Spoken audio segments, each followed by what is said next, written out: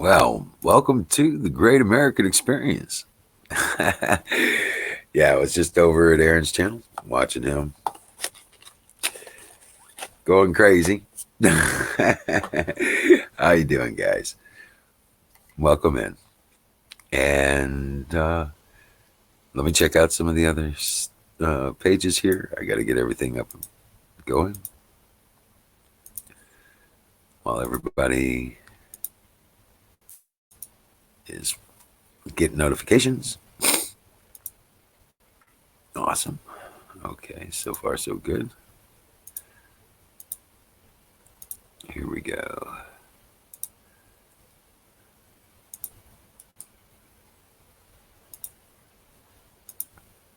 All right.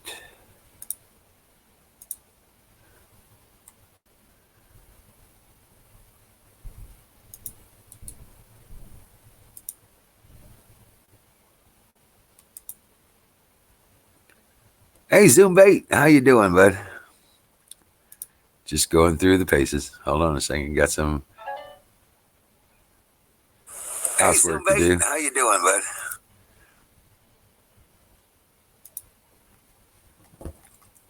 All right.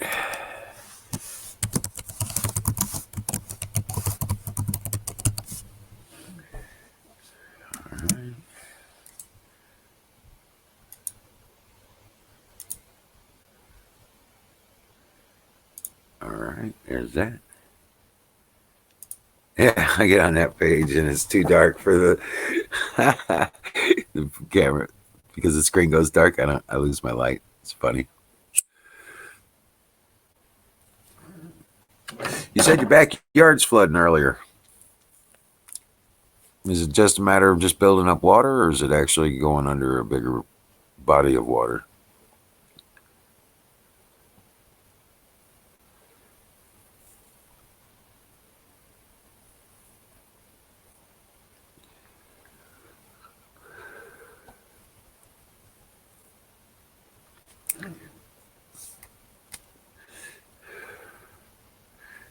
You know what? I'm gonna do it. Okay, hold on a second.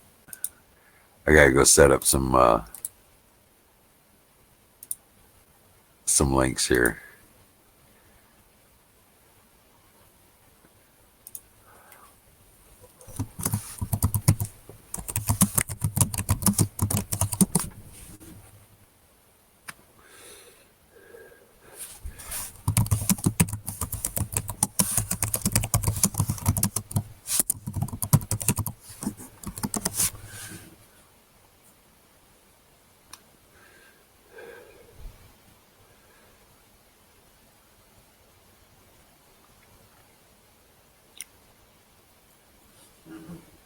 All right.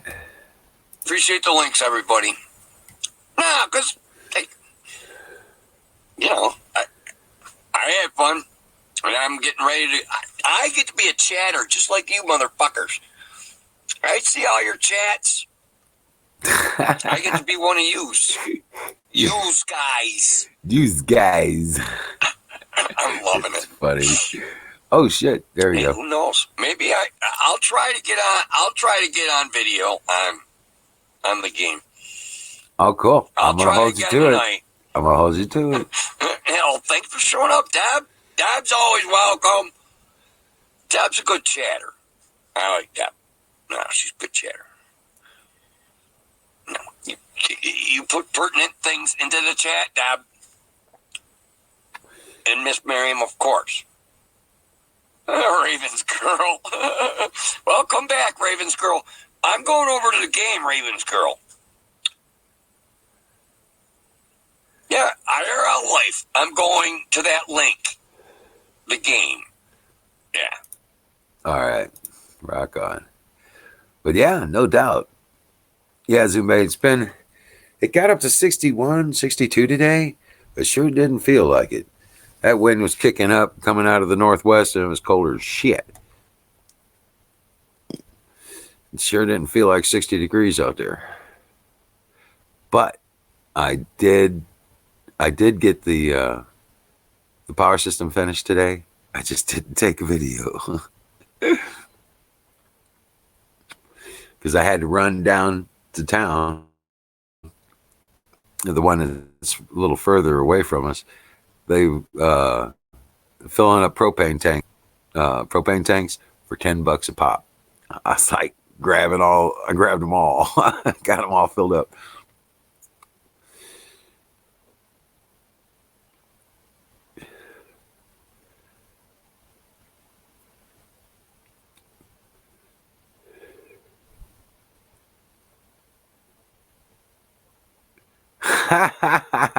You'll have it soon. You'll have it real soon. I got it finished up, man. Even got the little gauge meter thing on the side of it. It's all rigged up, ready to go. You know it. The real. I'm gonna start calling you Tro. What's up, Tro? TRO, the real outdoors. Rock on, man. Hey, real Don Martineau. What's up, Don? Good evening, brother. Glad you're here. Thank you for coming out. Yeah, we'll get Aaron over here. We'll get things hooked up. Get some people online. Get some faces on the screen. Get this party rolling. Yep. I'm honored, brother. Good evening, brother.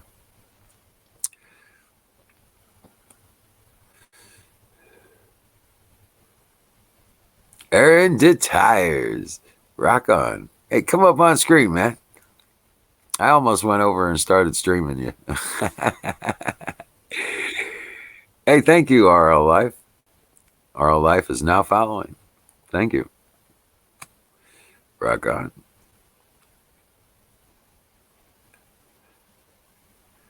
Yeah, absolutely. Absolutely.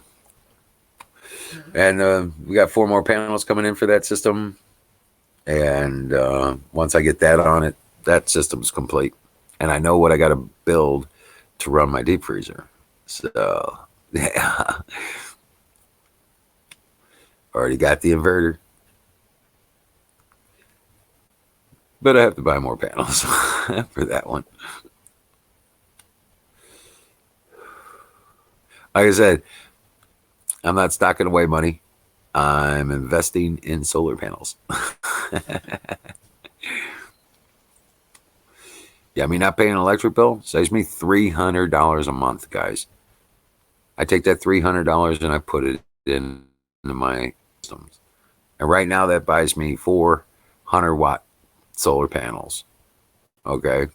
So within 3 months, I'll have the panels for my next system.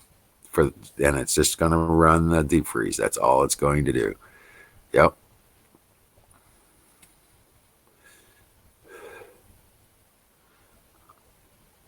Yep. Solar panels. Yep. Yep. Yep.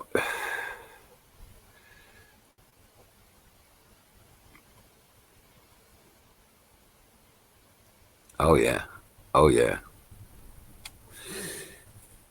The gift that keeps on giving. The investment keeps paying off. Bet that. Yep, deep freezer. One of those 7 cubic foot ones, chest freezer.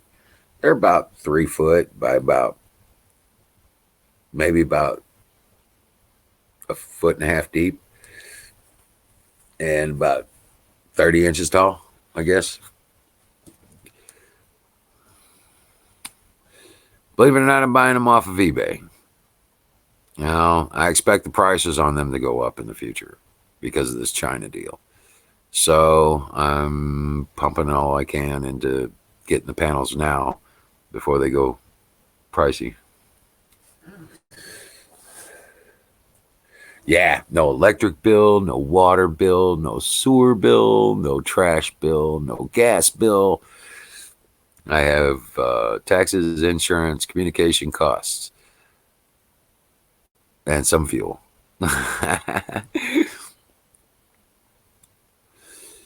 So fuel for the generators, propane for the grill, and yeah, that's it.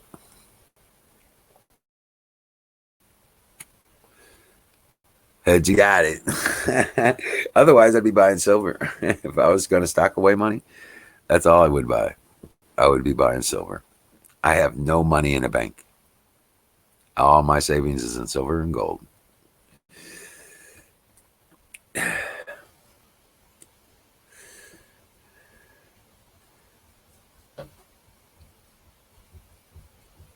What's up, Gus?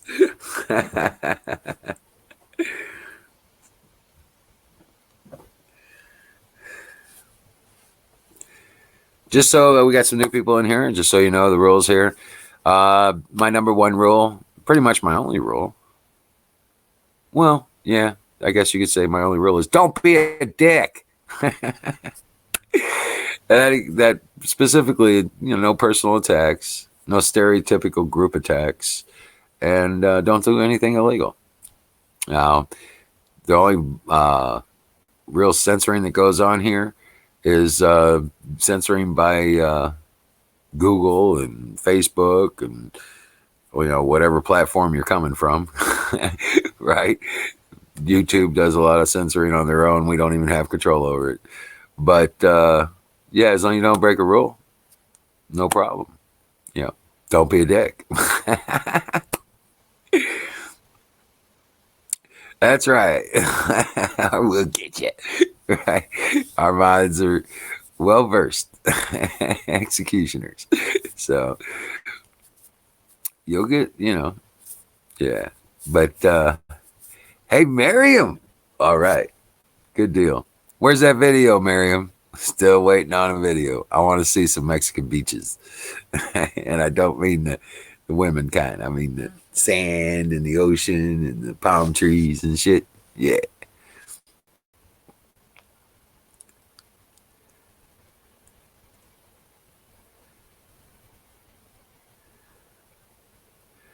Oh, fire in the bowl. Sure. IRL. You got it. Welcome to the channel. Oh, man. What a beautiful day it was, though. Just a little on the windy, cold side. But as long as you were out of the wind and in the sun, damn, it was nice. It was nice.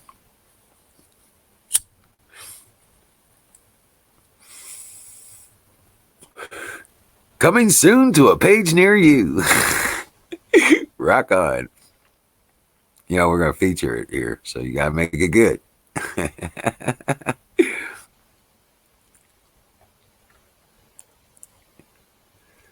All right. But yeah, the all this stuff Warren dropped out today, but she's not endorsing anybody yet. She's holding it over their heads. She's going to try to get a VP spot. Little does she know she ain't got a chance against Hillary. Because Hillary fired the bowl again.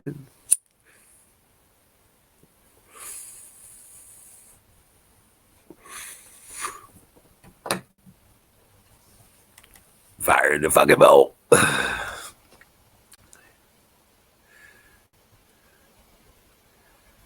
Hey, come on up, Aro. Come on, TRO.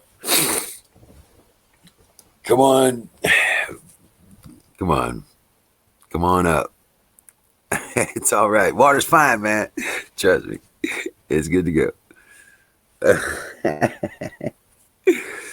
Oh, man.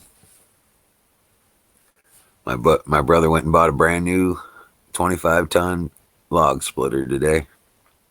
I think I'm going to be out splitting some wood. We got to take down a couple trees, and we got some dead trees we got to take out and bring them down. And if they're not good enough to mill, we're just going to bust them up in the firewood, load up the racks. Campfires. Yep.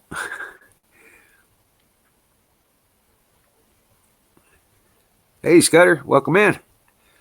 You had a pointless convo about smoking pot to someone that has not and will never smoke. That's a pointless conversation. It won't let you in. I don't think so. Hey, Jack, what's up? Hey, hold on a second. Here he comes. How you doing? How's it going, brother? From Yeah, another mother on the other side of the planet. yeah, house full of bloody snakes and everything and that. So the house has been cleared out. I haven't slept yet since we've seen me. So Oh my God! Did you find more snakes? found one more. Yeah, another little one. Yeah, and And you that said you got a feeling back you in got the one more. cupboards. The whole kitchen, all the cupboards have been pulled out from the wall, cleaned out from behind, put back in, all that sort of thing. The ends of it, I've had steel shoved up both ends, and that so nothing can get in. I think there's one trapped in there. If it starts to stink, well, fuck it. It'll only stink for a couple of weeks. So I think I got them all out now and got everything blocked off, and I got borax around the whole surround of the property. Okay, Aaron. Just relaying what the last 24 hours have been like.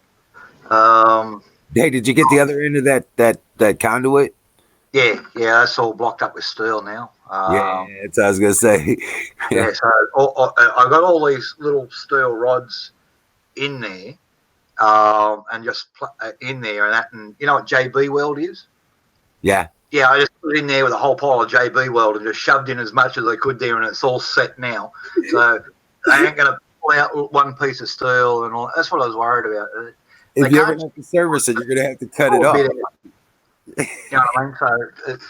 So at the end of it, there's this there's a whole tube of JB weld just in there, just holding the end. They're not going to pull them out. So they're going to have to eat through the bricks and come in by.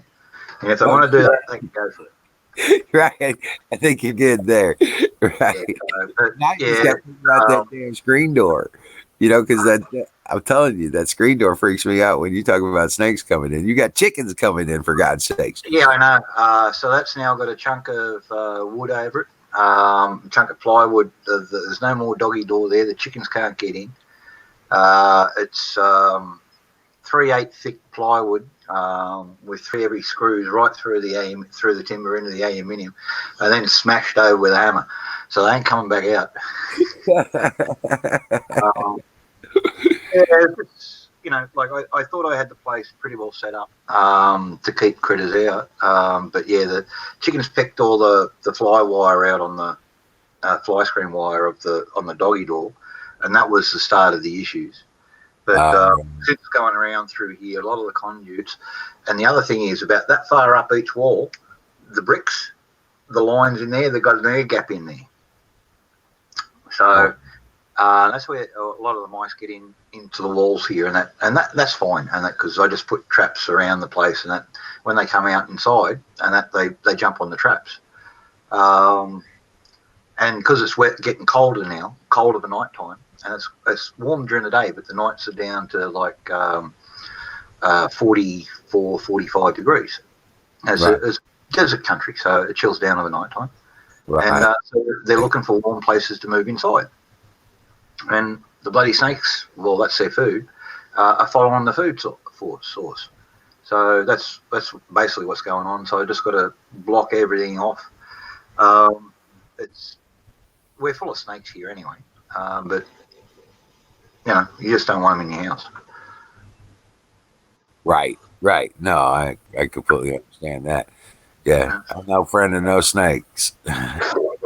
Well, some of them are all right. The little diamond pythons and the little green tree snakes that we get here, they're actually quite useful, aren't they? You know what I mean?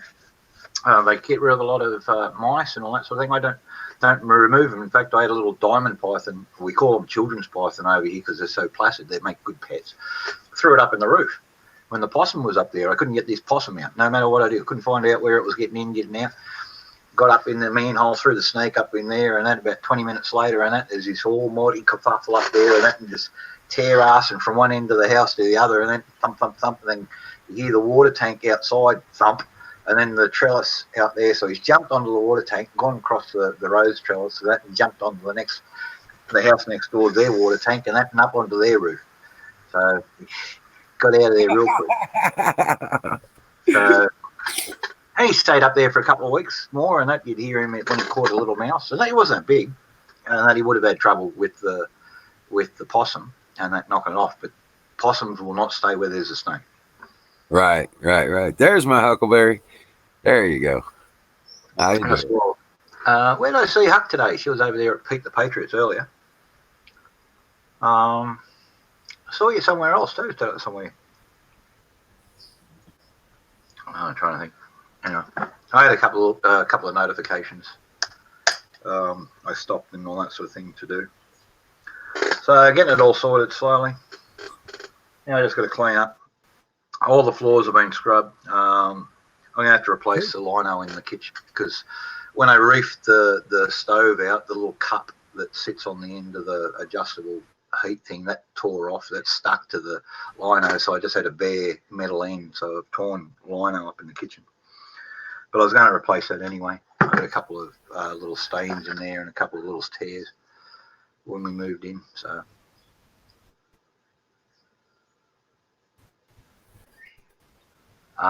E.G. Pitt will be back, but you're going to find a longer wait than considered. Huh? Whatever that meant.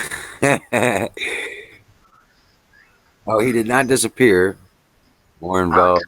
We'll be back, but you're going to find a longer wait than considered. Yeah. Yeah, right. I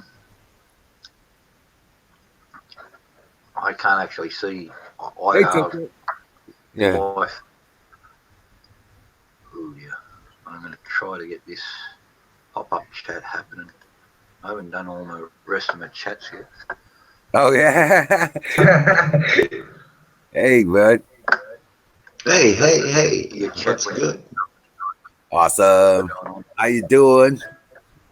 Oh, I found a new project just now. 2 of them actually, but one, I'm gonna take about a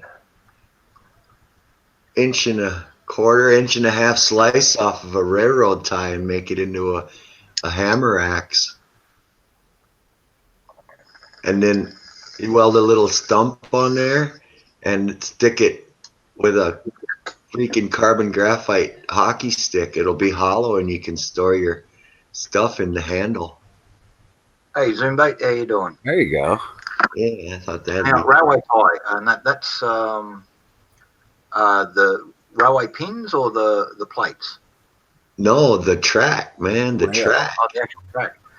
Railway track's 1045, and that's the equivalent of like, have you ever bought a cheap axe and it just dented on a regular basis? Yeah. Yeah, that's 1045 steel. That's for railway line steel. Oh yeah. Yeah, so it's not real hard. I'll give you a tip. If you're going to do that, leave the top part as your hammer because that'll be strong enough from there.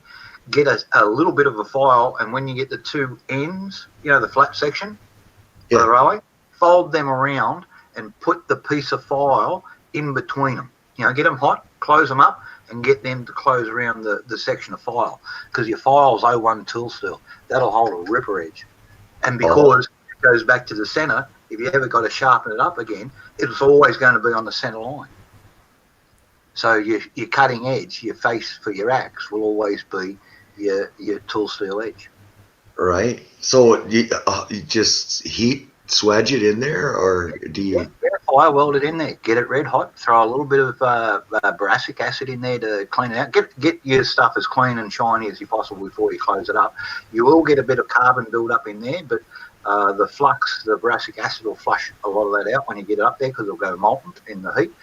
And as you bring it down and crush it, your best term to crush it and all that sort of thing, actually hold it in a pair of tongs, get a big vise, and that close them up so it's already just about in there. Get a pair of vise because that'll give you a nice even closure. Trying to master swinging a hammer and getting 2 pins to swing over even, that's a little bit of practice. You can luck it out first time, but set it first of all. Your first hit on your vise, open it up just wide enough to take your railway thing in, and then put something that you can use and whack in the center, and so that'll naturally bring them both up together, and that's where you start off. Start it off there. Get your file. If you get your initial first hit even, it'll even up all the way across. But if you're trying to hit it one side, you generally end up with one side shorter than the other. And then you're trying to buggerise things, and you've got different thicknesses, and then you've got a shitload of grinding to get it even on both sides. Yeah. Oh yeah. The other one that I saw was the guy took a couple of suspension struts from an automobile, Yeah. and he made a hot saw, a drop saw, but it draws. Cool. He put a bearing on it so it'll just drop, but then with the stability of the struts, it'll draw too. So he could cut like 10-inch plate and stuff with it. Yeah. I Yeah. thought that was pretty fucking cool. Well, a knife that I'm this one here is actually a metal. The one that wizards get. I'll get the photo up. Yeah, throw up that photo. I can't wait. I'm excited, actually. I actually was sending this off to Pete the Patriot, and he just said he didn't know whether he wanted to auction and all that sort of stuff, and this, that, the other. And I said, oh, well, fuck it, I'll send it over to fucking Wiz then. Because the problem is Tracy's got it, so she can't leave it where she is. That's in Oregon. So she's either got to post it back to me or we leave it in the US, and it's a $300 knife. Oh. So I'm just looking for the. Oh, there it is. You can do something with it, huh? You bet. Holy cow. This is the knife here. So share screen. Hopefully I've got the right thing going. Chrome tab. Sent mail. Share.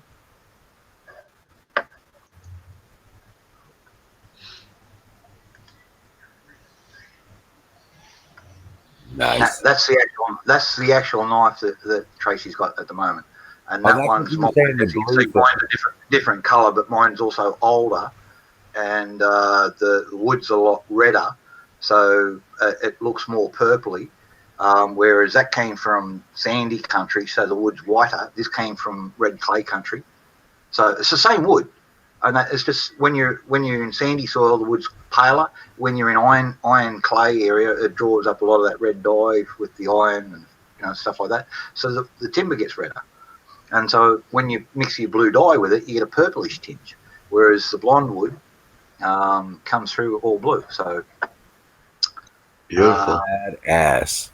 But that's made out of they're made out of WRX gas struts. So on the back of the WRX rally car, that center chrome steel pin, that's what I make these out of. But I make these for professional roo hunters. They want to leg and tail 200 roos in a night and not stop and sharpen a knife until the end of the night. Wow. That's what I make these for. So they're expensive, they're a pain in the ass, and that's why I do the job with the bolster like I do and match it in. If you can see the curve in there, make it a little bit better. Your pins are different, and that because I make them all up. This was chrome tube, some chrome fridge shelving. All the little slats on the shelves in the fridge. You just cut them up and use them, and that and all, whatever you got, and then fill you put it in a bowl full of your resin, make your dye up, and then you put a horse syringe over the end of it, a bit of blue tack, so you got a nice seal, and then you draw up like a straw. That way you don't get any bubbles up through your resin. So it's just drawing it all the way up until you start getting resin into your syringe. Stop, put a bit of plasticine over both ends of that, and let it sit for a week. Come back, slice the two ends off a little bit, a couple of millimeters, because it sinks in, always does. Resin tends to shrink a little bit. Sure. Pours in from the ends, and so that's where the accretion is. So cut a little bit off then, and then the rest you can just use your knife. So that one there, and go back to here, those pins there, they're slightly fancy pins. There's a whole pile of, you know what needle and seats are in carburetors? For a carburetor, yeah. Yeah, the little fine tube and that where it sucks and that through from the bowl and all that sort of stuff. It's got a whole pile of those in there. So it's a mixture of silver steel, nickel steel, copper, and brass in those ones. Hey, Brian. Welcome in. Because I was going over to the US, I did them a little bit more fancier than I did my own things. But Yeah, but the knife is the same pattern, the same design. Because they're handmade, no two are the same. I try, but they never work. That's why that's why they're so valuable. They're close, but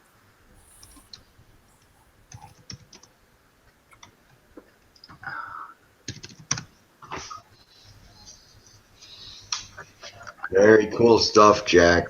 Very cool stuff. And yeah, that 12 or 13 chrome steel, magnificent stuff to work with. Makes brilliant cutting edges. You can turn them into saw blades. The stuff's good. Where did you say you gathered that from? That's the gas strut out of the WRX. So you've got this the big gas shock, and it's got the two rings either end. Yeah. And that. So and then you've got a central pin that goes down into a tube, and it's got gas and it's got springs, and that when you pull it all apart together, that main strut gas rod there, and that you get two of them, you weld them either end, and that put them into your forge, get them absolutely red hot until the welds are starting to just about melt off, and then you start smacking the two together, and you get a bar big enough to make two knives. So it gets the width is right, and the length is long enough to make two knives. Oh yeah. What can I do with these CV axles that I have from this? Well, CVs are 4140 or 414X, and that you don't know. Some of them's 41, 41, 42, 43, 44, but they're all chrome molybdenum steel. Okay? Yeah. Those teeth on the end have got to be hard wearing, and they generally don't put two pieces of steel together. Some of the Asian cars are bimetal on their stuff. They've got a solid one where the thing, and then they've got a hollow tube, but it's generally, again, the hollow tube is 4140 as well, some grade. There are a couple of exemptions. Those it's got a sign, but it's not filled up. One of those LDV things they knew out of China. You don't use any of their shafting stuff or their axle stuff in that and all that sort of thing. It's hardened stainless steel. Like Honda stuff, or no, Honda's was actually all right. What was that other one? The Hyundai. That's it. That and the Kia. The Kia's changed today because they were stripping gears left, right, and centre. So they've just gone back to 4140 about 3 years ago. But they had huge warranty claims, those Kia. And the Hyundai's the little front-wheel drive things, and they were stripping splines as well. So I think they swapped over.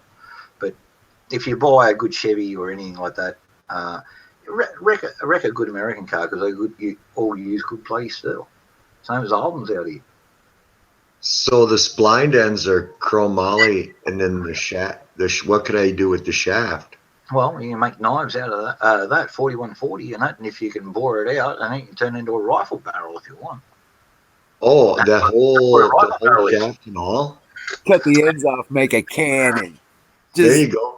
Yeah, just cut the ends off. Great. Build a breech on one end. That shit's cool, man. One of them's got a hollow shaft in it. It's forget which one. It's an American car. Ford. But it takes a 12 gauge natively.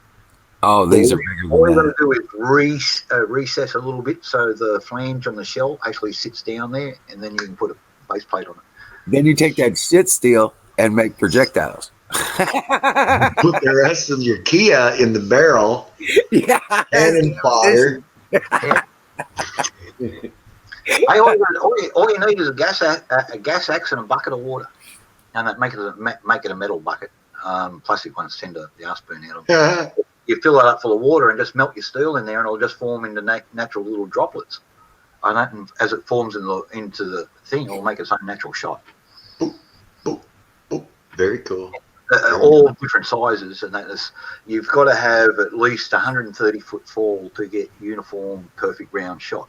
And that's with lead. With steel, you actually need a higher drop. So I think it's about 150, 160 foot.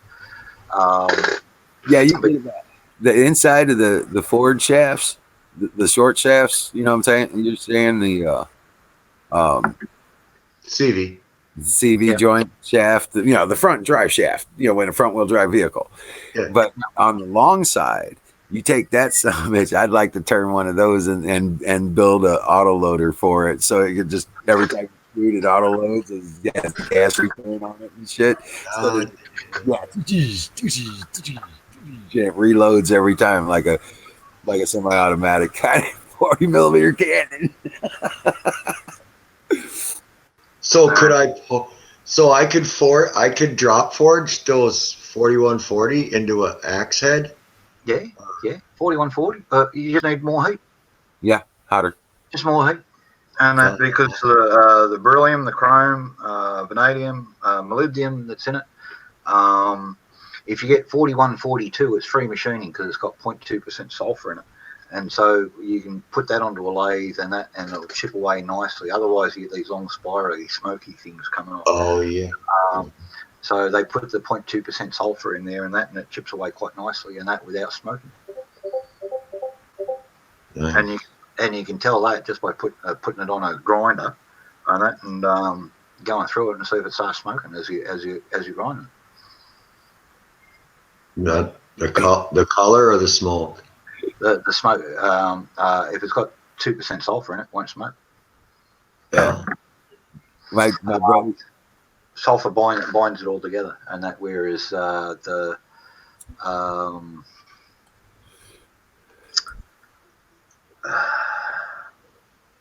even the abrasive will be bound up with the 2% sulfur, 0.2% sulfur swarf that's coming off it. But there's something that they throw in there, and it distinctly smokes if there's no sulfur in there. Huckleberry Civic's a pretty good car. The CRV is the same. Dang it! Almost the CRV is just a Civic redone in a little SUV. Yeah, super cool. Yeah. Same motor, same running gear, and that different shock system and all that sort of thing and stuff. But yeah, pretty much you can if you've got a CRV and you need engine parts, don't buy CRV engine parts. Get the matching Civic. Yeah. You save about 10%. So a CRV parts are about 10% more expensive, and they're exactly the fucking same. Yeah. Even the spark plugs. It's the same. Yeah, they're about 10% dearer, but they're the identical bloody NGK spark plugs. Right. Same engine and everything. A friend of mine's got a little Civic, so I do the work on it for her. I found the coolest thing somebody sent me. They made me go to O'ReillyAutoParts.com and punch in on the part search. I think it was 121G. And man, it came up with the damnedest thing. You guys won't believe it. You want me to try it? Or do you want to try it, or should I just tell you? Oh, go for it. Yeah, bring it up. 121G. Oh. Well, I did it, but let's see. Let me make sure I got the numbers right. I don't even know because I can't. Oh, is that the flux capacitor from O'Reilly's? Yes, sir. Yes, sir. Dang it. That is the coolest shit. I couldn't believe that, man. Yeah. Flux capacitor. And the top of the tab says, "Great Scott." Oh, you guys don't know. My name is Scott. Oh, but you got to supply your own plutonium unless you have a new. You got to bring your own. You got to buy your own plutonium for it, and that. Otherwise, he asks you for your permit. Yeah. It gives the specs and the output on it and shit.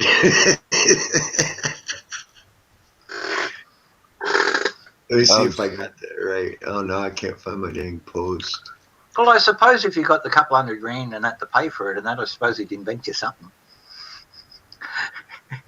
Yes. Well, you think about it, man. If you wanted that kind of energy output, it's got to be a kind of magnetron situation. Yeah. Right? Not necessarily. Well, I mean, I'm just thinking out of what we know on current technology, when things went out other applies, and other applications. Think about it. You put energy out, and you want massive energy out, right? You want massive energy in, or big energy in, and massive energy out. A magnetron will do that. Yeah. There are alternatives. I'm part of a physics working group, and you know what a Dyson sphere is? Yes. All right. Yes. Now imagine a much smaller version around a singularity. Right. But wouldn't it? Yeah, but that would be a stress creation. No, not at all. And Not that a capsule. well, if we take a look at it, particle theory by Einstein, and that the creation of a singularity is not that hard. Well, Control it, relativity. fucker. Right. It's controlling it once you got it. Right. Once you create it, everything gets sucked into it, so everything fucking, and Right. that's creating it's easy. Yeah, just blow up a star and that in the right format, so it collapses back in on itself. Right. But the Dyson sphere effect on a singularity, wouldn't it be just the Well, opposite of a if star? you can create a micro singularity, and you know the theory behind the star. Let's go back to Star Trek again. Who was it? The Romulans. Yeah. The Warbirds run on a micro singularity. Okay. Yeah. And all that sort of thing, and have basically unlimited energy and all that sort of thing. And same with like if you go into Stargate and that the Ori ships, they were a controlled singularity. That was that big glowing thing in the center. That was all the containment chamber. But we're actually doing the maths on this stuff now, and that for a working group with in conjunction with CERN, and the stuff we're coming up, the numbers are all coming up. So they're looking at it as once we get the space stuff happening and all that sort of thing, set up something in orbit around the moon and run it there, and we create a micro singularity in a containment field with a magnetic plasma bubble. Hold that. The force of the energy to draw back into it will generate enough electric energy then to equal the output of the sun. So you're basically talking about the static creation of the draw in on the material that's going to be on the sphere. Yeah, well, you put enough pressure onto certain materials and they output energy. And the harder you push, the more static and creation energy they. And that, which is the theory that the guy worked out, and he's actually a physics professor. The guy who worked out the Ori ship for Stargate Atlantis is one of the world's top physics professor, and he's basically that glowing thing in the center is a giant quartz. But how do you get the energy away from the singularity though? Because it's going to have that same draw on it. No, you don't draw it away from the singularity. You draw it away from the quartz that's around it. Because you put quartz under pressure, it creates photoelectric energy. But if you've got a singularity, it's going to create that much energy. It's going to drag on that. Anything that has any mass or energy equals mass. Anything that has any energy is going to be drawn into that. Yeah, but there's also crystalline structures that have frequencies that parallel that. So you've got to create the right frequency singularity. And that may not be as hard as it sounds. It may not be, but I'm just thinking, if you're doing a creation because of the draw, you're going to be in the influence of the singularity. And that getting the energy away from that is going to be the hassle. That's what my thought is. Now, gravity, magnetism are basically related. Okay, they're just two sides of the same phenomena. Magnetism is a force that's there through magnetism being contained in an object, whereas gravity is pure mass, so in space. So then you create a gravity well, and all that thing. But each of those then masses create a polar effect unless they're in neutral stuff like quartz or glass or something else like that. So if you can make a glass without the heavy metal elements in it, so not lead glass and all that sort of thing. So you ain't running copper wires this thing. No, you don't want copper wires onto it. Right. What you're doing is taking the piezoelectric surface energy generated by the draw-in, because you've got all those quartz crystals moving in there. Now, we use that technology today. The big scales and all that sort of thing. go in there and they give you a digital readout. They've got a couple of little quartz pads in there, and that's all it is. It's just the quartz pad. You put weight on it, they register, they put out a certain amount of energy. That's as a calculation, and they give you a weight. And Right. That, a little puck underneath there, yeah. 42 pound and that, and 3 pounds overweight for your height and all that sort of thing. So those sort of things. So we're doing that now. Right. If we do that as a constructor around there, and we can create and the material we're looking at is not plutonium or anything like that, but it's actually iridium, because it's a lot more stable, but it's also a high energy fluxing metal. So when collapsing down on itself, it's only going to attract have that pull on specific mass and metals. But if you've got something like quartz and all that sort of thing that's got that piezoelectric effect, and we're developing more plastics that have got these today as well. Now, don't get close if you're wearing a belt buckle. Well, you've seen the new the power for the Israeli things that they're doing up. They're not going to run batteries or generators and all that sort of thing, because all those systems can be developed, picked up, and that a generator puts out a signal, and that all that sort of can be picked up because of stealth. People are looking at other ways of picking up aircraft because of stealth. So the Israelis now got this thing over the skin over their aircraft over there they're playing around with, and just the airflow over there is creating positive electrons, and they're drawing that off, and it's like the battery's on the skin. So once the thing's up and running, they very quickly take off the battery and that launch the thing off, and with the airflow over it, they're creating their own electricity. Tesla effect, Earth's surface versus atmospheric static. Yep. Pretty much. Mm-hmm. Well, actually, plus airflow and friction flow and electron flow. Friction. Because you do have loose electrons floating around in the atmosphere through all the particles. And that because it's gas. Energy is what that. There, it wouldn't work, but the atmosphere is actually full of stuff. So yeah, it would work. Yep. Atmospheric passive energy. Yep. So, atmospheric friction, I should say. Yeah. Visitors. Hello, Poppy. How you doing, darling? Come in. Hello. Yes. How you doing? Like you've been away. Yes, it's all good. I'm here. I was just looking for this Obama information that came out with the Black Conservative Patriot channel that Bill had mentioned, and I didn't actually find the articles that he was speaking of, but I'm going to paste the link of Black Conservative Patriot anyway. I looked through it. He's got some really good stuff posted there. So there's that. My brother just bought a brand new 25-ton log splitter. Log splitter. Oh yeah. Yeah, I'm already thinking, man, I could make a press block. So we can press oil out of weed or something. 25 ton. Oh my god. Yeah. We can bring the whole 6-yard dumpster up there and I can dump it in and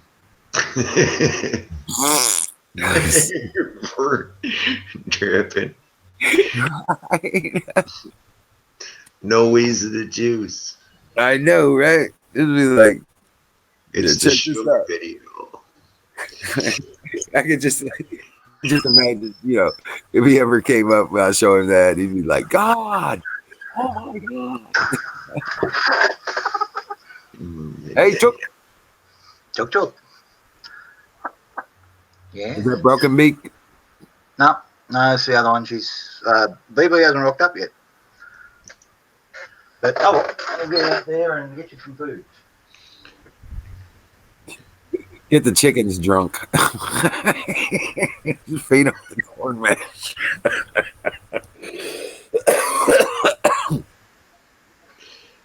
I thought feeding them the mash the other day, the barley and all that stuff. They were all getting messed up, walking funny. Hey, Buffalo Bill. Hey, there you are. Actually, this weekend the chickens should be getting quite smashed because I'll tip out the last of the mash, and they can have that. And then they're going to have a very quiet day. Hey, Jack, get this, man. I just filled up. I had 4 empty propane 20-pound tanks. Yeah. And turned around, filled them up for $10 a pop. Wow. Yeah, they had a sale down at the store down there. I was like, dude, last day, dude. I had to go down there today to do it. Have you seen those adapters that you screw onto a 20-pound and you can fill a 1 pound with them? Yep. Those are really on nice. eBay. Yeah, you can do that. Yep. Found them at Northern Tool too. I forget what they call it. When you do it, though, you have to turn the tank upside down. The 20-pounder. Yeah. Yeah. Turn the 20-pounder upside down so you're actually pumping liquid. And pull what looks like a sugar valve stem. Pull the stem. If you can organise it, you can buy long pin valves, and that's what they call it, long pin valves, and they've got a tube down the centre, and they actually bring up liquid from there. But you only use that bottle for filling up other ones, right? Yeah. Because it'll squirt liquid out. And you don't want to other bottles. But I've got one here that I use. I've got a 110 kg, so it's a 250-pound bottle that I use only for filling everything else up because I get the big ones filled up. But I've got one, and the top's painted red, so it never gets mixed up. So the whole collar red, don't touch. Fuck, burgers are done, honey. And then so, oh, by the way, the house is on fire. So is the neighbour's house. Right. And so is the fire station. So is the fire station down the street. Oh, you got long stem valves though. Okay, all right. No idea. Valves for specifically filling other bottles. And if you're out in the bush, then that's a very handy thing if you're using a lot of gas. And I do. And then on the other side of that, I've got friends here. They go camping and all that sort of thing. And when they get caught, you know what I mean? I can fill up their little one pound bottles because everything else out this way is now on exchange swap over. So the 20-pound bottles, you just take in your empty and pick up a new one and just swap them over. And that's a good system for a lot of people. If it's the little 1 pound bottles and that little Coleman bottles and all that sort of thing, you can't get them filled. It's like 70 miles to go to a place to get them filled. That's why everybody's got their own filling kits. Yep. Hey, Jack, did I tell you, did you hear me when I said my brother brought a 25-ton log splitter? Yeah. Gas or electric? Gas. Yeah. Yeah. Well, out there, I say I want electric here so I can run the thing and convert it, stand it up, and turn it into a Damascus press. Oh, we've got a 5-ton that's electric, but it's a small unit. You know what I'm saying? No, I'm getting a 25-ton electric. Yeah. You need 18-ton to do proper Damascus. Right. That's what you were saying. I could use it for that, or I could use it to press oil out of pot. Yeah. So I'm just going to try hitting them with a gas torch and that, a couple of big chunks of steel, hitting them with the gas torch and that, hitting them with the laser, getting them up the right temperature, and then see if I can get that to work. I'm not going to go to thermocouples and bloody all that sort of strife like Florida's gone. And the other thing is I won't have to jack it up like Florida because I just handle. Right. Yeah, no worries. What kind of a head does this 25-ton splitter have on it? I mean, is it just a single, or is it going to split in multiple directions? Or No, it's just a single wedge on the far side. The pusher is still just a single. I've seen people putting wagon wheel style heads on them fucking things and pushing whole logs through them, having them come out and eat with those things. And you don't want it knotted wood either, and that because you can tear your veins out. Yeah, you're not going to do that with hardwoods, man. Oh, I see what you're saying. Yeah, you're not going to do that with hardwoods. You want seasoned pine, no knots and no branches for those multi things and that. But if you've got like those big tall radiata pines and all that sort of stuff, that's perfect for that. And you can put the whole lot through. Radiata is soft as shit. You try to do that with American white oak, and It ain't gonna happen. You're gonna shatter that damn thing. Hey, you seen these Pop some guys that make shingles. these big old freaking screws that look like mining screws? and And attach it to the back wheel of their car and just slap a log on it and let it split. hell yeah! Dang it, you're nuts, man. But I guess so. But still, It works. It works. That's common in Russia. People take off their spare wheel, jack up the back of the car, and that and have one of these, and that just bolt it on like the wheel, and the spike comes out, and then they've got a plate that comes out, so it stops it from spinning around and around. So it comes around, hits that plate that's jutting out, and the screw just comes into it until it's split. yeah, that's pretty Some, cool. one of the blokes said it's very handy to have an 8-pound hammer handy, because you'll go all the way in. Sometimes it won't split all the way, and you just smash it and on the wood, and she'll split and fall off. Because sometimes it'll just sit there and that just screw because of one little bit. My luck, something stupid would happen. I'd flip the fucking car or something. I don't even know, man. Oh, some bloke and that actually went to slap it on, missed, and that impaled his hand, and it screwed all the way around and that until, and because that center things like that, it just destroyed his hand. Wow. You see those ones they use for wood splitting that's got screws? It looks like a screw wedge cone. Yeah, that's what I was saying. Like a mining bit, or like what do you call those unibit drills? But spiral, not staged. Yeah. But yeah, a screw like that. Like I could make one of those and then Yeah, weld it that could be onto a a bolt wheel. on for on somebody's car or wheel. Yeah. Yeah, that'd be and really cool. Just make up a plate and that to match the bolt pattern of your wheel, and that, and just put it on. And it doesn't have to be central, because all you're doing is sitting it there pretty much on idle, and that, but in gear. Yeah. And that's just going in there. It's I think the bloke up there was putting it in second and that, and just going through that way. Yeehaw.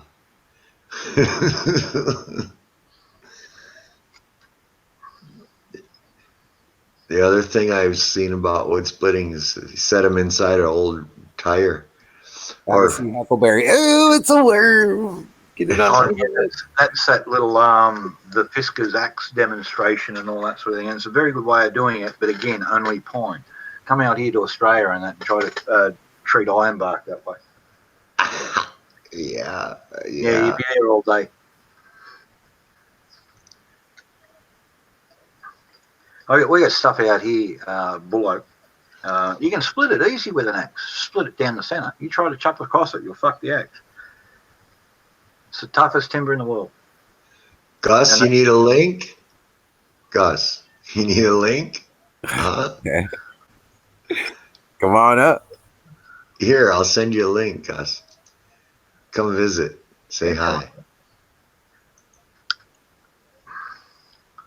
Now, someone in here got one of these. There, right? Because I got to go smoke. You gotta go smoke. I might have to get some popcorn, too. This could get cool tonight. I was gonna say.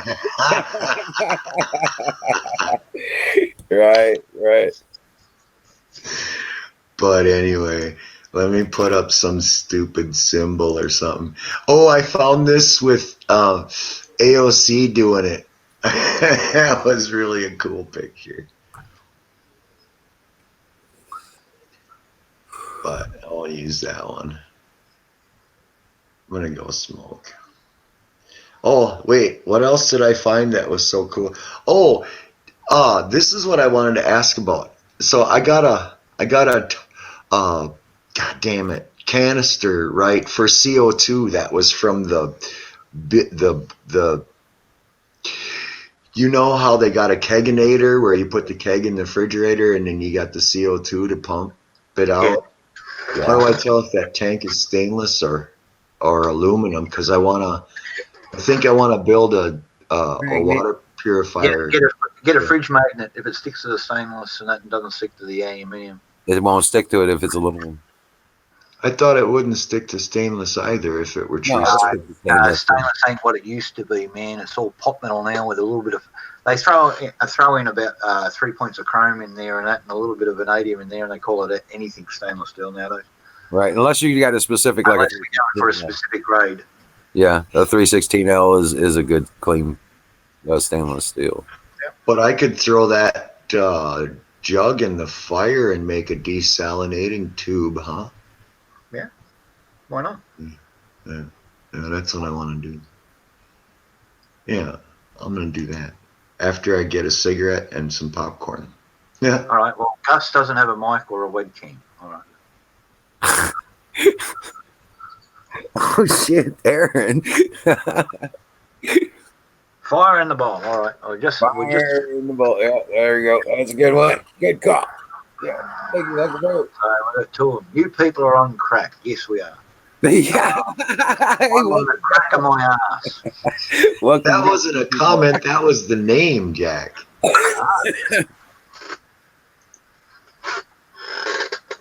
Oh. Excuse me for a second, and I'm going to have to put this off. I've got a courier delivery coming in. Yeah, no kidding, Buffalo Bill. I told you, he's got a kid in Ukraine doing the same damn thing. Yeah. That's why he was all up the Democrats' ass when the vote came. Him, Lindsey Graham, Grassley, and probably McConnell. They're all involved with that crap, too.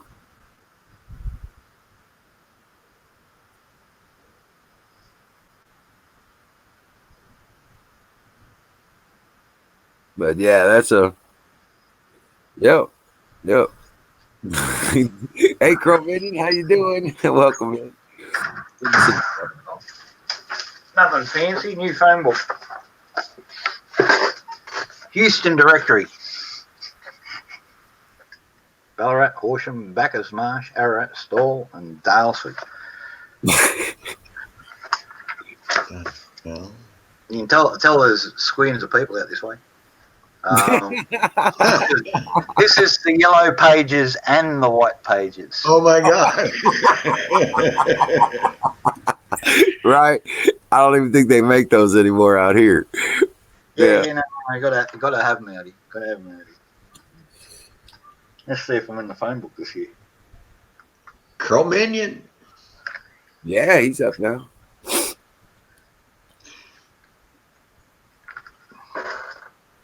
Hey, Battery.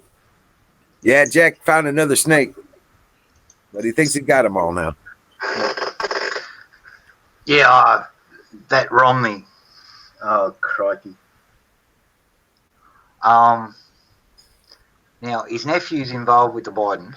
Now he's going to block it because his own stuff is going to get passed. And that $9 million they got transferred back to the US and they can't track. I guarantee you, they look real hard at Romney, they'll find a lot of that $9 million going back to him.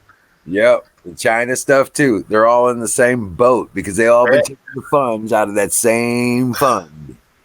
Yeah, these part of the indictment series that came out of that stuff. Got Nancy Pelosi, Schiff, Nadler, all of them, all over it.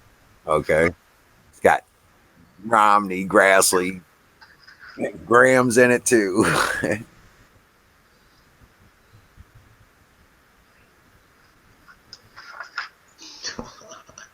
Crikey.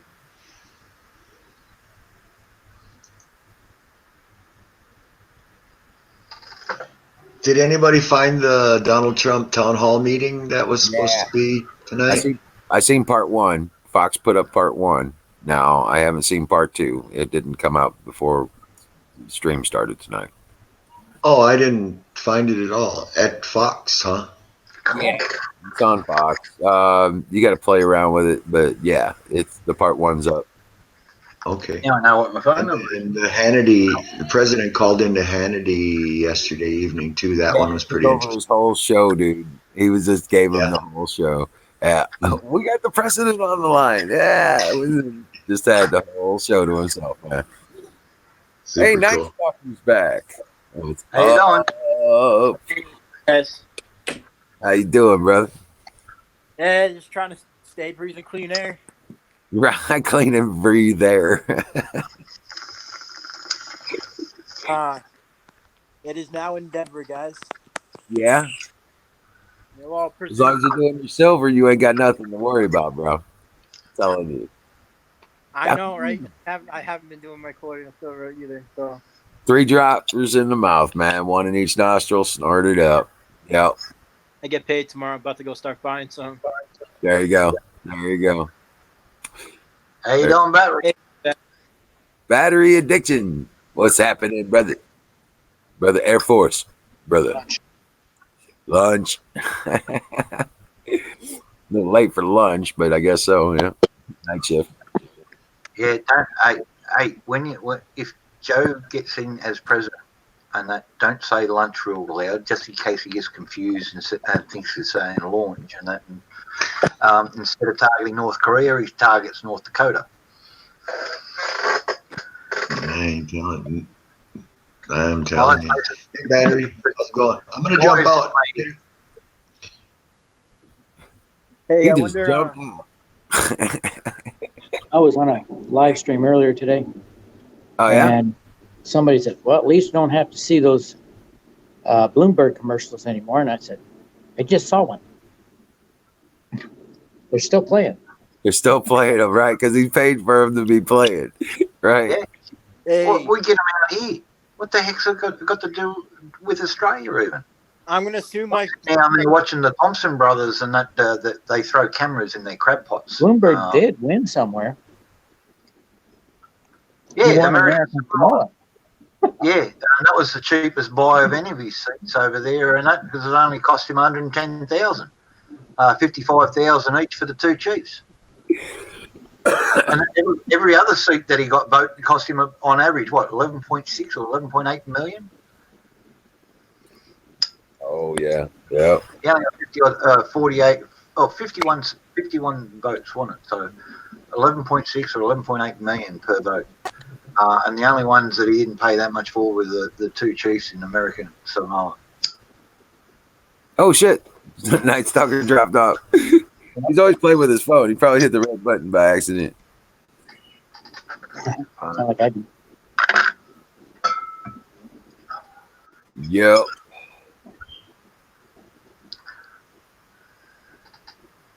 Not much news from. I'll be down at your embassy for Veritas filming down there, making sure Aussies don't vote.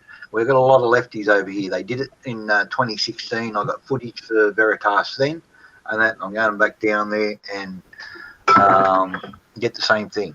I'm not voting in your elections. I don't want you folks voting in our elections. Honest elections is what everybody wants.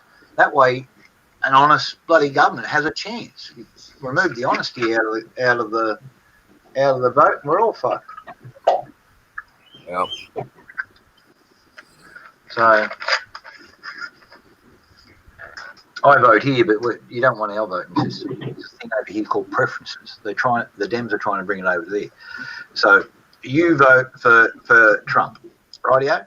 But or one of Trump's votes, because you all got to vote for any state. So you vote for the Republican there. He doesn't get enough votes and that to get the point. So he then passes those votes over to who he thinks, but he doesn't declare who he thinks. And what happened here, we had a lot of Liberal Party, which is similar to your rhinos over there. So not the Republicans, just all the rhinos. And then Labor is like the Democrats, all lefties.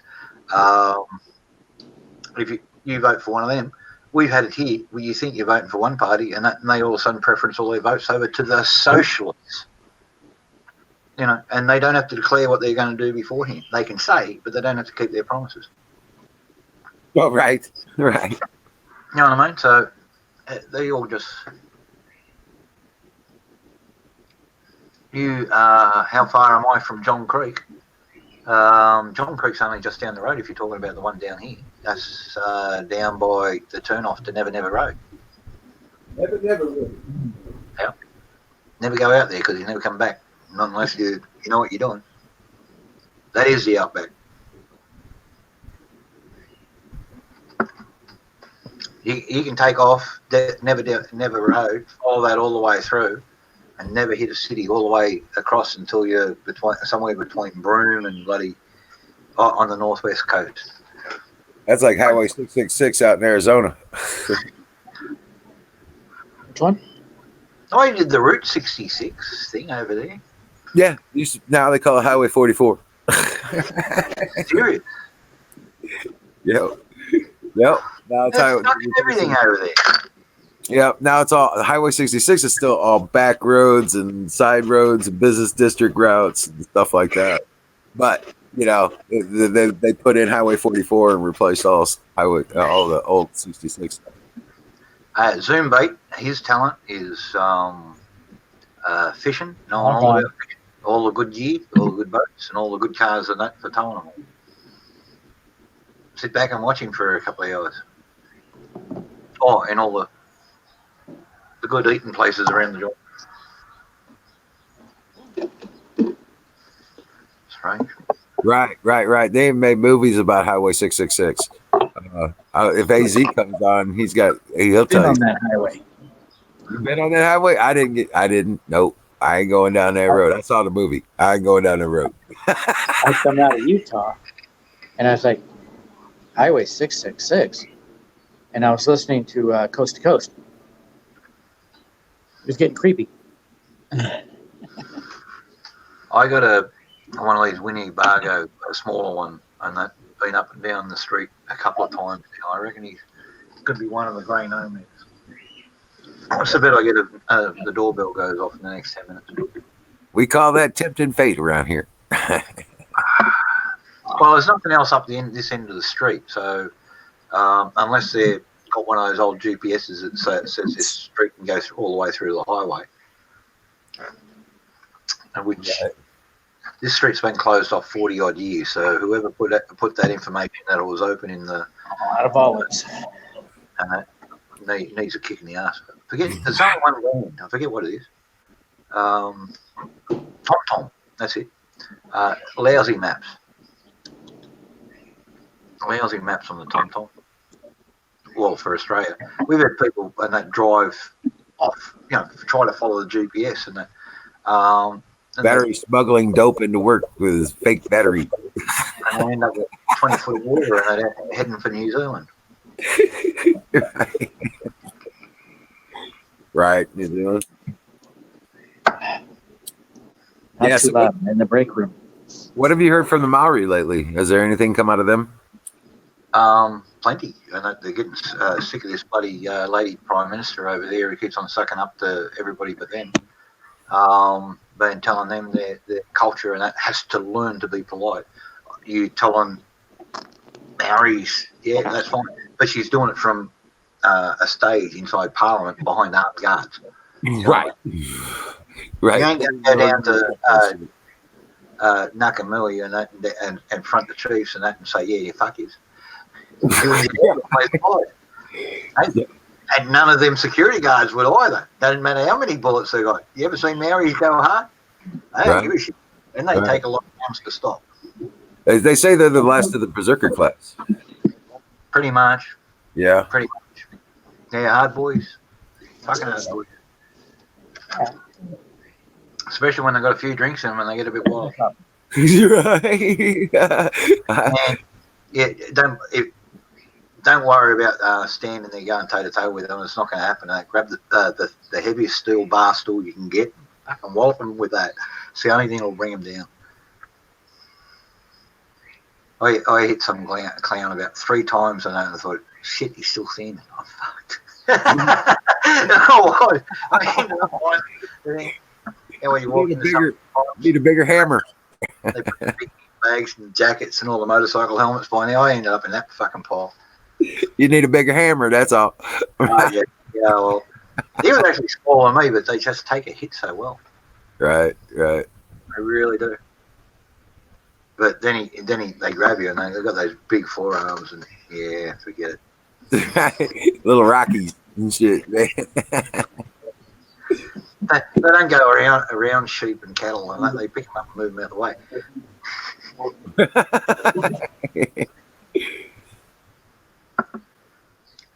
I got a lot of time for them, Eric. Good fighters, good folks. And they've got a good, honest way of living. And that some people say they're brutal and violent and all that sort of thing, but it's honest. We should have a goat soon, hopefully. This person He's on his way home right now. Well, if this doesn't get me into trouble, and then I'm going to wait till Tracy gets here before we get our goat. the common cold is a coronavirus. Get a goat. Yeah, we're getting two. Keep the grass in the back paddock. After Yeah, last you night, have to keep it separate from your garden. Yeah, they'll eat everything. I didn't check the can of Lysol, but You didn't check your can of Lysol. I thought that's No. what you were going home for. Oh, that's right. You got distracted by locking your keys in the car. yeah, that was it. But I did some research, and the coronavirus has always been here. Yep. It's Yeah. been around. This is a variant common- that they've been playing with. The common cold is a coronavirus. Yep. Yes, it is. And this is why this one's type 19, because it's the 19th type that's been identified. Right. In the COVID process. Yep. And I understand even SARS was a coronavirus. Variation, yes. Also man-made. But that was an accidental man-made by having antibiotics in feed. What they do is they feed chickens antibiotics because chickens and that have a lot of stuff that gets in their guts. They kill a lot of the bacteria, and the chickens fatten up a lot faster. I'm And sure so there's a natural way to do that. No, it's not good for you either. And see, you're eating all the chicken, and that's where you get breasts. You got 10-year-old kids running around with breasts now, boys. Estrogen overload. Not only are they doing the antibiotics, but they're feeding them bloody estrogen so they bulk up in those areas. And that, but we're eating that, and that's still in their system. So a lot of blokes who are eating, and that's why I go to the Chook Farm or Aldi's, because they're the only two places that guarantee no Mine don't get any of those. no growth hormones and no other hormones. Mine don't get any of that. So there's a poultry farm that way from me about 30 miles, and there's Aldi's that way about 50 miles. So depending on where You're getting estrogen. I'm telling you right now. not if you buy an Aldi here in Australia, because I know the places that they get their chickens. Right. But if you're drinking They were the first one to do it, and then Coles, which is the big one of the big supermarkets over here, then Woolworths, and that they followed suit.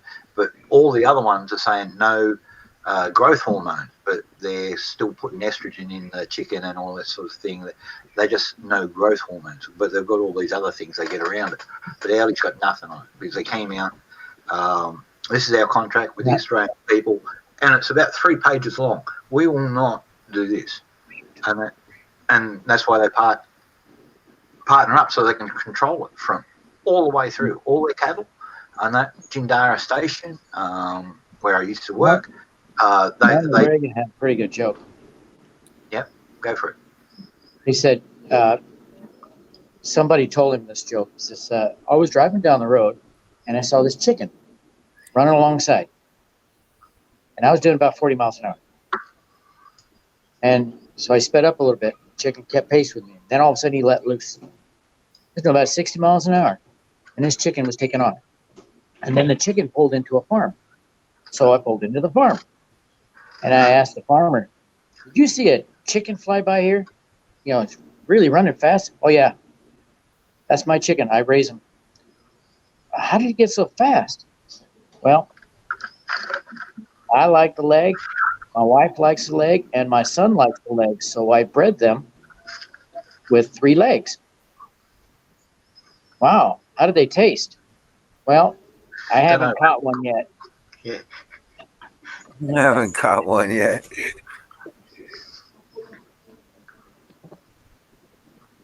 He told that joke a lot.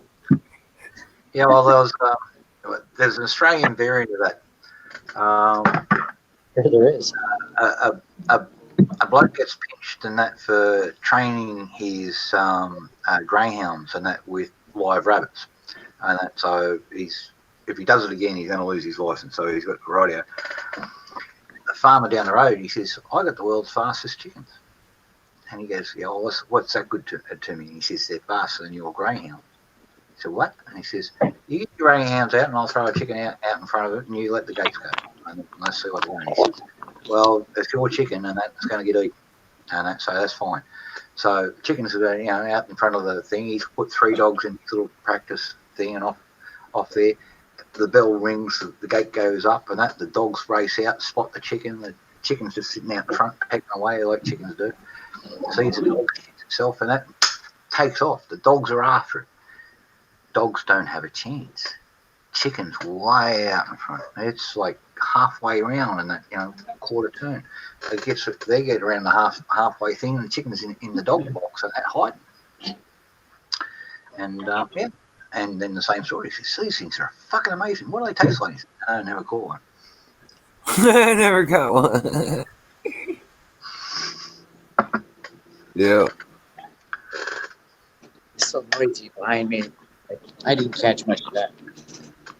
Have to tell me something other time. I gotta go now. All right, Battery. Have a good one, bro. Cheers, baby. Night Stalker, come on back up. Where'd you go?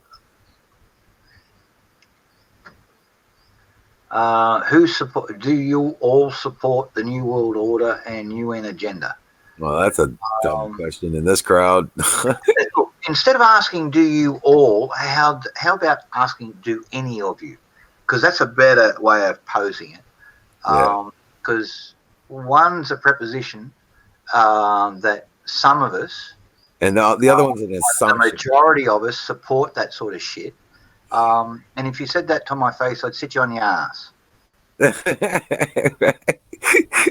Right. Well, I get you. So, that's like coming out, "Oh, you're one of those New World Order supporters." Fucking hang 5. Right. Right. Well, call me a kitty rapist. Oh, sorry. Call me a kitty rapist or something like that. It's the same far-fetched deal. I'm white, Anglo-Christian, male, love my guns, love God, like pizza, like booze.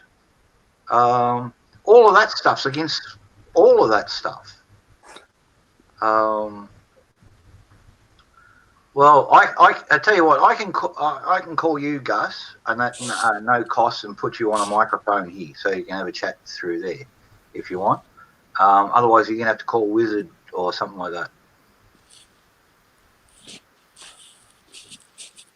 New World Order supporters, huh? Right. Yeah, and gay rights and trans rights and all that sort of stuff as well. Hey, look, okay. That's Gus. He's just stirring the pot, If science can explain the climate, they can explain the sexual orientation of people too. The climate. What are you talking about? They have a consensus of people who agree, and led by a person who actually isn't a climate scientist, the head of the Climate Commission and that for the UN. Their only qualification in life is as a hairdresser. Not a scientist. This is what I keep on laughing at. The chief climate scientist for the UN is not a scientist. Their only qualification in life is a hairdresser, and they haven't practiced as a hairdresser until since they married that bloody other UN dude. And no one's game to sack him and that because, well, he's gay. Did you say you can't hear me? Oh, I hear you. We hear you fine. Okay. Yeah. You're a little bit quiet, but I don't think you're talking loud. Yeah, I know you're right. You get a bit quiet when you've had a few puffs. Right. On YouTube, you look straight up. On StreamYard, you're sideways. But you're fine. What's that? I'm just used to seeing you. You're like this. on my screen. It's just because of the phone orientation. It does that. Yeah. Coffee. He's crooked. Crooked Jack. Right. The Earth's tilting again. Right. Oh shit! Where'd you go? No shit, I might have tilted too far and knocked him out. He's not down there, is he? Night Stalker, you down there, mate? Yeah, dude, you knocked him out of the screen. Let's take this up so we can get back in just in case. Crikey, I can't do anything without fucking anything nowadays. Oh man, fire and bowl. Shit. Yeah, why not? Rhinovirus. Yeah, they're all little main causes of the common cold. Actually, there's, I think, last thing I read, there was 180 something, and they're common causes for the common cold. So, you know what I mean? Rhinoviruses. I think there's 80 of them, and 2 of them are actually deadly in rhinovirus. And they kill at opposite end of the spectrum. One of them gets into babies and causes them dramas, and one of them gets into old folks' homes and wipes them all out. Now what? Oh, but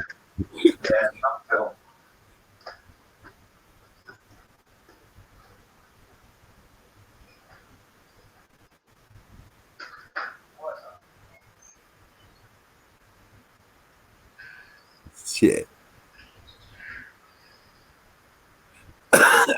Yeah, you hit the compensation factor in there. That's right. Come back, Night Stalker. I wasn't done with you, damn it.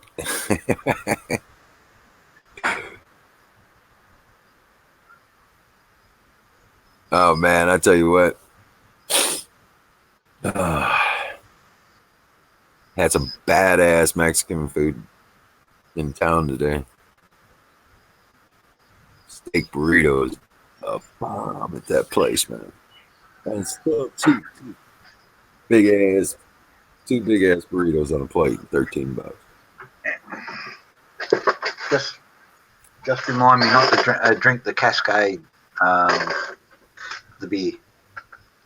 Cascade's a beer from Tasmania. Oh, is it? Yeah, I had everything stacked up to make room in the house so I can clean everything out and all that sort of thing. And I had it stacked up there. And one of the things up there, I think the chooks have been trying to climb it and knock one over. So the Cascade will be a little bit hard to open for a little while. This gives me meaning to Cascade, take me away, right? Right. So, well, I've only got 4 cartons of beer here. There's not that much. Oh, and yeah, I've got a case of actually Corona, case of Stella, a case of VB, Victoria Beer, and yeah, case of Cascade. We've just got the Tasmanian Tiger on a green can. If you. Oh yeah. The Tasmanian Tiger, just a little thing. It's like a bobcat. Yeah, pretty much.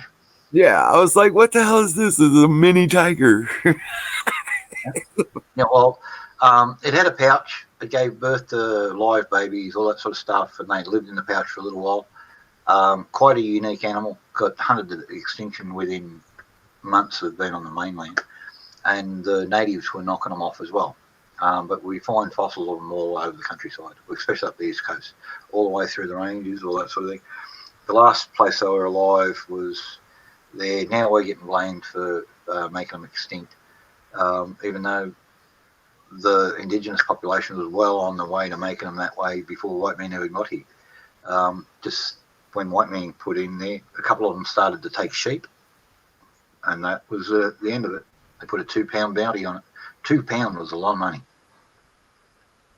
Oh yeah. Well, the whole sheep was £1, so the bounty on the things were £2. So like equivalent price of 2 sheep. So they were a marsupial. Yeah. Wow. Yeah, carnivorous marsupial. Actually, omnivorous ones. The one that the last one they had alive in the Melbourne Zoo used to like eating flowers. So they're omnivorous. Right. Right. Well. We don't know enough about them. That's the problem. They died before anybody who actually was interested in them got their hands on them. But there's a couple still around because there's been some recent photos, but they just don't know how many, whether there's enough to keep a breeding population going or what. Right. The beer virus. The beer virus is made by Coors, right? You people are on crack, right?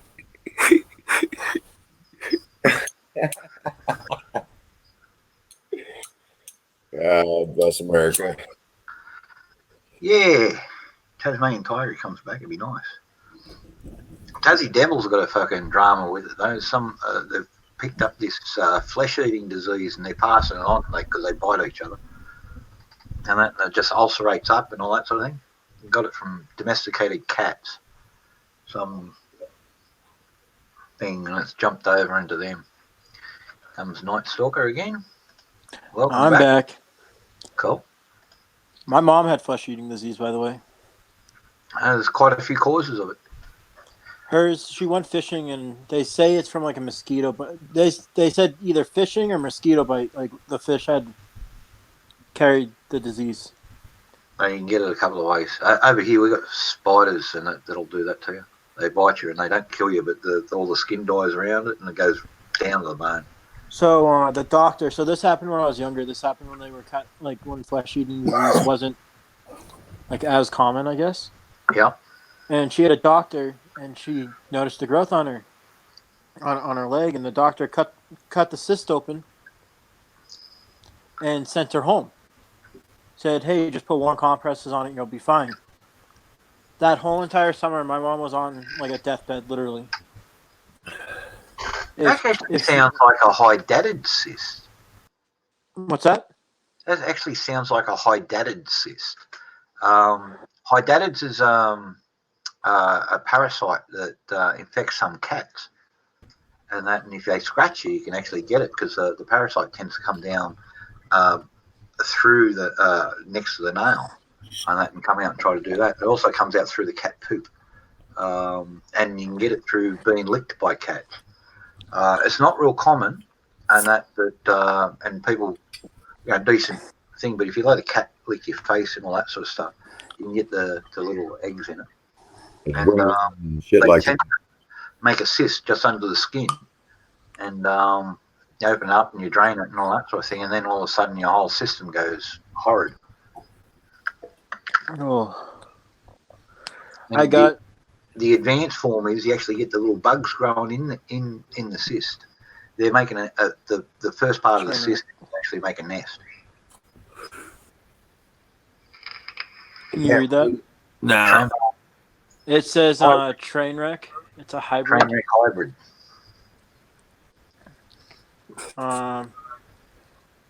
It's 84% THC, 0% CBD.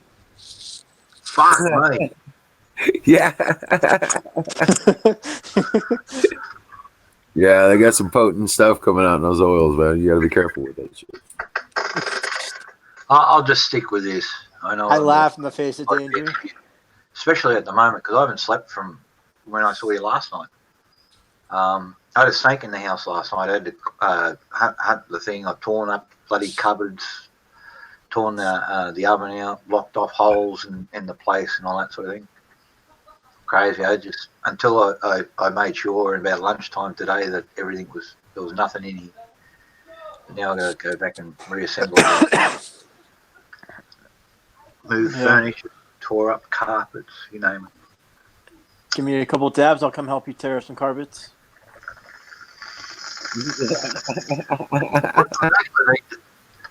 Putting it all back right, that sort of thing. But yeah, give it another year. We've got to get new lino and carpet in the place anyway. Hey, lizard. Hey, Liz. Liz. Yeah, well, we're getting into winter here, so stuff like mice are coming into the Mine night, are over 90%. and 90%. I don't see. I'd have 2 puffs on that stuff, and I wouldn't get off the sofa. I'd be there and that for hours. Liz, I'm gonna have to get some of your stuff. Like Florida says, he gets elongated. He just Elongated. long. Flat out like a lizard stoned. Not a lizard.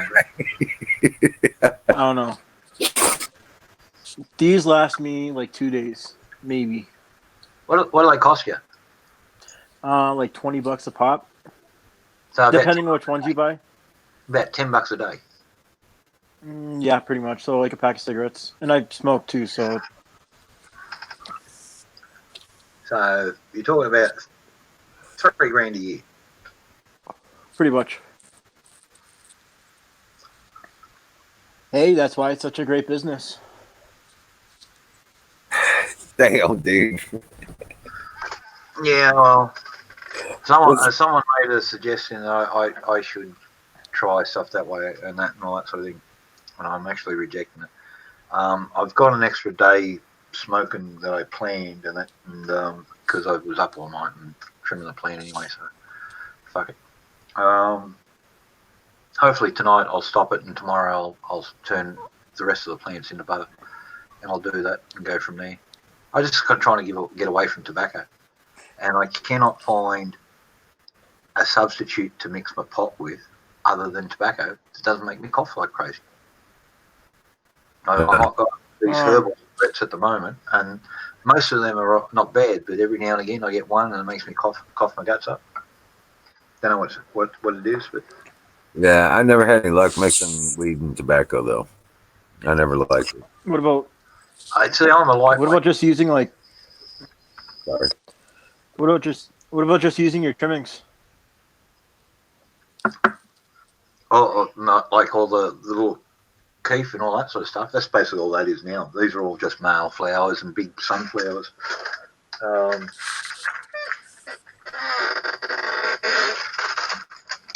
That's what I got there dried out now. So there's a whole pile of little powdery bits that, as the heads are dried out in the oven, they all drop off, the little brown hairs and all that sort of stuff.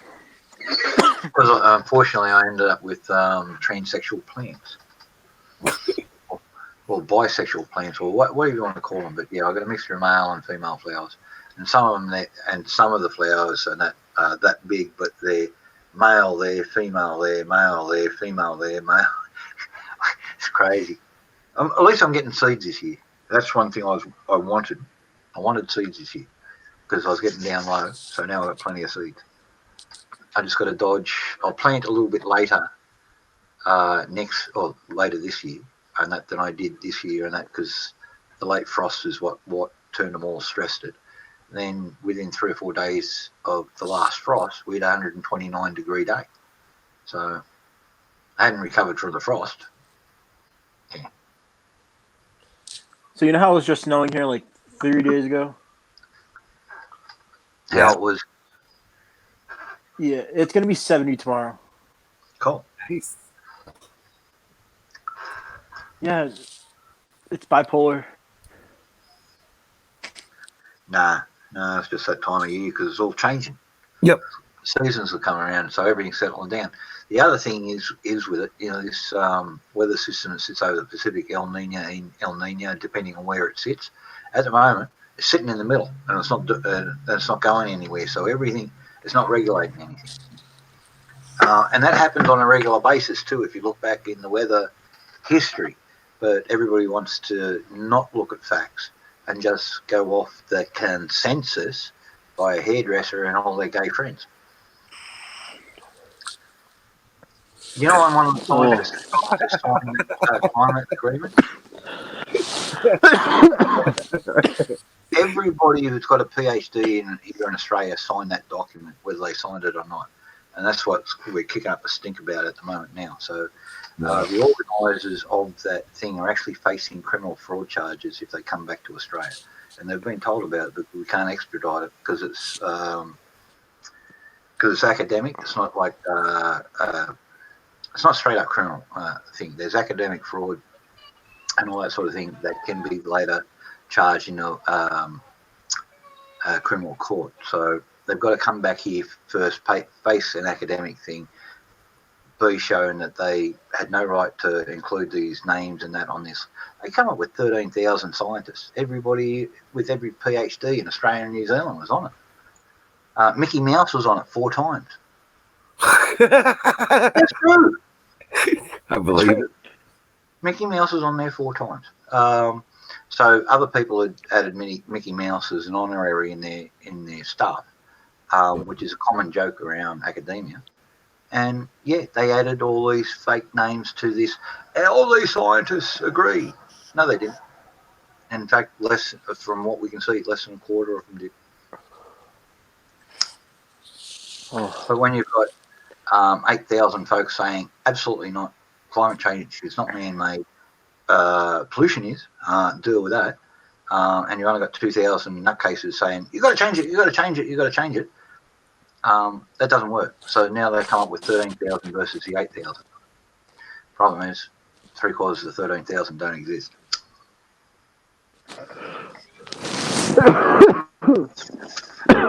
And that is how they deal with climate change. Lies, deception, and then threat. Anybody who doesn't agree with us must be jailed. Things like you can't have a differing opinion. Right. Hi, say Those hi. commercials they made where they were having the class, and then somebody says, "I don't think that's real," and they blew him up. They hit a red button on it. Yeah. Blew up. Blood all over the room. They wish. Yeah. We'd all do that. I mean, you know those the one about the little death drones about that big and that, and come around and shoot you in the head. Imagine if the Dems could get them. There wouldn't be any Republicans left. There'd be 14. They'd kill off 90% of the population of the United States. Yeah. Yep. Anybody So I know run- see, I'm gonna drone finish school. that. So I have to refresh this real quick. You guys are breaking in and out. Yep. Oh, damn. All right. Hurry back. And where's your video sort of locked up, or it is Okay. on mine? All right. Let me refresh. Yep. Welcome back to the Jack Show. I'm your host, the drunk from down under. How you all doing? Oh, he's back. Thank fuck for that.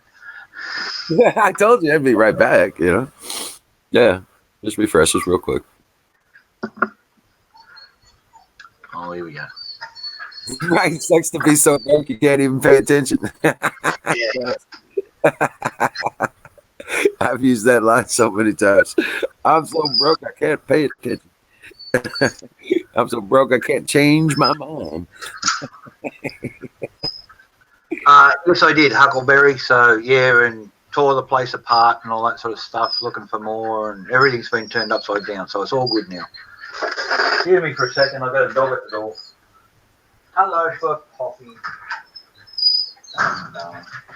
What you doing? Again. Yeah, come on. No. What's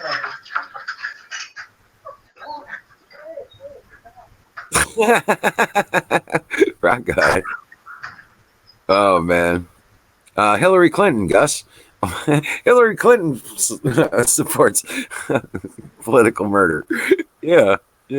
Just ask all the people that suicided themselves with 2 shots in the back of the head. Yeah, just go figure. You know.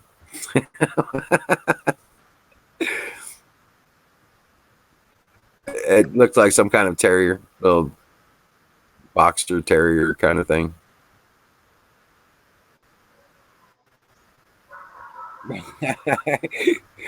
Right. And it just ate Jack.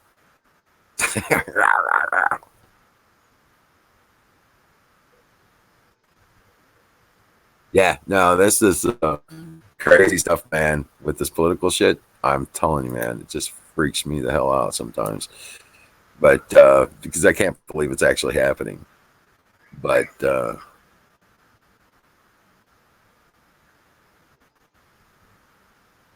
oh man,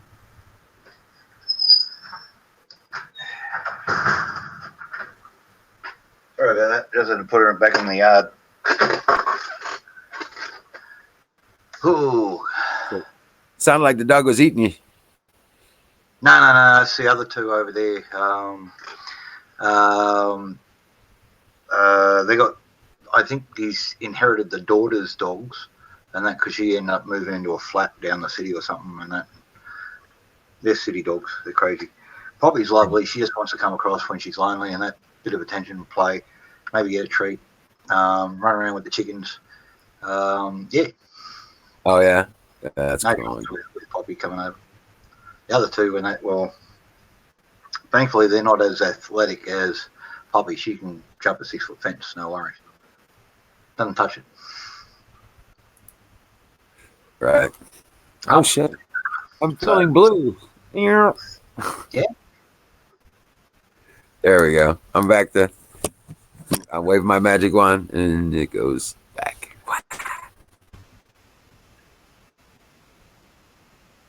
You didn't get a princess title yet. All right.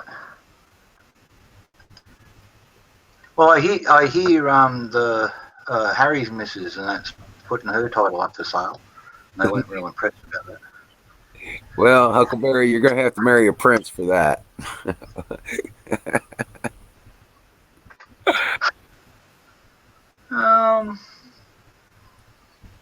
No. Do what a couple other people done. Buy some land on the moon, declare it a kingdom, and you can be the queen or anything you want. You can buy the land on the moon, and there is no restrictions on whatever you want to do. Say you can do with it on Earth. And building codes yet. own the land and all that sort of stuff, and that's quite expensive. And it's got to be self-sustaining and all that sort of thing to be registered. And then you've got to have 2 other member nations of the UN to recognise you and all that sort of stuff. You can buy half an acre on the moon for $200, and do what you want with it, because they don't have these rules here. There's no building codes. You can be, Princess Tiara and that of Soylent Crater and that on the dark side of the moon. From the dark side of the moon, right? I'll meet you on the dark side of the moon. Man, the wind is kicking out there tonight, man. Yeah, I can hear it thumping in the background. Yeah, that's just wind. Well, it's not real windy noise and that, but I'm getting the thump from the speaker that's getting transferred. Yeah, yeah. Sounds like a rumble kind of thing.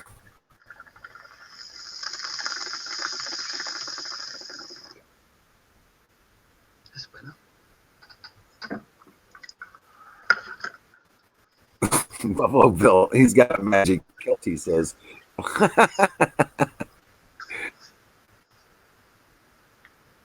You don't say you got a magic sporran. He's got a moose knuckle. A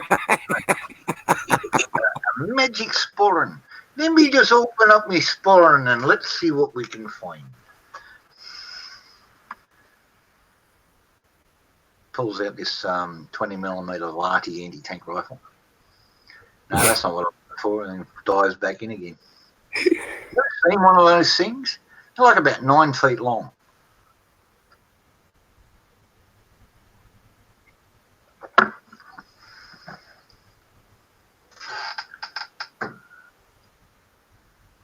Actually, I was thinking that we need to send them to a space station. Right, yeah. Well, tell them we're sending them to the moon. We just send it off to the sun. That's all right. We'll send them at night. Autopilot. Goodbye. There you go. Yeah, see you later. It's the new drone carrier class, right? Well, what we do is we just agree with all the global warming stuff, the end of the world and all that sort of thing. I'm sorry, we're all going to be dead in 12 years. Right. It's a cruise around the sun. But we have 3 ships 3 spaceships, and we're going to go to the moon. We've actually got a secret base on the dark side of the moon over there, which it houses and all that sort of thing. So anybody who can afford the tickets, and that here's the tickets. And so we get all these ruling class elites, all the stars, you get all these fucking know-it-all fucking lefty Hollywood types, jump on the ships and all that sort of thing. If decent people, you just put all the decent people on one of the ships and fill the other 2 up full of the fuckwits, launch them off, and then all of a sudden they turn left and head straight for the sun.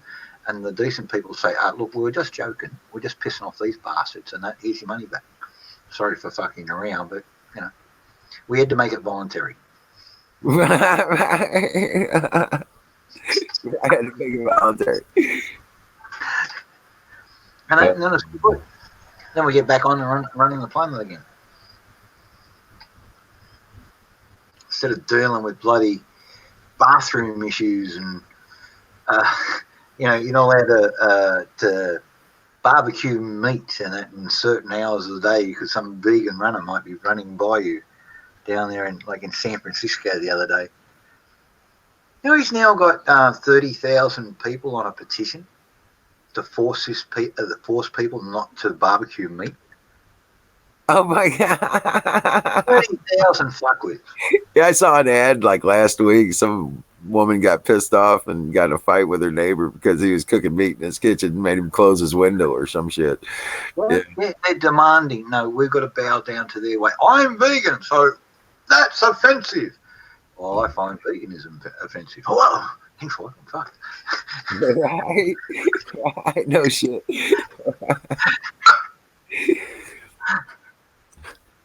That's offensive in itself. I'd pick it up off the grill, shake it at him. I'm eating this. Here you go. Watch this, man. I'll eat it just like it is.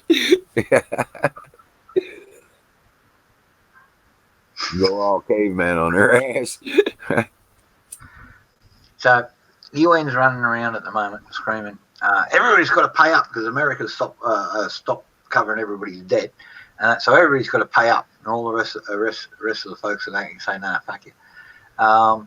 UN's still spending shitloads of money and that paying the NGOs to bring African illegal immigrants off Africa, smuggle them into Europe on all these NGO boats.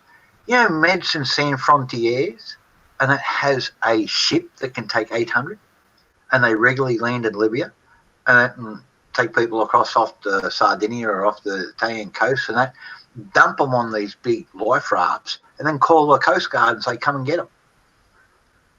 Oh. And international law says they've got to.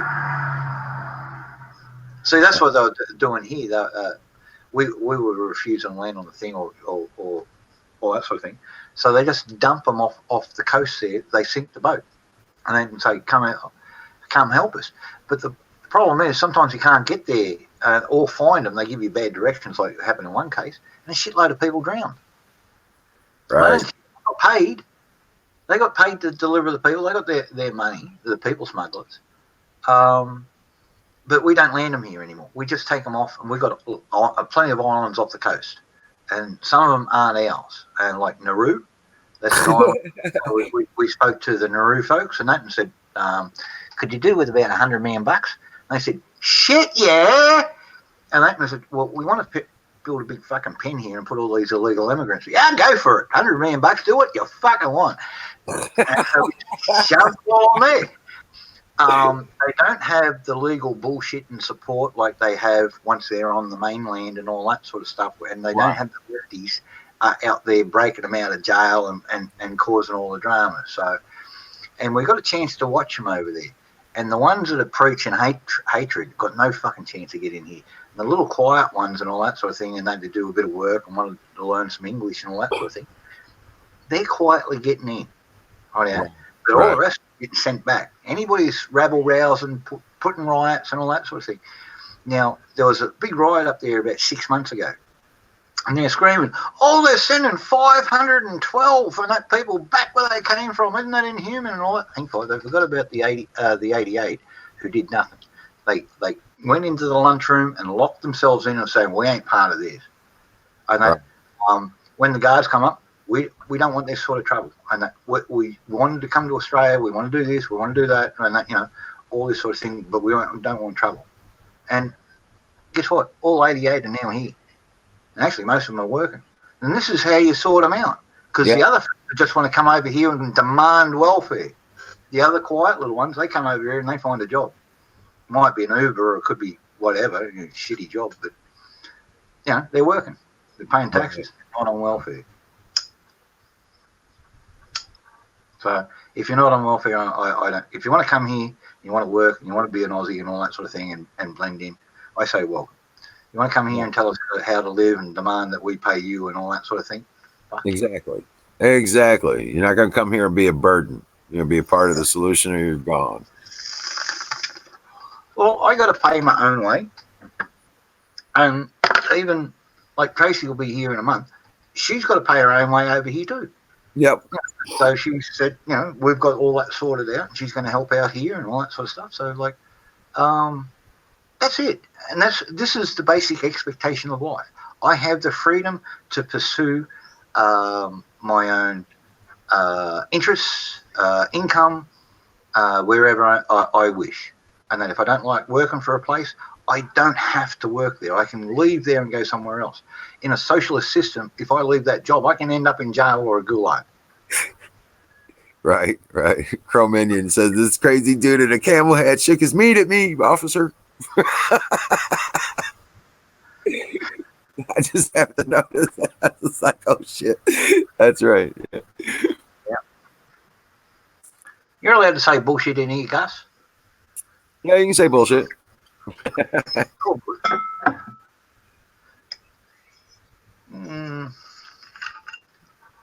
Oh, Pro-Life just went live. I'm going to open the tab. Say good day. Say what? Say good day. You bet. That's strange. Pretty glass, and otherwise I'd squeeze it.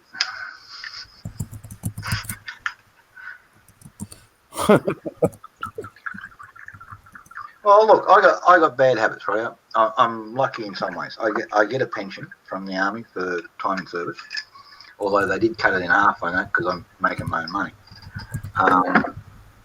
But that covers a few basics and all that sort of thing. But stuff like this, and if I ever buy a little bit of pot, that's got to come out of money that I've earned, because the little bit that I get from the pension, that's got to cover some basic bills. And so that's what I use that for. Any of the luxury stuff has got to be come out of what I make, not what I've got there. Because I just don't have enough to go around. And that, hey, it keeps me interested. Yeah. And improving the house and fixing it up and all that sort of stuff. I got a few plans I want to do. How you doing, Grace? Hey, Thought Head Moonshine. I'm not drinking moonshine at the moment. It's out the back. I've got some here. I'm not going to be drinking it straight like I did yesterday. I might get some and put some lemonade in it. But yeah, this is. I got a couple of bottles of scotch, and I found out why I was getting Canadian Club, because it was on sale the week of my birthday.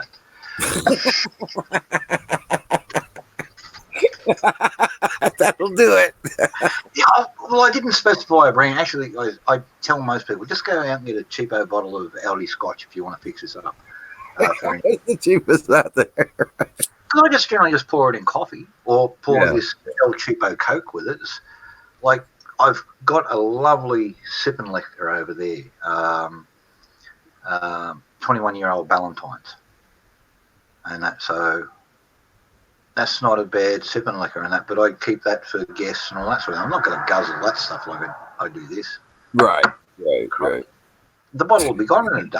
They're only little bottles, 700 ml. Yeah. No doubt. Okay, Grace. Gotta miss y'all.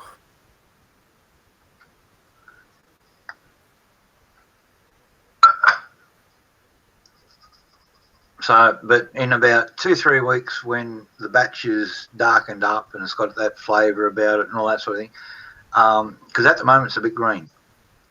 So, if you know what green means, so it's just got to mellow out, smooth out, and it doesn't take long, about 3 weeks, and then you can start drinking it. The longer you leave it, the nicer it is, and that. But about 3-4 weeks. Yeah.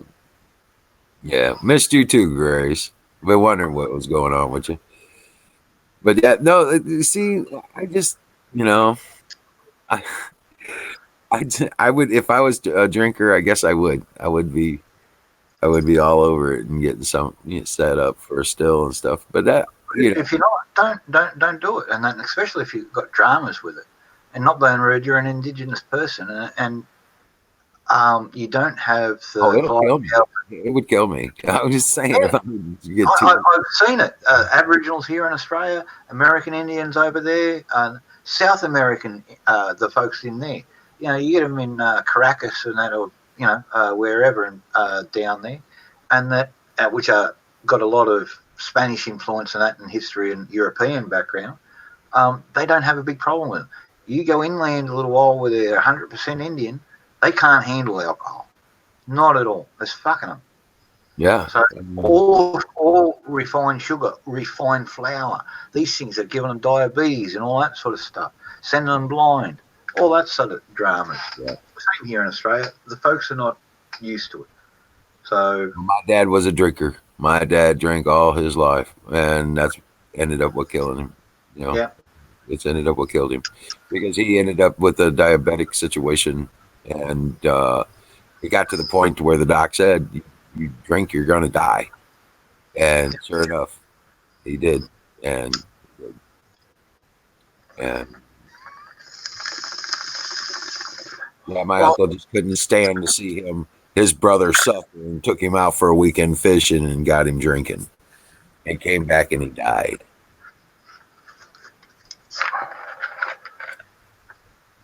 Yeah. Yeah, he was a drinker too. Yeah. Lifelong alcoholics. Yeah. See, that's the thing about alcoholism.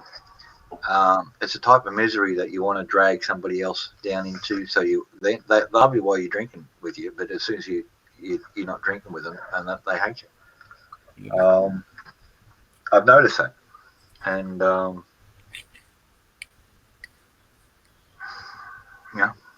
what do you do? What do you do? I drink too much. It's anybody here can see that. Everybody has their own. Cheers. Cheers. You bet. But you know what I mean. I don't have a problem with it, and that's the other side of things. And I'm tired at the moment. I'm pretty wasted, to be honest with you. I got up yesterday morning. It's now 3 o'clock today afternoon. So yeah, I've been going through the scotch like you wouldn't believe, and the pot. But I'm still here. You know what I mean? But I've been eating while I do it and all that sort of thing. I made myself about 4 o'clock this morning. I made a fresh batch of chicken soup, Thai chicken soup, and all that sort of stuff. Didn't make it as fancy as what I normally do, and that because it was 4 o'clock in the morning. But I just needed to get some food into me and all that sort of thing. And while I was going, and that had the oven up the temperature, and that I threw a loaf of bread in there as well. So I got fresh crusty bread there with it. All right. Yeah. That's the difference in that. So I feel sorry for a lot of the folks, especially Indigenous folks or folks who are not exposed to alcohol and that, and they get hooked on it, have the big dramas. But there's a lot of folks who don't have to do it, and they can put it down, and they don't. Yeah, I was just... Especially when it's causing dramas. Man, I'll tell you what, I just feel lucky that it was the way it was for me. I came back to the States. I wasn't old enough to drink. Yeah. So I was 20 years old, still had about 8 or 10 months to go. I figured I'd just hold off until I turned 21 and, okay, we're good to go. Because I was under scrutiny being in the military. I wasn't able to drink. So, And they had changed the rules before I came back from Europe. And I was like, you bastards, you know.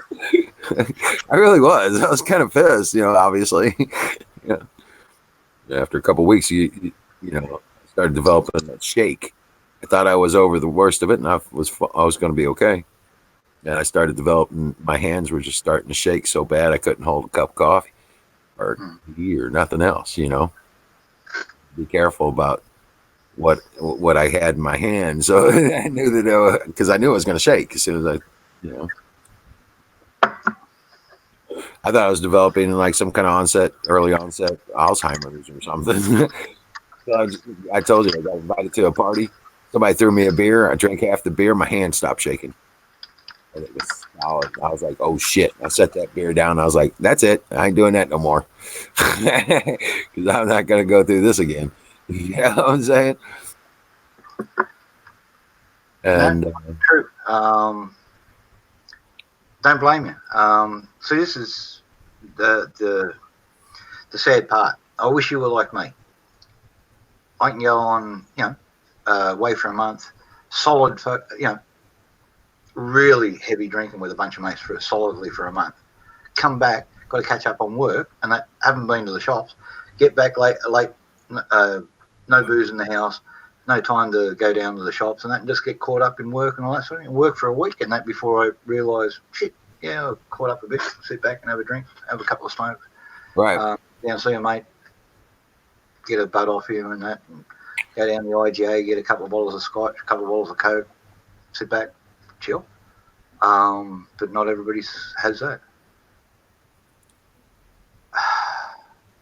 So what is your question, Gus?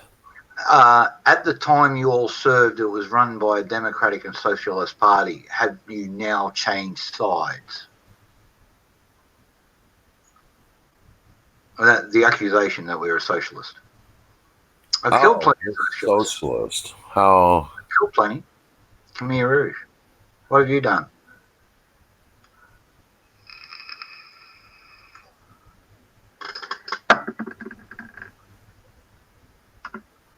Huh.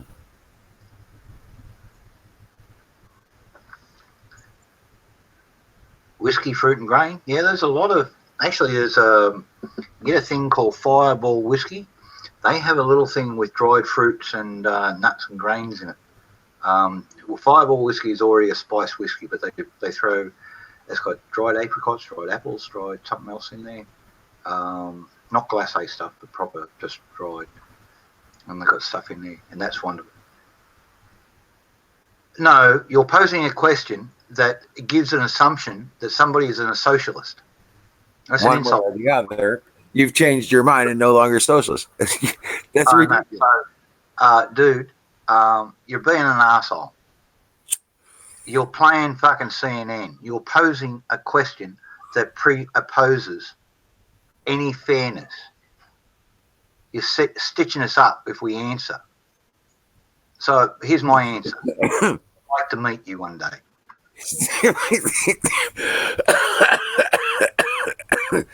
You know, it's just. I think it's just the way he does things, man. Yeah, I know. He's doing it to be an asshole. Yeah. Things. He's a fucking leftist. This is how a leftist acts. He's Yeah. trying to fucking elicit a response. The response I want to give him would involve that.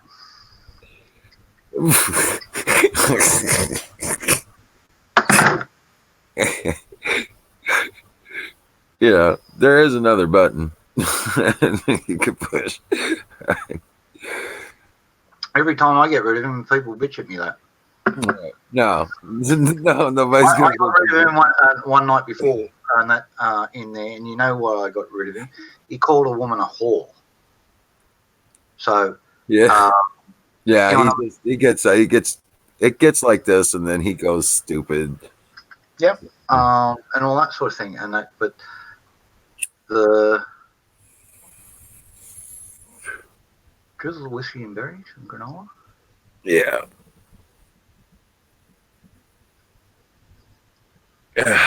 He's pushing it. He's pushing the line. He's just waiting until we ban him. That's all he wants. He's going to do it until he's going to get Well, bad. see, I didn't have to get conscripted, mate. I signed my own thing, and I had to get my parents' permission. So I volunteered. So they drug you off. That makes you a hero. Good on you. Dude. I'll play I'm this. hoping my nephew comes out fucking. He's going to come out for a week and a half, and work with me, be my assistant, help me get shit done.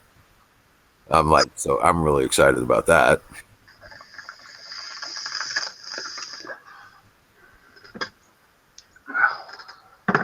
But that means I can damn near get everything done I want to get done Cool. in time to get the greenhouse going.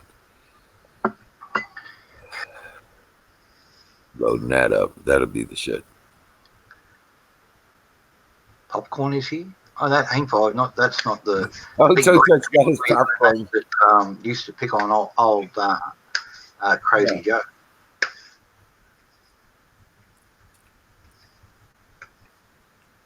Right. No, he's getting the popcorn. He's up there watching the show. You know what I'm saying? He's just Look, you can pose a question. Okay, like this. Who's going to do next? What's he going to do Let me next? ask you a question. So when you stopped enjoying anal sex, did you become a straight person, or do you still consider yourself homosexual? There's a question for you. Please answer. Because it's all presumption that you're an ass fucker. So answer it. Excuse my language, but yeah. That's like, when did you stop beating your wife?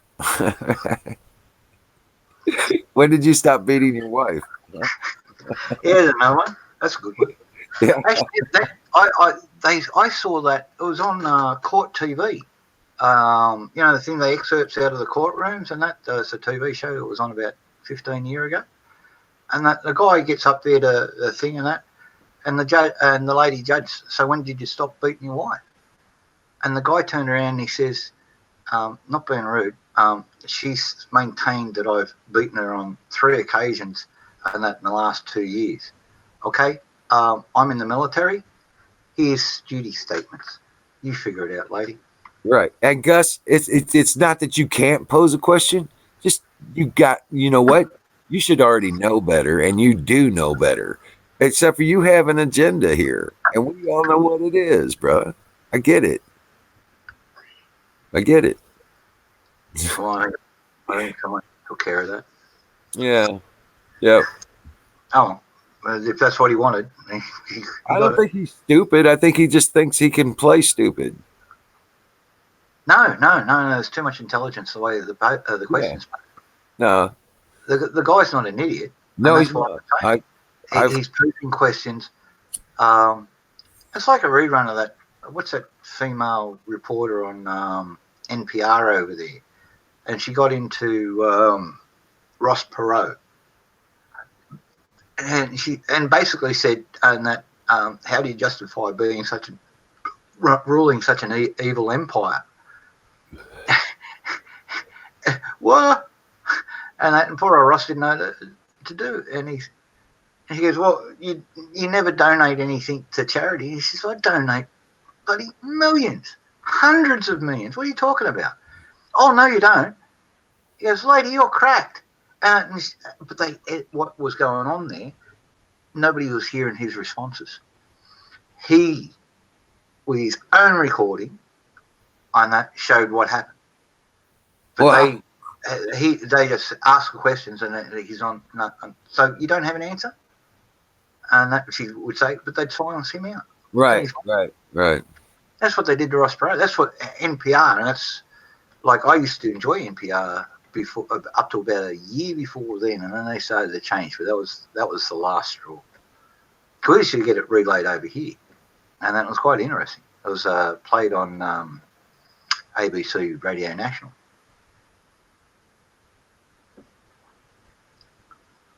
Yeah.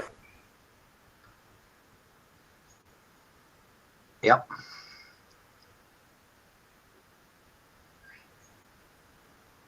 Hey, Emerald, see how I time out the ask? Yeah. It's basically, yeah. I see that. It's all good. It's all good. He'll be back. I'm telling you, mods are in control. You see something wrong, you can go after it. Don't be afraid. Yeah, nah. But I just want to try and give the people the chance to be good until they actually break the rule, and then he's going to. But the experience might benefit us in our arguments, and he might actually learn something from us. This is the hassle. The opportunity of communication is always a seed to be planted. Look, if he took a decent stance on a decent line and trying to stop insulting everybody and try to prove his superiority that way, if he actually helped us figure out stuff and that solutions. I'm in a couple of little working groups and that stuff that I can do with. Some of it's environmental science. Some of it's physics. Some of it's energy. A lot of us mentoring young folks, young trades kids and all that sort of thing, and that how do you get around that. Plus I do all the little teaching jobs and that around. I have students up here. Right. And do their lessons, and they're all pretty good because they're working in with my schedule here, so I can knock off by say 1 or 2 o'clock in the afternoon and spend the afternoon there. I've had the students here. I've had to just run out and check on them occasionally, and it's all good. And that because they're only here an hour and a half afterwards, and they're generally just cleaning up what they've been working on the day. So all the clean up, the polishing, the sanding, all that sort of. So it's not a lot of machine work happening late. Right. So true. Nearly from Wuhan. You were in Portland only 5 minutes ago. Right. I was going to say, wasn't he? Nice and Buffalo Bill Ghost, and that. I think you got a spaceship. Right. He's traveling the ethereal plane. Right. Oh, but can go travel that fast? So tow truck comes back at our appeal to death. But it makes the popcorn so fun. I told you, he's watching the show. Yeah. So that's the side of the humor, and that I don't get. You're right. Well, I really don't. Sorry. I'm not stopping you from having it, but I really don't. I know. I get you. I understand. I do. I really do. And it takes some abridging sometimes to actually deal with some of it. All I can say is steer clear of the fucking outback, for fucking Christ's sake. Right. Somebody can. Right. Common sense has got to be a must-have for survival, even in the social industry out there. You know what I'm saying? But it's just these guys. They have. Some people just. It's changing. It's changing. We get a lot of tourists out here, city folks, and all that sort of stuff. But Gus is actually in the Netherlands, and he's ex-service. Yeah. And he was, ex-Aussie, so Right. So, but he gets to be such a contentious little prick, that he can't. He's taking it subversive, at least trying to be mental about it, and he just doesn't realize that it ain't gonna work here. You know what I'm saying? I just I don't even know what to say to him. I'm just like, because he's. I can tell what I'm saying, and that he's just confirming my basis thoughts about the majority of the human population. But I do give him credit. I hope fucking Corona actually does wipe out the fucking planet because we got too many fucking assholes. Just hope it wipes out the assholes. You know what I'm saying? Well, look, at this moment, I really don't care, and that because the majority of things I'm seeing in life, and that people are selling out. They're all fucking big talkers and all that sort of thing, but actually getting up and doing something. You know who the victims of this shit is going to be? It's going to be their drones. It's going to be people in their social systems. It's going to be the ones that are taking on the government assistance. It's going to be the ones that are the downtrodden and owned by the Democratic Party. They're going to be the ones that are blackmailed and forced to perform as a socialist. All those groups own all the rest of us because we're all working for them, right? And then we're getting laughed at by them, and that we've got a shitload here. Right, and they're the ones that are going to be the victims of their shit.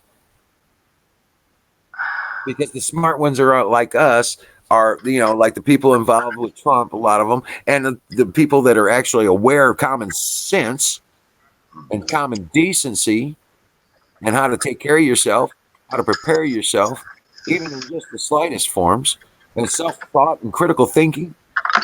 Okay. Now, that's a bigger majority than you may think because it's natural human response for the most part. And those that, at least, I would say at least 50% of them are, okay, of the population here is. I don't know about how much more. Yeah, there, Zoombait. Sorry, Zoombait's heading to bed. But they're the ones that ain't going to fall for this shit. They're the ones going to know about how to protect themselves from a viral. They're going to know how to protect themselves from criminal action from the government. They're going to be the ones that know how to self-maintain and self-rule themselves. Yeah. Okay, whether or not they're preparing or not. But the problem is, like shit hits the fan. Sure. Right? Even out here, and that shit hits the fan. We're going to have a shitload of parasites in town because they've all trusted the government.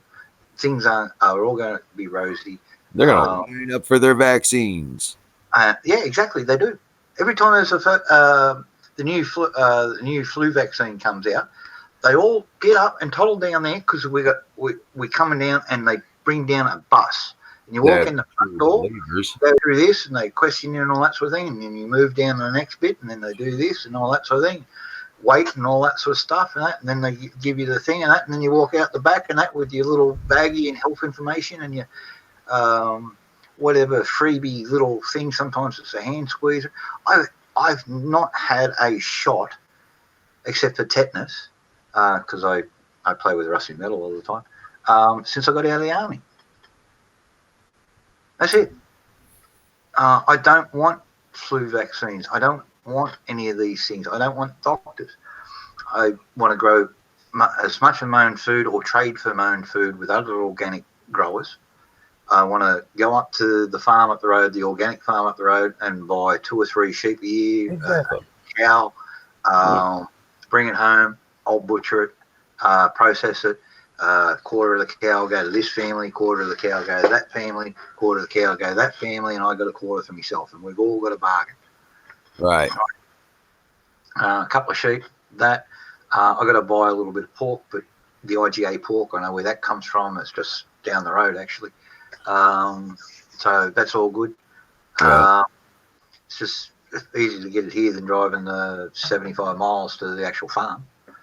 And the processing place, and that because it's all done at the same joint. It's a big pig farm. Got 40 odd folks. All they're doing is processing pork. Oh shit! Yeah, my brother, we are going to be getting pigs. I'll just have to build the pen for it. Gus, I tell you what, man, I wasn't old enough to vote when I joined the service, and I voted for Reagan.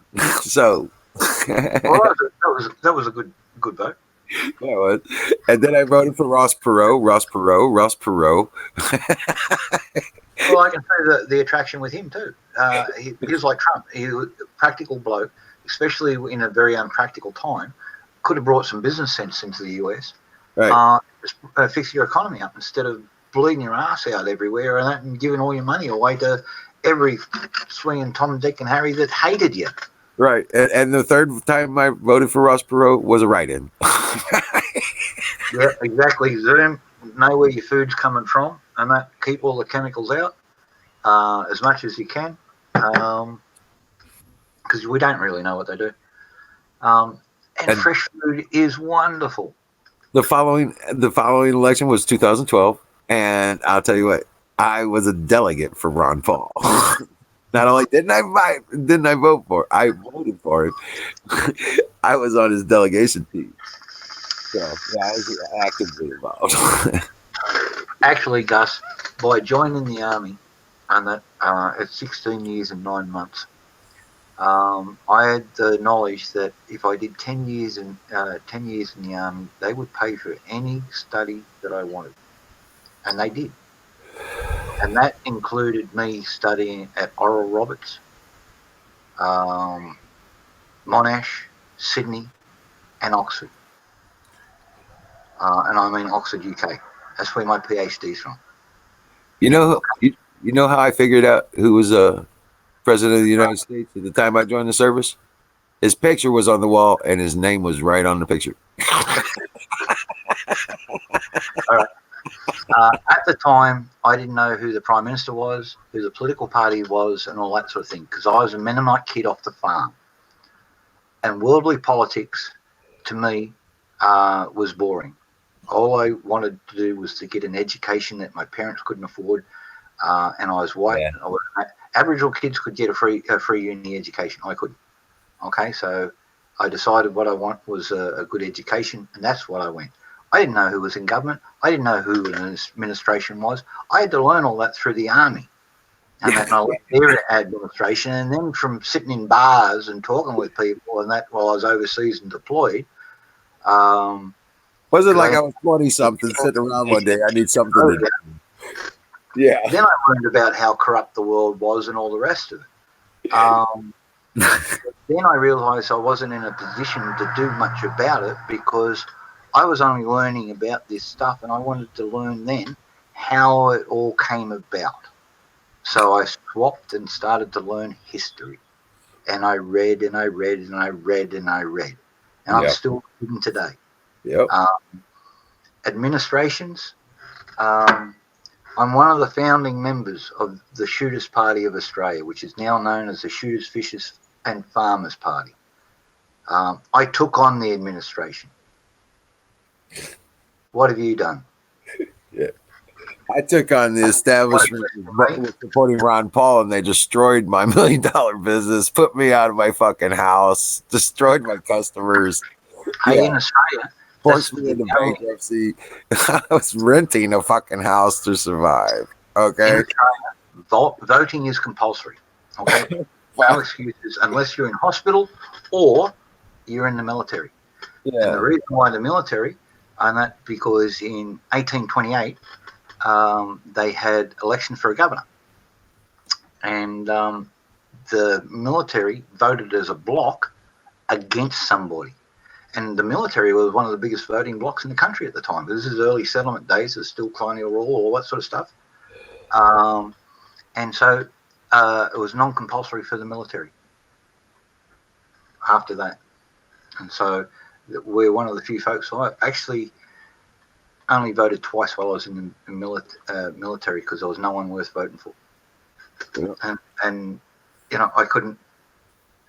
And with preferences, this is the other thing with Australian voting. You don't know where your vote's really going to go. There are a couple of folks who you can vote for and all that sort of thing. And a good mate of mine, George Christensen, who's the Nationals MP for North Queensland, if you want to look him up, married to a wonderful little Filipino girl. And, yeah, we get on great and all that sort of thing. You know where your vote's going for him because he'll tell you up front and he'll sign a legal document. But he's the only politician in Australia who'll do it. Yeah. And don't do it. I am a member of our local chapter of Oath Keepers. Actually, I think your own words prove you don't have an idea because you come out with these presuppositions and that say, I'm abiding an administration. I was an innocent kid. I didn't know shit. Make that all the excuses you want, and that I knew more about the Bible than I did anything else on the thing. Oh, well, hang five. A little bit of metalworking, how animals and critters worked in the bush, edible plants, medicinal plants, that sort of stuff, because that's how I grew up. But I wanted an education. That was my only goal in joining the army. You know what? Yeah. I was tired of living hand to mouth. I was working 2 jobs and going to high school. Okay. I worked my way through school like most people did, but I was working my way ass through fucking regular school, dude. Since I was like 10 years old, ain't nobody knows nothing for me. You know what I'm saying? Except the girlfriend or something, my wife or something like that, you know. But no, nobody paid my way on nothing. It's a little bit hard not to take it personal, and that because like Gus is a smart guy, rightio? Yeah, he's angling this that in a way that says, well, you're a suck up to the socialists. Why have you changed your mind? Yeah, I was never a suck up for the socialists. I mean, for God's sakes, he lives in the Netherlands. There's no bigger suck up to a fucking wrong side of the There's another thing. than that. Living in the EU and all that sort of thing, and Right. now he's submissive to the EU rule. I have come out here to Dimbula to avoid. This is actually an exemption zone from Agenda 21 and Agenda 30 and Agenda 50. The grain storage, the food supply for the gated cities that they're going to create are at the end of my street. And they need people to load it and work it and all that sort of stuff. And so we're an exempted zone. So the kids here are going to have jobs for lives with the railway and the food distribution and all that sort of thing in on that. This is a survival thing. I don't want to be a part of it. I'm not going to be forced into it. I'm not going to be forced to take injections and vaccines and be this and part of that. I'd rather be out there in the never and that just living off the land. And I can do that. Right. Take your chances with God. Look after my girlie fucking real well doing it. But I've been planning this now since I woke up. All of this is 30 years. 30 years of being awake and planning and research and all that sort of stuff where I can set up as long as possible, dodge all what the shits are coming, no matter how fast it comes or how slow it comes. I'm not sure when it's going to happen, but I fear it's going to happen one day. Trump is giving me hope that the other thing. Now I'm seeing other leaders around the world. First of all, the new Ukraine guy. Now the guy in Italy. What's the guy down there? Jack, I just figured it out. He's self-loathing. Big time. Yes, he's self-loathing on this issue especially. He's projecting his own self-loathing. Yeah, but still doesn't give him a right to presuppose that someone is everything that they're antithetical to. And that, but see the crab in the bucket. You remember the crab in the bucket mentalities? But you're there, Gus. Yeah, you're there. You're right there, bro. You're there. See, I moved away from all the cities, moved away from the vaccines, moved away from the compulsory stuff. And I come out here where I can get away with blue murder. Right. No one gives a fuck. Because I'm out here. Yeah. I'm coming to you via satellite because I ain't got the facilities to come over on standard internet, not out here. Right. The best I can do is DSL. Well, no, everything I'm here is independent. The solar, my batteries, my water, and that. Everything. If I got to cut the water pipe and the electricity cable, I'm set. I'm fine. I can still go on. I've got a massive X-Shop chest freezer out there that will take up 2 full cows, and they're sitting out there just under a tarp, all that sort of thing, just waiting. Every few months I open it up and it stinks again, and I wipe it all out with bleach and vinegar again, and that because it's the old fiberglass body and that. Yeah. I call bullshit on Gus. He says the Netherlands is the greatest socialist system, but I absolutely am not a part of it as a promotional socialist movement. Bullshit. Living it. The Netherlands is actually moving away from socialism. Right, but you're living it. That's the difference. The shit you can't do, the shit you'll get in trouble for if you say for real with the knock on the door, that shit's your for real. That shit's at your front door. That shit's controlling you every single day. You self-censor yourself and you're projecting it on somebody else. And I'm not the target you're going to hit. And neither is Jack. Well, I can do this. Anyone listening? Islam is evil. Do that in the Netherlands. Walk out to your front door, ask if anybody's listening, and ask and call out. I think Islam's evil. Do it. He knows he can't. Well, hang 5. Familiarity, it's all there. You know what? See something, say something. Look, you're enjoying the system. If you didn't like it that much, you do something about it and fuck off. Yeah. Okay. The US is pretty good. Australia's, well, We got a way to catch up. A long way to go, to be honest, in a lot of ways. We're getting there. We're getting there. It's just slow. It's just slow. And all the young people coming up, they're all so brainwashed. But we'll get there. We'll get there.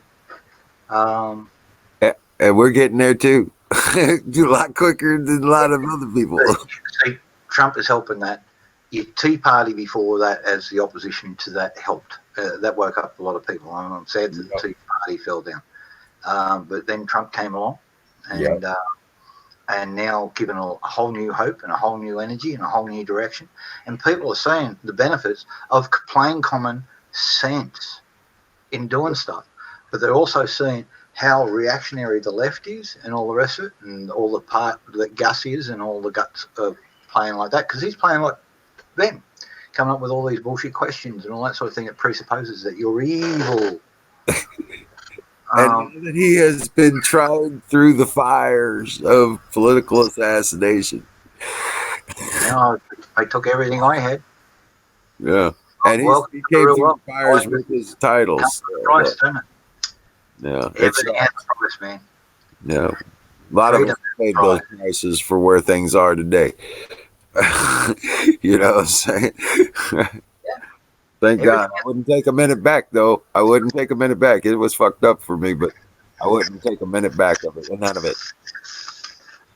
Even in the face of it, people were holding me back at the convention. I stood up and started yelling at the stage about how illegitimate the situation was, and exactly quote the Robert's rule to prove it, and ask for point of order and all this stuff. My people were pulling me back down. Shh, because we were still hadn't been authorized, because they put our whole delegation in contention. Yeah. I remember what they were doing to you. It was shocking. It was fucking ridiculous. And that was at the state convention. I was elected to the state convention and the district convention. So I worked for EDS and that for a little while after I got out of the army. In Australia, they were a bullshit company and that, but the US side and that, man, that was switched on. Because there was a couple of Ross's handpicked guys still running that thing. Now it's just a corporation. Don't know who's running it and all that sort of thing, but they had standards and like ethics, all that sort of stuff. They walked away from a massive deal with Fujitsu and that, because one of the other players and that was playing funny games. Yeah. They didn't want to be associated and walk. They could have made themselves another $1 billion, but no, didn't. It was a chance that it could all go hairy. And I say good luck to them. So I used to like them then. Now they're doing everything. They give us up. So sad. Yeah, I like Ross. I didn't know much about him and that in the early days and all that sort of thing. But historically, what I've read, what he's done, all that sort of thing, he was a quiet achiever. Sometimes he went out loud and all that sort of stuff. But all his charity work and all the foundations that he set up, they're still running now. There's one of his foundations, and it's still got a trust in there. It's $750 million, and it's pulling in something like about 4% at the moment.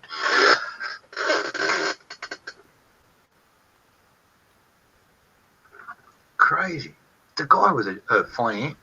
Once he made a buck, he'd turn it into 3. Well, I'll tell you what, brother. I could, with 10 grand right now, I could turn it into $100,000 in less than 3 months. Guaranteed. I'm talking about just an actual presentation. You know what I'm saying? That's something like that would, man. Well, but that's how you make your money. This is what I'm doing at the moment. The business deal is I'm not inventing anything and all that sort of thing. I'm offering services, so my ass is going to go out there and train all these people around the world. And right. Each one, I guarantee the head office, a capable knife sharpener, knife repairer, that sort of thing. If you've got a broken tip on your knife, they can do it properly and that, and they won't break the temper on your blade, and it'll all be nice and, whatever type of tip you want on it, sharp point, rounded tip, whatever. can be redone for you. Your knives can be sharpened on a regular basis, and that for a cheap price and all that sort of thing. So you get repeat business, because a lot of knives out there are shit stainless. So they're going to go blunt in another 2 months. That's a sad point. Well, If you've got an old set of global knives, I know you've got something that you might sharpen once a year. If you've got the modern ones and you're using them every day, well, yeah, exactly. get used to sharpening a knife, right? Still the same company, and they're more expensive now than what they were because they got big reputation. Right. But they went to 420 J2 steel, didn't they? Because it was cheap. 420 J2 is $880 a ton. Oh, 440C, the cheapest stainless steel that does hold an edge because it's got 0.85% carbon in it. C, not 448, not 4. That's only 1085. 50% carbon, 0.50 carbon. B, I think, is 0.65. C is borderline, but there's not a lot of B about. It's mainly A or C. Don't know why. And 01 tool style, $9,800 US a ton, and that's what I prefer. Or spring steel, same price, pretty much. 01 and spring steel, same price. Oh, And that's the two steels that I use most to make a knife. yeah. So 1/10 of the price, but they're still charging like that. You're paying for tool steel. All right. I think I'm missing there.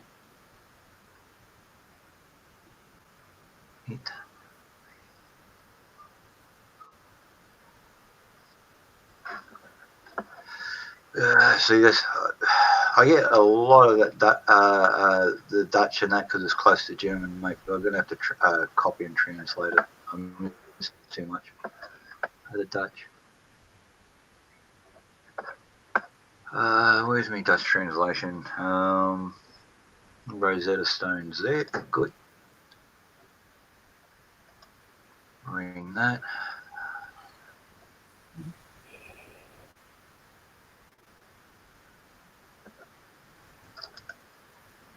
Speak in English, Gus, or don't speak at all. Yeah, it's Dutch. Just another way of being rude. No, he's just saying good evening, a little bit of marble, and that is normal. I don't know what he means by it, but like it's nothing rude or offensive in that. I got the good. No, he's just being rude by not. Yeah. Well, I often type in Russian as well. I know, just been a smart ass because I'm supposed to be a Russian bot. Excuse me for doing that. Right. There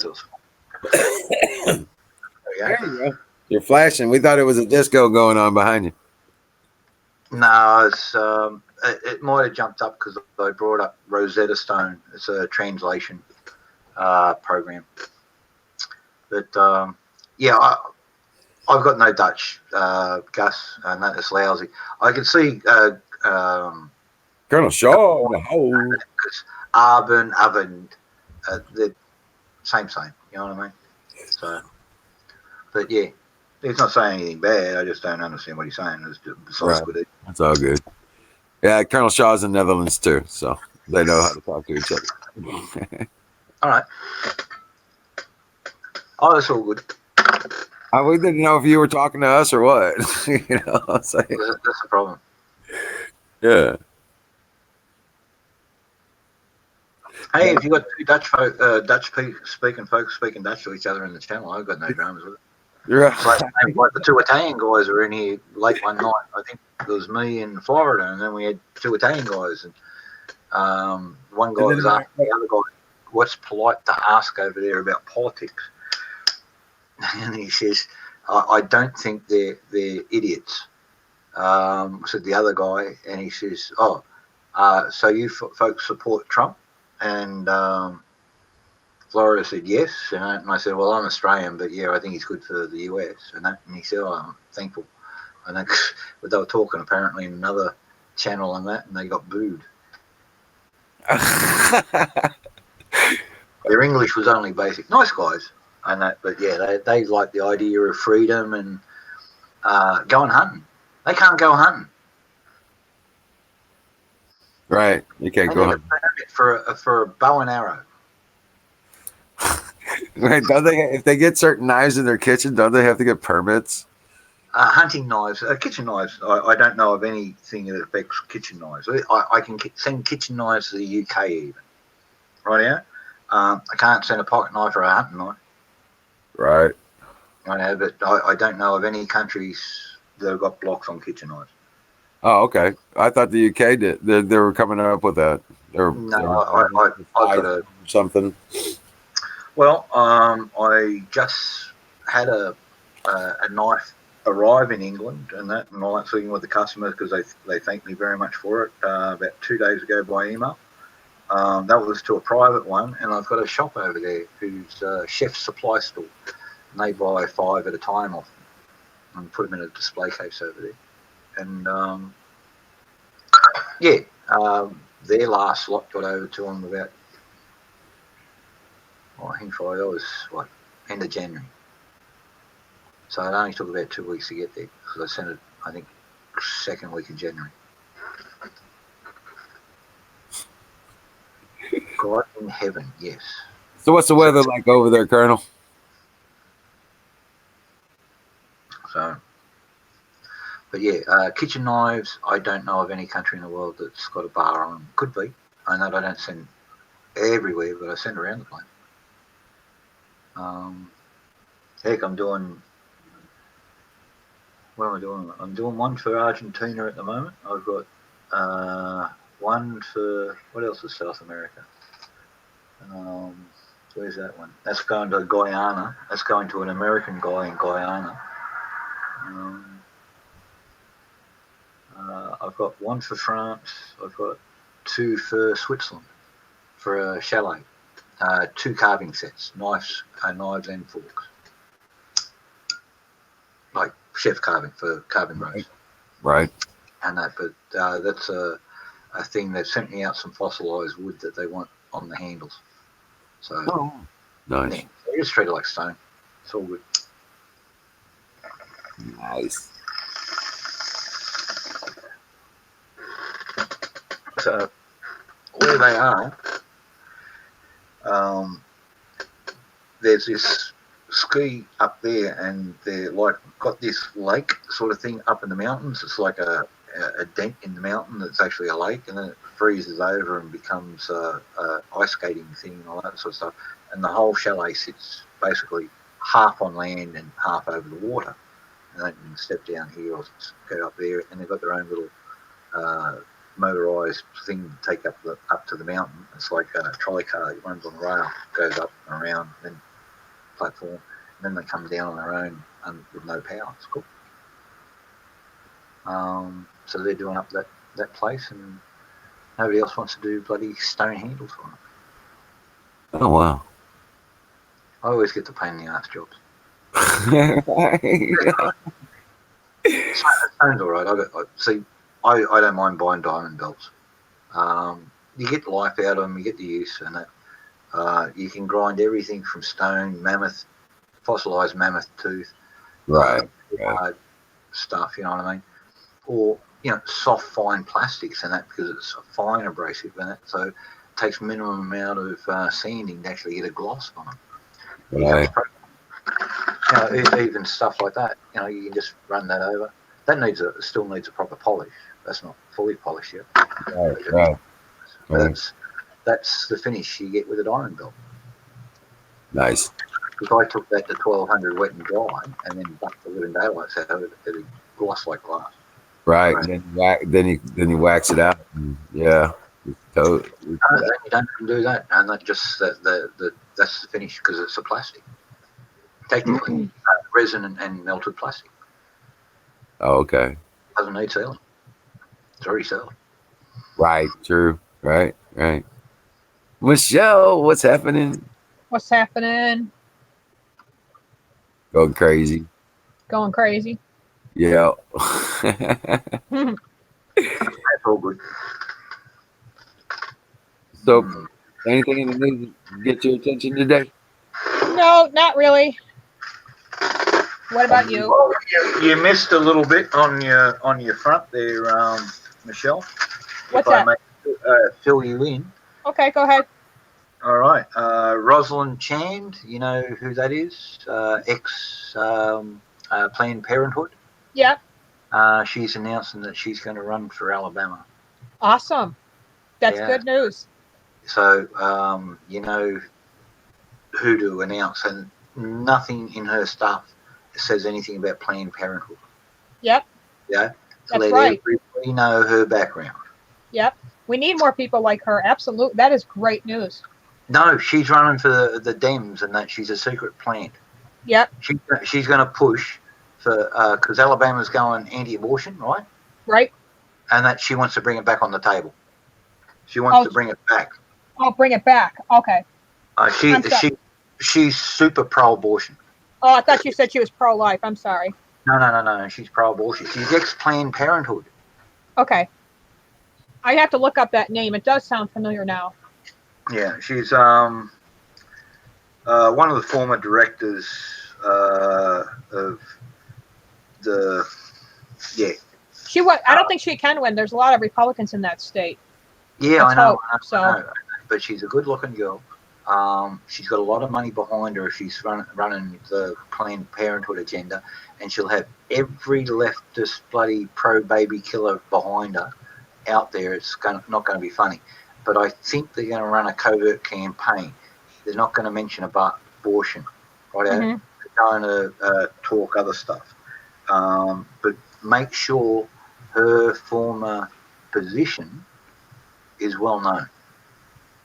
Right. Do your own research, confirm everything I've said, because don't run off at a cock and that and all that sort of thing and leave yourself open to a slander charge.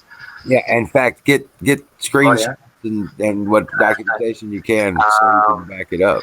Another tip for it, have a look at her LinkedIn account, LINKDIN.com.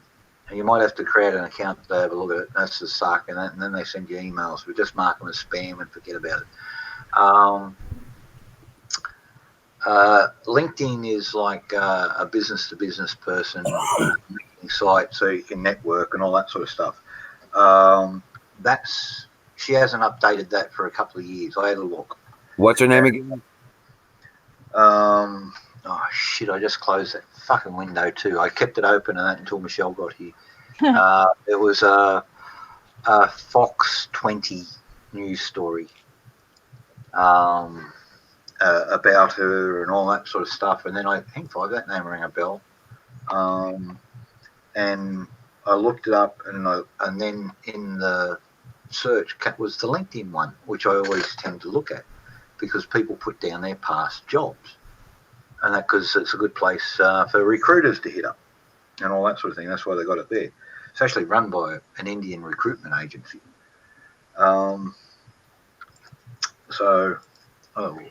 was started by them. I think they sold it.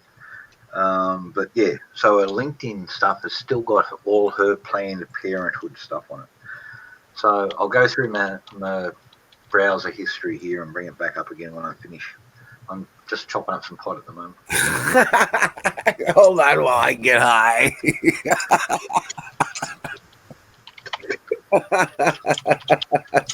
God love you. Oh,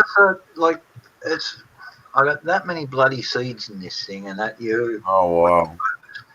And what happened probably around about 3 o'clock this morning, being ultra tired, and I didn't check a little batch that I mixed up before the fucking thing, and then poof, just went everywhere. So I got little spot fires all around the place, and I got airline booking here, and now I've gone flashing again. And the inevitable pinhole burns in my favorite. So yeah, everywhere. Excuse me if I'm a little bit paranoid because I'm tired. No, you got it, bro. I understand, man. I would be too. Snakes and shit.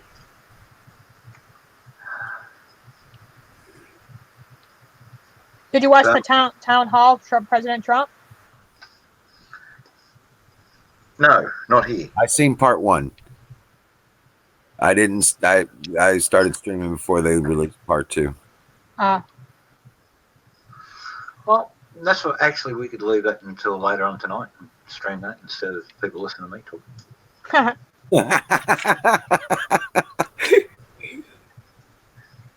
Oh, good lord! Give people a break. Fire in the bowl. Where's All right. Canoes, man? Canoes. I know you're in the background. You're just I know. Where is everybody? I had like 10 people missing on my channel for the last 3 days. really. Yeah, I'm like, I messaged a couple of them. A couple of them are sick. A couple of them are busy. Uh-oh. You talk to somebody on the phone with coronavirus? Florida Explorer with his Toyota coronavirus. Yeah. Oh, what a feeling, corona.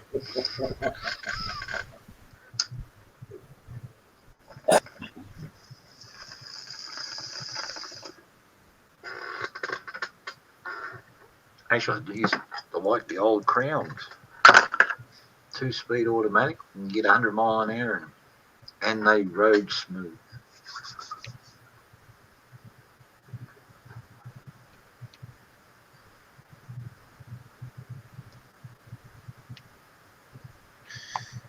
So what is everybody up to? Getting drunk and stoned.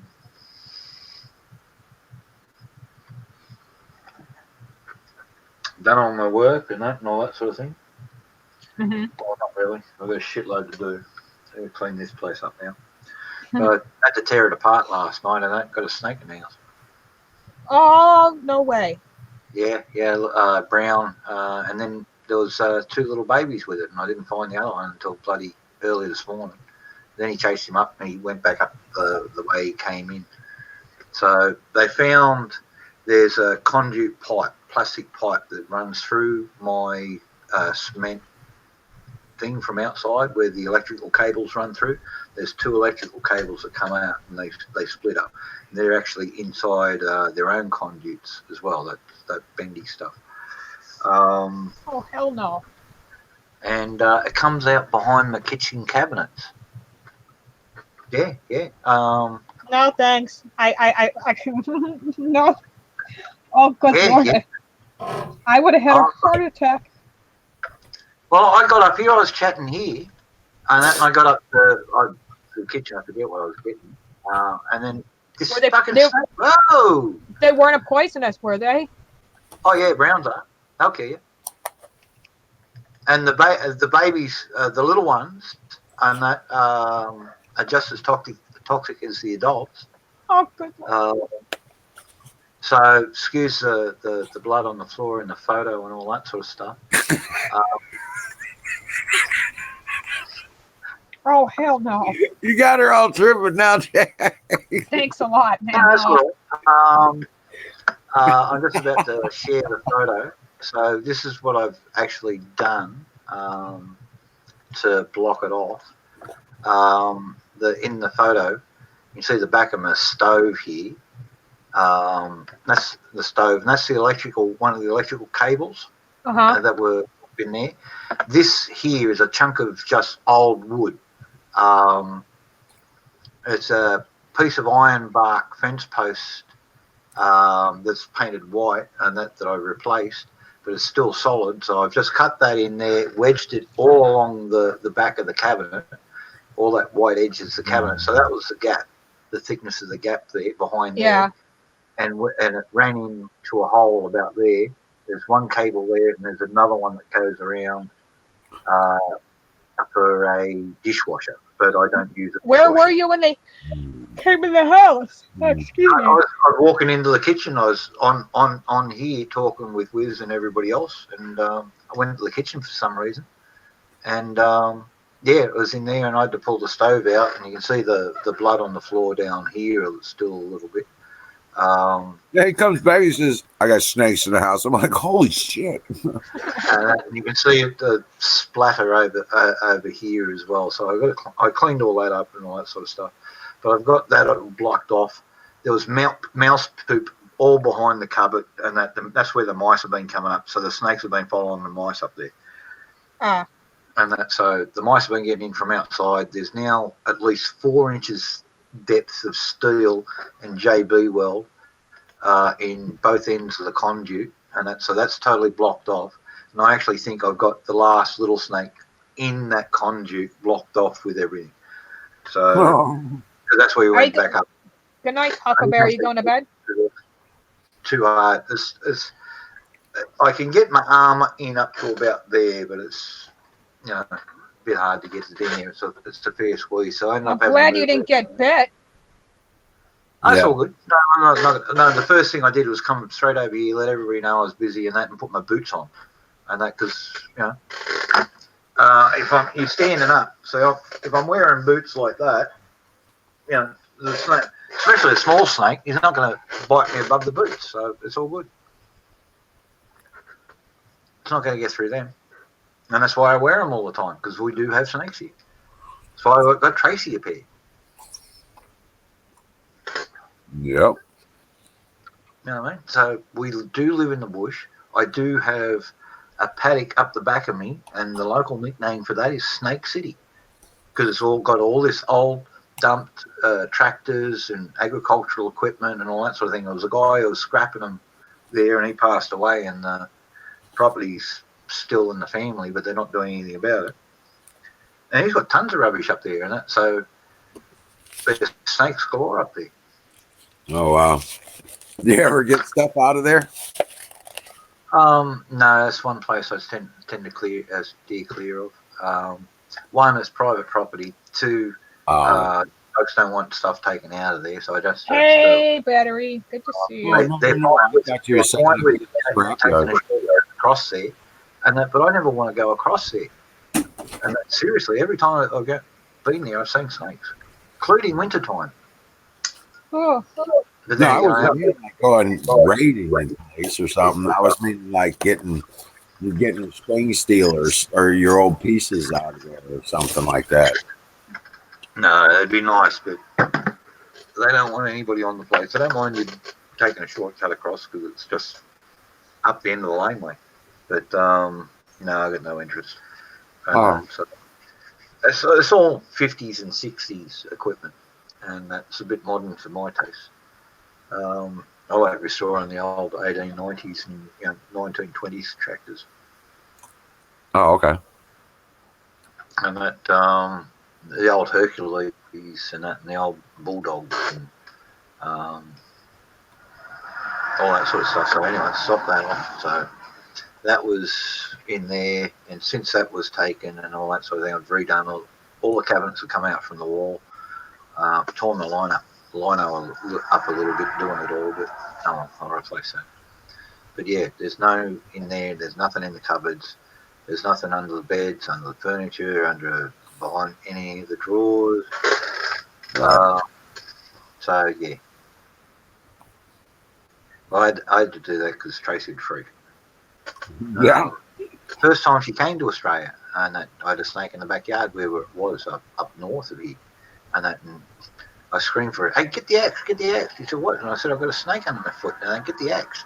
And she just closed the door.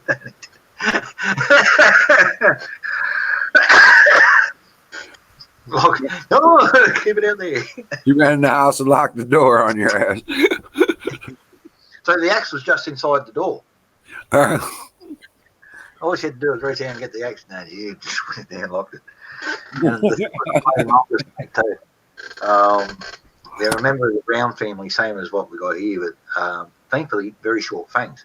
Problem is, if they do bite you, the venom's even more toxic. So. Another one bites the dust. I forgot. Elizabeth Warren dropped out. Yep.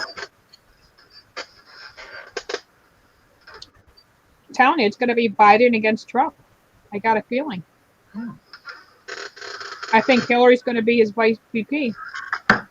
Well, have a look at the way the media is all backing Joe all of a sudden and all that sort of thing. Yeah. So the deep state's backing them. Yeah, because he knows there's something fucked up with him. He's not going to make it. And then Hillary would become president if she would win.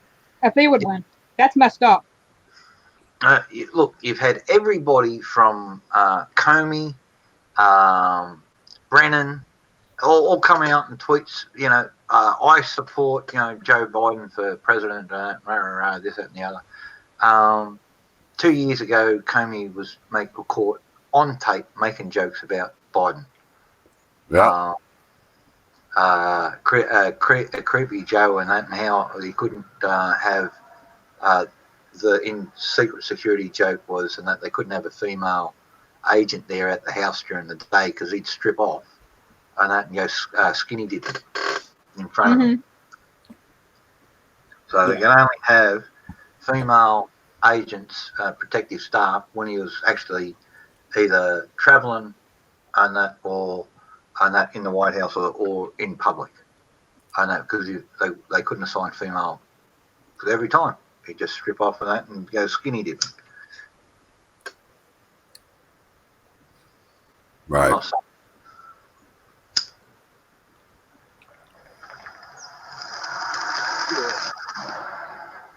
But after pie. Comey's now coming out and endorsing him. Right.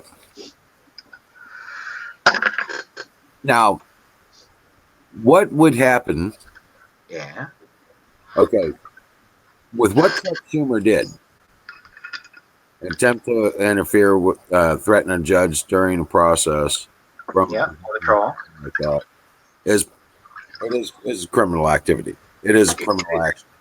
Incitement of violence by justice alone is there.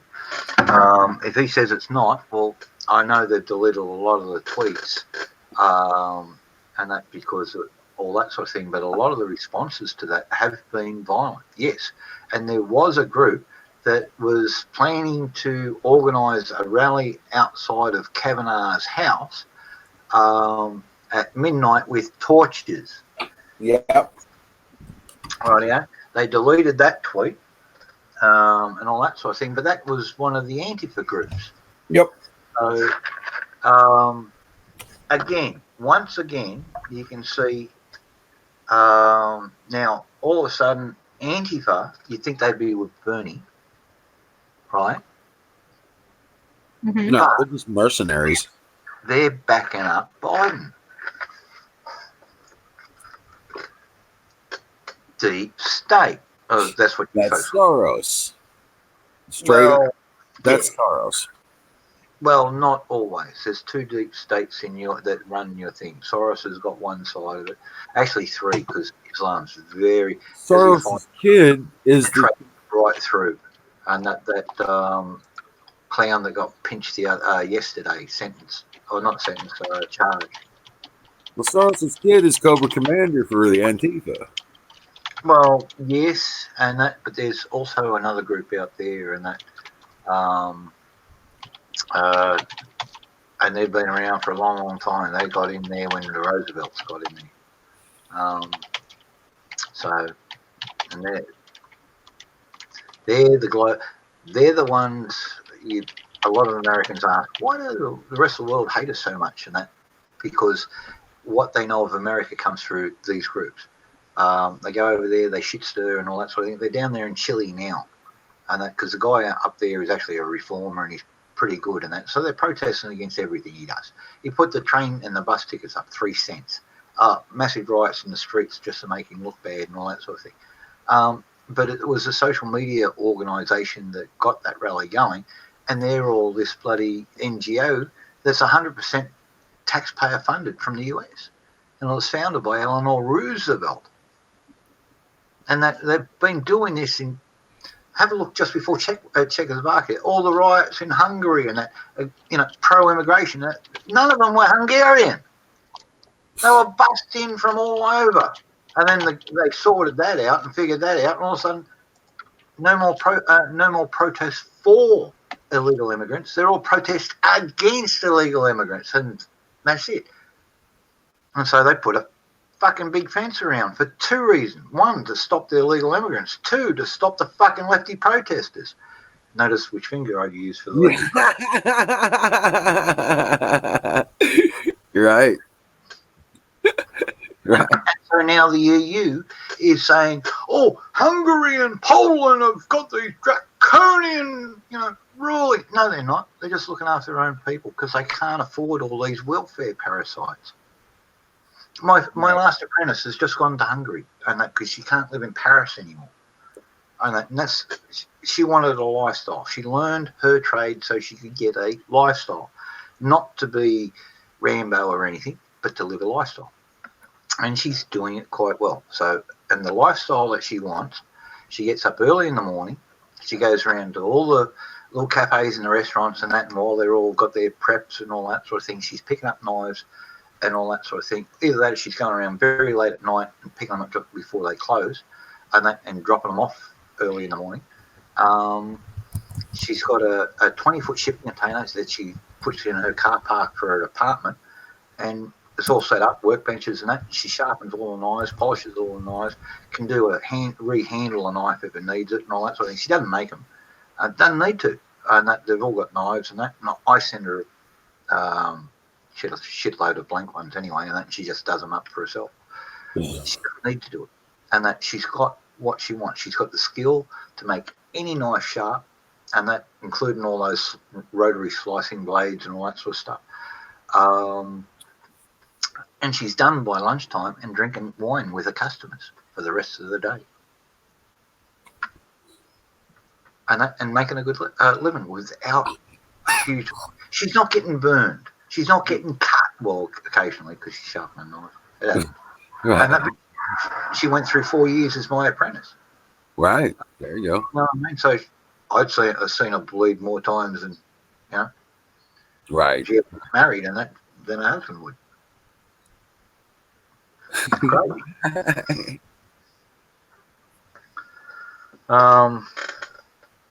But yeah, but she doesn't want to settle down. She's saying no, she's not going to think 35, 40, and that she does want kids, and that she says I wouldn't be a good mother, and that her background was a little bit weird, family and all that sort of stuff, and that she started off as a nurse and just hated it, all that sort of thing. So she likes people on her own terms.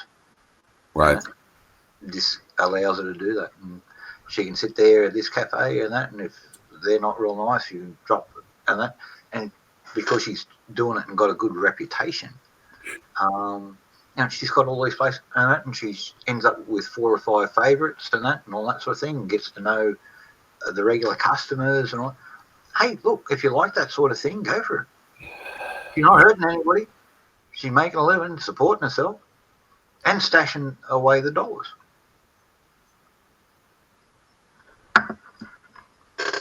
So she's learned the trick. Get your customers to like you, and that always do a good job by them. And that. Oh, yeah. I mean, that's how you do it. Because you have to. If they complain, listen, just redo it. Don't argue, just redo it. Right, make it right, whatever it is. Yeah. Yep. That's it. Because it's sharpen a knife 5 minutes. If they're not happy with it, or they got a burr in it, or they dropped it 2 minutes after they got it, I've seen it happen. And that. Right, and you'll have a faithful customer forever. They'll never call anybody else if you do that. Yeah. Yeah. Oh shit. Well, there is a nick there, eh? You've seen them drop it. And there's a nick there. Shit, I don't know. I must have jarred in the car on the way over. I'll fix it. Always polish the edge every time you touch the knife when you're a sharpener. Yeah, I know. I get it. So, it's all good. Don't worry about it. It's 5 minutes. I have a 1x30 belt grinder that sits in the back of the car. I got another one in the box in the room just there. I got one down the workshop, and I got a couple here for people to borrow and that, and students and such. So, and they're like $69 from Harbour Freight. You don't need a $600 machine for a knife sharpener. Get one of these things and that, and a couple of $4 stones, Japanese water stones. Yeah. All right. Well, I'm going to need one. What are you suggesting? I'll show you. Yeah. I'm going to need to build one or make one, whatever. If you're going to build one, I'll have to duck down and shed.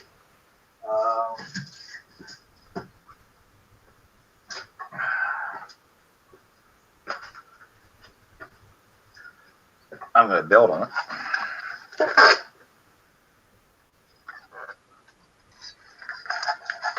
Okay. Take Oh, it's the a game? 1 inch wide belt that runs down here. Oh, shit. Okay, yeah. Right out. And on this end, it's got an abrasive disc. Spins at Okay. the same time. 3,600 RPM, 250 watts. Oh, I And got belt sanders. I didn't know that's what it was. Don't get a 200 one. And that better still get a 300 watt. This does stall sometimes if I'm doing heavy stuff. Okay. And you can do pretty much everything with the 250 and all that sort of thing. But if you've got to redo an axe and all that sort of thing, you get the appropriate belt. Find a place that'll do custom belts for you. I get them in a 3M belt called a 577F, which is coarse as buggery, and that'll eat metal. And this, I've made knives for years with one of these. I got a 4-inch belt sander with a disc. I don't have to go that big. 4 inches handy. But one of these just for sharpening and all that sort of thing, and you can use them for woodwork as well. Right. Brilliant little machine, and like $60 odd at Harbour Freight in the US. Yeah, I got that. Yeah. 129 over here. Right. Yeah. That's Aussie dollars, so that's around about $90 US. So yeah, we're getting booked, but you've got the 300 million population. We've got 25 million. Right. A little more volume. Yeah, market force. Yep. Buying power. It all adds up.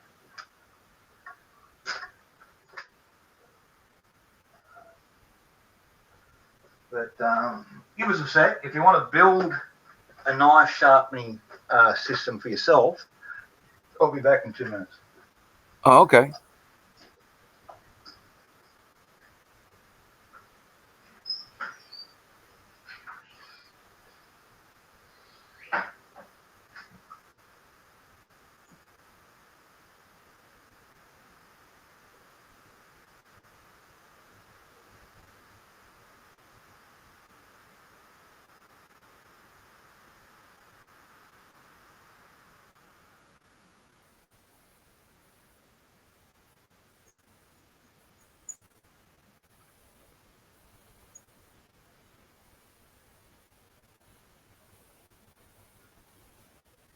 Yeah, no, he just brought up,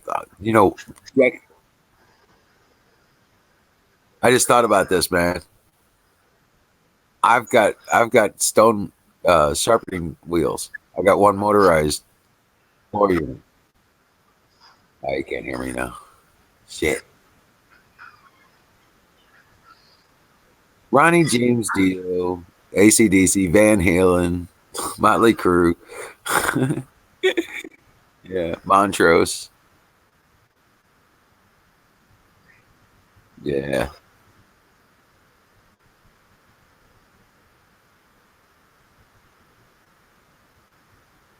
Doors? No, maybe. Roy Orbison. Oh shit. Yeah.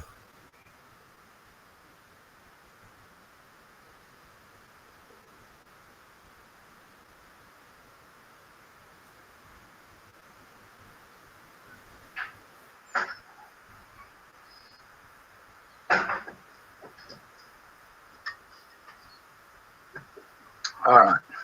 Okay. Knife sharpener made out of scrap bits. So I got a 3x1.5 box section, Okay. high tensile aluminium, 4041, I think. I've got a slide mechanism that I can adjust that up and down, which gives me my angle. Okay, and that's just an 80-cent lock nut with a fancy top on it. Right. With this and a bit of threaded rod. Yeah. This is a jeweler's up here. This is a jeweler's clamp. Okay. Off there, $9. Right, but I've lined it. If you can see that up in there, they've got some black in there. They're thin rubber, inner tube, and that from bicycle, and that glued on. So, and by adjusting this back here, you lock it up. Correct. Now, you can actually turn this, pull that out, flip that, and then it'll lock in again, exactly 180 degrees. Yep. So, we've got a file handle. So, a handle for file. I've got a little spring in there. Oops, sorry, get my finger out the way. There, putting pressure on a block, a little Japanese water stone, a lock block, and I just got to tighten that back up because I'd undo it all. And that goes through there, and that's just the cut off of a turnbuckle. Right. Okay. Okay, so, and that with a couple of flat roller washers, so it turns easy and smooth, but it doesn't go up and down, because up and down changes your angle. The secret of a good knife edge is have constant angles. So you put your knife in there, lock it up, and then this goes backwards and forwards like that, all the way along the knife edge, sharpening. Okay, yeah. Okay. So when you flip it, you 180 degrees. To the other side, Bang. you've got the exact same angle either side. Then you just use a G-clamp and clamp that whole mechanism on your table. Yep. And so that actually, when I lower the back of the door down for my car, and that I can actually clamp it on the back of that and do that. And that's why I've built that one like that. So that's cost me around about $20 to make. Yeah, I was going to say, that's badass. I did buy a lot of the pieces of steel, the aluminium. Just got, the guy charged me, I think, $5 for the lot of it. The turnbuckle was $10, but I just hacksawed that off. That's the cheapest, because just to buy one of these by themselves was $24. So I just bought a turnbuckle and that strut, and for $10. I don't know, I think it was for a Kia motor car, the little strut that goes off there. Right, Whatever. ball joint, basically, yeah. Yeah, pretty much. And just bits and pieces, screws, the rest is all around here. Not all the screws match and all that sort of thing, but they don't fucking have to. Exactly. As long as they're functional, man. Yep. And look, and that's as good as the Lansky or any of those other ones, and that without the $100 price tag on it. And that, 4 hours fiddling around with a drill and a tap and that sort of thing, and it's up and running. Right. Nice. Badass. So I'm actually going to get to finish making the videos tomorrow. Cool. And I'll be able to start making colloidal silver tomorrow. I'll make the video for that too. That's Yeah,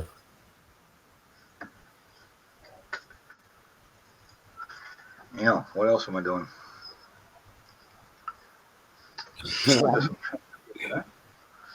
We got cars going up and down here all day.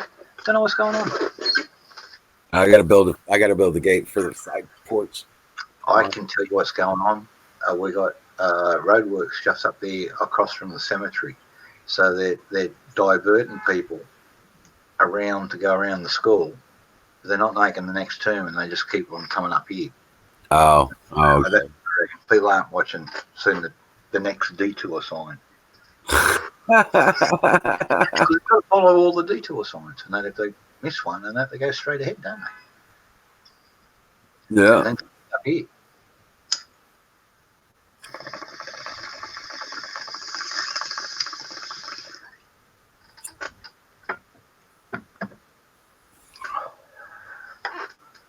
Yeah, 6 cars a day is about what I get up here. I got that in the last 10 minutes. And there's another one. Getting the lawns. We get maybe about 5 or 6. Because we live near the end of the road. That's all I get up here, and that's because there's A couple of folks up past me, Berger and Trish, and they go by a couple of times a day. Yeah. The lady just further down, she's diagonal, but she'll come up this side of the street, turn around, so she can park with her driver's door right outside her house, up in the footpath. Right. Hully Maniacs. Hooli Maniacs. They're talking about bands. All right. I think so. Yeah.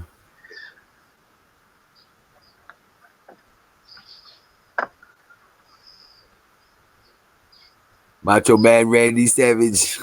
You guys ever see the epic rap battles of history? No, we had that WWF come over here No, a couple of times, and it was on TV over here, and all those other stuff, WWE, and no. This is not that. This is something completely different than that. It's kind of like bad lip reading. Have you ever seen any of that stuff? oh yeah. There's a song out there with taking the piss out of Nancy Pelosi with Yoda. Okay. These guys did some amazing stuff, man. It was just really kind of crazy. Let me show you. I want to try it.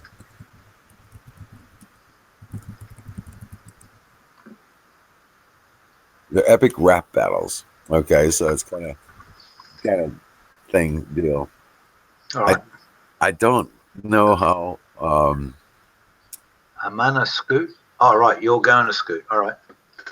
Yeah, Well, you need a G in there, tow truck. It took me about 2 minutes to figure it out. Take care, man. I'm sure it's a monetized channel, Oh, that's all good. but I Just post a link to it in the channel and people can watch it themselves. We're not breaking any rules. We're just promoing. okay, yeah, okay. Yeah, I mean, epic rap battles. These guys got some crazy shit going on. They got like Jack the Ripper versus Hannibal Lecter, right? There Deadpool. was a BDSM club in Amsterdam called Queen's Right, and that way before the band was there. Yeah. Hot wax and whippings and all that sort of stuff. And you can watch from the windows on the outside. I was fascinated. 20-year-old kid and that go, a race Mennonite farm having a look at this thing. Epic rap battles of history. You guys got to see these things, man. Check this out. This stuff is just way too funny. Drop it in there. They did one with Benjamin Franklin, right? Versus, you remember the guy that did he was the sales guy that had the heart attack? Rodney Dangerfield. No. God, I'm gonna play one. I want to play one. All right, do it. Nobody's watching. Nobody report. Who? You want to see Theodore Roosevelt versus Winston Churchill? Yeah, do it. Play. You like this one would be right. Okay, here you go. Let me. All right. It saves me. Right, and they go through, but it's as if those two characters are brought back to life, and then doing the rap battle. It's really pretty. They do an awesome job of this stuff. Hold on a second. I'm getting in sharing the screen. So, hold on a second.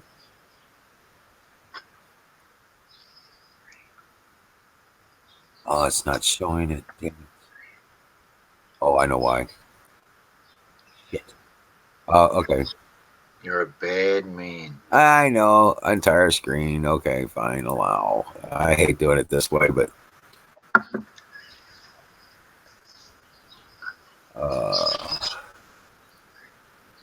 go. Okay, good. Check this out. These things are so awesome. It's only got 36 million views.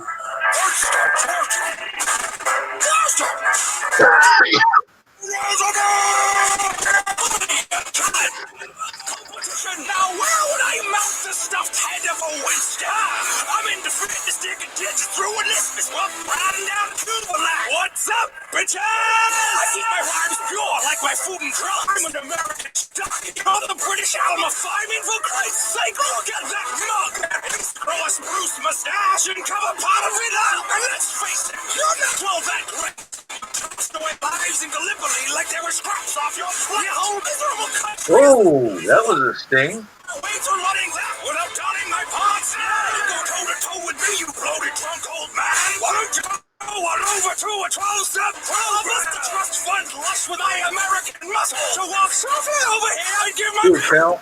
Pass me a cigar and a large glass of brandy. I'm about to take you out prematurely, like your family. I am the Prime Minister, fresh in a hat and dinner jacket. You look like a mix of Epic Lloyd and a Pringles packet. I was saving the planet from an axis of darkness while you were back home opening national park. You were born asthmatic, you're going to your path while I wake up every day and smoke cigars. I'll fight you on the beaches, I'll fight you on the beaches. Any way you want to fight, I'll fight you and I'll beat you. I might be battling you even though I'm toasted, but tomorrow I'll be sober and you'll still be roasted. My parents died when they were young and it was morbid, but at least they didn't diss me when they were alive like yours did. Oh shit, World War II soon.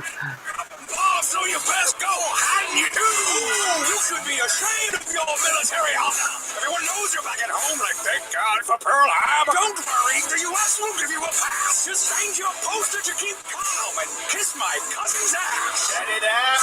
I don't think it's very fair for the British bulldog to melee with a teddy bear! You're no man, you're an overthrown Boy Scout! I should stuff you in a pram just so you can throw your toys out! They put your on a mountain to save face, but if Rushmore was a band, then you'd play bass. Look at who's about to lose about to search it. A bullet to the chest won't stop you. My words will. A bullet can't stop the bull moose. See, I'll give all you see the full truth. Whatever shit you throw at me, I just return to sender. I'll battle to the end, and I will never surrender. Hold on. Poster. Oh, I'm picking Teddy for a winner there. What did you think of that? I think Teddy won that one. I think Okay. so too. Yeah, look, the fact Churchill's family did disown him, and he did fuck up, and that's why so many Australians died on Gallipoli, because he landed us at the wrong fucking place. He landed us at the fucking cliffs. These guys do the research, man. They really do the research. They're really into these characters, and they really do a great job of representing the individuals. You see what I'm talking about? That was class. Yeah, I loved it. They got a lot of stuff like that. It's very hard to think. And did you notice Churchill went for Teddy's fucking weaknesses? His asthma, his gammy leg. But he got that gammy leg and that bloody fighting down there in what's the name? He got shot and never got tended, and that never saw the doctor, and that until the next day. Of course, he had a massive infection there, and he had this whopping great hole in his fucking knee for the rest of his fucking life, where muscles and tendons were supposed to be.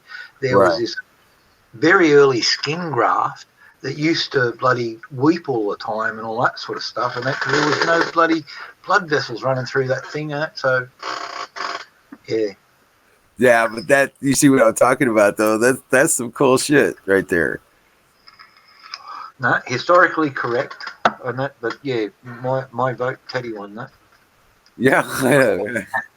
Sorry, when look, if you coming out to Australia afterwards and said, hey, look, I'm sorry, I fucked up, did the best I could, and that you guys championed on and that and did it anyway, except we fucked it up and called you back, and we didn't know you'd already taken the fucking heights. I'm sorry. We don't listen to Australians real well. We will in the future. It'll have been all good. Sit down and have a beer with us. Right. He never came to Australia. Never came to Australia. Never came. Never came. Never lived down. He was always worried and that we're going to fucking throw shit at him. And we would have. Has Trump been there yet?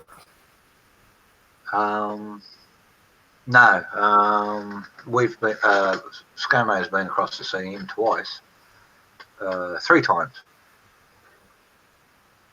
So that's the current idiot in the parliament over here. He's not that bad. He's just a wimp, rightio. he's a party man and all that sort of thing. And most of the parties are ruled by the UN. Right. I don't think he's particularly a UN or a globalist, but he's been the party man. That's why they chose him, and that because everybody else has got their own little agenda at the moment, and there was no, and everyone was too fractionated within the same party, and that whereas he's got no real agenda. No personal agenda. No. He's got a couple of little things that are going to make him. A few statues around the place. There's going to be the Scott Morrison Memorial Dam. There's going to be the Scott Morrison Memorial this and all that sort of stuff. That sort of thing. Get a ship, HMAS Morrison, S Morrison, or Scott Morrison, or whatever. That sort of thing. That's what he's after, and that's small shit compared to globalism, fucking China, all that sort of fucking thing. So yeah. So he's the mealy mouth that we've got. Really won't take any sides. Says a lot about Australian politics, doesn't it? It's I wouldn't know it otherwise. It sucks. We're just not big enough. I was very hoping we had a guy very similar to Dinesh D'Souza over up here start up a political party called Rise Up Australia Party. Right. He's an educated doctor, apparently a very good doctor, won a couple of awards for doing doctoring and doing research and all that sort of stuff, but was treated like shit here because he was anti-communist and anti-Islam. Right. But he's pretty much, he's fairly dark, man.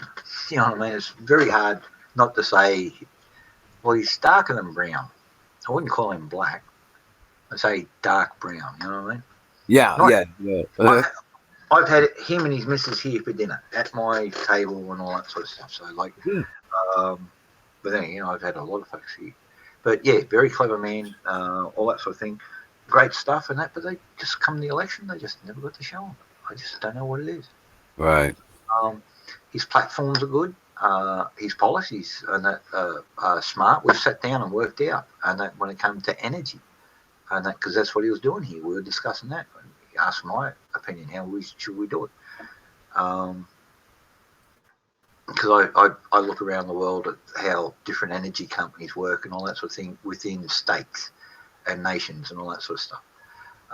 Your system over there is cheap because of your nuclear power, but they're rorting you on a massive basis based on that through your distribution networks and all the rest of it.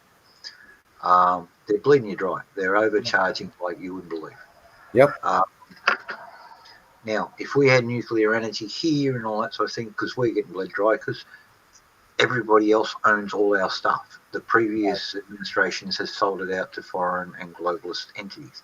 So you've got French corporations and that saying how wonderful it is that they're making all these profits. They make an agreement that they won't put a price hike for three years. After 3 months of ownership, first price hike.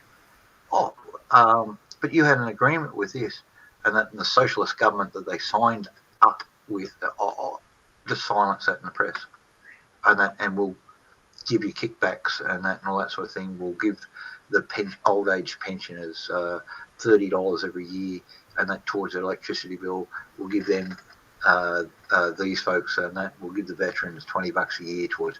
And aren't we wonderful people? You fucking bastard. Right. Well, that makes me think of it. It makes me think of how they did bullshit like that. Fucking Oklahoma's selling their fucking roads, dude. Yeah. Somebody tried that here, and it didn't go down too well. Kansas is doing it too. Yeah. Get China to come down here and take over the existing taxpayer road. Yeah. And so there's already a very good road there. So minimal maintenance, and they're just going to build tow booths, and then they're going to have a team of 8 guys standing by, and they'll do all the maintenance and the upkeep of it, and that over the years. That's all they need is 8 guys, and they're going to charge the taxpayer between $750 million and $1 billion a year to do it. Isn't that wonderful? Isn't that wonderful? Such a deal. Such a deal. Why didn't Australia jump for it? Australia said, oh, you're racist because you're not taking it up. Yeah. They called us racist the other day when we said no more flights from China. Fuck you. Good deal. Yeah. Yeah. Harvey Yemeni had to go out to Box Hill, which is a big Asian suburb in Melbourne, and asked people out there, do you think it's a racist policy? And the Chinese folks said, no, not racist at all. Who wants to get sick? Who wants to get sick? Shut it down. He did find a couple of people who said there was no virus too. That was funny. Oh no, this is all American propaganda. You wonder how many MSS agents we got over here? Fucking thousands. Wow. And every fucking government office and university and fucking laboratory and all that sort of stuff, just like over there. But yeah, bullshit, man. Oh shit. I'm sitting here with a vape machine and that, looking at my pot, thinking, where do I stick this? I got the wrong gadget. I knew something was wrong. I'm tired. Excuse me. Oh, dude, it's a Thursday night. It's Friday here, 4:30 p.m. I woke up Thursday morning at about the same about 4 a.m. Yeah. Thursday morning. It's now Friday afternoon. No, I'm not doing this again. Right. Oh shit. Next time I'll just get the shotgun pistol out. I can waste the bastard and then fix the damage afterwards. Won't be keeping me up all night. Well, I was just thinking, you could rig up a pretty nice sticker. Sticker? Yeah. Yeah, just get you a pole. Yeah. And put the Y down at the bottom, and snake stick. Pin them so you can pin them and push them. Yeah, snake stick. Yeah, snake stick. Yeah. Yeah, I got him here. Yeah. I don't handle the fucking thing. I want to kill him. Well, yeah. You just run down the Y and you cut his head off and he's done. At the moment, as far as I know, I'm still faster than the average snake. Yeah. Right? I know, and I'm just like, I ain't playing that game because there's no money on it. Right. If there's money on that, I might have a go. But... Right. Because if I miss, I'm still cutting that sumbitch in half. You know what I'm saying? If I miss the head, I'm still cutting it. If you don't convert, I cover it. If you don't cover it, I'll try and pull it out of you occasionally as I want to hear your take on it all. All right. Ask us in that fashion then. What's your take on this? And we'll tell you. And that's fine. There is not a problem in the world with doing that. But if you presuppose and pose your questions like you have been there, Gus, and that, heck, kind of the way you're posing through Europe in a couple of months' time, and that, keep it up, and I'll fucking make it my fucking little mission to have a side trip. Because I'll be in Brussels, I know that. I'm actually not sure of my European itinerary at the moment. I know I'm going to Spain, I'm going to Brussels, I'm going to Finland. Beyond that, everything's still up to the folks that I'm doing business with. To where, however, their franchise training is going to be. But yeah, and that, ask me, what's your take on that? And I'll give you an honest answer every time I can do it. Some things I don't know about, and I'll just tell you, I don't know. Okay. Believe me when I say I don't know, I don't know. I might give you a theory, I might give you, my thoughts on it, and that, but some things I just don't know about. Yeah, we ain't really scared to say what's on our mind, But yeah, please don't. But there is a be a socialist or anything like that. It's counterproductive to honest discussion. Yeah, and it's disappointing because I know you're so much better than that. Look, the fact that you can pose a question that way shows intelligence, and that's what pisses me off, because I see that as someone fucking smart trying to trip me up, and it's just not, and trying to get me to admit something that I'm not. I gave you an honest answer before. I didn't join the army for an administration or for nationalistic purposes. Yeah, I hung around a lot of veterans when I was a kid, and that because there were a lot of, the shearers and all that sort of thing coming through the farms. At that stage of the game, it was, early 60s, there was veterans all over the fucking place. My older brother, half brother, went off to Vietnam. He was just RAF service armourer for the planes and all that sort of thing. Didn't see anything, never got mortared, never got anything. All that sort of stuff. Never saw risk and that from where he was at. He had a very quiet time over there. He did two tours over there. Came back. That was fine. He joined the Air Force to get a trade. Now he's working for one of the biggest corporations in the world, weapons specialist. But yeah, honest, be straight up with us. I mean, you don't have to play games with us. No one's going to bullshit you here. I can't lie for fucking save my teeth. I got no poker face. Yeah. I get screwed at cards all the time, especially playing local. I think you folks call it getting raped. It's one thing I can't do: play cards or poker anyway. When you got a bluff and shit. I don't know. I think I keep it a straight face, but apparently not. This. I just think they should arrest this son of a bitch, man. My main question earlier was about the situation with this being illegal action on the part of this piece of shit. Who would put in the complaint on that? Who would be the one responsible for putting a complaint in on that? On would it be the courts? Would it be the Supreme Courts? To the DOJ? As a referral? They're the ones that would supremely judge it. How does this work? Actually, I think it's simpler than that. You have a threat from a public street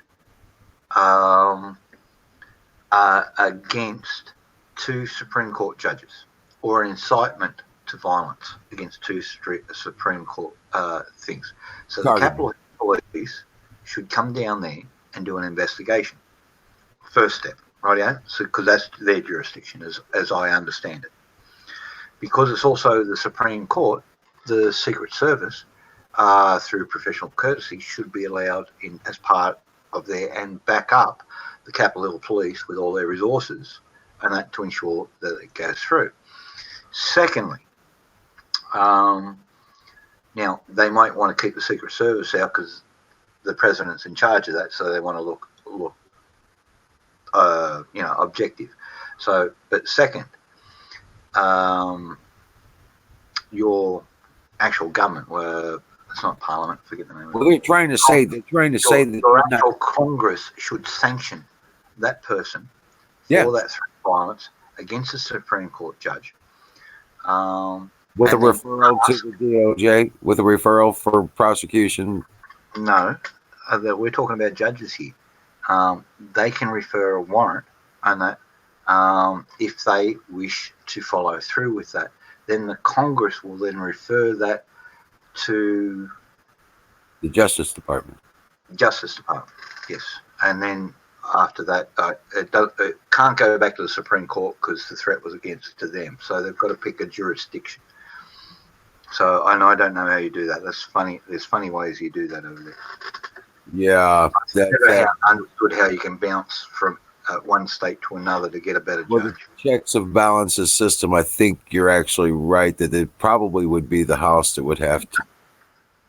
Pennsylvania. Yeah. Hang 5. York, Pennsylvania. I think I've got to go there. If we get all this worked out and all this happens and all that sort of thing, on the US side, I think I've got to go to York, Pennsylvania. And so that's near you. All right, cool. I'll have Tracy in tow and all that sort of thing. So if it all works out, so yeah, York, Pennsylvania. Well, she might be here at 4th of July. You're going to get to meet a lot of these people at 4th of July. Yeah, well, I don't know when that's gonna happen. Right. Oh, okay.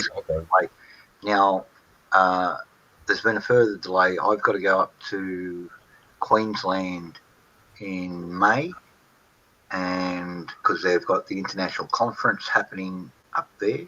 Oh, okay. Getting 200 new franchise holders from Malaysia. I don't know how that's going to go down with all the Asian coronavirus infections and shit like that. So let's see how that goes. Right.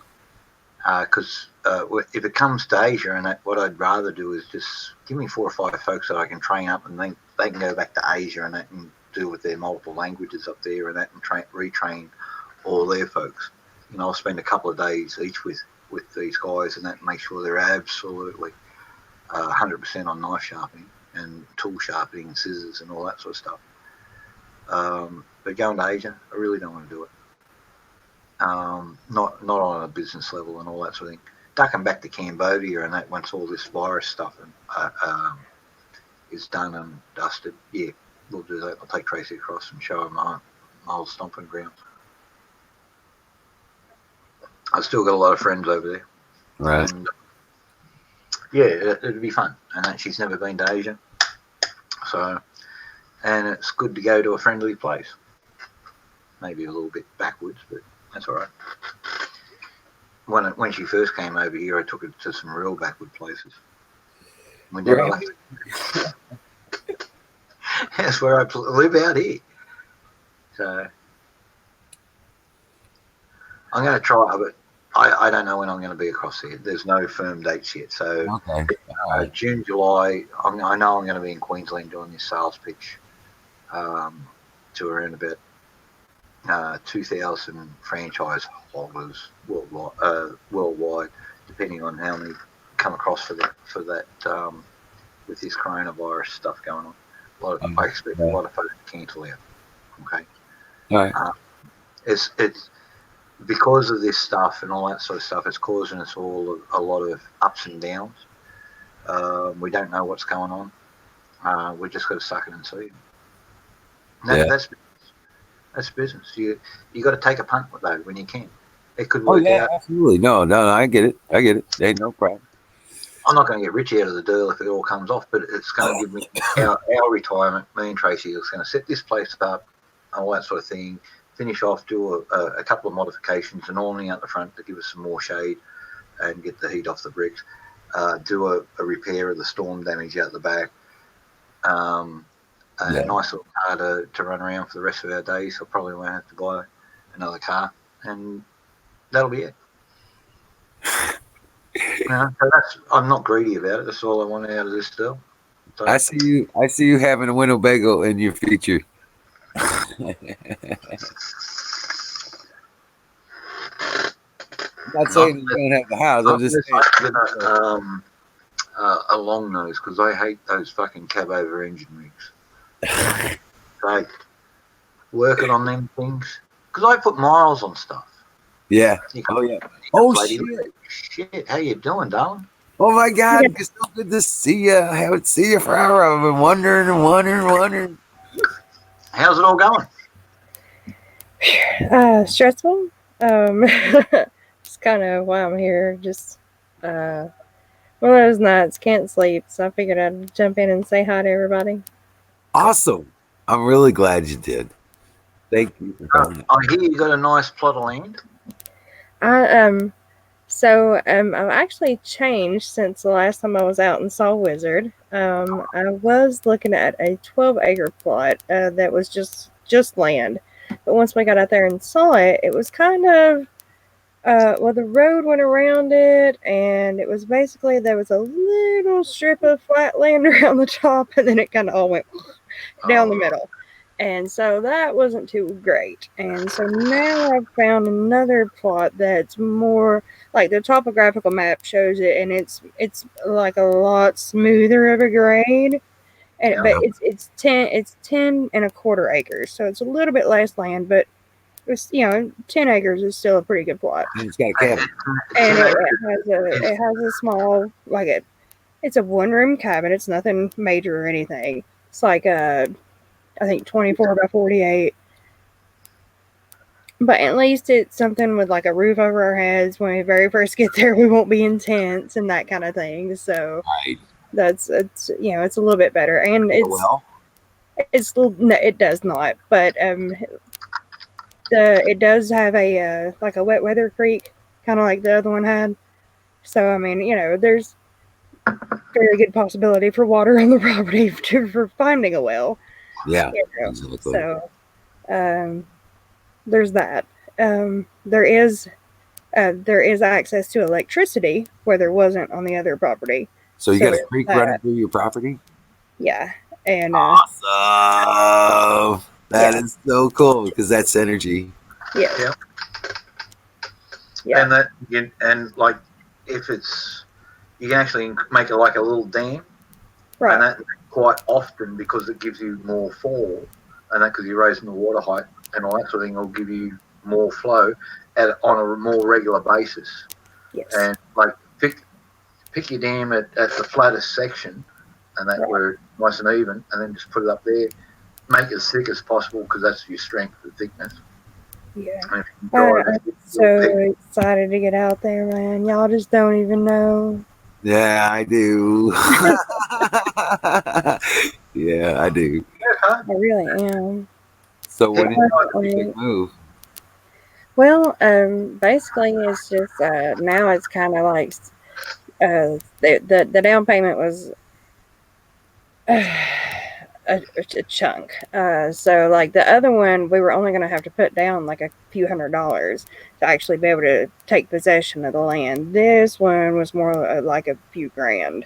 So that kind of took a big chunk out of the moving money. So now it's like, okay, so now it's going to be a few more weeks of like working and that kind of thing to gain back up the money to actually get out there with. So a couple months, but Are the boys going to help out with that, or? yeah. Well, the youngest guy that you met, he's not going to be coming out there with us, but the other two will be. My husband and then my other guy. So. I got some friends up the road here, and this is fairly dry country. They've got a 6-acre plot. Oh, right. A chat's just died. Reload. Try that. But they're on 6 acres, right? Yeah. They've got 4 set aside as growing a mixture of. I think you call it alfalfa. Over here we call it lucerne. So 2 acres of alfalfa, and they've got 2 acres of mixed wheat and barley, and it all just comes up there anyway. Right. All the folks around here have got harvester combines, so it's all removable fence, so you just tear away the fence, and then the combine just goes down, zip, zip, zip, zip, zip, done, and the whole lot fits in one tub. But that's all his feed for the chickens and all that sort of thing, plus his bread. For sure. Okay. Now the alfalfa and that, he gets roughly 24 bales and all that, and that supplements his little goaties. Okay. So they've got a couple of little goaties, and then they've got this half-acre veggie patch, and it's the most productive thing you've ever seen. And they're selling veggies and all that sort of thing.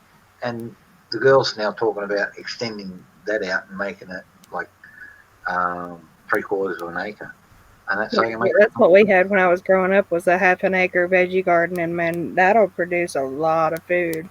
Yeah, well, for them, and that, they've got 1 kid with them, and all the kids are grown. The other kids are grown and moved off. Their youngest has a learning difficulty, so probably be with them for life. But that's all good. Smart girl, or all that sort of thing. So, but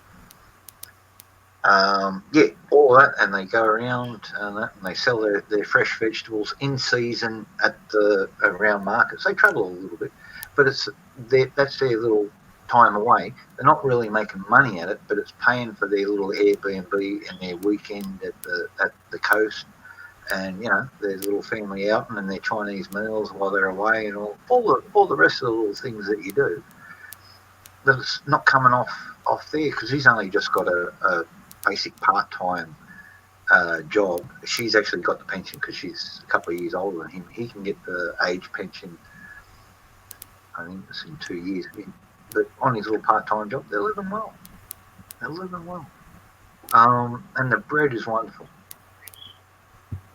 because they're grinding their own everything. It's like mine, but I just don't do it often enough. Yeah, for sure. I should be doing it every day, and when Tracy gets here, but Tracy doesn't tries to not eat bread. So, But yeah, we've been. Oh man, I know. The irrigation just for the gardens out of the creek Hmm. is perfect. It's just Yeah. perfect. Yeah, and it is like that. Like they didn't even mention the creek, and I asked for a topographical map, and that's when I found out about it. Is when they gave me that. It shows up on the topographical map as a wet weather creek. all right. Contact the local government authority, and that their water folks should have a flow average for that creek. Well, Okay? it's just a runoff creek. That's what it is. It's because then you can find out if it's a permanent flowing creek or it's sometimes. Well, from the looks, the way it looks like Find out I'm for pretty sure. good at reading topographical maps, and the way it looks like it starts on my property and goes down. So Yeah. In other words, you're up on the ridge. yeah. You're the catchment. Good. That's like my property. All those creeks, they start here. Yeah. I'm gonna the top of that where it starts out. I'm gonna bowl it out, clean it out, and that's gonna be the pond. That's it. Yeah. Then you let that rain catch get it. You know what I'm saying? And For then sure. when it flows off, you can funnel it off. You can funnel it off a number of ways. Yeah, exactly. Once it overflows. Yeah. Exactly. So I mean that, like having that map, now I know basically where the water's gonna come from. Right. And the further down, you'll be able to, if it runs like on a regular basis further down, because sometimes ours run. I mean, it rains here. It rains here for a good rain. Just say we get half an inch. Those creeks will run for 2 weeks. You know what I'm saying? Right. About without anything else. But if it rains pretty good, those creeks are running. And they get some force behind them too, because we get clear in that whole valley. Because like I said, we own the whole valley, and it goes out into the canyon down there, and we own the whole top of the ridge. So, both ridge lines on the east side of the valley. So, yeah, we could dam up that backside and have a big ass lake down there. And I like this one too. It's I was a little worried. The other one, it was only at about 1,000 feet, and I don't know why. I've just had it in my head that I needed to be like more than that. And this one's at like 1,400 feet, so I'm super happy. There you go. Yeah, it's a little bit more elevation, so that makes me happy. You get high winds up on a ridge like this. You see where I'm at, Right. So living up on top of a hill like this. Turn around and you get the high wind, but you don't get the tornadoes. Yes. Okay, and that's so much better than high winds are still bad, but yeah, because we've had them come through here pretty hard, and they blow over trees. You know what I'm saying? Kind of thing. But not having the tornado to beat up everything, they don't happen here. Thank God. Thank you, Lord. Right. For sure. But generally, the nature of being on top of a ridge line like that is that you don't get the tornadoes. They form as they go down the hills, come off the plain. That's when they form up. Yeah, and that other one, like, it was like, I'm a country girl through and through, but Mhm. it was like 30 minutes down like the easement road to even get to the property. Really? 30 minutes? Yeah. Really? Yeah. Wow. And so this one, ours like is like, here's the highway, here's the easement road, and our property's like borders both. Oh, really? Yeah. So we're like the first property when you turn off onto the easement road. Okay. You see what I'm saying? Yeah. Yeah. Like we don't technically have a driveway that is on the highway, But you got an easement road, which it gives you access to the property. right? Yeah. Yeah, and so like our driveway's off the easement road, but our property also borders the highway. Oh, cool. Well, that can be good. Well, yeah, and I mean, it's the H highway out there. Yeah. I mean, is It's there one of much those crazy traffic on it? friggin' letter highways, which is crazy to me for a highway to have a letter and not a number. Right. Right. But it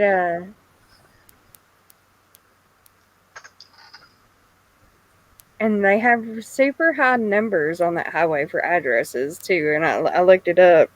If it was to have a number, it'd be like 17,000 and something, which is Yeah. crazy. 5 digits. Yeah. Yeah. Yeah. And I got a friend who's got an address like 24595, yeah, and that whatever Marion Road Oh, all right. in Illinois. it's crazy. But yeah, so the actual driveway for it's off the easement though. So I think that's what the address will be, though it doesn't currently have a proper address. Right. Right. Right. Not yet, but as soon as you do, register with the post office and stuff, they'll tell you what it is. Yeah, they're supposed to be mailing me You all the right, Jack? they're supposed to be emailing me the contract and stuff. Oh, really? Yeah. Did they do a virtual tour with the cabin or something? Yeah, and then took a bunch of pictures and stuff. They didn't walk with on video. They didn't do that. No, the I guess they're not that technologically advanced. They did take pictures though. Right. Oh Lord, yes, I'm most definitely gonna have a garden. I'm a if anybody's got a green thumb, I guess that'd be me. Like I don't even eat tomatoes, but I can grow tomato plant. I'm almost 6 foot myself. I can grow them over my head, so There you go. There you go. Yep. I can can them and make soup, and I use them for everything. I just don't. I don't know. I know people that'll sit there and slice a tomato and make a tomato and mayonnaise sandwich. That's not me. I'll take a salt shaker into the garden with me. Yeah, see, no, I'll that's eat 'em not like an me. apple. I can grow them all day. I just can't. I Oh, can't eat them like that. I love them like that. Yep. Straight up. The salt shaker and just threw on that Yeah, thing. I was gone. I mean, it's a lot of it's wooded. There's some of it that's cleared. A lot of it's wooded. There you go. So, but there's I like the fact that it's wooded. I like the fact that it's like especially the part up next to the highway. Like I like the fact that there's a lot of woods between me and the highway. Like the little cabin, Well, 10 acres will put you back away. Yeah. So it's not super open or anything. Oh, good. Good deal. Yeah. So I like that. And then you can see that like that little slope, and then it kind of dips down there by the cabin down to the creek, and that little dip off down to the creek by the cabin leaves out this really awesome view of the mountains, and I don't know, I love it.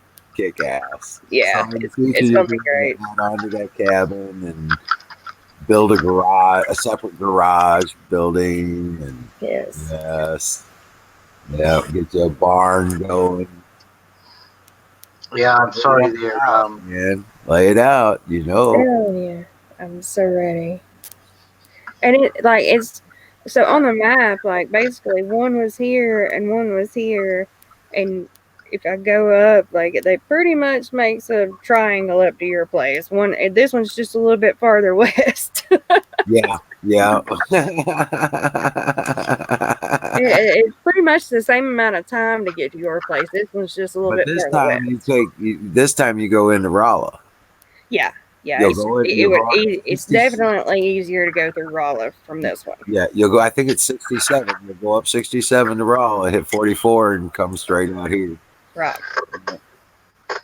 You come straight So to. it's definitely cool. It's definitely cool that it worked out that way. That it's about the same distance. It's just this one's just farther west. It's gonna be faster to get to me too, because you got 44 running. Yeah. I think it like the other one was like 2 hours and 7 minutes, and this one's like an hour and 47 minutes. So yeah, it's a little bit less time. Yeah, it's about an hour and a half into Rolla. Yeah, That's pretty cool. yeah. But yeah, it's like this is just badass though. I'm just excited for you. Yeah. Oh, Cool. yeah. I'll take seeds. I need seeds. You need seeds. I got some cayenne pepper seeds. And I got, These are the little heritage tomatoes. The other two, I'll just put on the windowsill. They'll be right in a couple of those days. are cute. Yeah, yeah. I've got about some seeds. 200 ripening at the moment out the backyard, and out the front I've got about 25. Oh wow! Just little fruit on 2 bushes out the front, so there's 25 ripening at the moment. So there's all these red spots, but there's all these green ones there too. For sure. On the ones out the back, I've got 3. I was telling you about a month ago on Sensor Wars. You know, they found a cave in Italy, and they found the guy's tools, and they think they're between 400 and 600 years old, 400 and 600 years old. And they grew, and they actually sprouted them, and they've never seen these things before except in paintings. No way. And, you know, the old masters and all that sort of thing. So they think they're the forerunner of the Roma tomato, but a lot of records have been lost and all that sort of thing, because Italy had about 15 little kingdoms. They had their little entities and all that sort of thing. They didn't get on real well, and they made war against each other. So those are probably really good for like a tomato paste then. The acid in these is amazing. It's crisp, but it's sweet, and they've got a nice thick skin. So the flesh. So you get this ring of seeds, but the skin on these is as thick as a regular tomato. Let me just get a knife.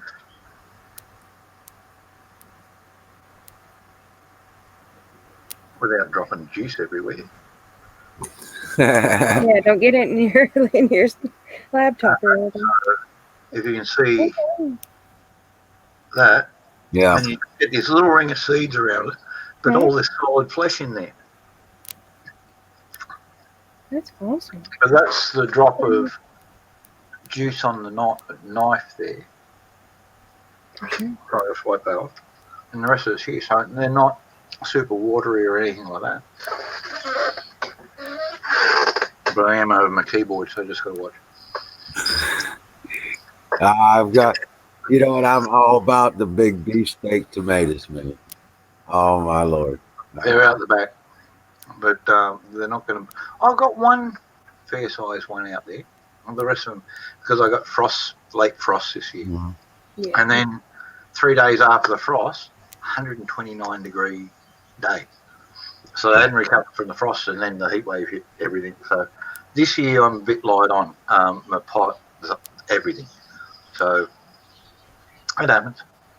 Well, I'm going to try and grow a bunch of them upside down this year. Now, I was growing them on cattle panel fencing, right? You know what that is? That wire fencing they call cattle panel. Okay, it's 16 foot long, 4 foot high, and I'd have two of them high, and I'd weave them up inside the cattle panel. You know what I'm saying? As they were growing, I'd go out on a regular basis and weed tomato plants, and it allowed me to, when the tomatoes start getting big, they start weighing down the thing. You see that some of them will start ripping. Well, I put little hammocks on it, so it supports the tomato as it's growing. And I got one that got to be damn near a small pumpkin. That was badass. Was Cool. that, holy shit! What is that? They're going, what's that? And I was like, that's a tomato. No, wait, that's a tomato. Not being rude, I'm going to have to duck off here because it's almost time for me to call Tracy. So, Tell her we said hi. Yeah, rock and roll, man. she All might be watching by now and saying, "Where is this bastard?" right. I'm only 2 minutes late, but it's all good. So I'll catch you all in a little while, and take care. Give her our love. You It's bet. good to see you. Well, I'll be back. I'm just going to sit in the back. But yeah, you start take your your your layouts and your maps of the property, make copies of them, and then start laying out where you want to put things and how you want the driveway to run, and you know what I'm saying, because you don't want it just a straight driveway. You want to Well, they've technically got a driveway laid out already to the little cabin. I'll have to kind of wait till I get there and see how that looks, but right. might have to But you know what I'm saying. rearrange it a little bit. You don't want a straight in driveway. You want to make it curve twice before it hits the road. You know what I'm saying? So they can't just look down the driveway and see what's up. Right. You know what I'm talking about? Yeah, for sure. Yeah. Because that's the only thing I would do differently here. But then again, this is going to be our main administrative house when once we get our places built. Right, Back. like the community hub kind of thing. Yeah, like a dude house, dude ranch kind of thing. Right, right. That's what this is going to be. Um, and for the time being, until we get cabins built and stuff in the back for the guys. But I'm putting in a new driveway. We've already transplanted like 6 cedar trees. Well, remember how I had them lined up in the front? Yeah, well, we went and got like 7 more transplanted the other day. And so I'm going to have them running all the way down. We're going to open up the area from the second side of the driveway. It's going to have a huge driveway that goes There you go. across the front of the house. And then turn around. And you've seen where the peach trees are all planted already and stuff like that. Yeah. So then my brother's house gets built in the next area to the east. And he's going to have a huge driveway. We've already got it mapped out pretty much as well. So I just got to, and then I want to clear out those the woods in front of his place, not just clear out the ground cover. We're going to take the trees and transplant all the little baby trees and everything as much as possible. Right? Because if I can get some black walnuts out of there, I know I can. And we got those cedar trees that are growing up inside everything. And we get that big because always don't shade too much. And but yeah, I got to find the plum trees. As soon as they bloom, I can find them. Yeah. Yeah, I'll be getting a few of those myself here in a couple weeks. I was gonna say we got peach trees out here. I got peach trees, little baby 1 yearlings. I got to get them out of there. Yeah, I'm gonna be. I'll be getting some of them from you. The 21st. I think it's the 21st. The third Saturday of this month is when I do my yearly tree day with the Tennessee Conservation Society. Yeah. And like kind of pass out. They give out trees and stuff, and so people sign up online, and then I'll go and they send me a crap ton of trees. Well, and I really go, like. I go. Apples, pears, Well, it's all cherries, trees that are native to Tennessee. cherry trees. And so, like redbud and red oak and plum. There's some plum. There's Yeah. some. There's a certain kind of pine. I can't think of the name of it right now. But it's like several different kinds of trees. But Yeah. there's, I think, plum and maybe persimmon. There was persimmon one year. I don't know if they're doing that again this year or not. But it's the only kind of like fruit type trees. Well, I take the ones with the fruit. Right. But they do those every year, and then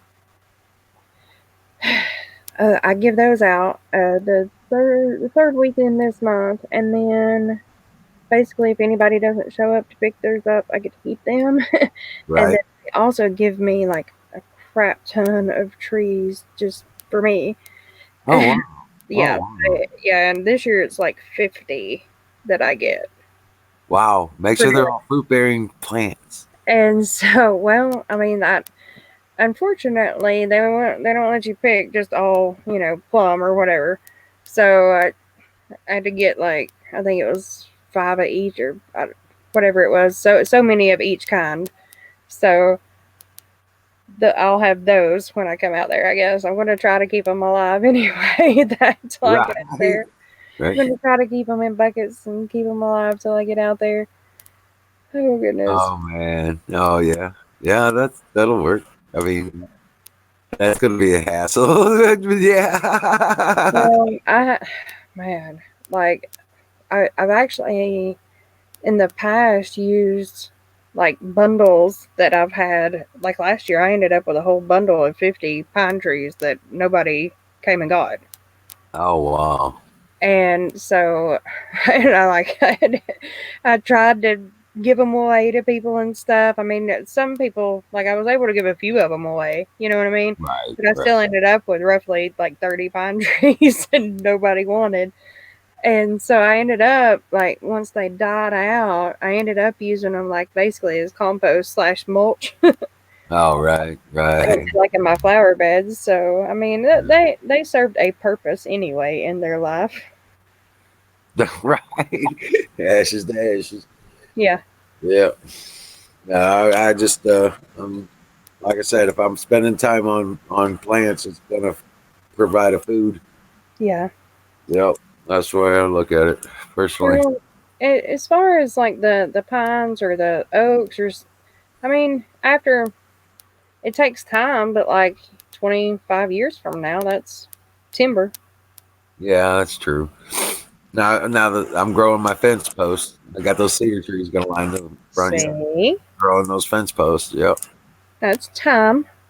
Yeah. Yeah. That's also forming a dust barrier between the house and the road. Yeah, it's gotta have okra. Oh yeah, okra, zucchini. Those are my peppers.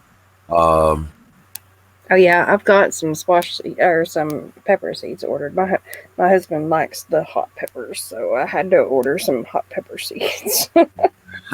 Cucumbers. Cucumbers are a must. Yes, cucumbers are a must. And watermelon. Gotta have my watermelon. Oh yeah, I'm sure I will have a little bit of everything going. I have green beans and tomatoes and always have my biggest part of my garden is tomatoes normally. Right. I'll put 50 of them in a heartbeat. I've even got some sugar cane seeds coming. Really? Yep. Oh wow. We got the potatoes already. Good deal. Right, they're already growing eyes and everything. It's like they're sitting in the cabinet too long. It's good. Yep. Eating potatoes. There you go. Yep. So we already got those, and I got to get those peach trees out of there. I don't want to destroy the peach trees. Everything else can get ground into dust. I don't care. Yeah. but I want to get those peach trees out of there. Yeah, for sure. They should be blooming before too long. Well, these are only just yearlings. I mean, they're just one single stick out the ground kind of thing. I want to try and get those up and get them in pots, Yeah. because they'll be okay in pots till you need them. Because I'll trade you. Missouri wild peach. Right. For sure. You don't know what the hell kind of peach it is, just as where it came from. Missouri wilds. They eat as long as they eat. No, I don't have a still. I don't drink. I really don't. I don't drink at all. But Have a couple of beers here and there, or maybe a margarita every now and then, but that's about it for me. right now in Potosi, you were down in Potosi. Hmm. They got a restaurant down there called Dos Primos. Dude, Good Mexican restaurant. it's the best Mexican restaurant I've ever ate at. Awesome. I'll have to check it out. Yeah, it was really something to. Yeah, I've eaten at a lot of Mexican places, some of the good ones supposedly. You know what I'm saying? But this place is just the bomb. They just impressed the shit out of me again today. I had a Oh, steak burrito. That they have these two giant burritos. Usually one's beef and one's chicken. I said, can you replace the chicken with steak? And they're like, yeah, okay. Boom. And it was like 12, $13 for the plate. You know what I'm saying? But these are monster burritos. I could only eat half of everything there. And it was just kick ass. It was so good. So perfect. Yeah, it was badass. So, we'll have to go up there sometime. for sure. For sure. Sounds awesome. But yeah, I'm real excited for you. But yeah, get your plan out, draw it, get a copy of it. Maybe. See if they can go into a copy, draw it, and then turn around and draw out how you want to lay out your stuff. Think about it. You know what I'm saying? Think about how you want your layout to be, your compound to be laid out. 'Cause you know you're gonna be setting up for campers. What is gonna have a maybe a future cabin in this spot. You know what I'm saying? Oh my goodness, man. You got a crew there. You got a crew, and you're gonna have a crew. You know what I'm saying? Well, I'm gonna have a five person crew when I first get there. Me, the husband, two kids, and then my buddy Larry. That's what we're gonna have when we first get there. Yeah. So it's a small crew. Well, guess what? They when you build it, they will come. Yeah. Oh shit.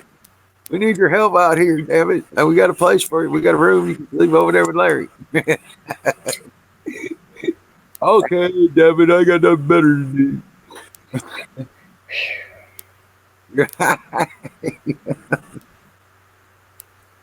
Yeah. I got my second nephew, kind of cousin's nephew. So, yeah, anyway, he's one of the family, and he's about 16, and he's gonna come out and be my gopher. Come out and help me get shit done. There you go. Yeah, they came out this past Sunday and helped me transplant those trees. We got 7 cedar trees transplanted. It's like, just a matter of a couple hours. Yeah. Those young ones, they can be a lot of help. Yeah, I was telling him, I was like, look, this would have taken me 2 days to get 7 trees done by myself. You know what I'm saying? But Yeah. you had one digging them up, one I was digging pilot holes, and the other one was digging them out for me. And then I went back over and helped him dig out trees because he wasn't getting it. Right? I showed him how to use a shovel pick. You know what I'm saying? I showed him what that other edge that goes the other way goes. That's how you use that. He was digging these big old trenches, and I was like, dude, that shovel X, you just get that thing down in there, and then you yank that dirt out. You know, you dig that trench straight around that thing, shovel, and we're out. Oh, that's not so bad. I was like, yeah, dude, you're like digging a canal. He Oh started, Lord. but Yeah, yeah, Huckleberry, did that work out for you? Putting moonshine in your mower? How'd that work? Blue battery. What's up, bud?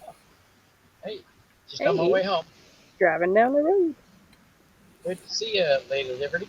Good to see you, Battery. Hey, I found my shirt.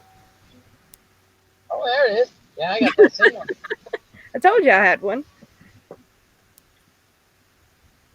I kept telling him we had the same shirt. I could never find it. I finally found the link. Awesome. So you just about packed? Yeah, you're funny. I've been trying to, like, we've been putting stuff on like Let Go and stuff like that to no avail. Like I have a I have a 60-inch TV with a stand on there for $200, and people's like, "Is this negotiable?" It's like, really?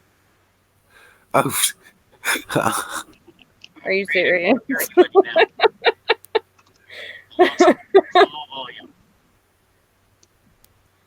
yeah. I want to smack them. It's like, yeah, okay, sure. That's Right. that thing was like $600 brand new just for the TV, not counting the stand. But yeah, I can take less than $200 for both. How big's the TV? 60 inches. Oh shit. Yeah.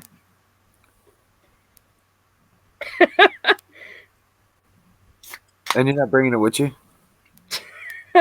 I mean, I'm not gonna have like electricity, so I Well, wasn't planning eventually on it. you will. Eventually you will. Yeah. I mean, shit, 60-inch TV. Shit. Eventually you're gonna hook that bad boy up. You want to buy a TV wizard? I'll bring it. Jeez.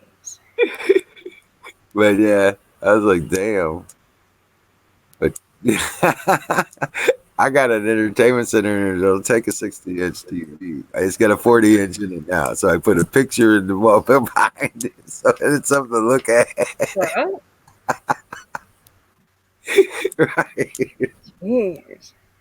You are crazy, wizard. I know. I know. I want you to give them stuff, I guess. Yeah. Good grief. Yeah. No, it gets like that. You just have to ignore those and just keep being patient. And, you know, you'll get what you want out of it, I guess. Yeah. You wait. It's not going to happen right away. You're going to get a bunch of these people come in and say, "Can I give you nothing for it? Just come pick it up." You know, Yeah. kind of shit. Dang, I just passed the cop that I was 5 over. Slow it down, Leadfoot.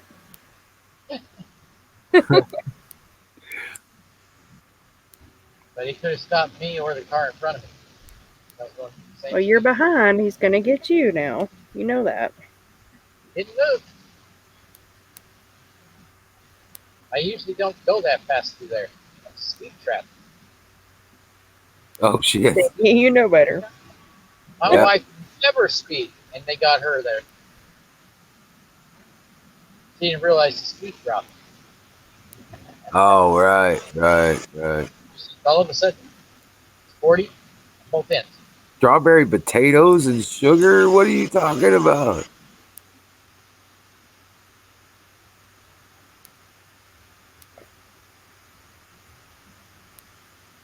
I think he's saying make sure you plant those things. Oh, I got to listen I'm to not sure. Maybe. Donald Trump's town hall. To make strawberry vodka. Okay. I heard the first part. I didn't hear the second part though. Well, Donald Trump's town hall. he was fielding the questions like a pro. Yeah. Yeah, he was doing good on the first part too. I seen. I didn't That's see all it. I saw was the first part. Oh, was it? Yeah. I wasn't able to find the second one. Oh, strawberry vodka. That's his potatoes. Good. Ooh, watermelon jalapeno sugar and potatoes. Yikes. There's a little bit of salt on the rim. Oh, good grief. I don't know about it. That one sounds like it's got a little bit of a bite. Yeah, the jalapeno. Watermelon jalapeno. That's different. I'd have to try that.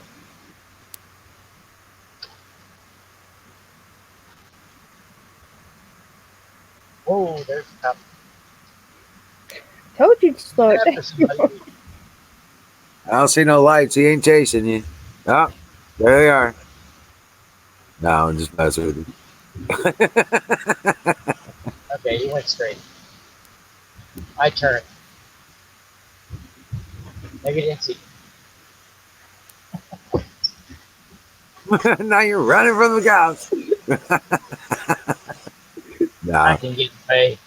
no, you gotta be doing like 10 over for the. Oh, that's right. No, not stalker. You got my luck. Neither. I'd have done seen blue lights if I seen that many cops. You know, Oh man. unless I go to town, I don't see no cop. We'll come down your road, huh? 3 times Neighbors, in a week. Look. Go ahead. neighbors got glass for the recycling. He just laid it on the ground. Glass is still there. They got the recycling. Glass is still sitting. What were you saying, lady? That stalker over here getting pulled over 3 times in a week. I was just commenting on that. Sounds something.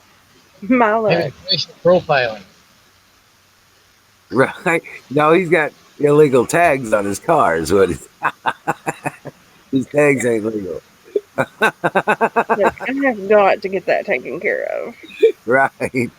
That'll get you messed up. I did that, Wizard. I did that whole trip with bad tags. Yeah. Did you really? Since he has a Holy beard. crap! Larry was like, he got when we were headed to town after you went to bed. I took him into town to get food. Right? They were like, she ain't gonna wake up. She's been up too long. I was like, well, okay, well, yeah, we went and got something to eat. And there he goes. He goes, oh, this is nice. I was like, what? It's all gravel roads back over until you get up to the river. He says, you ain't going too fast, are you? I said, no, not for this place. He goes, I like it. He's not, he ain't doing 20 mile an hour. I keep losing the hat that Michelle gave me, but I keep finding it. As long What as you you- keep finding it, you'll be all right. Yeah. Yeah. Yeah. But it's, I mean, I mean, I had to go slow for a couple of reasons. My tags were bad. right. The daggone truck does not like going fast. It likes to go A little wobbly. whenever nice. you get to Get a bad going. tire. Like Does it above get the squirrely? 65. You put So a bad tire on it. I think it's got like a broken belt or something. And so yeah, it took a little longer than it probably should have. I was to make down in that San trip. Antonio. Oops, sorry, go ahead. I was down in San Antonio on the wagon wheel, what they call the highway, and there was a truck that passed me, and the rear axle was bouncing. It's like I don't know what the heck's going on with that truck. I wasn't in San Antonio, so it wasn't me. Some people around my area probably think that sometimes because That truck does some bouncing at times. It was only the rear axle. You know, if you go get a new tire or just a used tire, you can Look, Wizard, you're not telling me nothing I don't know. Just to do it. I know. Damn. Oh, Lady Liberty, I like that picture in your background. It's a flag. Would you like one? That is cool. I have that on a screensaver from my phone. It's a flag, actually. Yeah, I got one. Yeah. Sent Wizard one. I've got a few more, I think.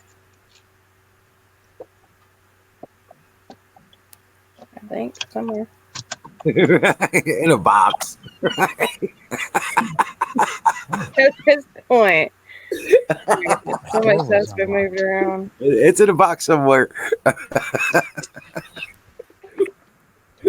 There is, driveway door like, we was have, unlocked. like, we did go through my storage shed already once and get things kind of ready for like a garage sale kind of thing. And Right. then now it's like, okay, that's done and kind of ready. Now we got to go through the house and actually go through Well, I can get the no. things that we use and decide, okay, what do we really use? Right. Now I can get you, structure wood and probably some of the CDX for a shed. So The door was unlocked. I really, really, really hope that I'm able to like just sell out, and that way, because if I pretty much sell out and can get what little bit is left or whatever, like donated or whatever, then I can just sell my storage shed, and that's even more money for me to come out there with. You know what I mean? That's a good thing, their battery. But yeah, exactly. And that'll help out, sure. But I mean, the more planning you do while you The door to my driveway was unlocked. Uh-oh. Your garage, you mean? No, the driveway. I don't have a garage. Oh, I thought you had a garage. Oh, I wish. We're checking on getting one, but to fit 2 cars in, we need 5. Not Huckleberry. Does everything look normal? Maybe you just forgot to lock it when you left. No, my wife came through the door. But she forgot to lock it. She never locks it. Yeah. I gotta go. All right, talk to you in a bit.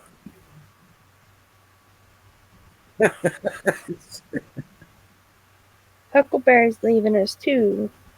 What? Well, it is 12:40. It's 1:30 on the East Coast. Yeah, it is.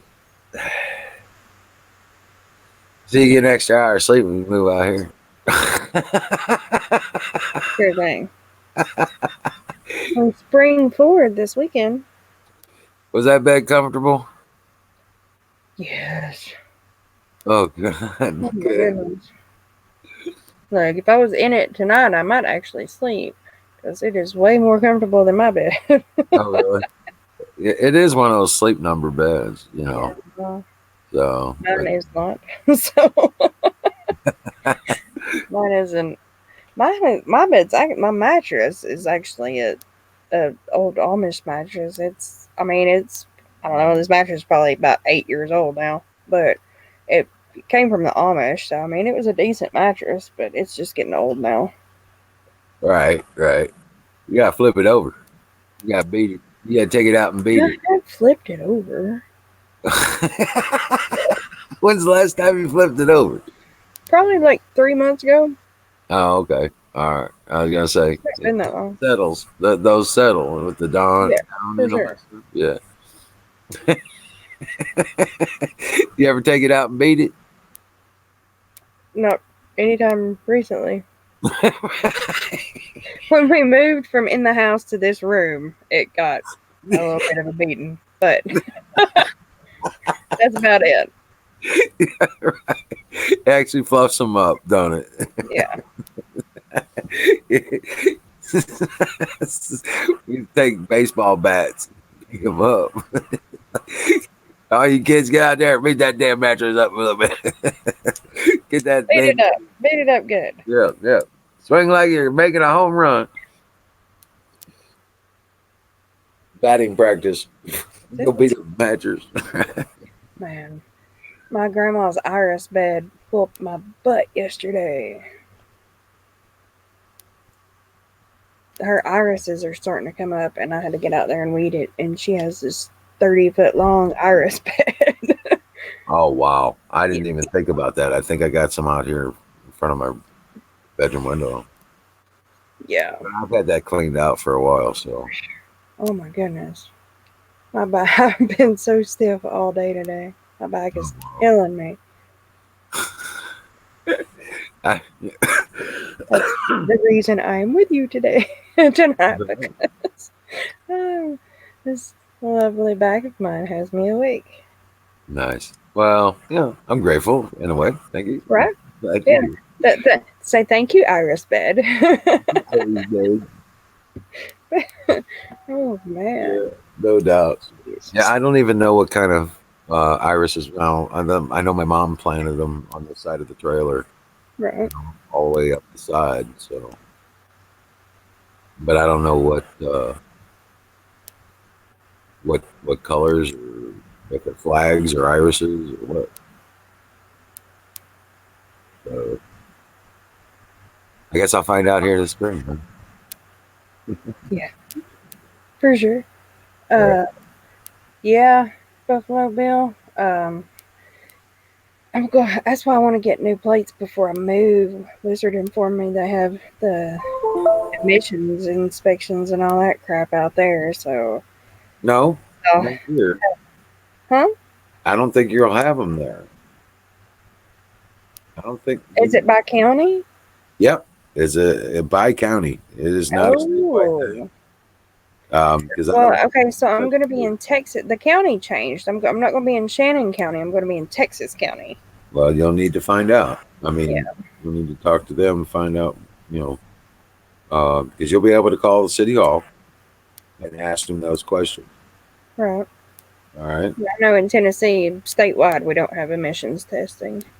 No, it's just in like St. Louis and Kansas City, Oh, okay. maybe in Columbia too, but I don't think you need them out that way where you are, because we're closest to Raleigh, as far as I'm in Tri-State. Excuse me. Well, bless you.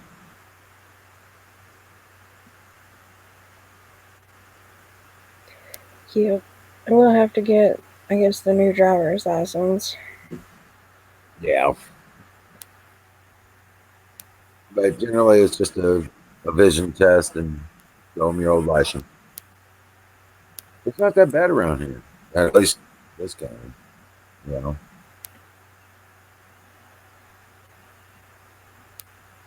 But yeah, you may have to take a test or something. At least I found these puppies. I'll be able to pass it. What are those, 5.5s? Oh, no, these are prescription. Are they? Yeah. They look like raiders.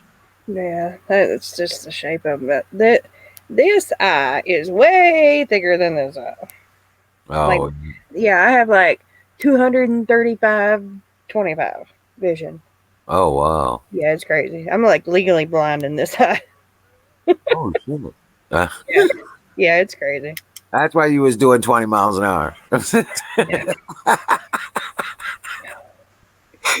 He was giving you shit about it though. Coming down your little gravel road, yeah, because like I live on a little kind of back road, kind of like you, and down my little road, I drive slow like that because like there's kids that live on my road and stuff. You know what I mean? Right. So I drive slow on my road. Kids don't get in the road around here. Not with people driving like you. Good Lord. I know. Think about you driving. And I was like, if know. he's driving like 50 mile an hour on this road, good Lord. That's how everybody drives around here. They're driving slower. They're casing somebody's house. They'll slow I down. wasn't casing nobody. I was just trying to be respectful. I don't know. No, I know. It's all good. It's all good. I'm just giving you shit. Well, I mean, it's not necessarily don't move to Tennessee. It's just I don't know. Bill, it's like for literally the last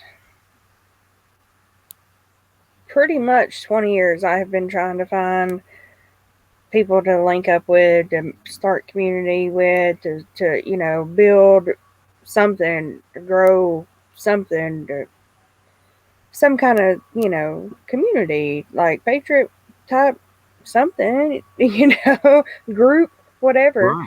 Right. And um it just never has come to fruition. And like even like through like Marfugal and all that, like I literally got one group meeting to pull together through Marfugal, and not counting kids, 3 adults Right. showed up besides me and my husband. 3 other people basically showed up.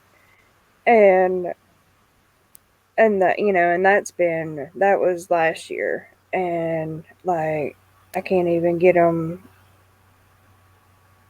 Like if I'm not the one that's in there pushing it, going, hey, let's go over here and do that, you know, then they're not even interested in trying to meet up or anything.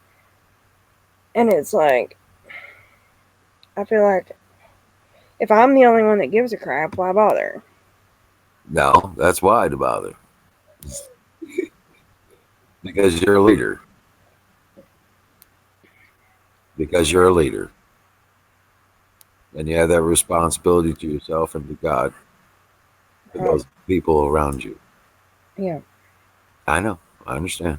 And so I feel like and there's also like, as far as my religious beliefs go, like there's really nobody around here that has anything similar to me.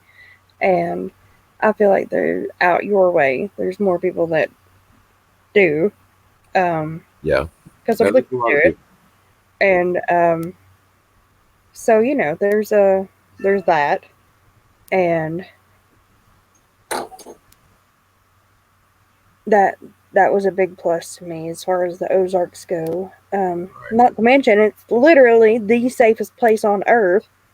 Literally. Literally.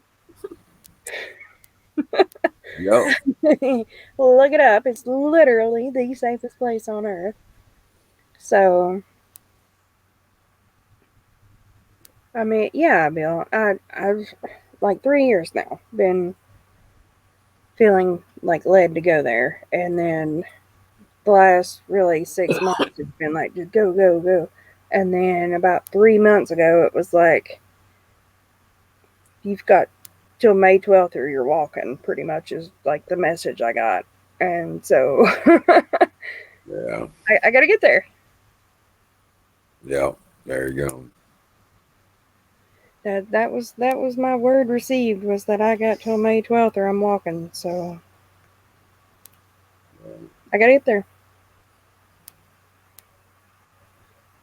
And we're going in the morning to pick up a wood stove. It's just a little small. It's got like a place for like 2 burner. It's got like the 2 eye kind of burner deals, you know, on the wood stove. It's a I can't think of the name of it. It's from like the 1920s. It's an older one. Little cook stove, yeah. Yeah, but it's just a small one. Yeah. But it'll be good for what we're doing. I want to have it when we first get there because it'll be easy to just pop in and then boom, it's done. It's there. But I want to build like a rocket stove / bench kind of deal that'll be better for heating. But that'll be good to have, like I said, just for when we first get there. Right. Right. At least we won't freeze or starve, Yeah. Soon enough, I'll be doing the rocket stove builds, and yeah, we can get you a base and a barrel and hook you up. Heck yeah. Hell yeah! And it's just I think like I think it's might even be less, but I think it's probably going to take about 2 to 3 bags of 80-pound concrete bags, about 3 of those, and a little bit of shampoo and, and foam, There you go. and pop it in. Like I'm building those forms. I picked up Oh, 10 it's just a flag. It's just camo with a flag battery. Yeah. I think I picked up at least 7 or 8 sheets of MDX, Mhm. which is that hardboard, which is perfect for the forms because it's super flexible, Right. and you can frame it out, or you can frame it in shape. Perfect for the forms. Then you take it apart. You know what I'm saying? So I'm all about it. So, and then some of it's got that plastic kind of finish on one side, Right. which is perfect. We just put some lithium grease on it and pour our forms, man. That some of it will come right off. Right. Yep. So, Thank you. but yeah, Right. Yeah, Bill. I watch PJ, Pastor Joe, and Bear, and I'm actually a Patreon subscriber of Bear. I hadn't got to Pastor Joe's Patreon yet. I'm working on it. But yes, I do watch Viking Preparedness. Pastor Joe is a great guy. Um, he's in Northwest Arkansas, if I'm not mistaken. So he won't be too awful far from me, I don't suppose. no, just maybe a few hours drive. Right. Yep.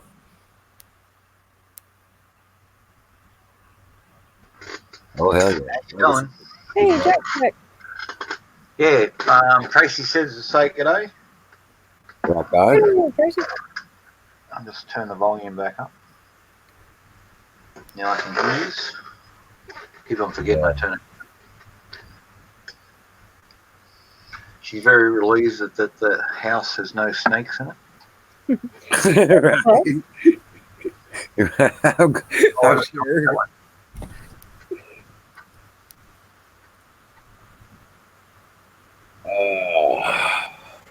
Cool. He Yeah. he may be right over the line. I was thinking he was in Northwest Arkansas.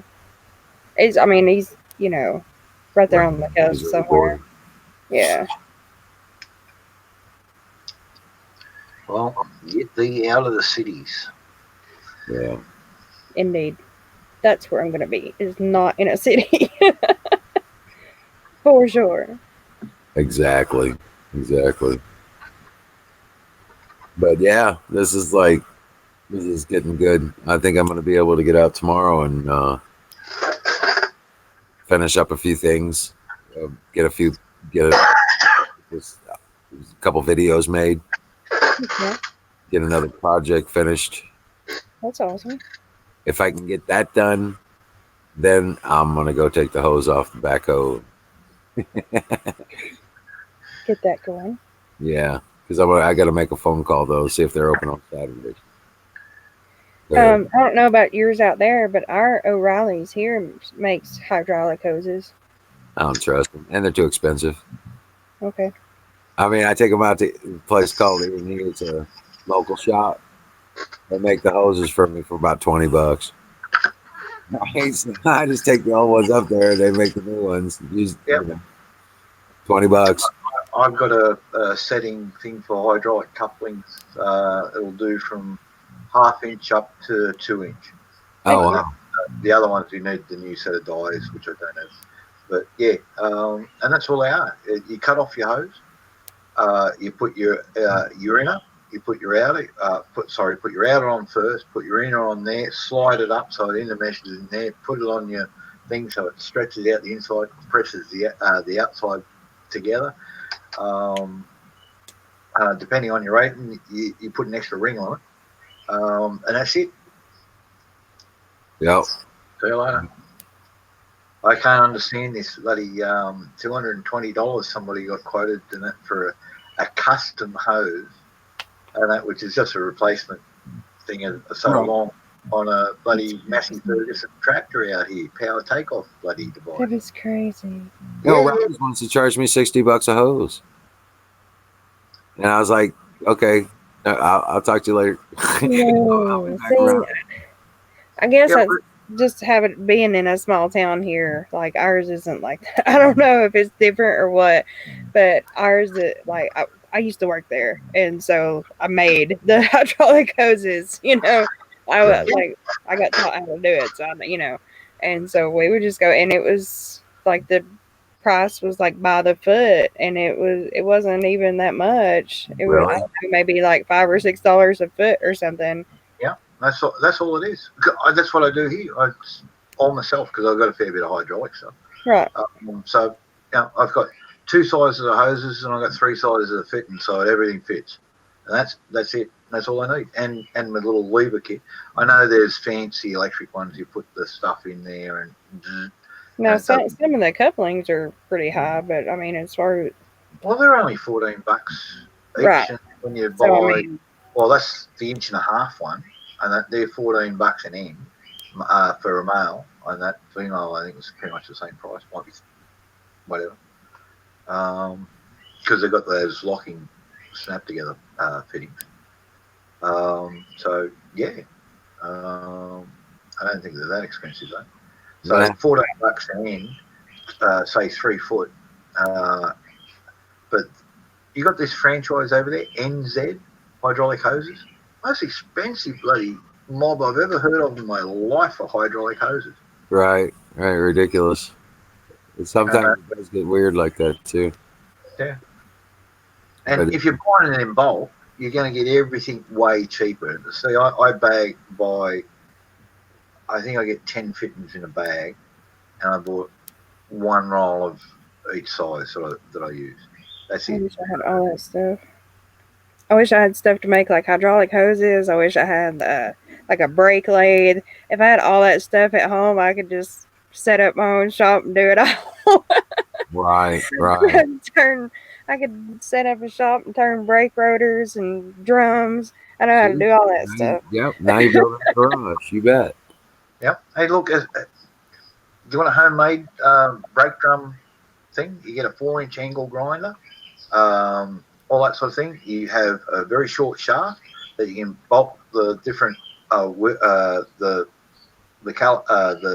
disc brakes on, put them on there, and that instead of having a tool like a lathe going across and smoothing it, you have the 4-inch electric angle grinder with an abrasive plate that's spinning around and just slowly taking it all down to perfectly smooth.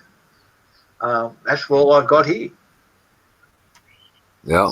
It's just a stand with an axle on it and a wheel, and it's actually an old wheel on the other side. And I can just knock it around, pull it around, and that just keeps on spinning around. And the angle grinder's on the next part of the stand, and just wind it in across. It's like a travelling vice. Yeah. And that you wind the whole thing across. But it bolts off, and that's so I can use it in the milling machine and a few other bits and places. I've only got one crosswise vice, so I can wind it in and out, and like left and right, and in and out. So Not all of us are veterans. They're ninja treemen, but I am, and Jack is for his country. That's what I was like. Those guys are. Yeah. I think Buffalo Bill is as well. Yeah, And several in the chat. batteries, Air Force. Air Yeah. Force. So a lot of us have that. Or all of them. Yeah. And those probably of us that haven't been in the service probably have family close by that was in the service while we were, growing up or something. So yeah. Great American experience. Here you go. Right. Ooh, Excuse me the again. rest are outside. They're afraid to let the dog out to potty. Well, get a long leash or a rope. Don't let him out too far.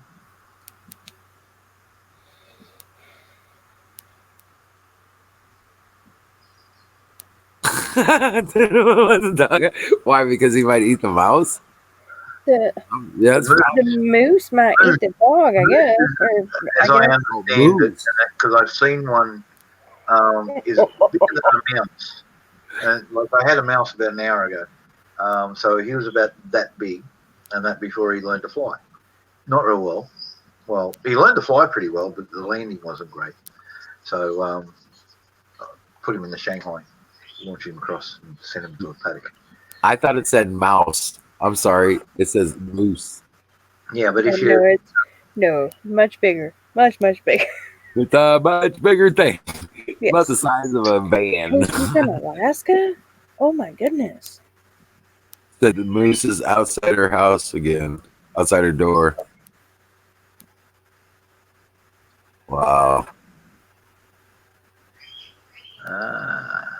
Alaska, yep, Yeah. that's where I saw a moose, and it had this big bloody wound on its side, and this bloody bear chasing it. I'm sitting there trying to think, man, why is she scared of a mouse? It's a moose. It's a freaking moose. Yeah, moose Upwards are to almost definitely 2 a tons formidable opponent. of muscle and arrogance. 7 foot deep snow. Shit. That's not good. That's not good at all. All right. I got to go out and get the buzzards in. Excuse me for a second. I've got a friend. Her and her husband. He got restationed up to Alaska this year, and they moved up there. And they sold their house here in town. They were living here in my town, and he got restationed up there. And they sold their house here and bought a little house up there, and they were like in the middle of redoing it, and it burnt down on them. And Oh, luckily, shit. yeah, luckily they had a camper that they could that wasn't it wasn't close to the house or anything when it caught fire, so they had some place to stay. But they've been in it this winter, and they're up there, and they've had a pretty rough time. Right, I It's imagine. been a rough winter for them as well. And Well, here it's over. We got our last freezing night tomorrow night. I was gonna say we're supposed to get some. We've got a chance of snow here tomorrow.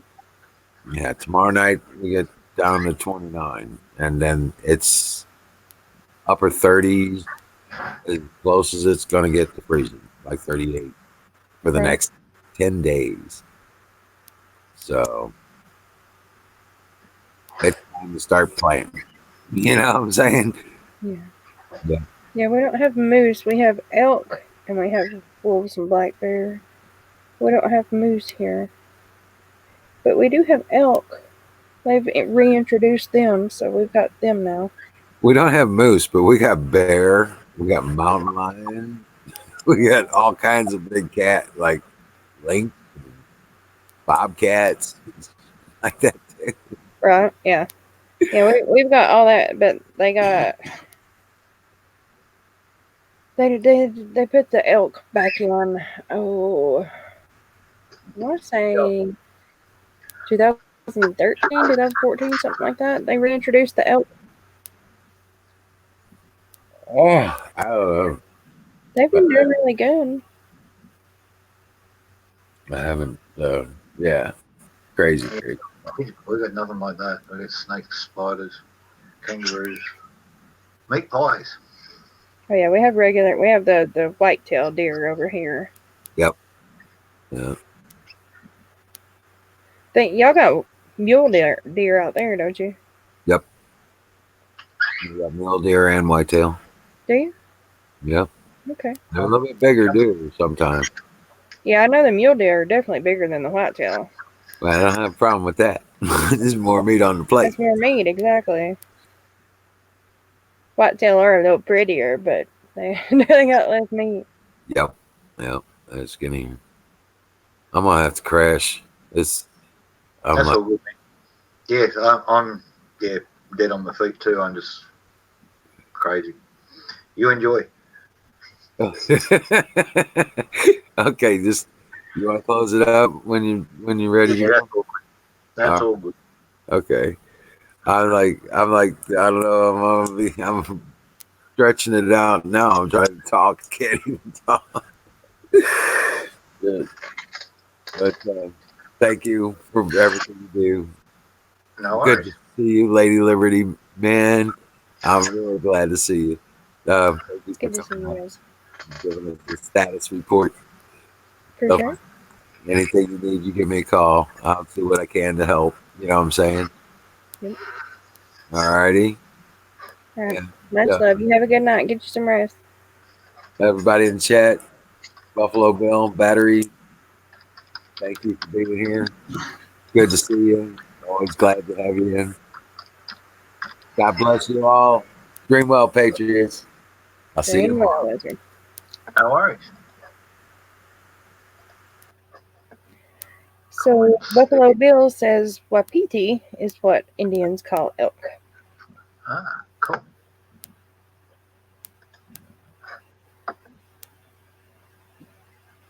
Yeah, News to me. yeah, that's what I was wondering. Shoshone.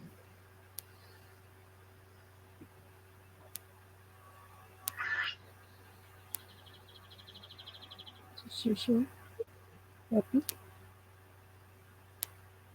Some news for me.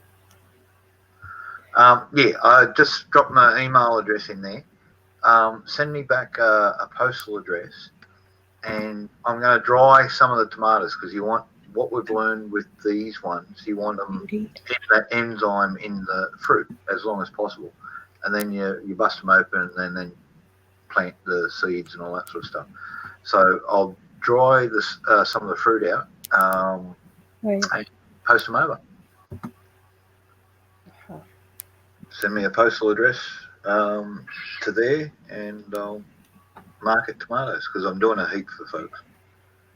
Because as far as I know, there's only around about 20 folks who got them, and that who actually paid the €30 to get the thing from the archaeological stuff. They were hoping for a few thousand, but yeah. And I've actually supplied plants to the Royal Botanic Gardens over here because I wasn't really supposed to get them either, but we got them through the post somehow. And but I don't have the fancy treatment stuff over here, so I'm just going to dry it in there, and it's all going to be good.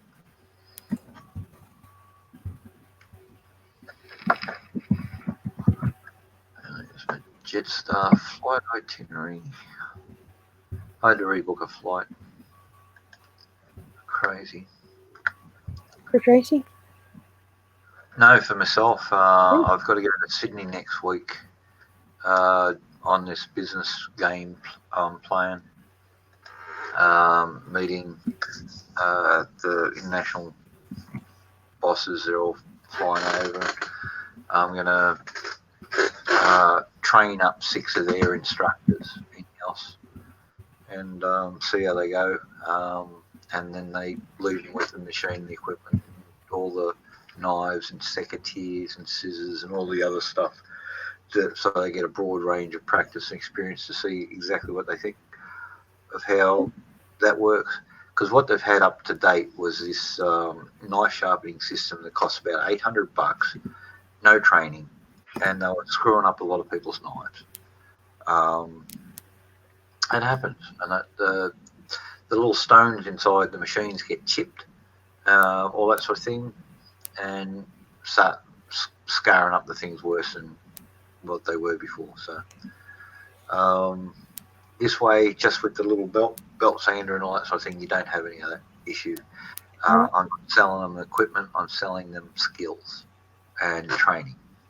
So if I can train these guys up, and one of the folks I'm actually going to do is the lady national franchise manager. I'm going to get her as one of the folks I'm going to train up, because if she can do it, anybody can do it. And that's the whole idea. I train every one of their folks, no matter male, female, smart or not. Give me a day with them, I can turn them into a knife sharpening expert. And that's the whole premise. So, and that's it. And that's what I'm charging huge money for. That's not real. But there's a lot of folks around the world, so it's not so much, but it's going to add up. So I just sent you an email. Beautiful. If you need anything else, let me know. All right. No worries. No, I'll get those out to you. Well, you saw some before. I've got some more riper ones here. I've got to grab my drink anyway. So. By all means. Yeah, and that goes for anybody. If you have any kind of seeds, just let me know. I'll send you my address. I'm all for. I'll plant it and I'll put up videos. I want to put up. I'm probably gonna like do all kinds of videos out there. My husband's actually thinking about starting a new channel, like wanting us to start like a homesteady channel or whatever. Yeah, why not? So, yeah, why not? Right? Why not? Look, you don't have to do everything live. You can take a video as you Right, build. exactly. I don't know that we'll have this service to be able to do it live. So Yeah, might have to do it on videos. Sort of thing. Have it homesteaders. Shit, I'll watch. You might show me something I don't know. You know, like, and that's why I subscribe to so many of those things. These little tomatoes. That's the smallest ripe one that I just picked a little while ago. Mm-hmm. So they're tiny, but that's about the average size of them. Okay. So thumb. Thing. Oh, don't roll on. You know, some mid-size ones, a little bit smaller, but yeah, these are about the average size. That one's got a couple of days to go, just sit on the windowsill, but the rest of them, straight down the gob. Right. Good. So I would assume elk is pretty similar to deer, to venison. Never had elk. A little bit stronger in flavour, I thought. Elk, actually. Have you ever tried buffalo, bison? I've had bison jerky. That's the only thing I've ever had that was bison. It's a little bit stronger. I thought it a bit stringier than regular venison and all that sort of thing. Right. Stronger in the flavour, but darker in the meat. And that's about it. It's all good eating meat. I think I didn't mind bear over there. A fellow had a bit of bear steak and that in the freezer. And even though he said it'd been in there a little bit long, like a couple of months, it was still tasty. Right. That was good, man. So,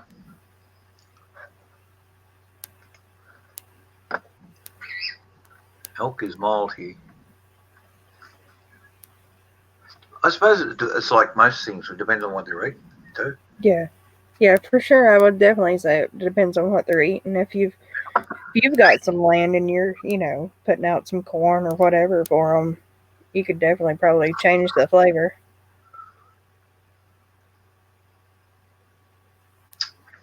Not your job. What do you mean?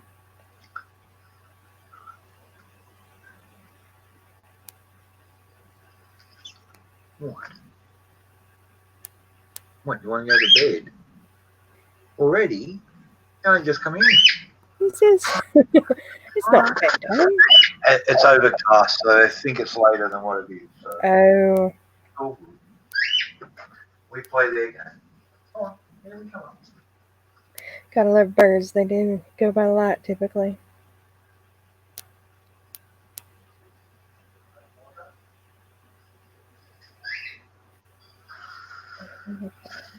That's cool.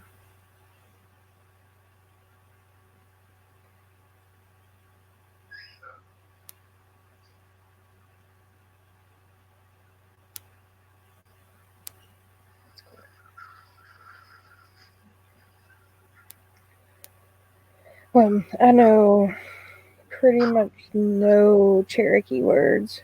I feel awful about it. And I definitely know no Seminole words as far as my dad's side goes. That's all down in Florida, and I have not been around any of it. I do feel bad about not knowing more Cherokee than I know because that's right here, literally in my back door. I should have taken the time to learn more of it than I have.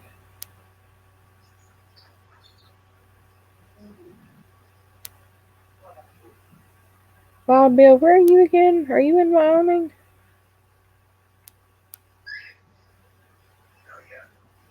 I feel like you're in Wyoming. Sorry about that. Yeah, they're all good. They go by the sun, Away and from the that's river. If you're near the Mississippi. That's not Wyoming, is it? What is that?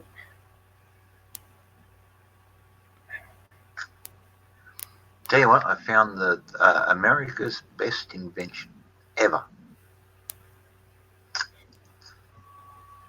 A marking pen that writes on anything, steel, including hot steel.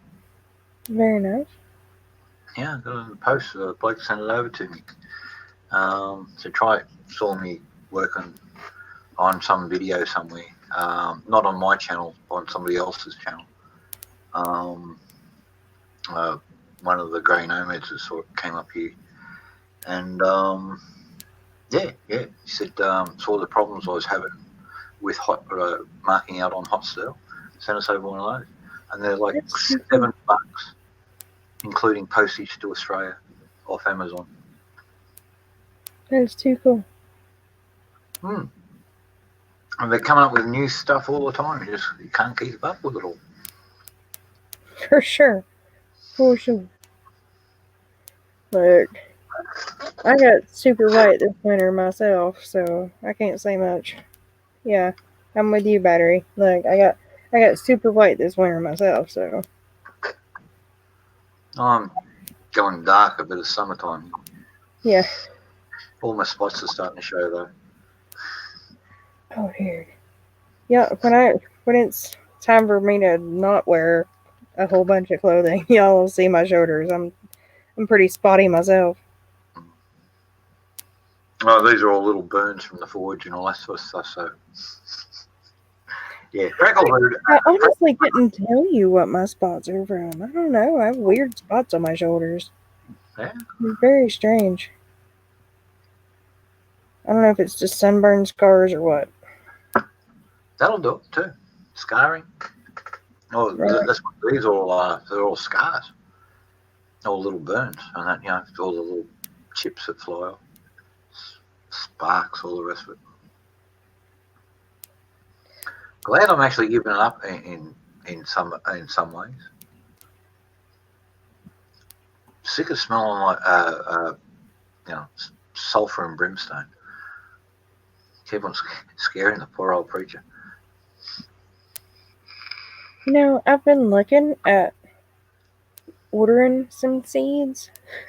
Like I've ordered like a few individual item seeds, like some peppers and some I don't know, like oh, what all did I get? I got peppers, I got some sugar cane, I got some peanuts, I got some just like a few little individual things. And then I got to looking into like what Battery's talking about like the seed vault kind of stuff like that you buy to put up kind of things, like the heirloom seed kits. And I was like, why do I need 1,600 lettuce seeds but only 10 corn seeds? So, like, and that's how all those ones like that are, at least the ones I've found. I haven't found any good ones that actually have, I don't know, like a normal amount of seeds. I don't know. Like they all seem very strange. Yeah.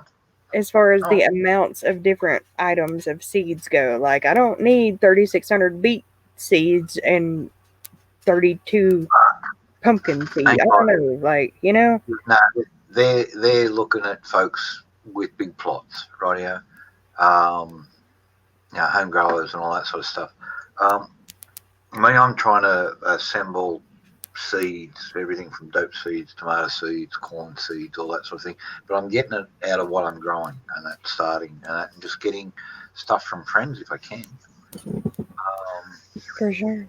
Because if I can see it growing and all that sort of thing, I know, okay, what do I do with this? How do I do that? What does it like to eat? How often do I water? I've got a reference. So it's not just a packet where you're reading something like that and hoping that they're telling the right information for your area. But because I'm in the desert, very different. So reading packets. Oh, yeah, for sure. No information. And I don't know shit about garden. I'm all learning. And the last 3 years, that's it. Coming up to 4 years now. I've learned potatoes. I'm doing good with them. Silver beet, snow pea, beans, all those sort of things. Yeah, no dramas with.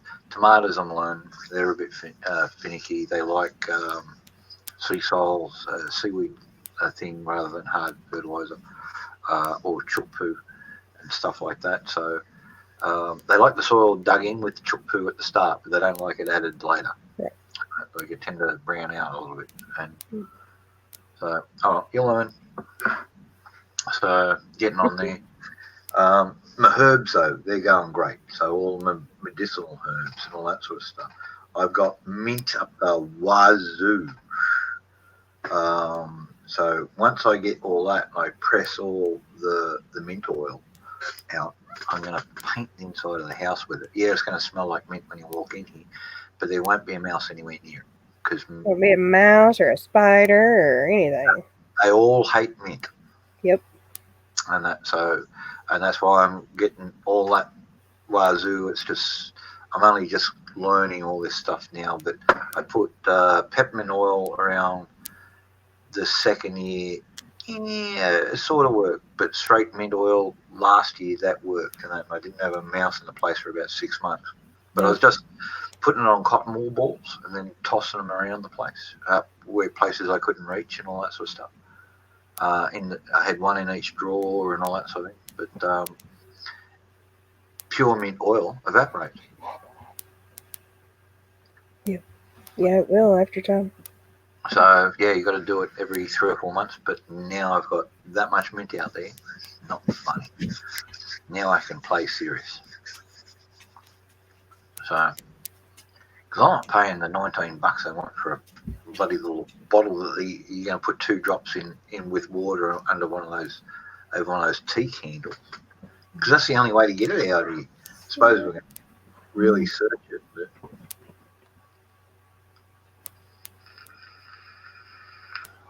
going to go back to Wyoming. Yeah, mine's from Eastern Tennessee. Oh, so I got blonde hair, red beard, even though most of it's grey now, but there's still a little bit of red in there before.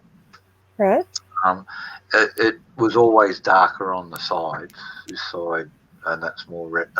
This side here is more reddish than that. It's got a lot of dark, but I got badly burned over there. So yeah, that's me, but that's Norse, Scandinavian. Okay. Cherokee from Georgia, Eastern Kentucky. Look at that. I got 3 different Cherokees because I got Cherokee and mine's from East Tennessee. So we got Cherokee from Tennessee, Georgia, and Kentucky. Oh, that's not that big an area. Well, no, but just 3 different states right there. Yeah, and that all 3 would fit inside New South Wales. Yes. All right, so there was only 5 major tribes in all of New South Wales. There were 3 coastal groups and 2 inland groups. Wadgery being the biggest one. They came down all the way down just west of where Sydney is today. So lower Blue Mountains, west of Sydney. They're Wadgery. And then from there into the coastline, and that was Aurora. So, big areas though.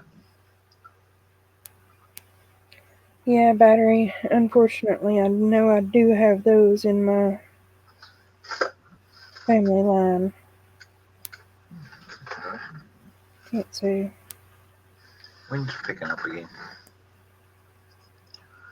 I'm just going to have a quick look at my weather radar.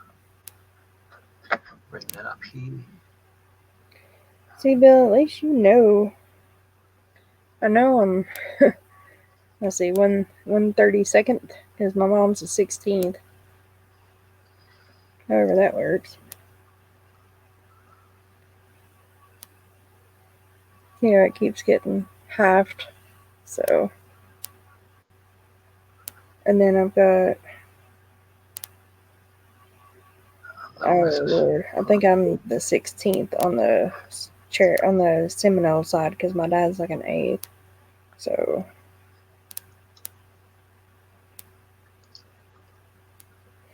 Oh, battery minded.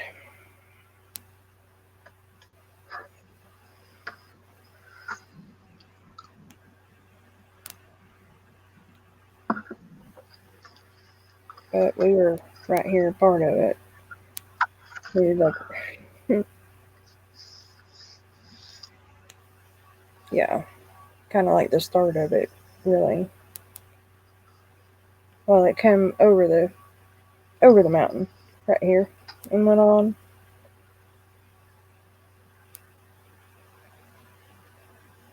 Well, that was one of the things I read. A lot had intermarried into white culture. Good farming folks. A lot of them end up working with different folks. So.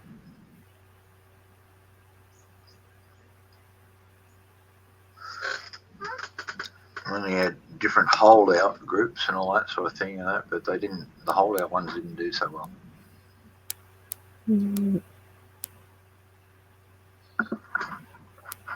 Unfortunately. Who was that writer up there? He was one of the early. His family, was one of the early Cherokee.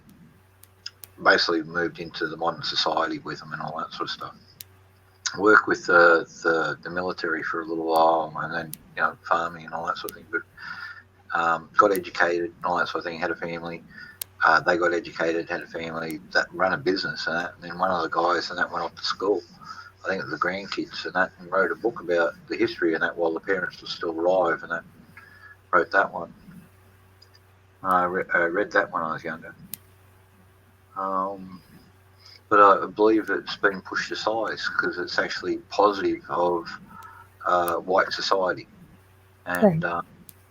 you know what I mean, of the American society and that, and how everybody, there were racists, there were problematic people and that, and not just dead set assholes and all that sort of thing. But you get that everywhere, even today. But the folks, plantations, all that sort of stuff. I don't know about the slave owning because this was a little bit north of there. This guy ended up going into the new territories, Nebraska, with somebody, and taken over a failed property up there. A guy got it cheap and that, and brought his mates along and that, who were the Cherokee folks and that. They did very, very well off that. Mm-hmm. I started a business with it. So, a long time ago. That's 30 years ago I wrote that. Well, hello there, Crow. Good day. How you doing, Crow? Very good to see you. Buffalo Bill, that's really cool that you have that. Cool. My dad's side, I just recently, when he passed, I found his dad's birth certificate in his belongings, and that was the first time I'd even known my dad's name. Like my grandmother couldn't even remember that to tell me. So, yeah, I Yeah, don't know it's much cool. of that side's history. And that's battery. Yeah, people have been cruel to each other all over the world for a shitload of years, for a shitload of reasons. My own folks were chased out of Europe and that because, well, basically Europe was Catholic and that we don't pray to Mary and refused to and that, so we were hunted and all that sort of thing. So pushed out and all that sort of thing. And that's why you've probably got so many Mennonites and that over there in America and that, because over there they can practice what they live and all that sort of thing. There's a lot in South America as well. Right. Quite a few in Africa. Some of them have got dramas over there now. Our little colony over here in Australia we went through its own dramas, not like they have in Africa, but we just didn't have the numbers here to make it work. So that's sad, but yeah, it's sad how people do it, and that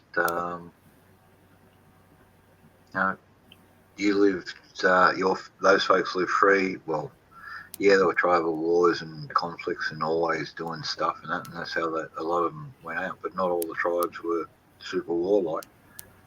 From what I understand of the Cherokee, they just carved out a place for themselves and that, and said, "This is ours," and that, leave us alone. If anybody got serious and that, then you went at it. But nothing. You didn't wipe each other out. You just did this and all that sort of thing, and moved the lines. 10 miles this way, 10 miles that way, and that was about it. I don't know if that's true or not. It's just what I read. So, and a lot of the stuff I read, I'll quite happily accept. I don't know how valid it is.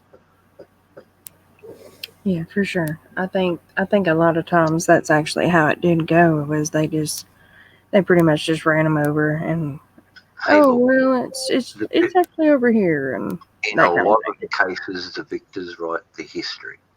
Yeah. Okay, I know that. Oh, yeah. I've seen it throughout there, but occasionally there's backstories and all that sort of thing. Like in the Soviet Union, Alexander Solzhenitsyn, who went through the Gulag system and that, and told of the horrors of true socialism and communism and all that sort of stuff, and explained how. Oh, I was telling Battery that it was Andrew Jackson, but yeah. Yeah, Mr. Jackson did the Indian resettlements. Yes, sir. Yes. At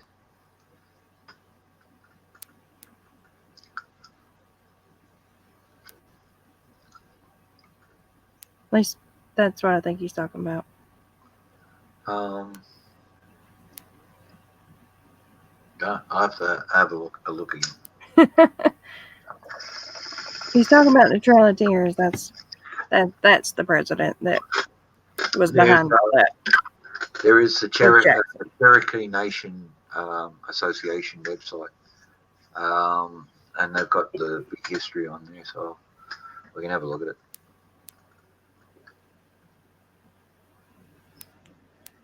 Actually, the ones I got an interest in are the ones that the Anasazi and that the cliff dwellers and that and all that sort of stuff, and that because their agriculture was good, their calendars were spot on. A lot of people say they were connected to the Mayans and all that sort of thing. That's how they got all their astrological stuff right. I don't know. But the walls, because what they were living in and what they were building was totally different from anything in South America. How they were living, and their crops were very different and all that sort of thing. So,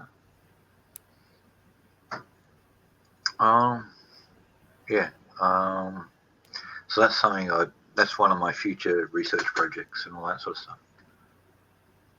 Yeah, well, I see they've been farming there. They've got evidence of farming in that region for 7,000 fucking years. These guys were so far in front of the curve, and Europe farming maybe 4,000 years ago. What kicked these guys into that so they could spread out on the Pueblo dwellers? They went up Northern California and across down to like halfway down Mexico. They went to Asia, their influence. You can find their stuff all over the joint. The other thing I've got a big interest is predating that, going back to the hunter-gatherer and all that sort of thing, the Clovis people made the Clovis points and all that sort of thing. That flint napping, that's brilliant. I hope your head feels better today. Hey, peeps. Hey, look, it's all good, man. You got to take care of yourself. Hope you get better soon.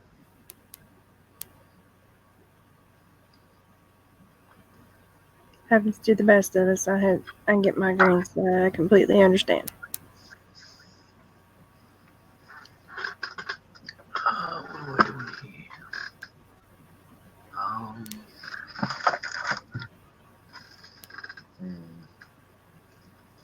Anything on that worth smoking? I think not. While it's still late daylight, could you give me 30 seconds to go raid my little plants? Yes, by all means. Run. I would break up his story, Bill. Yeah. But yeah, I can do. I really do. I hope you feel better, man. It really freaking sucks that you've got a screaming headache. I hate those things.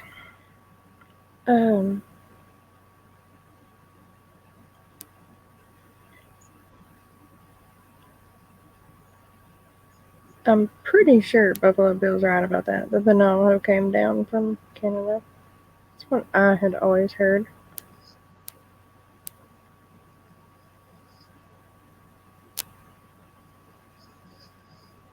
Well, guess what, Battery? If they all came across the land bridge, then they had to come through Canada, didn't they?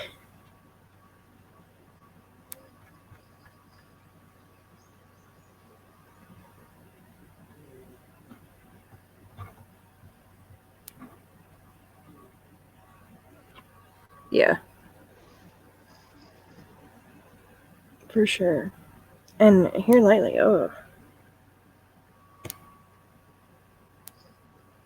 with the bad storm that came through here, the one that did all the tornadoes and stuff. Ooh. That's good. Well, it wasn't called Canada then, Battery.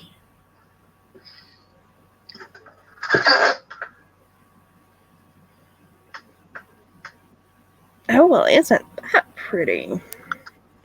A couple of. There's that one. It's just a little bud on the top and a shitload of leaf. Another little side bud. So I just throw these in the oven and we'll be smoking in 15 minutes.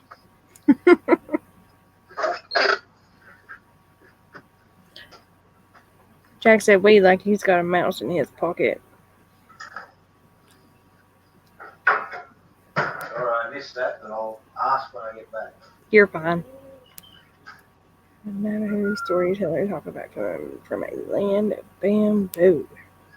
Isn't that cool? Sounds like maybe China?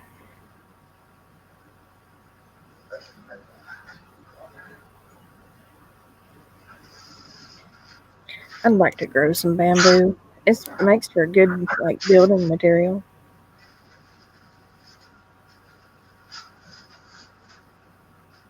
Yeah, Asia in general, China/Asia.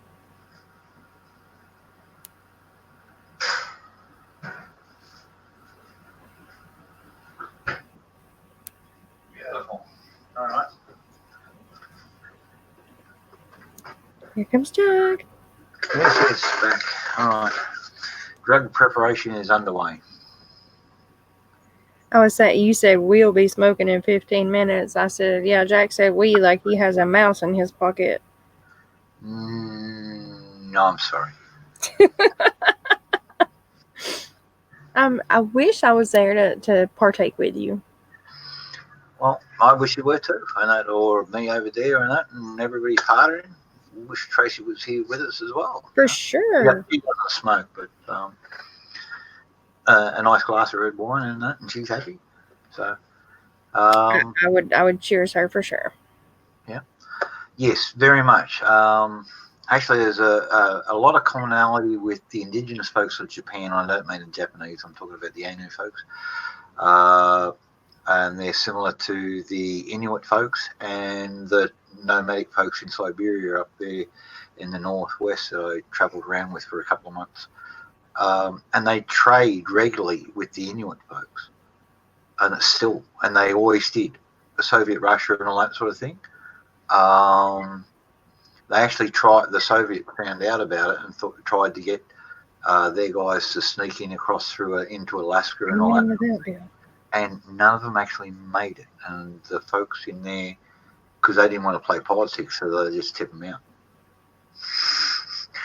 Because none of these guys could survive the cold that way. And you fall into the water, and in that temperature, and you get 2 minutes to get yourself sorted. These guys could just roll the canoe over, right, and then paddle off and leave the guy in the water.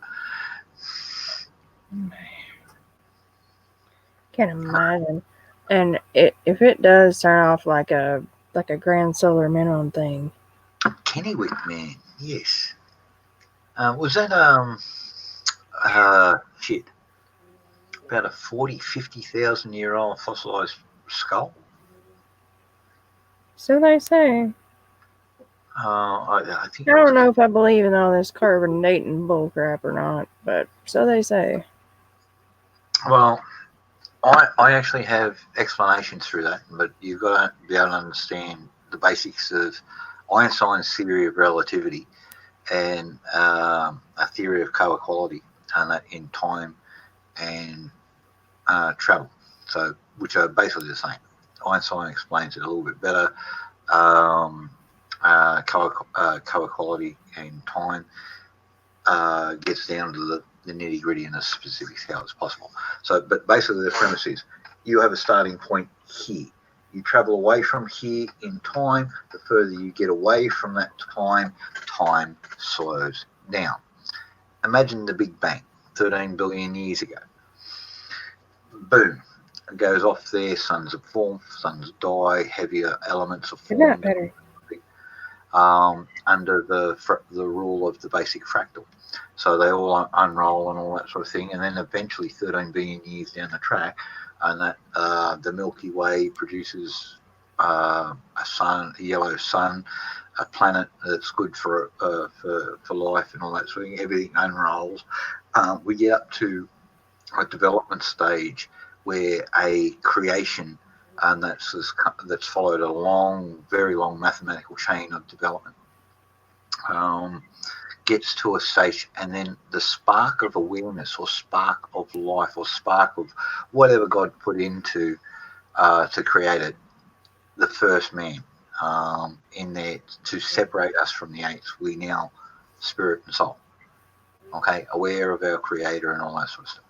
So now if you do the maths on this, in one current year today, this year, how many years going back after the initial bang can you fit in the equivalent today? So we've got a time here, but time's slowed down. So you're going to fit a lot of years into one current year. How many do you think, using the approved scientific maths, will fit into the first year? What if I don't go by the approved scientific method? What if I don't believe the universe is millions of years old? Now, you understand I'm a Christian, right? Yes. So bear with me. How many years do you think would fit into that first year? In the first year? Yeah. Is that what you just asked? Yeah, in the first year. In the first year with man, or in the first year of the Big Bang? In the first year, in the first year, or in our year, the time that it takes now, how many years from the Big Bang, because all those things are much shorter than our year, rightio? So from the time the Big Bang starts to how far do you think would fit into one of our years? Oh goodness, a lot. I think that back then, like in the So remember, as you go on, example that you're your giving, I first would year think is that time was going that much long, next faster year in the is that beginning long, your than next year is now. that long, your next year is that long, your next year is that long, your next year is Yes. that long, your next year is that long. And after that and all that sort of thing, you actually, in the first year, if you use Einstein's theory of relativity, marking the Big Bang, 490,000 years. 490,000 years. And so, equating all that to a standard, how many current Earth years, or let's go back in time, 2,000 years to when the Bible was written, how many equivalent years is 13.5 billion in modern years?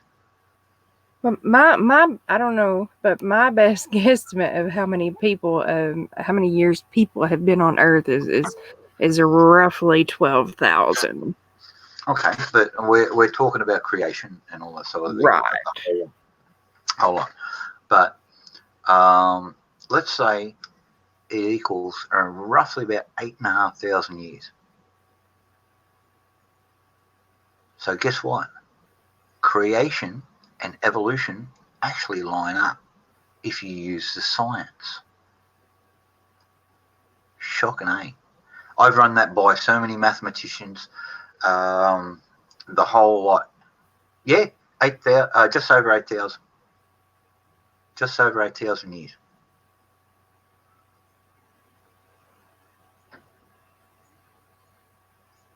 So, so creation and evolution work out together. And I believe God is the master mathematician. And I found his secret formula. And it's called fractal mathematics. Okay. It's like a fern that unfolds and all that sort of thing. DNA is fractals. Galaxies are a fractal. Crystals are fractal. The creation of the universe and the process involved are all fractals. Now, a fractal is a numeric combination that exists, bang, but then goes on and creates other formulas and all that sort of thing. Snowflakes, the mathematical complexities and all that sort of thing are a fractal. I think God is a master mathematician. He set all this up in the beginning, bang, to get it to us to where, bang, we can get here, develop it all the way up, because he just didn't make like that. But in the beginning, so in the beginning was the Word, and the Word was God, and the Word was God, and the Word was good. On the first day, the Lord said, "Let there be light," and there was light. Okay, and amongst the darkness there was light. And on the second day, he said, "Let there be firmament." So we're now talking about a solar system being created. Right now. So you have a sun, bang, it ignites. Oof. We've now got a yellow sun. It's also got weight. It's got mass. It's got density. It's got gravity. So it starts drawing in all this stuff around it out of the cosmic clouds and all that sort of thing. So out of the dust comes firmament. I have no argument with everything equates, and that, but except for the terms. What's a day? Now, you ever heard of an old bloke talk about back in my day? Yeah. And that was a period of 20 or 30 years. Now, if we talk about the day of the dinosaur, we're now talking about 210 million years. That's a time period. But because this was written back in Old Hebrew, and we don't have the vowel markings in there, we cannot find out what the exact terminology was. Because we don't have the vowel. It predated the vowel markings in Hebrew. You know, all the little dots over all that? Back when the Genesis was written, they didn't have that. Yeah. They didn't have those vowel markings. So those vowels, and that also give you tonage and all that sort of thing. So we don't know if it's the day of the dog, the day of the dinosaur, the day of an old man, or an entire period of time. And that it's just a term. But people take things literally. Yeah. Sort of like the Lord's Prayer, but they don't read it. And what does it say before that? Not the prayer itself. This is how you pray, not what. It says how. It's a set of instructions. Our Father who art in heaven. Recognize who he is, our creator. That's all it is. This is not something you do by rote, but unfortunately churches and religion make us do it by rote. Sit down with God and run through this, but in your own words. Our Father who art in heaven. Okay, God, how you doing? How you doing up there? Hallowed be thy name.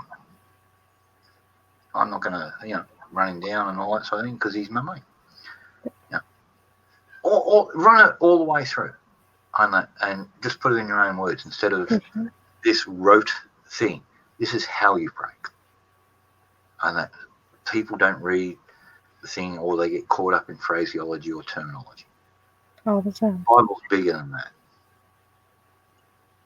That's why you should read your Bible. Oh, absolutely. Absolutely. Daily, because every time you Very read, important. you'll see more little twists and little bits and all that sort of thing that can mean so much to people. Yeah, settlement layers have different fossils embedded. And unfortunately, the fossil record doesn't go backwards, so it fucks up everything. And so it all comes forward. It's a progressive system. As the system unwound, things came up, and then more critters came up, and then more critters came up, and plants and gave us the oxygen that we needed and all that sort of thing. And we got to enjoy this bloody Garden of Eden, literally. And then we fucked it up. Mm-hmm. As usual. But a few thousand years later, God came down, forgave all As is human nature. and forgave the people and all that sort of thing. And that, he said, those who cleaved unto me and all that sort of thing, I shall be faithful to, which was he called the nation of Israel. The Israelis suffered a hell of a lot under the Egyptians and all that sort of thing, but he got them out of there and that. And, it was their own major problems while they were running around the desert for 40 years. That wasn't God. That was just them being stubborn bastards and fucking knocking up false idols and all this sort of shit all the time. So instead of sticking with him, they were just whinging, whining bastards. So he fucked them around for 40 years. And then finally when they come to it and all that sort of thing, that's fine. They got there, but poor old Moses had a price. He couldn't cross over. Because he kept on begging, I'll make them good, I'll make them good, I'll make them good. He was looking after his people, but God was getting the shit with his people because they're always doing this stupid stuff. But he looked after them. But he did keep his promise that he would look after them. There was always water, there was always food, manna from heaven. You know what I mean? So, so look, and although I'm a Christian and not covered by the Old Testament and I don't live under law, I'm saved by grace.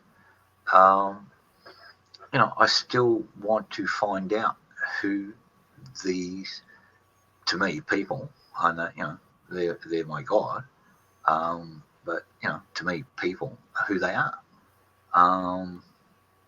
And I'm fine. The more I learn about the universe, the more I learn through science and all that sort of thing about how everything was built, how everything makes, how everything functions and all that sort of thing. I'm seeing this same pattern, a common pattern. There is a creator. He created science even. See, that's how good a creator he is. He did. And he follows his own laws most of the time. And then we jump. And that's what we've got to investigate. Because in there, in the fine print, that's where really God is. For sure. For sure. Yep. Well, they were and they weren't. All depends on how you look at it. But there's a shitload of evidence that man actually lived at the same time as dinosaurs. For sure. Now, and we've got fossil records of that because there's a hominid. I won't call him human because it was a hominid. But it had 4 toes and a big toe, and had heel, and it was walking bipedal and all that sort of thing. Yeah, there's footprints together for sure. And then while the mud was still soft, some bird-footed type critter, they're not sure what it is, and that was typical dinosaur, 3 toes, walked across the back of it and scrubbed out the heel. The toes are still clean. the back half was trod on. And there's a couple more things over there. And there's actually one spot there where they think something was stalking the bipedal hominid. Because it was following the tracks and occasionally stepping on their footprint. So the dinosaur was there pretty much at the same time, because mud don't stay soft and pliable and leave footprints forever. If it's going to be, if it's going to dry out, it's going to dry out fairly quick. And then rain will destroy the forms. Hail will draw the thing. Weather will do it. Water should destroy it. If something comes across and spreads on it, and then it all dries out, and then it turns into stone. You know what I mean? And that's what All right, Jack, I've got a question for you. Yeah. If you were building a log cabin, Yeah, and you had a choice to make on what to fill in between the slabs, what would you choose? okay, you're talking traditional log thing, so the whole log is there.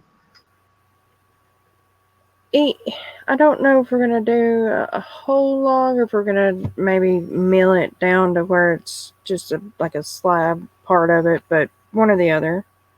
All right. All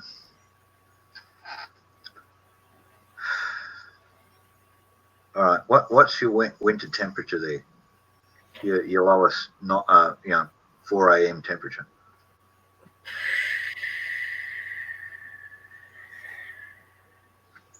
Colder than here. I know. I'm gonna guess roughly 0-ish. I know here it gets, and sometimes down in the low teens, and I know I'm moving a little bit more north than what I am here, so I would assume roughly 0. Yep. All right. So you want an insulative thing. Probably what I'd be looking at doing, button your boards up as best as you can, and that with a sealant of some kind, whether that be clay. You can plasticize clay too. You can actually mix resins with clay. There are resins that go into clay for mud brick homes and all that sort of thing out there. Don't know the costs of these things. I've just been reading about it. Hmm. I'd be tempted, if you could do it, 2-inch slabs, big heavy nails, and gang them so the board overlaps the next one on top. You know what I mean? So you start at the bottom, and then your next one comes down. So your drip line is below the top of the next one. So, and then put your next one up there, and your next one up there. You know what I mean? Then you can put any standard insulation that you want, like fiberglass, pink bats, whatever you got over there. Those gold bats I've seen over there, got 3R rating and all that sort of thing. And then behind that, set up your frame, and then you can drywall it. So you've got this insulated space.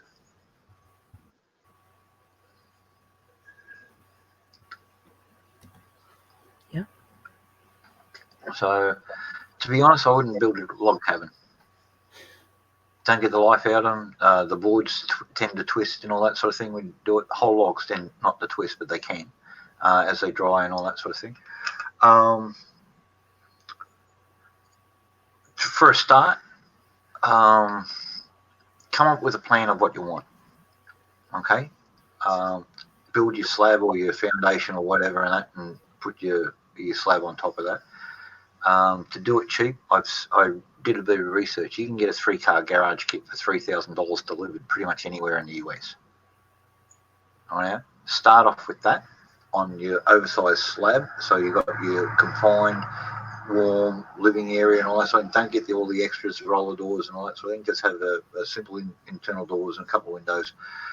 Replace all them later, and then extend your roof line out from that, and that out to the extent of your concrete pad and all that sort of thing. Build the rest of your house around there. So start off small, cheap, and then start building it up. If you want to do your boards after that, stack them up and dry them and season them. And so if any of them, if you stack them up right and all that sort of thing, they've got cover. Not too many will twist out, but if you put them straight out in the weather and all that sort of thing, the pressure that twisting timber can do, they can break bolts. Yeah. Really break bolts. So that's why you've got to stack your timber and season it and all that sort of thing in the straight, and then hopefully don't do the thing. I built a place years ago. I did concrete tilled up walls. I made my concrete slab, and that got that done first. Did a section of a wall, and that inside of like frame, put a sheet of plastic down, put the wall down, all the framing and all that sort of thing, put my window in the concrete, everything set up in there, take away the timber when it's dry, and then tilt it up with an A-frame, and that in a four-wheel drive. And in the bottom, I had a couple of pieces of pipe set up in the slab, and a couple of big bolts sitting out of the bottom through. So when you took the timber off, the bolts were exposed, but that was just a hole drilled in through the timber, in the form with holding the two pins. Slide it up there, tilt it up, the two pins lock in there, so it's not going to move on the bottom. It goes there. Your little bit of Rio wire that you got leaving out either side, you twist up together, and that with the next one, and then once you've got two, it's self-supporting, and you can go from there, and that can tie it all up. That's very, very cheap way to do. Concrete can raise your property taxes because America's funny that way. Yeah. I keep on forgetting. Sorry. But I did. I have been looking at a lot of different things. For instance, like this property has a decent amount of trees on it, thus the thinking about doing something like a log. One, it's already got a small log cabin on it. All right. So there's the thought of kind of building off of that, and then I've also looked into maybe possibly doing some kind of like earth bag home, or these earth ships that are people are building now. Hey, that concrete bag. So many different ideas. You dig your soil up and all that sort of thing. You mix your dry cement in with it and all that sort of thing. You put it in your basically. You can either brick it, then compress it and brick it and moisturize it and that, and stack all the bricks and make dry bricks with cement reinforcement. If you're going to do that though, get a whole pile of plastic, shredded it all up and all that sort of thing, and put it in there amongst it as reinforcement. It'll stop a lot of cracking. They don't actually fall apart, but they do crack, and that. The plastic prevents that for some reason. It's just like reinforcing, like little bits of reinforcing wire through each brick. And then just you can go from there. Or I've seen people use bags, and then they get the whole bag and they soak the bag in a cement slurry, and then fill it up full of earth with a little bit of concrete in with it. They've all dug up clay, earth, and concrete, and then press it and then pound the thing down. But there's no mortar, and the stickiness of the concrete slurry in between the bags is what sticks everything together. So, and because you're banging it down, you're actually making it hard, and you're banging it on the side and all that sort of thing. There's a lot of folks doing that, and they're warm. There's folks in Tasmania, and it's cold down the bottom of Tasmania. They're building those sort of things. But again, to get a breakaway, because if you've got a long extended winter, that whole block will get cold. So they put the fiberglass insulation, and then they put the rock, sheetrock, or whatever what do you call it over there? Yeah.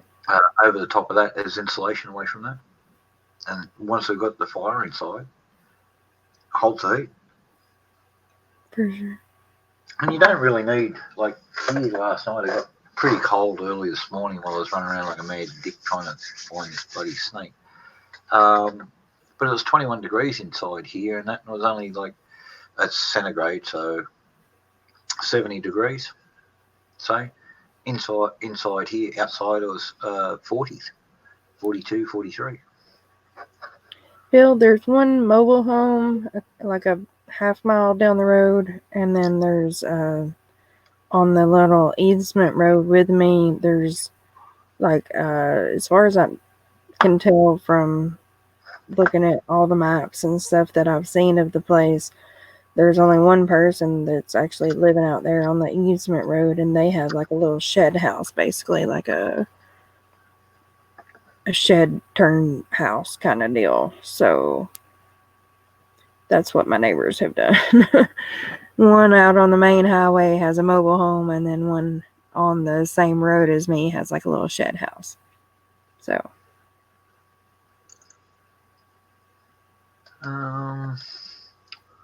Just trying to find this.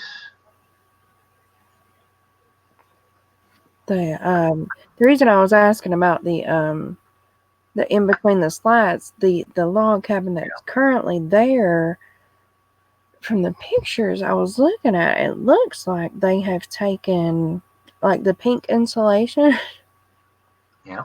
and like ripped it apart and shoved it in the cracks. Could have done. Look, if you're doing things on the slack and that, you break all the rules. And so Look, fiberglass. I'm thinking about maybe mixing some cob and going back over it or something. Well, fiberglass should hold together unless you're burning it and that, or you're playing with it, brushing it, and all that sort of thing, and releasing particles. You can get spray glue and just put it over that, and then it'll never go loose. Not on the surface, not unless you start hacking at it. Yeah. So spray sealant, spray shellac, spray glue, whatever you feel safe having around the place. But yeah, a lot of people fill up gaps with stuff like that. Up in my roof, and that I use the insulation. That it's silver on one side, it's like tar paper on the other side, and it's silver on the other, and it's got this very thick, and that I've got that under just in case, and that because I've got a solar install and I've got bolts going through the tin. I've got celastic around where all the bolts are going in, but I put insulation underneath it just in case water runs, and so it doesn't drop down the center of the roof. It'll go down to the edge and go out to the eaves. Right.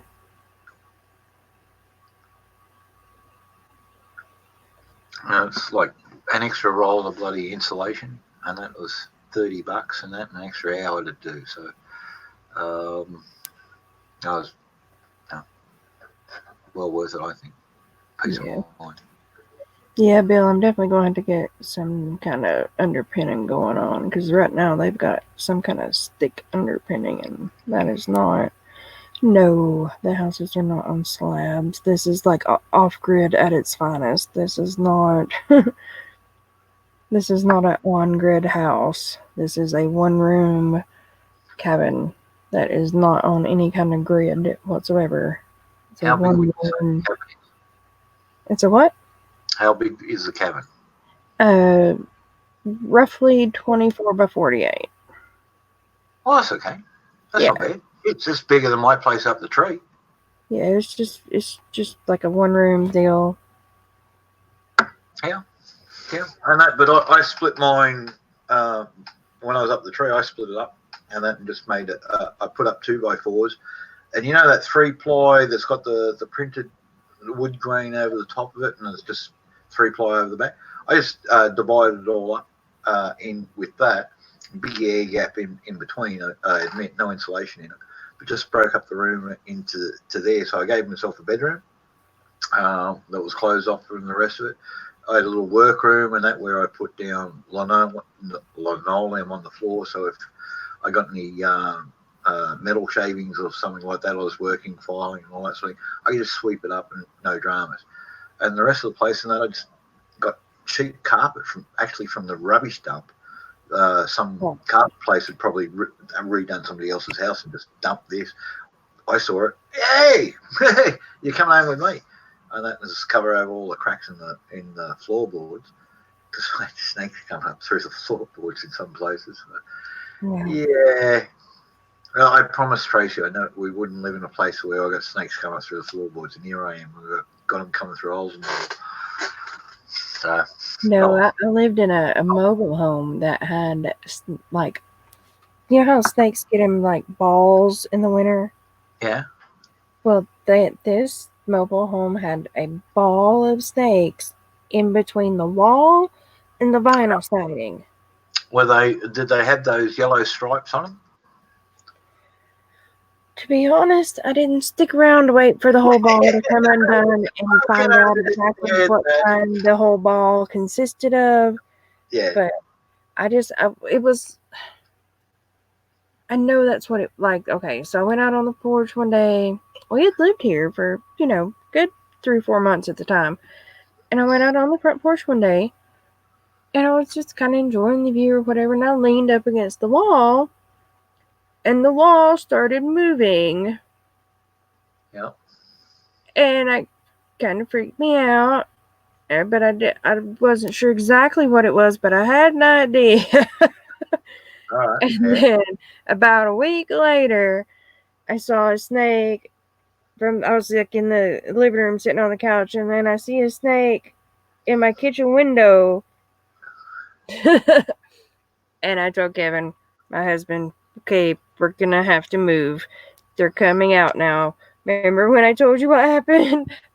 I thought it was a snake ball, and I'm pretty sure that's what it is now. They're coming out. We gotta get out of here.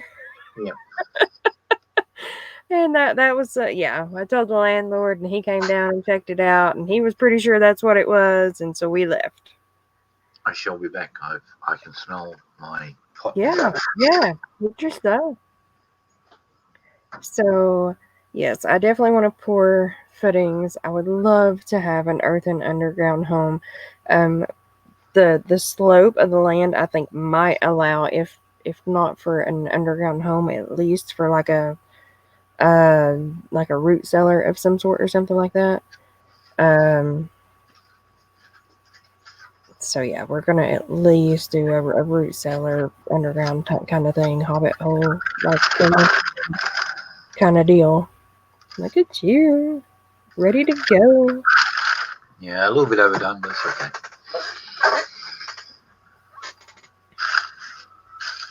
That's another thing that's going to really help me when we get out there is Missouri's got the medical pass, so I'll just get in with a nice little doctor, and hopefully I'll be on my way to growing my own. Well, good luck with that. Look, I don't have any of these fancy seeds for all that stuff and all that sort of thing. Okay, so I can't offer you that. I'm just smoking.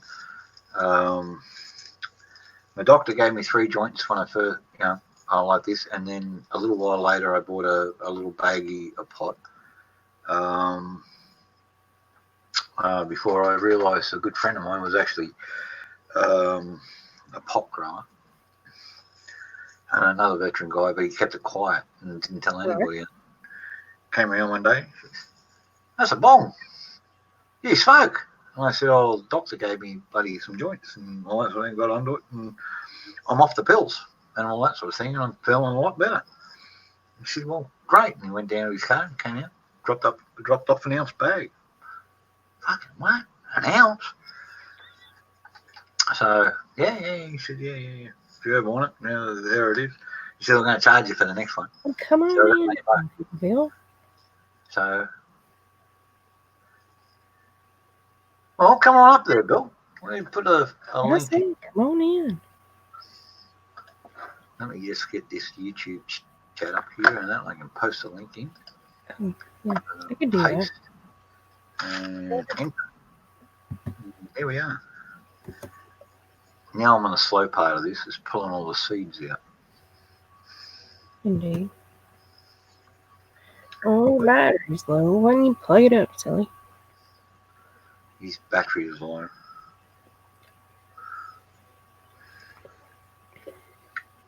Get a laptop. Keep my stuff plugged up, or I won't be on here. My laptop, actually, my battery on my table over here. I'm just plugged in.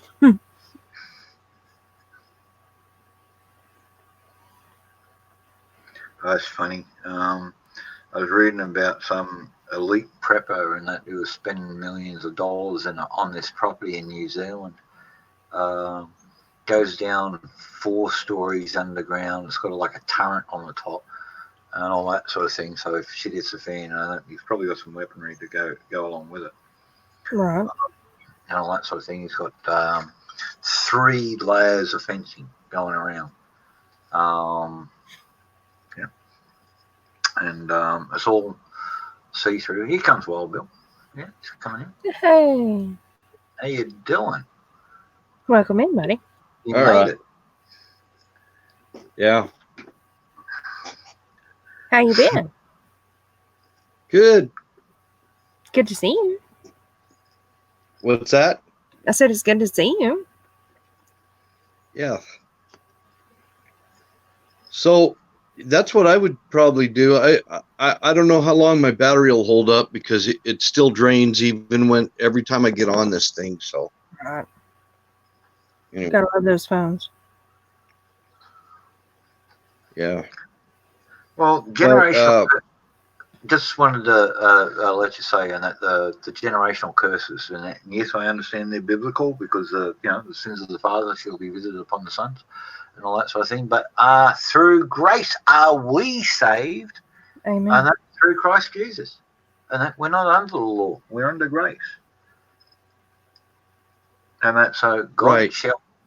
Christ shall forgive you if you are honest with Him and repent. On that of any sin that you do. Yeah, but generational curses are a different thing. They're passed down through generations. Take for and people don't know they have them. Yeah, I know. But again, through Christ are we saved. End of story. Yeah. We can do it. The sins of the father shall be visited upon the son. It's in the Bible. Bang. In other words, if you're a bad bastard, you're going to pay for it for 7 generations. That's the incentive not to sin. A lot of people don't give a shit, and a lot of people don't believe, so they're going to pay for it. But let's use an example, Jack. Yeah. How about something like diabetes being handed down from generation to generation? We definitely have that in my family. But that's true. All right, that could be. Like illness is not from God, so illness can be done through sin. Yeah, I can see that. Breast cancer, prostate cancer, all that stuff. We got prostate cancer in my family. Some women have breast cancer in their family. These are generational curses. All sin, sickness, and disease. Jesus took it when he descended to hell. He went to hell and he dumped it there and he left it there. So we've got to understand, and that when we pray, and that we ask for forgiveness for ourselves for all that's gone before, and that's what that means. All that's gone before. That's also your Father. You're asking forgiveness for that. And what does Christ say about when you ask for forgiveness? If you are true and you are honest in your repentance, He will. No ifs, no buts, not maybe. He will forgive you, and you shall be washed as clean as the snow. Well, I agree. You're washed as clean as the snow. But I've seen it. People that got saved, born again, saved and born again, and they still carry generational curses around with them. It doesn't say that all the curse of your generations is ended. I mean, I had a grandfather that was a mason, and he was a high level mason. He was a Shriner, and I don't know what they do in the Masonic order. I think they probably swear an oath to Baphomet or something like that. But whatever it is they do, there was generational curses there, and I know I got delivered from them. Most of the Masons out there and that are joining what they think is a community group, and up until a certain level, that's what they are. Right? Like the Shiners. They go around, they raise money for children's hospitals and all that sort of thing. They're wonderful stuff. Once you get to the 30th degree, though, in Masonry, you start to find out that the god that they're worshipping is Lucifer. Directly. Yeah. Baphomet. No, Lucifer directly. Baphomet is a sub-adjunct of Lucifer. He is a demigod, an evil spirit, a number of things, and that, but he's not Lucifer. Masons worship Lucifer as the great architect, not God, Lucifer, the star of the morning. And that's, if you ever go into a Masonic temple, you'll always see a G hanging up there and a star. And the star will be from the doorway in the area where the rising sun is. That's the thing, the star of the morning. That was Lucifer's name. It's also the Mormon temple. The women's order is the order of the Eastern Star. Yeah. No, Morning Star is the name. Eastern Star has a number of connotations, and that from what was that thing that goes back? Goes back before Shakespeare. And then there's Demolay. The Demolay. The Demolay that kids get into. It's called the Demolay. Yeah, it's another offshoot of the Masons. The Demolays are. I've never run across that. It's for kids. Yeah, well, that's probably why I've never run across it. Right, I've never heard of that. I'm not an expert on all the modern side of Masonry, but I can track it back about 3,000 years. To Alexander. I'm pretty familiar with it because I spent some time in the Masonic Temple in their library studying about it and asking questions. And I had people that were going to sign me into it, and I never joined it.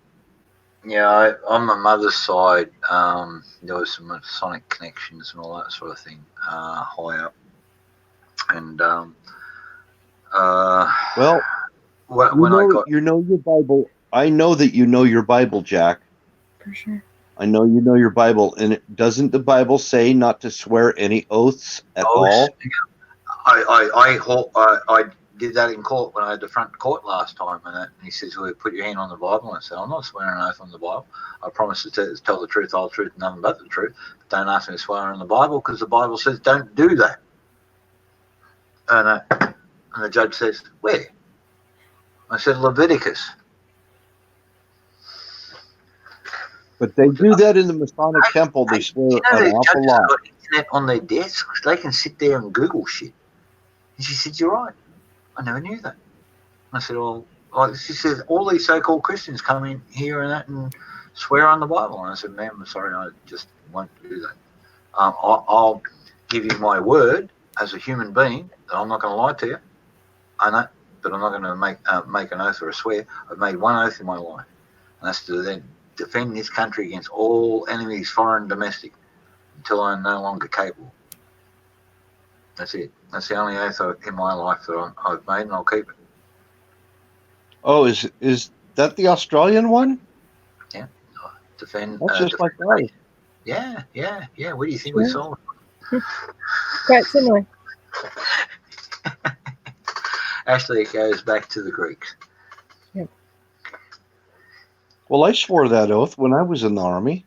Yeah. All enemies. And I never unswore it. I'm a soldier for life. I'm on video, national TV, and that says I have not been relinquished of this oath yet, and I shall not be. Because what's the only top way you can make an oath and that in the Bible? Is for life. Because an oath is for life. So it says don't make them because you're bound by that, by all oaths for life. That's the only oath I've made. Yeah, I'm bound by it. I realize that. Me too. Yeah, me too. You want to invade my country? I got a rifle, I'm going. But the Pledge of Allegiance that we have in America that we were required to say while we were children, which I don't think they're requiring them to say anymore. In fact, and that was I pledge allegiance to the flag, almost the same. I pledge allegiance to the flag, almost the same as the one we swore when we went in the military. Yeah. It was I pledge allegiance to the flag of the United States of America and to the republic for which it stands, one nation under God, indivisible, meaning undivided, with liberty and justice for all. So that is very similar to the oath that we swore as we went into our military. Very similar. And I think any American that pledged their allegiance to the flag and to the United States of America better damn well remember that when they're planning on meeting their almighty maker. Because you pledge that allegiance, you got to remember, and it is an oath. Yeah. Well, the oath here, I do swear that I shall be faithful and bear true allegiance to Her Majesty the Queen, her heirs and successors, according to laws, to defend the nation against all aggressors, foreign and domestic. So help me God. Right. And that's it. So because we're part of the Commonwealth, the Queen's the titular head of the army. Well, I mean, you know, we're subject to kings, rulers, and magistrates. That's what the Bible says. So yours is just as every bit as valid as ours. Yep. Look, I was, you know, faithful to the Queen and all that sort of thing, and that until they stopped being faithful to us. I wrote a letter to the Queen. I sent her a couple of decorations that I had that I said I could not honourably wear, and that's because you're not looking after my nation or those of your nation. And I actually got an answer back, and said that Her Majesty understands in that position. She's not happy with the state of the world herself, and that, but she shall try to do better in that and win back my trust. Which was all bullshit because he's fucking head of the commission, which is one of the 5 globalist groups on the fucking planet. So her and the Danish fucking thing, and their banker is fucking the Rothschilds. So yeah, I know where it's at, but I just didn't want to play anymore. I got a. You sound like a pirate, Jack. Yeah, I should have been. Ready to break out the Jolly Roger flag there. Eureka Stockade flag, if you don't mind. That's the Australian version of the Confederate flag. Yeah, the fucking Queen. I'll bring it up. Eureka Stockade.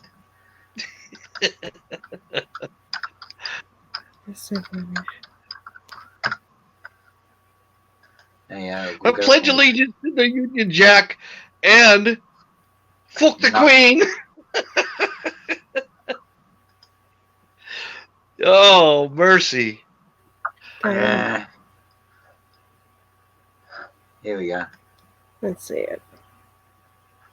Let's bring this slow here with when I've got stuff going. I should just walk outside and take the camera. This one up my flagpole. If I scroll down. Damn, Her Bloody Majesty.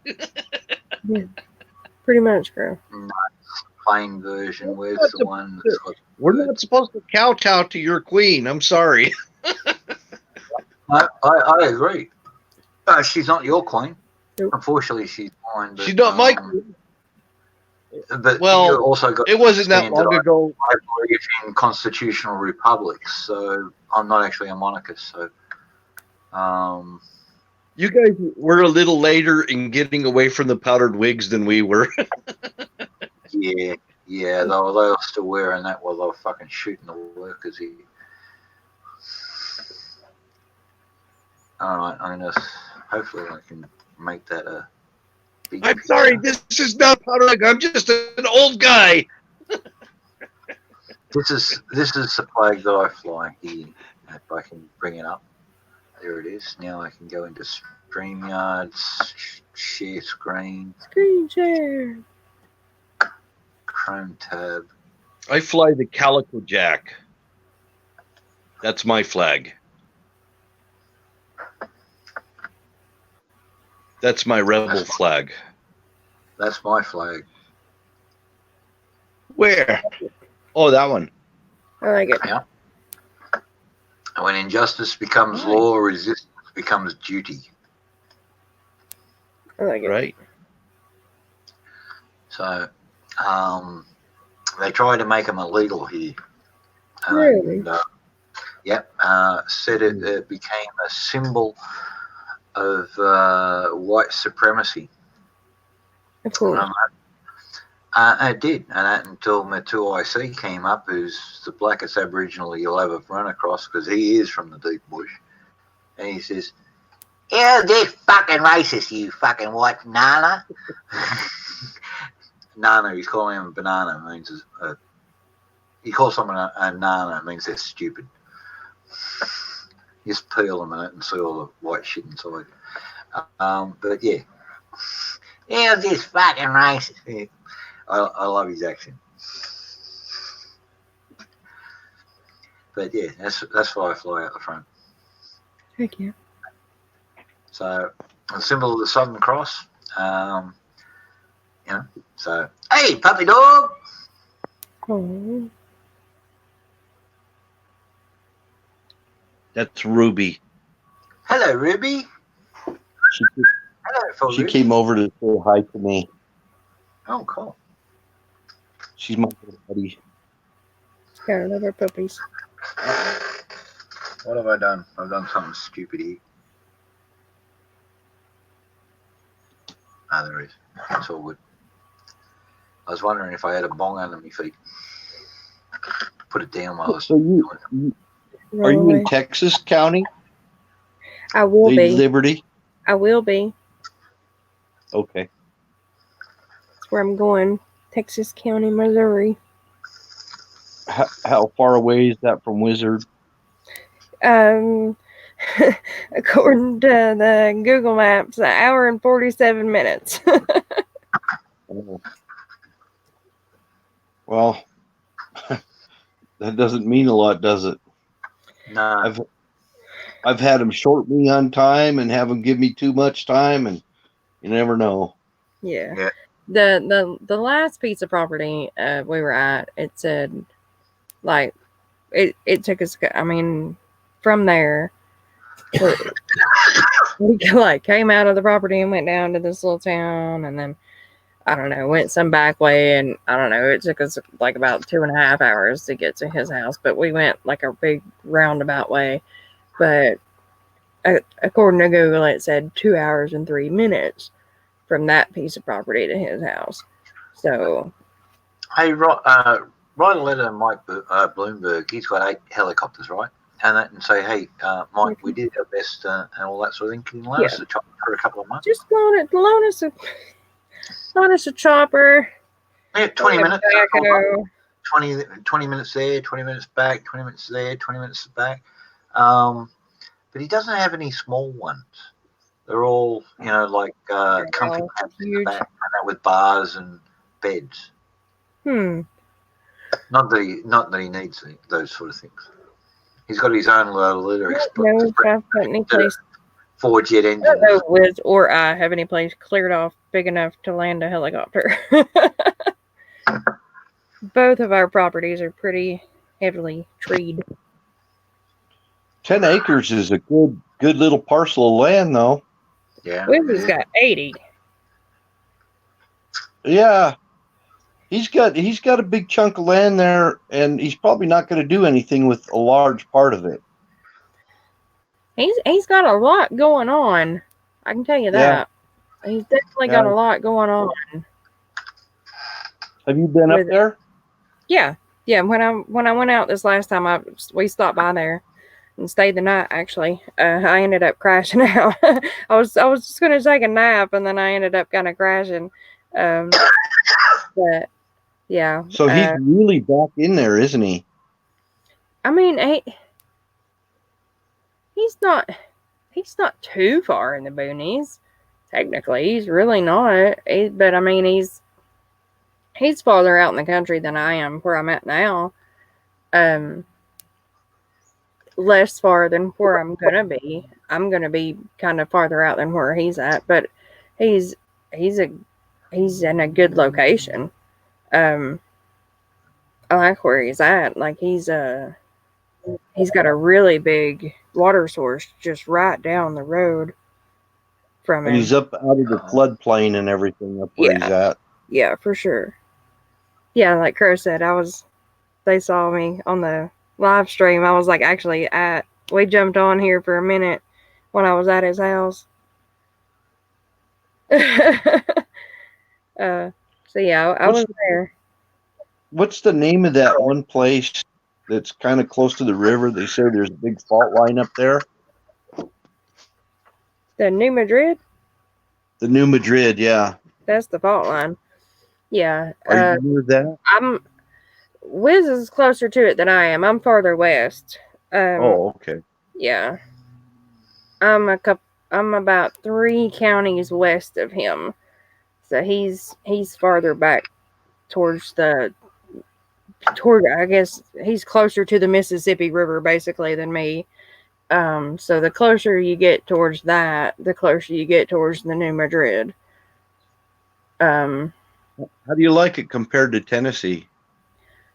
I mean, really, it's quite similar, especially as far as the eastern side of Tennessee, because, it's mountainous. There's the Ozarks, so, I mean, it's a mountainous region, and I live in the mountains of East Tennessee, so it's really similar area. Now, there was, I mean, in between, like, there was a lot more flat land, I guess you could say. Like once you got out and away from it in Missouri, once you got out and away from the Ozarks, there was more flat land around. But actually, up in the Ozarks, I mean, it's mountains, so that's kind of what I'm used to. Yeah. But I mean, I like it. I think it's pretty out there. There's It's flat out there where Jack is, I think, isn't it? Yeah, it's all flat for here for like now all as the way far around, as except the Grampians, which is a volcanic outcrop, which is about 80 miles that way. yeah, and you can probably see it, right? I can. It's flat. We don't see the base of it, but because of the curvature of the Earth, right. Despite all the flat earthers out there. Could I illegally immigrate to Australia and then just say I just don't have any birth records or something, and start talking in an Australian accent and everything? No. So I was born in that. Your best bet is say, look, I came out here, I've lost my passport, lost all my things, and here's my jail discharge certificate. I'm like to apply for a tax file number. They'll give you a tax file number. Once you've got those two pieces, and then you can go into the Social Security and register with them. Once you've got that ID, then you can go to the bank. Once you've got your bank, then you get your 100 points of ID, and you get your passport, and your Australian citizen has been lost in the fucking records. And then just don't speak with an American accent. Just say you're a Yugoslav or something else. Anything European, it's all good. Because under the Privacy Act, they can't question your background, and that because you have a jail discharge certificate. This is how the lefties work. It's crazy. Okay. I'm from Scotland, you bastards. You can do that, but you did. You came over here. You punched a cop. You did 10 years in jail, or I think for your age, you'd have to say 25 years in jail. So you killed 2 cops. And that Social Security love you, and that because they're all lefties, and they'll fucking line you up. They'll help you get fucking public housing if you killed 2 cops.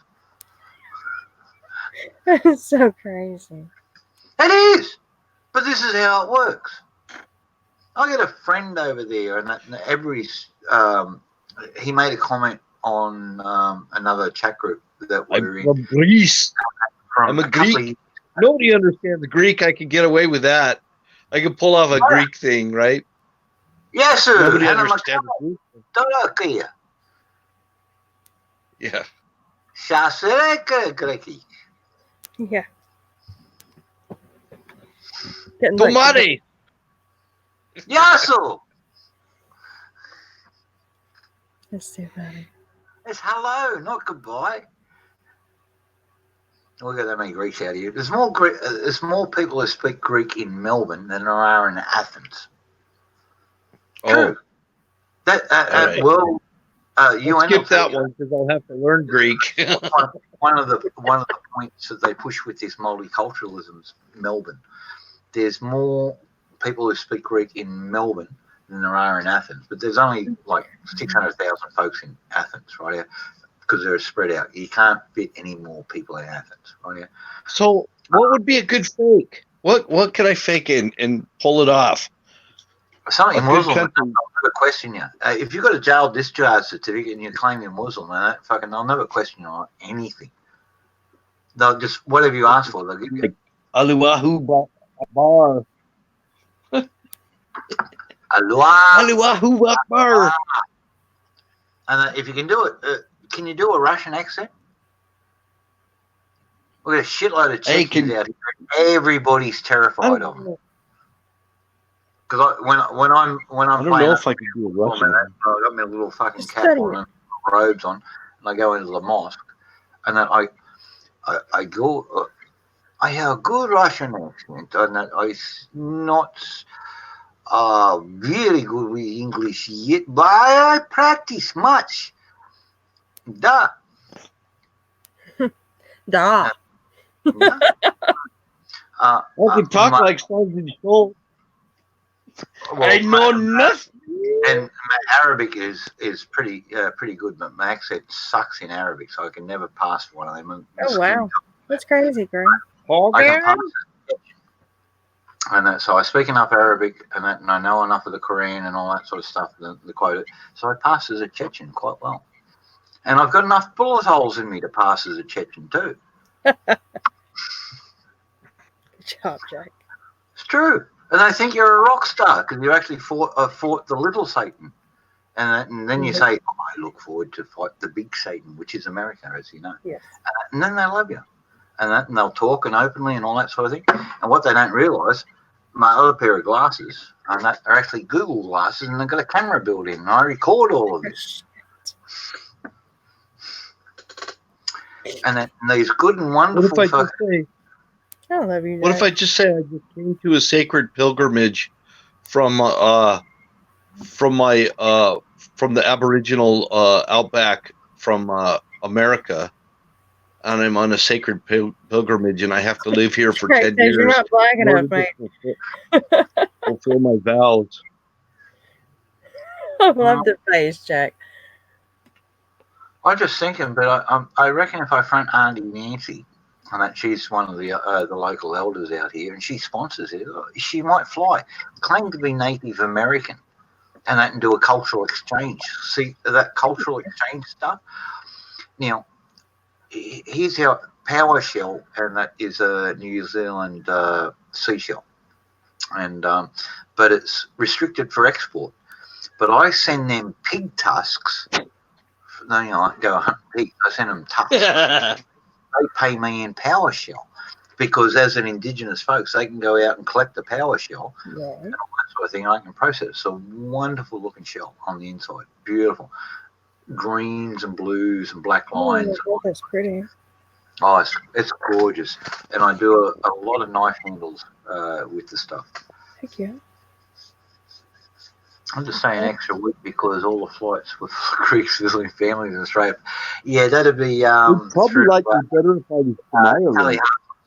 And that big Greek holiday over here, and that so Talihassos, and that is my understanding, or I could be wrong here, means freedom holiday. So after the German occupiers left, and Australians were actually fighting in Greece, and that to help clear them out and all that sort of thing. That's where we got a lot of the Greek immigrants out here because the Aussies were one of the first groups through there to help them fight off the Nazis. And also in Cyprus, And then later the Turks invaded, and then the Aussies went over there and kicked out the Turks for them. And then the British came over and really kicked out the Turks. The problem is the British went fucking too far. They lined up 110 against the wall and shot them. So the Turks will always start attacking Cyprus because they lost. There was blood there. Okay. I was there right after that. Yeah. I was in Turkey just after the Cyprus war.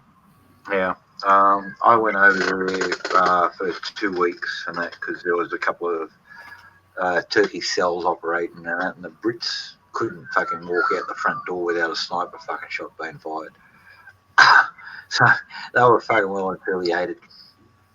And the way we deal with it, we went out, rounded up these guys, and said, "You got a boss? Yeah, get him on the phone, will you?" And what? Get the boss on the phone. Yeah, all right. You speak? No, he doesn't speak English. All right, fine. Fuck it. Get somebody on the phone that speaks English and you translate to your boss. Hey, look, we've been ordered to kill all these guys and all that sort of thing. How about you send a boat across, we throw them on the boat, and everybody fucks off, and you stop playing games over here. But the Brits are going to kill you all, and they ain't going to stop here. They're going to send planes over to Turkey if you don't stop. So I'm trying to make a piecemeal here. These guys get on the boat, they all fuck off back to your place, and no one sends any bombers to Turkey.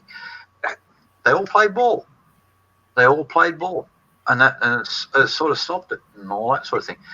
6 months later, fucking Brits come up again. Some idiot fucking up there shoots another Turkish woman, doing nothing. I saw the same thing in Northern Ireland over there. We were after a bad guy, a bomb maker, right? Yeah. So we're over there and that with because we're Commonwealth forces and all that sort of stuff. And I'm good with bombs, IEDs, mines, all that sort of thing. So all that sort of. This officer's slapping this old lady around like, "Hey, you do that again, I'll fucking belt you." And he said, "You can't tell me what to do." Fucking bang! But there's common decency in this world, and you don't beat up little old ladies, no matter how bad their grandson is. Right now, darling, I'm sorry about that.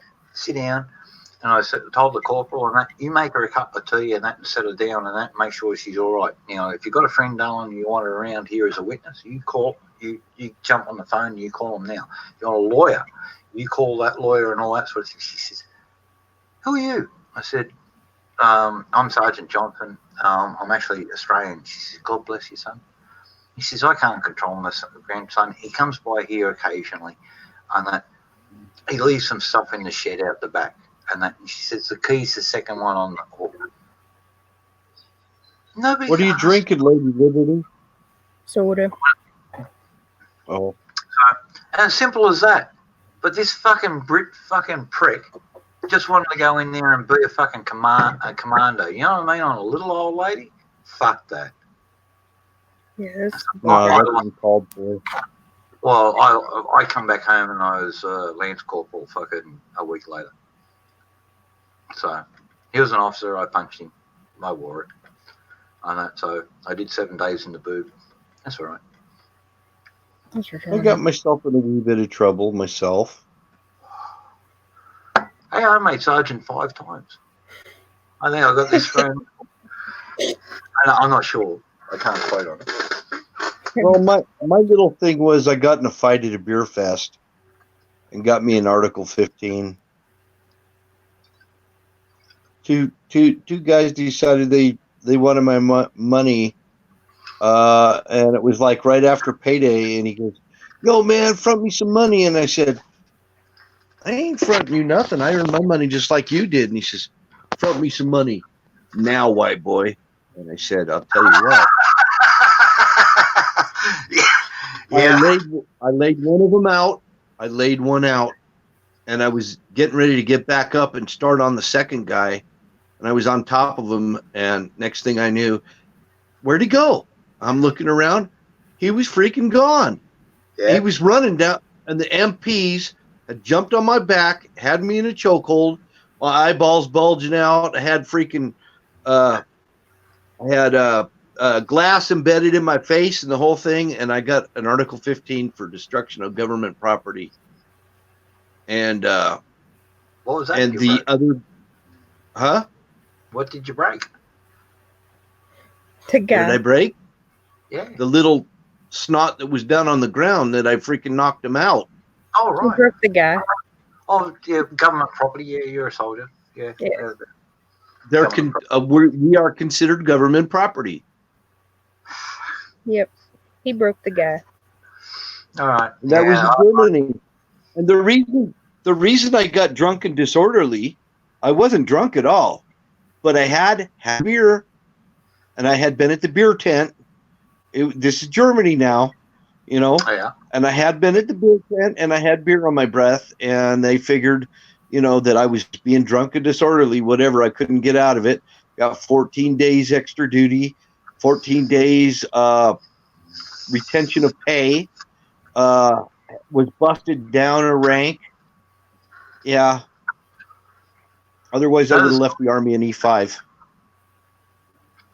I left the Army in E4. Just before I got out, I got a medical, and that was a big surprise to me, and all that sort of thing. I was actually reading the rollout one day, and everybody was there, and that except me. They discharged me the previous Thursday. This is Tuesday. They decided, because I got injured in Afghanistan, I got evacuated to Germany. They found a cancer. Got home, got everything sorted up. Chemo. I was going to transfer into training command and all that sort of thing, so I had plenty of time off and all that sort of thing. And that my move was the next week, and that so this is Tuesday morning. I had till Friday. Next Monday, I was going to be in training command and all that sort of thing. It was all good, and I'm not on the roll. The Army decided I was too old, not worth the time off and all that sort of thing, and that arsehole me. I said, don't worry about it. We'll fix you up for the 4 days pay you're missing. That was it. See you later. Fuck you. You've been used up, chewed up, and all that sort of thing. Now we have deemed you uneconomically viable. Bye. Thanks for coming. Here's boot to the butt. Now to the you go. Hey, didn't even fucking let me know beforehand. Like, oh yeah, I'll just put it through the system, and everything takes 2 weeks. You know, fucking a pay change, and that takes 6 weeks. 3 pays. Always takes 3 pays for a pay change.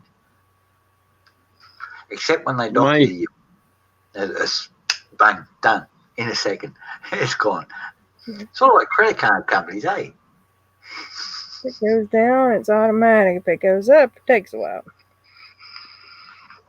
But I got a lot of teeth marks on my knuckles. I got teeth marks on my knuckles, and the only scar I really got on my face that's still a scar is up there in my eyeball. Middle knuckle, just there. There's a spot there. Long time ago, I had gave a guy an uppercut, and the incisor there got buried into my knuckle, and we couldn't pull it out. And I was actually in the guardhouse there with a pair of pliers, and it was agonizing. It had buried itself in there, and so I had to actually go to hospital to get a tooth taken down my knuckle. And I was annoyed with that. The Texas Roundhouse in Ultimo in Sydney, or the Texas something. You know, I was there only there for about 3 years. I used to be 5'9", and I'm only 5'8" now because I've had a couple of back surgeries. So I've got a couple of discs missing. It's kind of fusing. They fuse. I said, been there and done that. I used to be 5'11" and a half. Now I'm down to about 5'10" because I've been through the same thing. I've been through a couple back surgeries, and I've had I've got a couple of discs that actually fused them, like the vertebrae, not the disc, but the vertebrae, like the disc is just gone. So the vertebrae kind of just fuse themselves together. They were going to do a fusion, but then they got in there and they redid the MRI, and they were like, your discs kind of fuse themselves together. So we're not going to have to do that now. over here they get titanium wire, 2 of them, and they've got 2 different sizes, and they put the small ones in first, either side, and they put the large one in there, and that locks it all up, and then because they put a back strap over and pull them tight. And I've actually got that in there, so you're actually not compressing the 2 bones on there and getting the wear that you do when they fuse them. They actually hold them off, and it's starting to take off in the US. The guy who did it for me is actually over in Orlando, Florida, whatever the hospital is there, the Orlando, because I get his newsletters. This guy's good. I've got a good back, and I actually had part of one of my vertebrae clipped with an AK round, come through my. It went through my hip and came up, and hit one of my vertebrae in my lower back. And he fixed all that and put the 2 in there. And I don't have. They put a synthetic actual cushion in between it because the thing, the disc was all buggered. Oh, I heard about that. And that's a Swedish invention. No, it's not. It's here in Australia, and that. But Sweden took it up first. Now he's over there teaching you Sweden guys. took it, damn it. No, I had this. Shit, how old am I? I had this done when I was 26. So let's figure it out. 26. I'm 63 now. Oh wow. You still got your height. 37 years ago. You haven't shrunk though. And you haven't shrank any? No, and I can still touch all my toes and all that. No dramas. Well, Bill, we got ripped off. I know, but it's taken. It took him 20 years to get anybody else interested, and it was actually Belgium, and then the Swedes, and that saw him in Belgium, and I think they poached him for about 5 or 6 years. You know what they had to do with me? They ground my bone away to make room for the nerves to come out, and my toes still feel like I got like sandpaper. I still got neuropathy from it. Yeah. I got 4 little scars that long. Each, and that just 2 dots, 2 lines, and that was it. Past the preform things down there, drilled the holes into the bloody thing, pushed them in, put in some stuff that makes the bones expand and bond onto the stuff, and they did the other side and all that sort of done. Simple. I had what they did is they had to grind the bone away where the nerves come out. They had to grind the bone to allow the nerves and I'm not having any pain. I still packing 5-gallon buckets of paint up and down flights of stairs and stuff, and I still work these young guys into I work them into the ground. Yeah. Yeah. Hey, Colonel Shaw.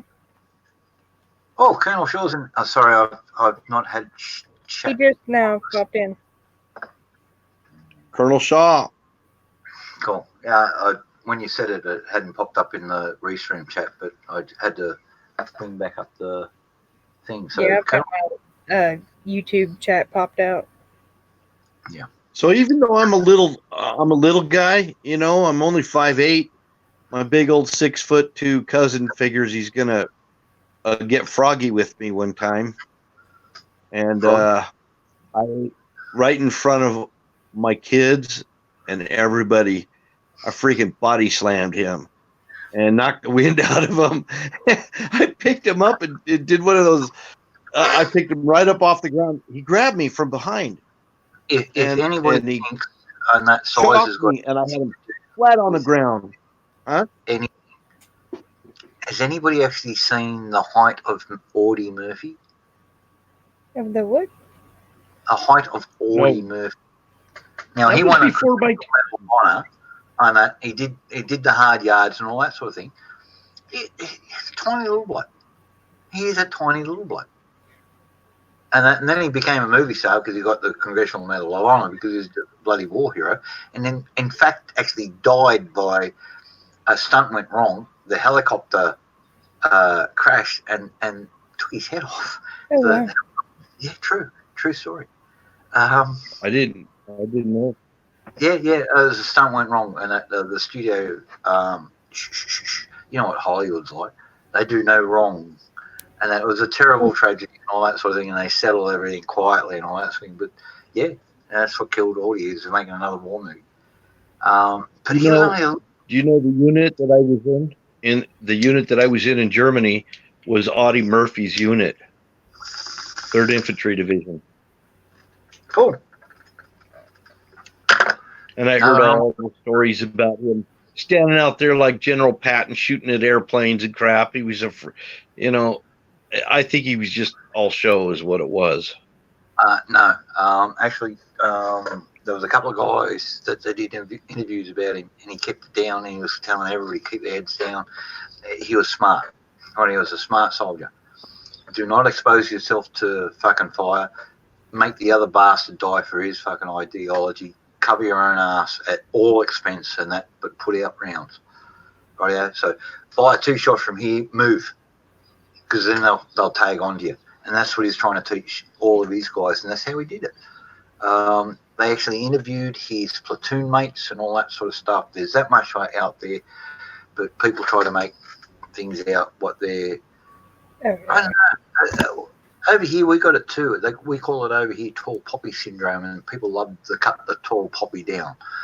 I don't know what it is, but like he wasn't a tall poppy, and he did like making movies and all that sort of thing. He just found something enjoyable and was making good money, and he had a lovely wife and family and all that sort of thing, and it kept him in luxury and all that sort of stuff. So why not? And that, but unfortunately now because he's dead, everybody can say bad things about him. And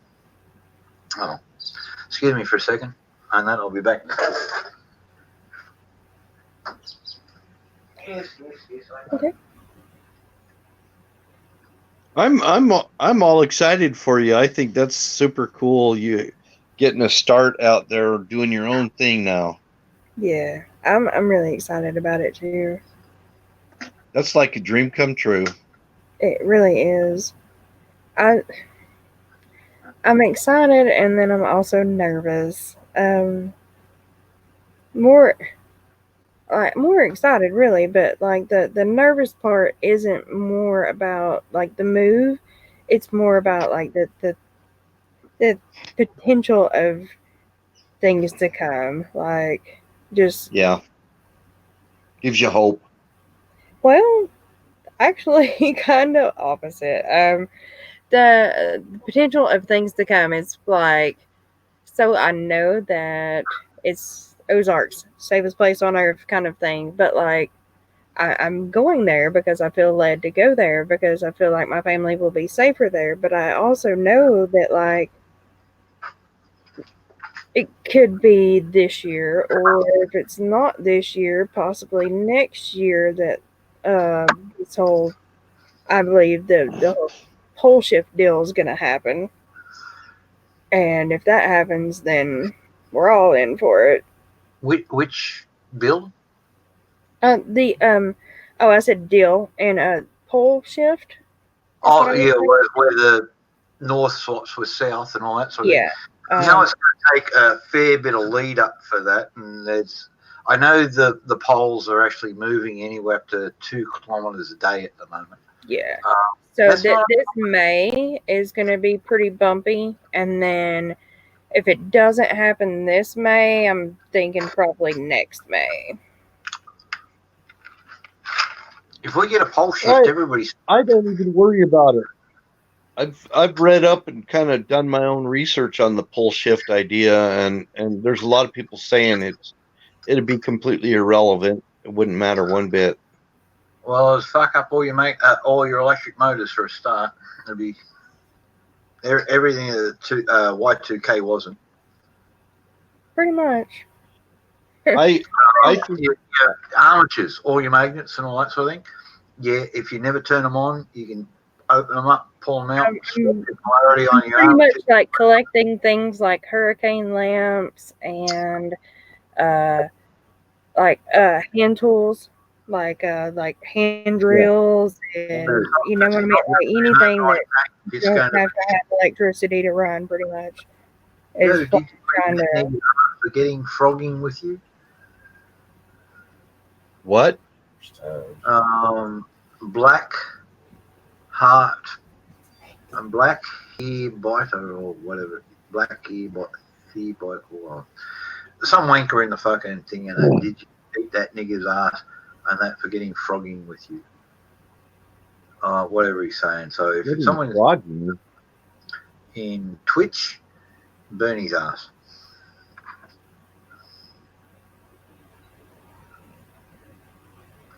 Hey, Gurney, huh? You're in the background there, and that, yeah. Yes, Colonel Shaw. That's just another one of these guys who's trying to come in to elicit a reaction because he's got no emotions or no brains of his own. And what I've noticed about all these folks, none of them have got a decent relationship. They're lonely ass. Yeah, because they wouldn't be on here bugging us if they did. Well, even when Tracy's here and that, look, we'll be in here, we'll have the pair of us on here. And that, so I just got to rearrange how that is because I'm stuck between the sofa. So I'll probably move all of this over to where the chairs are over there. So excuse my mess as I said it. We can see you both.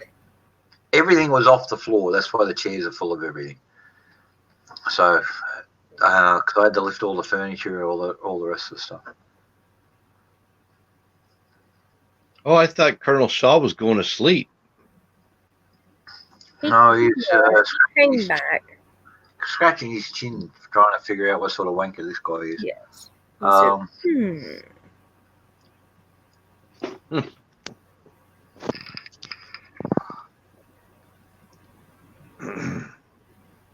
Black the. I think it's maybe Black the ear biter, maybe. Black the arbiter. Ear biter. I'm going with ear biter. I don't know. Well, it's a TH thing, so but arbiter works. Black the arbiter. What if they just use the, like, TH is the, you know? What, for like initials like thickhead? No, like Black the ear biter. He's a thickhead ear biter. I don't know, Jack. I'm just. If you've got a point to make, theorizing. Come in and just speak like a human being, and that instead of asking weird ass questions. I understand, Arbiter. I'm just saying. I just like ear biter better. Come on. Arbiter has to do with soccer. I thought an arbiter was a guy who was a neutral judge, sort of thing, and that's why you get what they call an arbitrary decision because it comes from the arbiter. Referee, yeah, exactly, a neutral party. There we go. Yep. Actually, that would make sense for Colonel Shaw saying that because you're over there in Europe, and arbiter is a Norse word. Colonel Shaw's in Europe? Yep, I think so. Know that. So, arbiter is a Norse word, and so, yeah, arbiter would be everything. Learned something new today. What I would describe as a neutral party. You're a trash. No, you're a decent bloke. Trash is done by actions and by choices, not from where you're from or what colour you are, what you believe, or whatever. For sure. As simple as that. We are good or evil by our actions and our choices. Through what we profess, well, heck, there's that much bullshit floating around, I don't know anymore. So I watch actions and choices. Indeed. Some people, we don't all make good choices. I think I've made some good ones and some fucking hellishly bad ones. Seriously. Yeah. We're not perfect, Jack. Well, yeah, I know. Nobody gave us a manual to go by. I mean, you got a manual. It's called The Good Book, and the problem is Well, I was going to say that. understand it, and I'm still trying to understand it, especially in the terms of relationships. Hey, I learn something new every time I go through that thing. Yeah. I'm telling you, I think it wouldn't matter how many times you read it, you could still learn something new each Well, time. I've been reading this thing for near on 55 years as far as I can figure on my own. And prior to that, and then it was getting drummed into me. And I've never. I don't ever want to stop being a baby Christian. Right. Yeah, and that because like every time, even like tonight, I guarantee you, I'll sit in there tonight, turn my little light on, and that tuck up and my little quilt up there, read it for a little while, and I'll read something in a new light that I've read it, dozens of times before, but there'll be something in there, and I'll see it a little bit differently than what I have before. Every time. Maybe it's the pot. I don't know, but heck, no, it's pretty much. And sometimes, I click on something and it's all good and you forget about it for months or years and then all of a sudden when the situation rises, you remember actually what you figured out what it means. Well, when I read it, I don't read it just to memorize it and to sound smart or anything like that. I read it because that's my opportunity to let God speak to me. So usually when I pop that Bible open, that's how God speaks to me, because I don't really have those kind of supernatural abilities to hear him for some reason. So I do spend some time in prayer and then crack that Bible. And that's kind of how God talks to me. Yeah, that's my building relationship building time. That's the way I see it.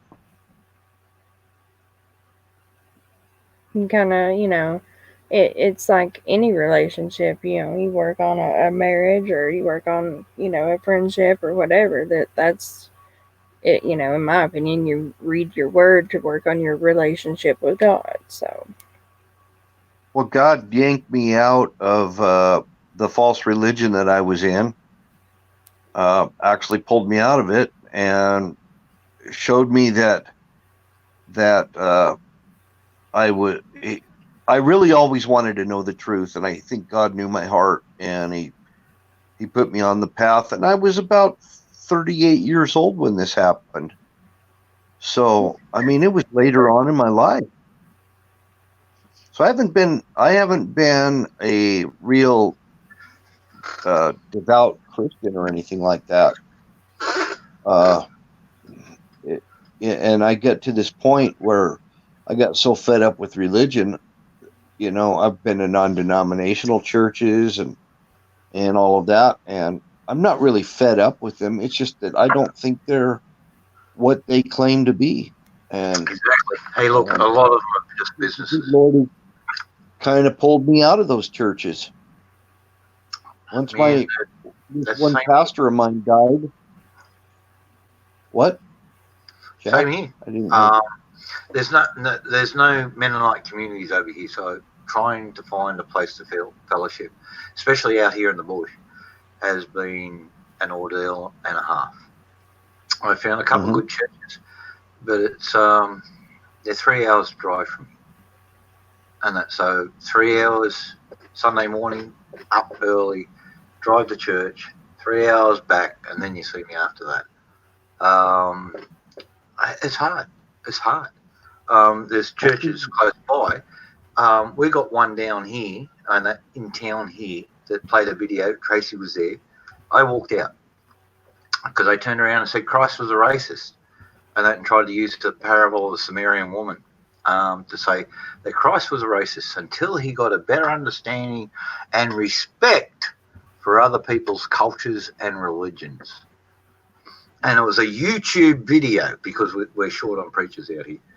So they played this YouTube video of this cult in South Australia saying this, and this is a church that was founded by a political group that's all about pro-Islamic immigration, and they're preaching this in an Anglican church here, and I was absolutely disgusted. I walked out. And then I spoke to the minister about it, and that was supposed to be there, but he's not there because he's got too much on. There's not enough preachers out here. And why can't you get a minister out here? Well, there's not enough money in the church out there. Well, You know what I mean? I reckon you probably see a few Mormons running around out there, don't you? Mormons here? Yeah. No. They're all Lutherans out here. You don't see They'll bicycles? Oh, we get the guys in the white shirts coming out there, hi there, and that. But yeah, there's a long way to come out here, man. And there's a lot of snakes and spiders and bloody kangaroos and fucking all that sort of stuff. They tend to have, I think, just after I moved in here, two blokes rocked up and that. Hi, I'm brother this and I'm brother that. And he'd come on in, and I'll get you some. I got some real cold fruit juice and all that sort of thing, because it was stinking hot day. It's like 120 degrees, and I said, "Don't preach to me, because I'll tear you apart." He goes, "Why is that?" And I said, "I know who founded you. I know what it was founded on. You may have great faith, and that's a wonderful thing. But your organisation was started by a guy who had 36 charges of religious fraud before he fucking hit number 37 and jackpot." See, I know all that stuff. It's just that where I stand, being an ex-Mormon, there's a little wall that goes up every time I'm talking to him, because I'm taboo. I'm taboo because I'm a dissenter. And I've been ostracized by my own family. But you have the opportunity, because you understand them well, to bring them out and free them and show them the truth. I do, but as long as I can keep my mouth shut about being an ex-Mormon. Yep. Hey, look, it doesn't matter what you used to be. Look, I'm ex-army. I'm not now, and that does influence me and all that sort of thing in a lot of ways, but I'm not. Now I'm just a small-town blacksmith. I make a bloody good knife and that, and I'm a pretty good bloody welder and a few other bits and pieces, and that's my claim to fame nowadays. But what I was going to try to say, what I'm trying to say is that I could never be worthy in that religion. You never measure up, no matter what you do. Those people are under so much oppression, like I was, and they can never measure up, and they don't understand the meaning of grace that you and we talk about grace. Grace is a free gift that you can't earn it. They don't understand it. It's all about, they think they have to work their way to heaven. Yeah, absolutely. And not only that, they have to be amongst the 144,000. So when you've got 35 million Mormons across the fucking planet, how are you going to be amongst 144,000 unless you're fucking the leader of your group and pushed up and all that sort of thing, and you're bringing so much money into this? I have the same question of the Jehovah's Witnesses. Oh, and they're another one. And they did the 144,000. I don't want to be in the 144,000. I just want to be in the good graces of God, because heaven is the desires of your heart, as it's written in the Bible twice. The desires of my heart, seriously, for heaven, it's a fucking bar as long as the eye can see. It's got a fucking great barbecue in there. It's got a good salad bar. And it's got all my mates in there. And I've got an endless tab. That's my idea of heaven. I can shout my mates and that, free drinks and bloody good steaks and that for eternity. And you're all welcome. I think that what you or I or Lady Liberty thinks heaven is, we're going to be in for a shocker. We're going to find out it's even way better than what we thought. It's always going to be better. You can't imagine what God does. I try. I study science and that to try to figure it all out. And I study it hard. Some of the stuff I'm studying, I don't think it's going to drive me crazy. Some of the stuff that I'm studying, that professional mathematicians and astrophysicists know I'm crazy. But I'm putting stuff out there they can't argue against. This is how I know. God is in the fine print in everything. And so we've got to respect that. I got a funny way of showing it. All right, my idea of Christ, he's my best mate. He put his ass on the line for me. He took all of that for me. So I, as an individual, don't have to live under the oppression of sin and blame and guilt and all this other stuff that people go around with. I see guilt in people. Ladies, they got treated by, they got scammed by some bloke. They got ripped off, they got cheated, and they got used and all that sort of thing. And they put all the blame on themselves. That's bullshit. Go out and kick the ass out of the prick who fucking cheated you.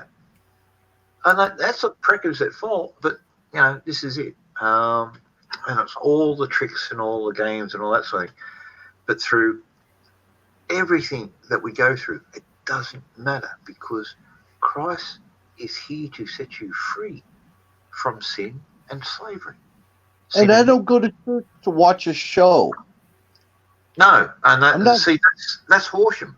I go in there and my coins in my pocket are bouncing from the noise of the music. It sounds like the bass line sounds like 8-inch mortars going off around about 3 k's down the track. I'm waiting for them to come through the roof. I'm not there to watch a show. I don't want to just be a spectator. None of the churches ever make me feel like they want to include me in anything. No, they got clicks. That's the thing. They alienate you, and then they make you feel like you're not a participant. I want to participate. If I went to a church, I'd want to participate. I don't want to sit there and just watch some guy jumping up and down on a freaking podium. I'm actually worshiping at a little Salvation Army church in a little town called Conniver. It's run by an 81-year-old major of Salvation Army, and his wife's a captain in it, and she's 70-something. And they haven't changed their ways in 50 years. And they give blessings to the Lord. They teach a good serve. And they go around and ask everybody how they're doing. Can we pray for you for this? Can we, anything in your life? Oh, there you go. Now you're talking. You know what I mean? And that's why I drive 2.5 hours. They say, well, wherever the Spirit of God is, there's liberty. Well, that's true. But the thing of it is, when you go in there, and I asked a lady, she had been ordained as an assistant pastor, and I asked her, I said, I think love is very important because God is love. She says to me, love will chew you up and spit you out. Oh, and I'm God. like, really? You call yourself a Christian? And you can't even understand what love means? Christ in his teachings mentions love 109 times. And the next most common thing he talks about is repentance. The next most common thing he talks about is fellowship. Well, okay. Love is the essence of God. It is what he is. So, number 1, love. Number 2, repent from your sins. 3, fellowship. They're the topics. They're the things. There's his talking points. Read through the Bible. Get yourself a thing called a concordance, and look up all the references to all the different topics and that in the New Testament, and find out for yourself what are the most common things that Christ talked about. And love was, as far as I can see, it was one of the number 1. Love my of God. Bible is so huge. This is my Bible is held together with duct tape. I got a brand new one of about 3 weeks ago, and that because I gave the last one away. This is somebody I was chatting to. I get a bad habit of giving away Bibles. I have a family Yo. Bible Not a that bad goes idea. to 1460, and that's in a safety deposit box, proper stored and all that sort of thing for a document of that age. So the only time it'll come out, and when Tracy and I get married, our names will be added into the book, and in there, my birth's in the book. My first marriage is in the book. Sonia's passing is in the book. Tracy will be added to it, and that's it. So and then I'll go from there to Stewarttown in the US because there's a Mennonite museum over there. You know, Jesus gave us 2 commandments, Jack. Yeah. God gave us 10 commandments through Moses, and Jesus gave us 2 commandments, and those 2 commandments are actually the first 2 of the 10 commandments. Yeah. They're the most important, and Jesus said, love the Lord your God with all your heart, mind, and strength, and the second one is love your neighbor as yourself. Yep. And if you do these 2, he says, if you do these 2, you do well. Yep. And he said, all the other commandments that I have given you rest upon these 2. Yep. So there's under the new covenant. The new covenant of Jesus Christ is love. It is a love covenant. Yeah, it is. And all the Bible is a love letter to us. Pretty much. Oh, well, it's a love letter. There's a couple of kicks in the pants in there, especially when Peter's writing, and all that sort of thing.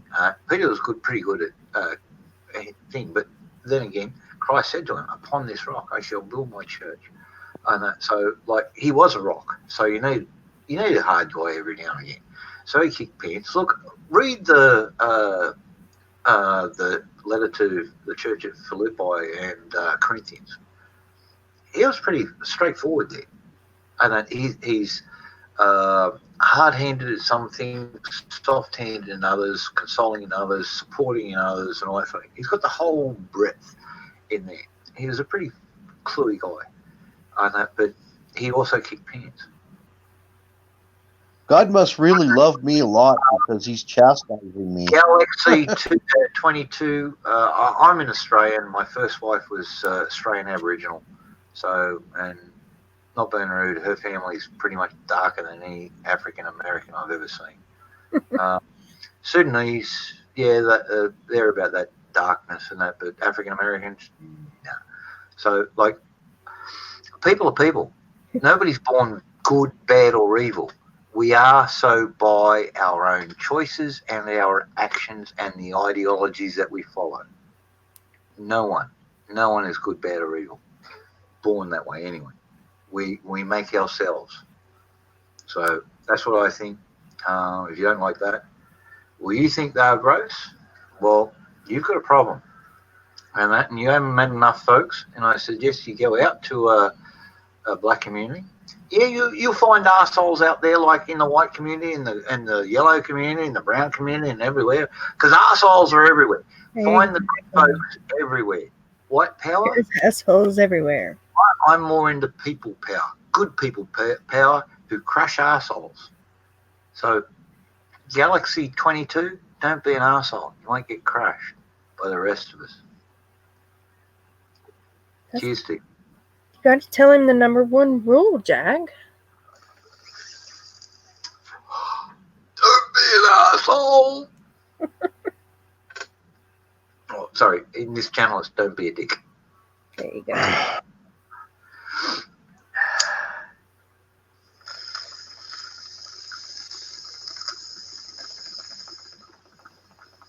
Can't be having that. We like people. We like people. All. That's what we like here. Good people. Love conquers all. That's it.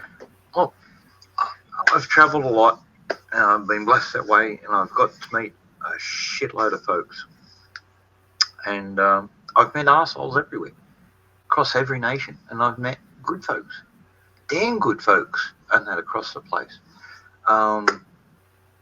Same here. There was a You have you talk about white power and all that sort of thing. You have your freedoms because of people like my friend Tom. Tom's as black as Wild Bill's surround out there, and that out there, big African American fella. He's big, he's about 6'7". Okay. He was over there with us in Gulf War I. He caught a grenade that was thrown into his pit and threw it back. Now, all the rest of it. And it just exploded in no man's land and all that sort of thing. Everybody said, "Why'd you do that?" And he said, "Well, I didn't want to die on that, and I don't want all you guys to die either." Whether it's self-preservation or whatever, he's part of a team.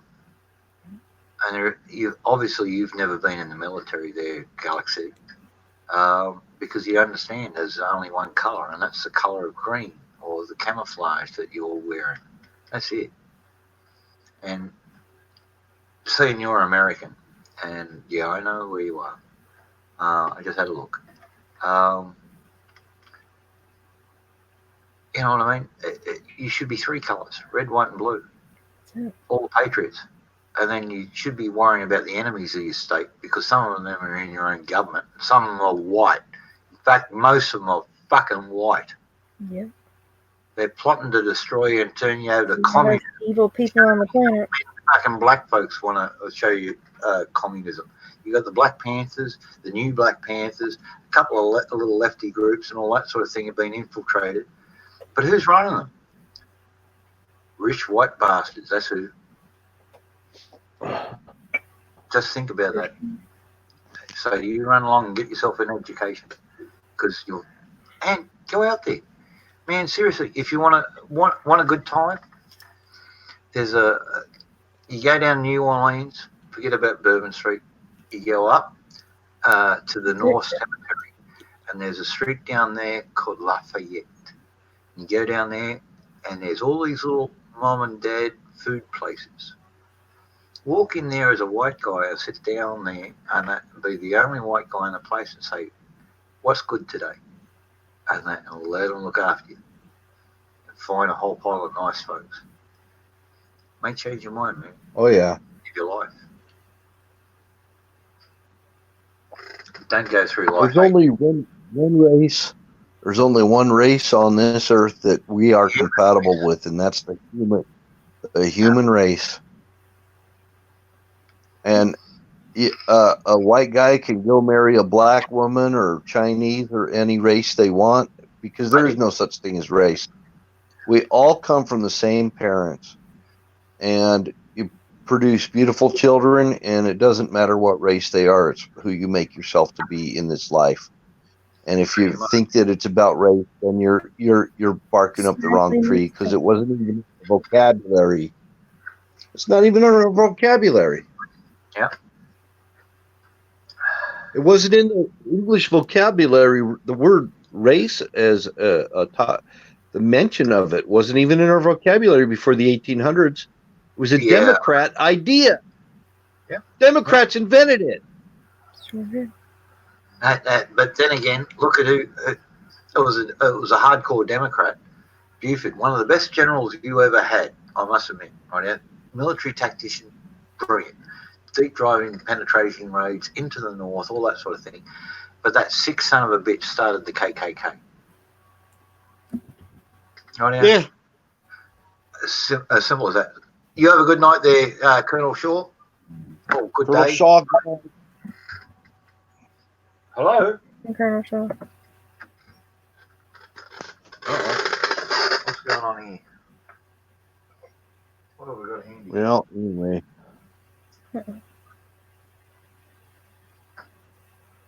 Thinking I need to take some medicine here.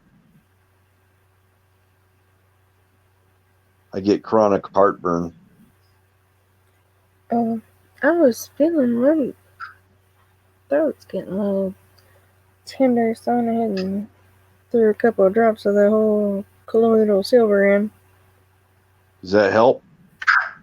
Well, if anytime I feel anything coming on, I tend to take a couple of droppers, and it tends to stave it off. So, yeah, it helps. I have a little spray that I spray in my mouth Mhm. and up my nose. It got a little pump spray to it, Right. and it's a higher level than what Wizard said. I think it's like 80 ppm or something like that. But Mhm. it's a spray, so it's kind of dispersed. I don't think it's gonna Right. be bad or anything. Yeah, it should be Just fine. don't listen to the naysayers, huh? I said, yeah, that should be fine.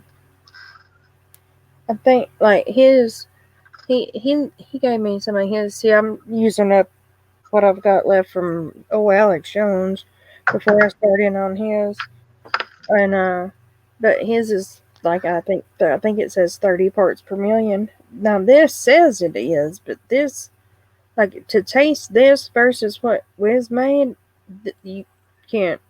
This doesn't even taste metallic versus what Wiz made. Yeah, Mm. but they do it. Their way of doing it's a very different way, and that Yeah. they Oh, I'm some sure. um, they basically use EDM, electro discharge machining, to create the micro stuff for that stuff. Right. Wiz is using the soft approach, and that so it's a lot slower. They can they can go through a bar of silver and that and turn it into 1,000 gallons in a day. Wizard stuff takes 2 or 3 days and makes a little bit. Okay, so Wizard is the better way of doing it. Yeah. I mean, because you seriously, um, commercial stuff. Even Alex's Jones's stuff. Alex has lost me in the last 5 years. I was big keen with him for years and years and years. Taught me a lot and all that sort of thing, and I did a lot for him and that. But yeah, the last 5 years, he's just gone. He's an ad man. Right. Maybe he's getting I old. He's also got. found out. I found out Alex Jones was that he's also funded by Time Warner, and some of his people they had an interview with one of them, and they let the cat out of the bag, and they said that they were Time Warner. They were with Time Warner. Now, who's Time Warner? Well,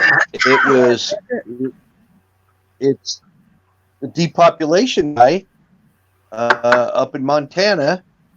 Can I Ted Turner. correct you? Well, Bill, can I correct you on something? Sure.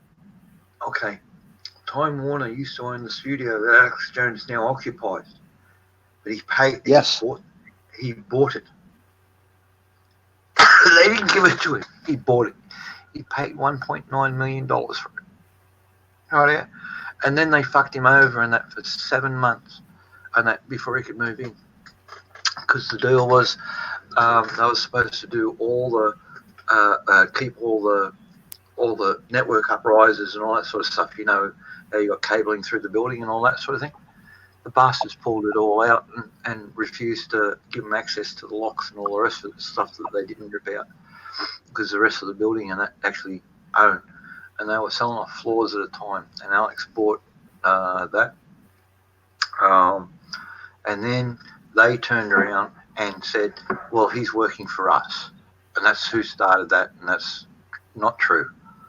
So, look, I'm not real keen on what Alex has become and all that sort of thing. But that one is bullshit started by Time Warner, because they did wrong by him and they were trying to cover their ass at the time.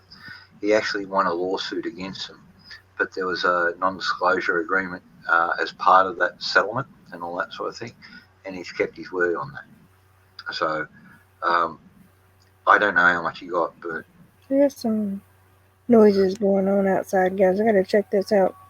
yeah, you too. Go for it. I just had to check mine, and it was a fucking mouse.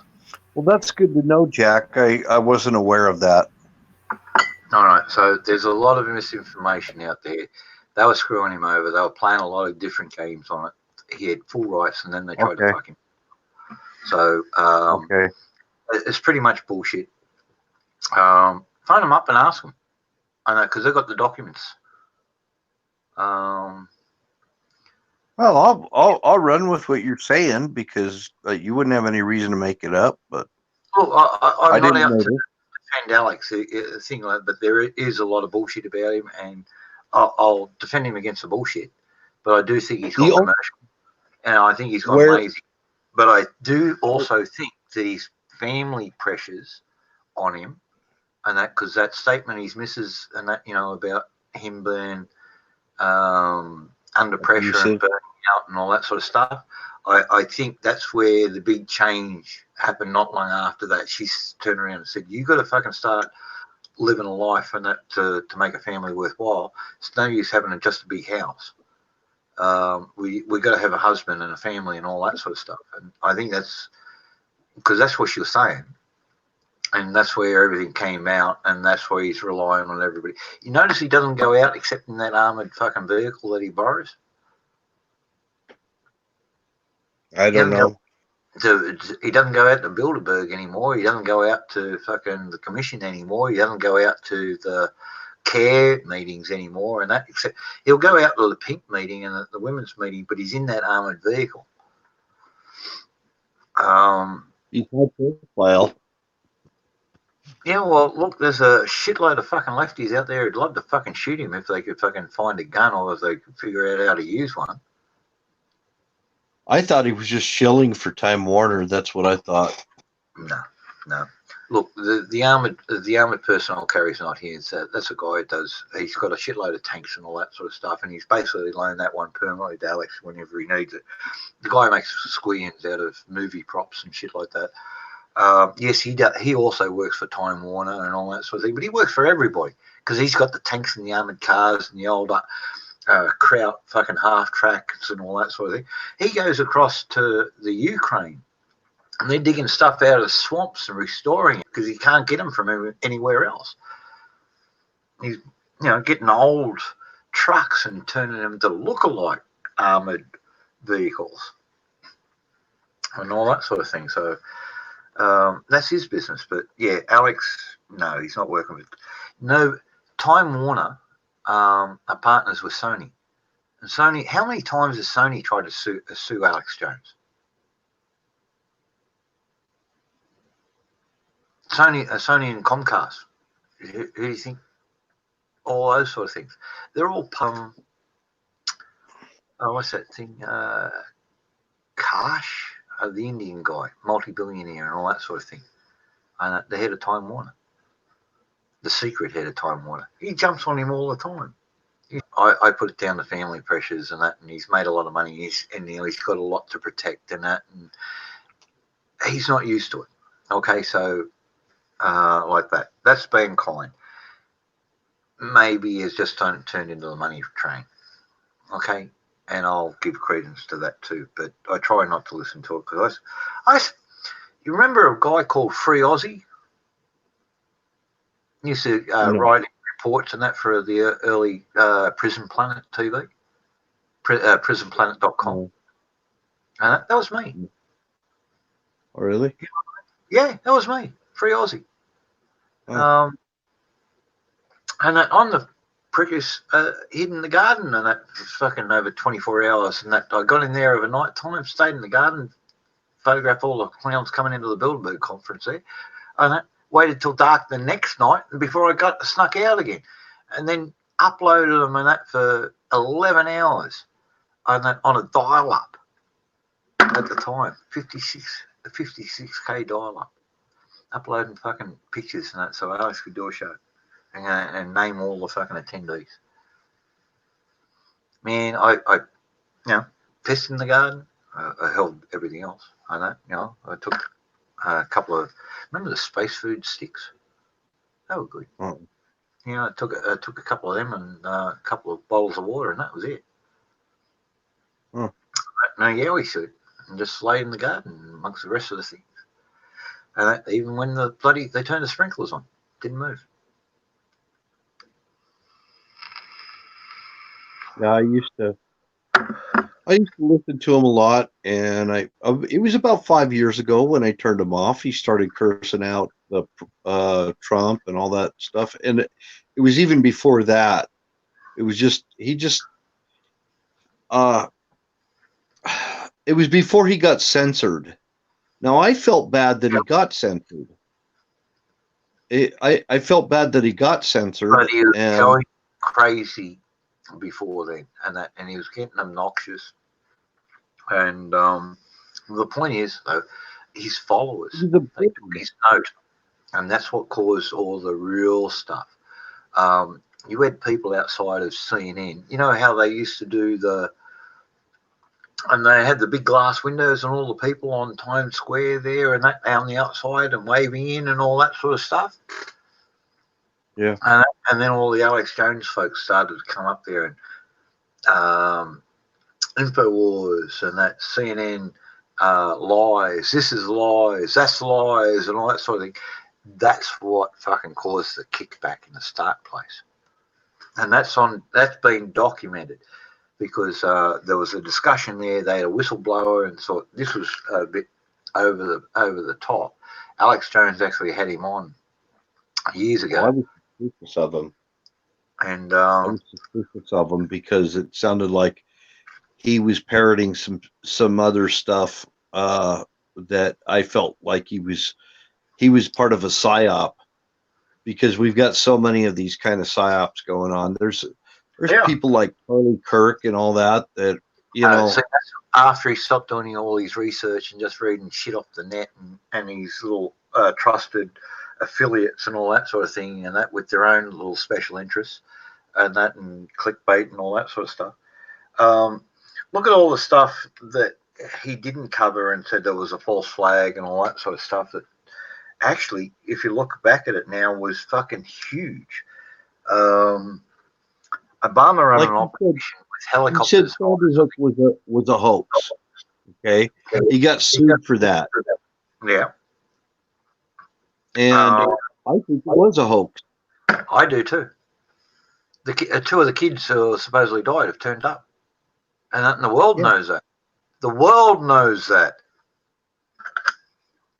And that was, look, now they've got they don't have to create these red flags now. Now they're pushing these red flag laws. Like over here, they integrated ours with our domestic violence laws and all that sort of thing. So a partner and all that sort of thing just says this, and then they come out there, grab all your guns, and you've got to prove your innocence.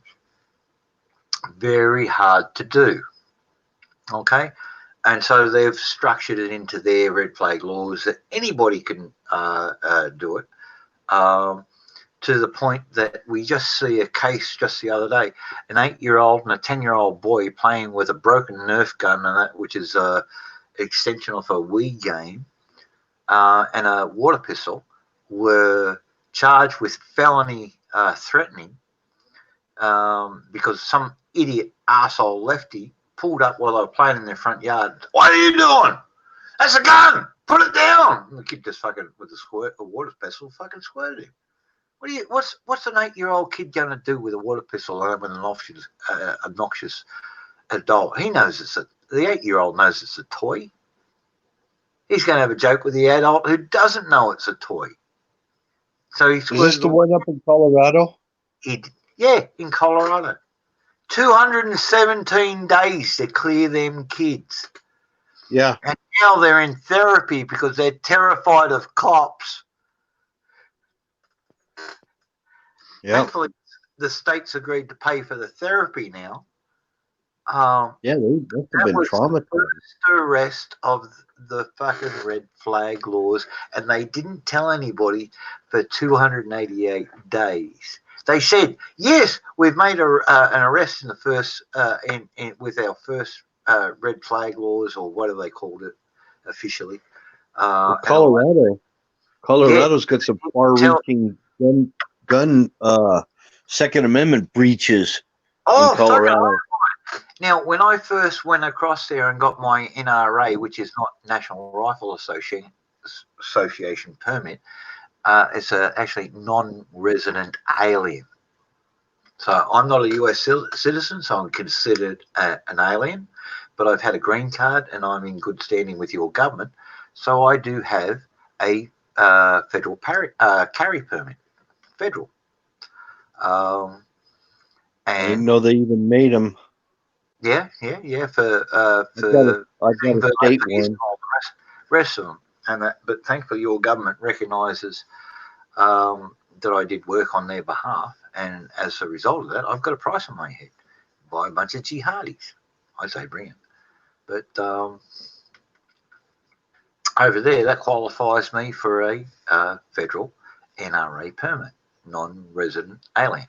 So like a visiting dignitary or big businessman who brings his own security guards over with him, all that sort of stuff. So, I can carry a thing, but most of the time I'm only when I'm over in the US, I bring my flintlock over with me. You're allowed to have silencers over there, aren't you? In New Zealand, they are. Only one state here, it's Tasmania. Silencers 100% legal. I have a silencer here. It's actually a solvent trap for cleaning my rifle. I put solvent down there, I fire a shot down there, and it traps all that solvent that may expand and burn when I fire the round through it. But it does quiet the shot down quite an amount, I'll admit. But See, that's another one that Trump had an opportunity. Trump had an opportunity to sign off the Hearing Protection Act, and they didn't do it.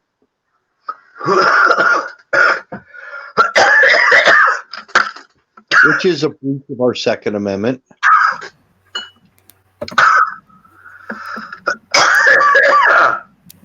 I think there's 2 points there. I'll argue.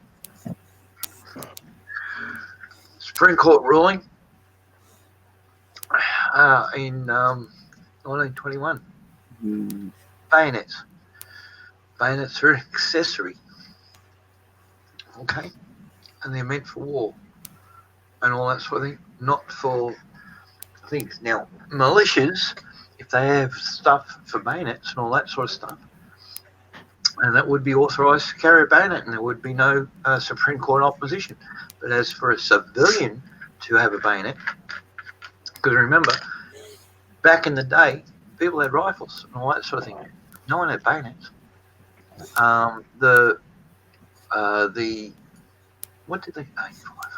What did Washington call these? It's like our short-barreled rifle law. That is totally meaningless. Oh yeah, that one. I mean, bullshit. For sure. Nowhere in the Constitution says is there a length or dimension mentioned. No, it's absurd. It's an absurd law. So that one is there, but bayonets was ruled on there. So, like other accessories, like silencers, are not covered by the Second Amendment. Okay, but then again, there are limits of magazines, so it doesn't specify belt fed. Does like this magazine fed, single shot. Doesn't mention anything. It just says to restrict arms. We're not restricting the arms, but accessories. Where is it mentioned in the Constitution? Okay, right to bear arms. Infringement. That's where it says it. So any tax is an infringement. A require for registration is an infringement.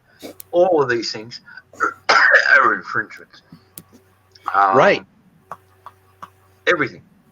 Registration, a tax, a license is an infringement. Mandatory background checks. That's an infringement.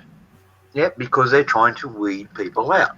That's an infringement against somebody. May not be you, but it may be against somebody else. And the rights of the individual. Lady Liberty, we're not hearing you talking. Oh, I was trying to not interrupt you guys and tell Crow that I got one of those recently. You get an AR pistol with a brace, which looks and works like a stock, it's fine. But if you put an actual stock on it, it becomes a short barrel rifle and requires paperwork. Which is absurd. It's another absurd thing. Over there, a wacko. Seriously, so is ours, but I did. I got an AR pistol. But it's absurd. I mean, Even if you were to have a short-barreled rifle, if you put a wooden stock or a plastic stock on your AR or whatever, you decide you want to put a real stock on it, it shouldn't be banned.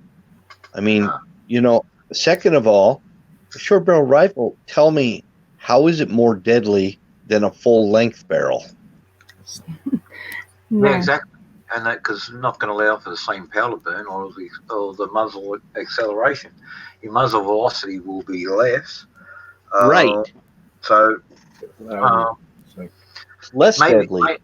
There may be an argument on the slower trajectory and not piercing cleanly and be more prone to tumbling and all that sort of thing. But yeah, less accurate, less velocity. Yeah, everything. And so your accuracy also drops, so your survivability increases, and less so range. It'd you make don't an have as long interesting range. court case, and I suggest Mr. Kavanagh to fucking preside, because I believe he has a Parker Hale 2000 series in 7.62 NATO with a Zeiss 2 to 9 variable by 40 scope on top, and that he likes to pick a deer every now and again. The new Supreme Court Justice Kavanagh. Oh yeah, nice. A friend of mine over there in the US and that runs a gun shop, and he said he had the privilege of serving the new Supreme Court Justice. So I happen to know about that one. And apparently he's got a very nice Eglinton and Worthy 338 single shot. And it's set up like a shotgun, but it's actually a rifle.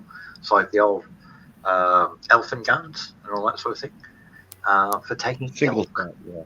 Yeah, 338 a lapel magnum for taking out elk with iron sights, though. That's overkill. Yeah, but like the thing's going to drop straight away. You're not going to be chasing it through the scrub. It'll go straight The through. thing is, like I was saying, Jack, we out here where I live, we got to take longer shots. So higher caliber, longer range rifles are important here, and optics we're shooting canyon wall to canyon wall. So there's a difference. We're not out there in the bush in Missouri or something like that with with a 22 poaching a freaking deer. Yeah. Well, I got a couple of Winchester 70 series and that, one in 308 and one in 3006 for different purposes and all that sort of thing. But I've got a nice Lanny over here that does 22 Hornet, and I've got 22 rifles. So, and 22, which will fire 22 Magnum out of that. A single shot, which I've had since I was a kid, which I don't use a lot, but that'll take short, long rifle and Magnum up there. So that was Lithgow single shot, Series 1. But yeah, that was, so I've got a range. I think law-abiding people should be able to own whatever they want. Like an MP5, it should be as easy to buy as a pistol or shotgun. Well, I agree. Yeah, that's an infringement. If they make a gun and you can't buy it, that's an infringement. I think if you want to buy it, and if you can afford it and you can maintain it, well, you can afford to buy it. That's it. Up to maintaining it, it's up to you. And if you just want to let it sit there and rust, you're allowed. The AR 5.56 pistol, that's nice. Yes, sir. That's the one I got. That's yours? Yes, sir. So you've got what, about 4 inches in the stock, so the stock comes back a further 4 inches? Yeah. Yep, all right, cool. Because that's a bit short for me. I'd have to put a strap on it, like a couple of things, so I can push it forward to brace it. If I couldn't pull it into my shoulder, you use a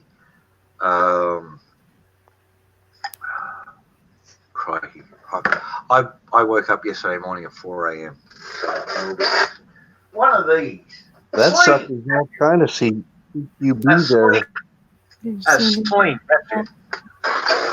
Here's a sling that's supposed to go over your rifle, and the thicker end goes over your shoulder. And when you're walking, that's why that hook's there, so you can just clip your fingers through and that, and just balance it up, all that sort of thing. Because my rifle's a little bit heavy. Now a short barrel like that, I wouldn't even bother putting an optic on it. No, I don't. I to be honest with you, I'd Flip probably up iron sight. one of those holographic sights. And that. Hey Jimmy, how you doing? Yeah.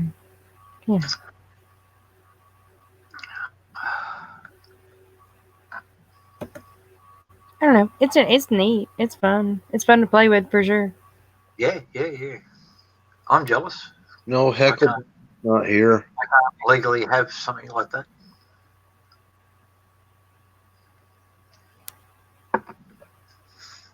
You can?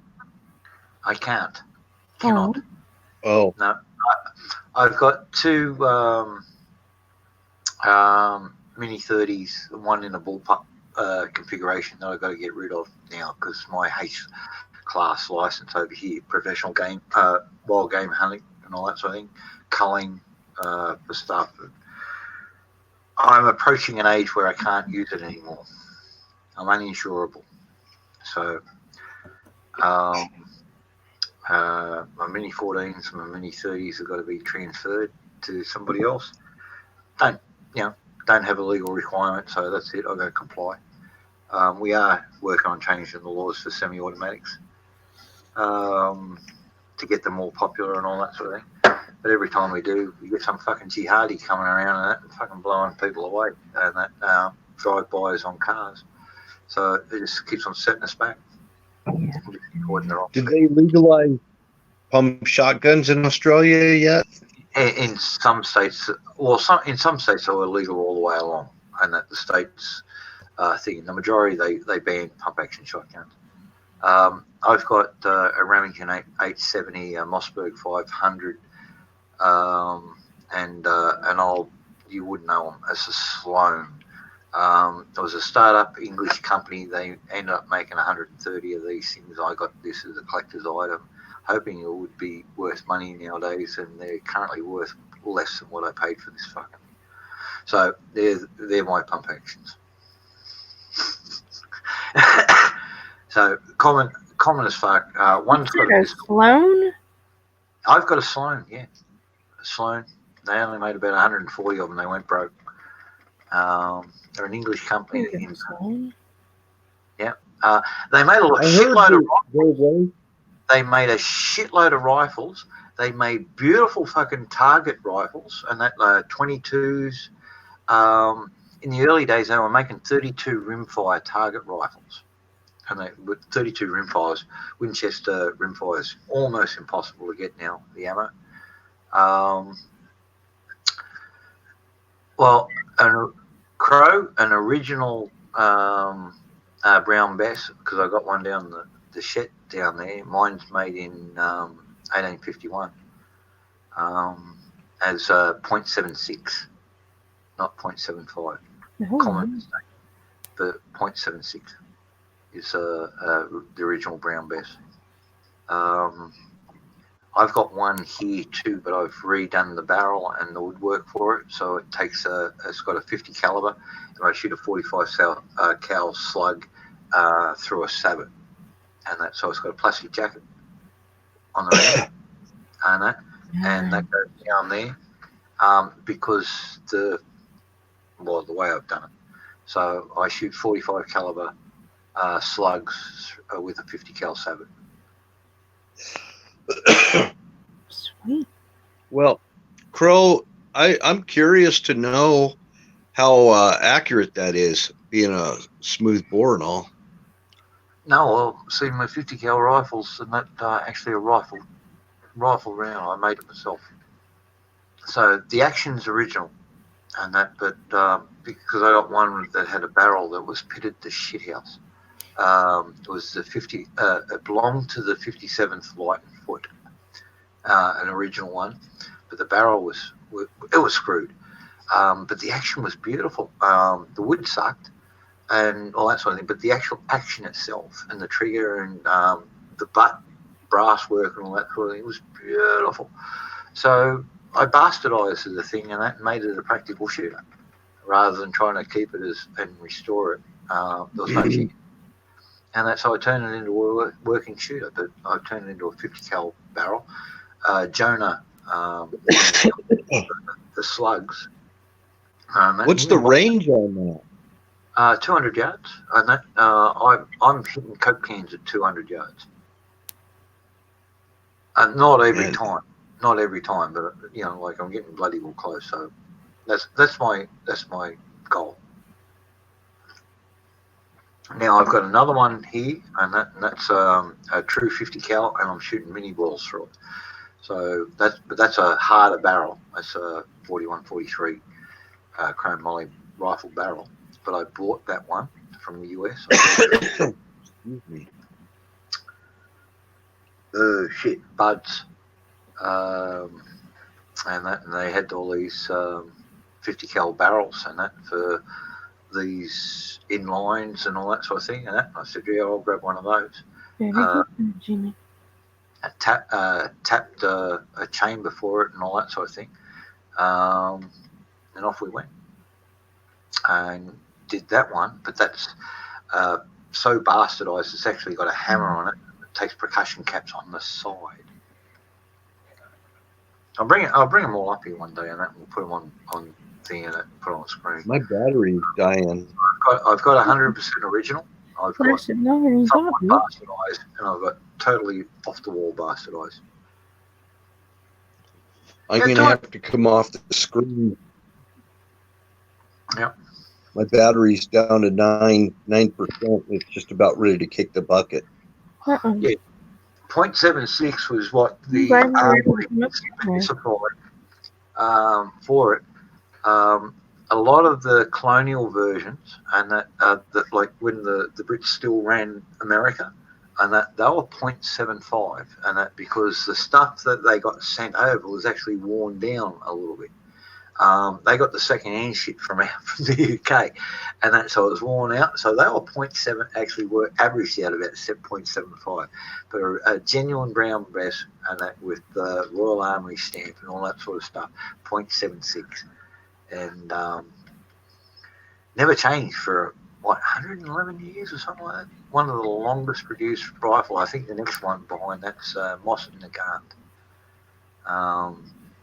And I saw a 22 caliber, about 3/4 size Moss and Nagant today, $490 Australian, and it comes in a little wooden box and everything else like that. And I'm going, I wish I had the money to. I got Tracy coming over. I got fucking business deals. I got to pay for flights and all the rest of the shit. I just can't do it. I would love one. And there's only 500 made, and there's 10 here in Australia, and I can't get one because I've got 2 Mossens down the back as well.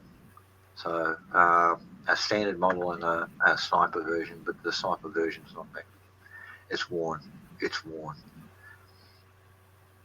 It's a well-used rifle. I got no history on it, and I got it from the armory in Sydney before the gun laws changed and that, but because it was bolt action, I can keep it.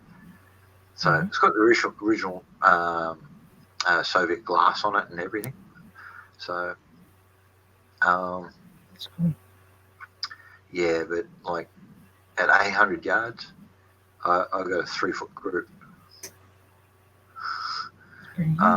That's the best I can do with that thing. At 800 yards with my Winchester 70S series with just a Tasco on top and all that sort of thing. I'm punching 2-inch groups.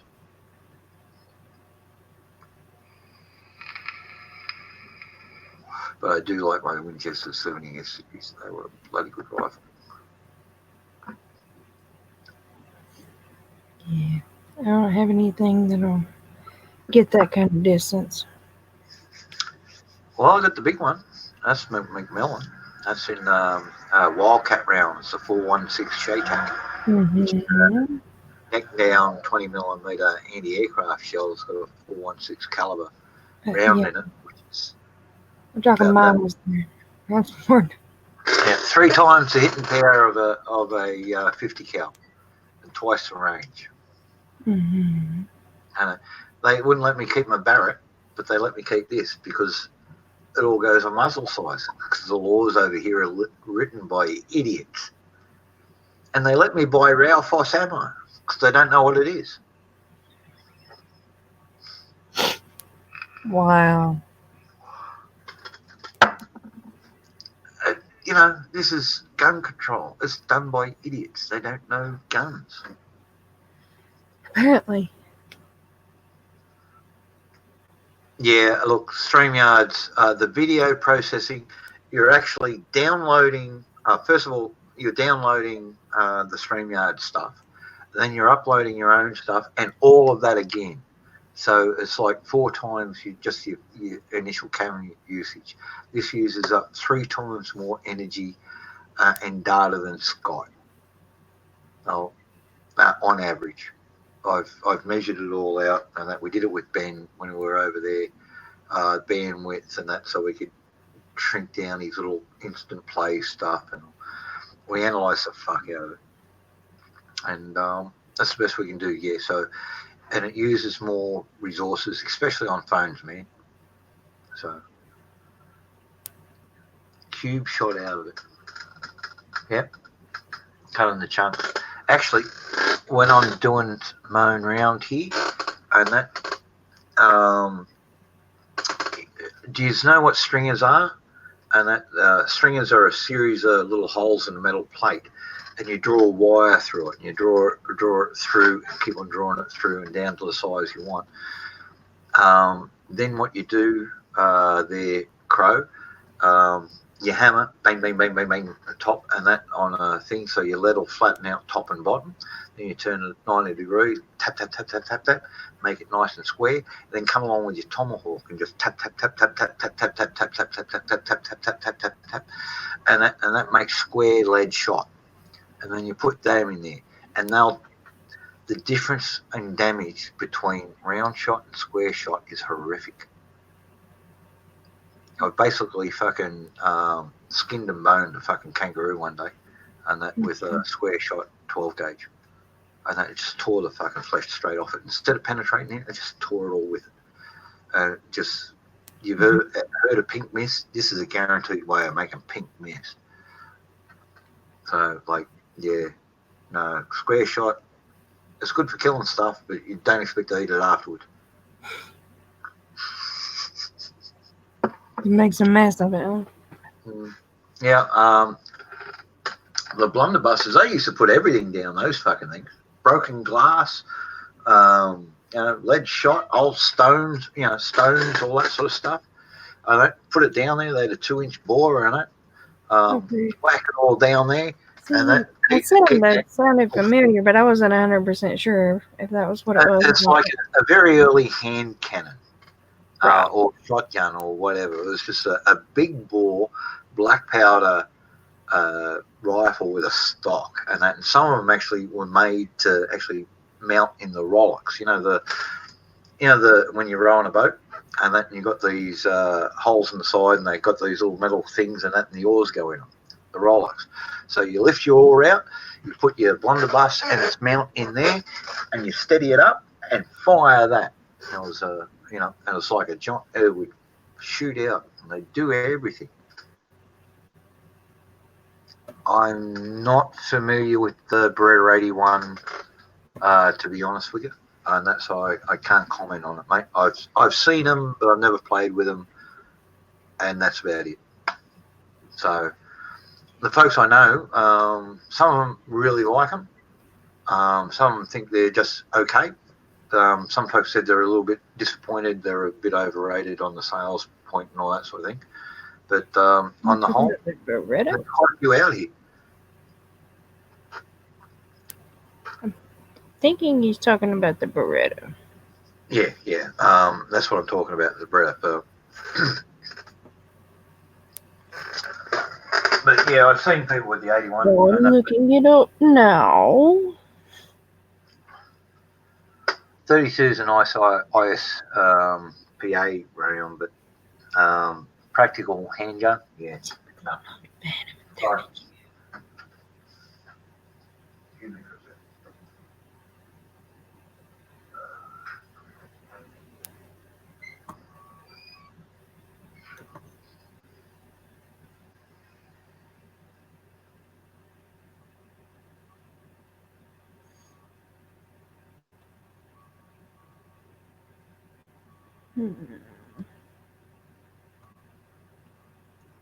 A good looking gun.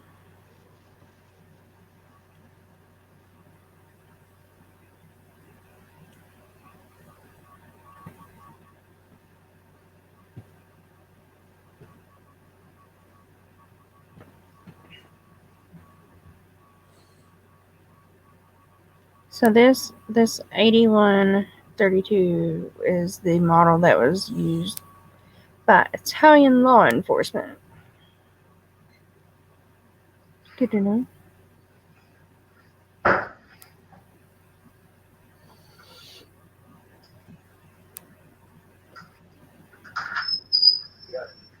Not very expensive.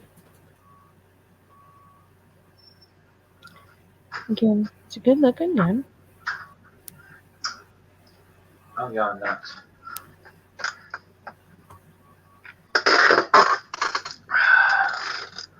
Hell, what am I missing? Cheetah.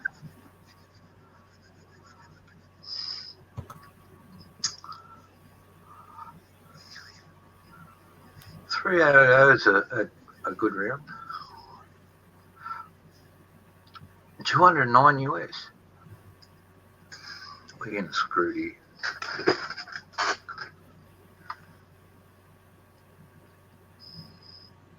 Yeah, how you doing, Winnie? Oh dear. Shall I try to choke again? I've never had one, but I like a Beretta handgun.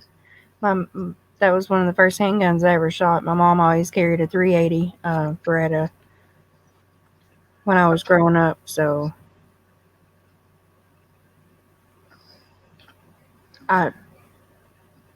it looks like a nice gun, but I've never had one. I've never shot one. I'm typically not a fan of the 32 caliber, but it looks like it looks like a nice gun. I had a little Beretta in 25 ACP, and that is a tuck down the back of the thing, because Right. if you're taken prisoner, you got to take off your webbing and all that sort of thing. And there was one tucked down, and it used to sit in the back between the belt and the bump pack of my web gear. And so there was a 20. I never needed to use it, thankfully. 25 ACP is fucking going to be next to useless unless you put it up the red. But yeah, I had one of those. That was the only Beretta I ever actually owned. But I played with an L92 for about 4 years.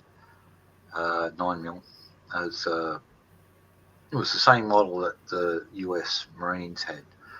And that because we were playing them over here, and that, but we stuck with the fucking High Point Browning piece of shit.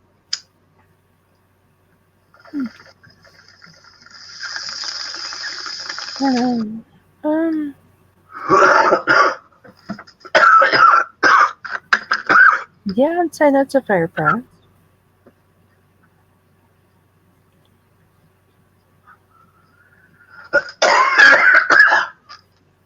There's got to be something in this.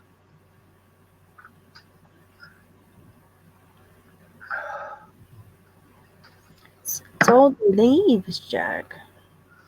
If I had to guess. But yeah, I would say that's a fair price. $209 for yeah,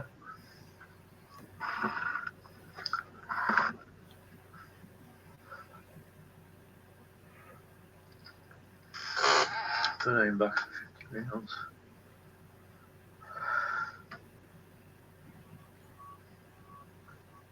I mean, Well, as someone who was shot by a 32 and that and lived to tell the tale, get something bigger. Because the prick who had the fucking 32 and shot me fucking ended up getting 7.62 through the chest. Stuck up with this little French handgun. Khmer Rouge fucking officer. Fucking hurt like a son of a bitch, but like, you know, bounced off a rib. yeah, it's just as far as like the availability of ammo goes, 380 or 9mm, I would have to go with one of those, and I would definitely have to go with 9mm over any as far as handgun goes, just for just simple availability of ammo. I mean, you're gonna find it way more often than any other. Your Marines converted me over to 1911 A1s, 45 caliber. Never had an issue with it, but you know, for a time period I couldn't own one. And the ones I did own, I had to send to the US, otherwise I'd have to hand them in. So we did a bullshit sale deal on that, and I've since bought them back. But I've got my. Yeah, if you've got the wrist for it, I don't have the wrist for anything above a say 380 or 9mm. I can't do, so like Bill said, 44 Magnum or a 45. I just can't. No, well, see, if you've got the wrist for it, by all means. Is a Smith & Wesson 40 caliber EAA Witness Plus P, and I do the Plus P hand loads myself. It's got a nice light recoil. It's a lot less than a 357. It's a little bit less than a 45. Ultimately controllable. I've got rifle sights on the EAA that I have. I'll bring up a picture. So I've got to go into there. Oh no. Back up. And I've got to find baby. Oh, in there. I mean, I can decently get off a round or two, but I can't sit there and just shoot round after round after round and keep getting them pretty accurate. They're just too powerful of a gun for my wrist. Right, I've got a shitload of songs in here with I got Baby Loves the Supremes, Ash Grunwald, Hey Baby, My Baby Left Me, CCR, Creedence Clearwater Revival. Gotta love some CCR. Going to see My Baby tonight, the Beatles. Baby, You're a Rich fan. Struck Baby, Stevie Ray Vaughan. She's My Baby, Johnny O'Keefe.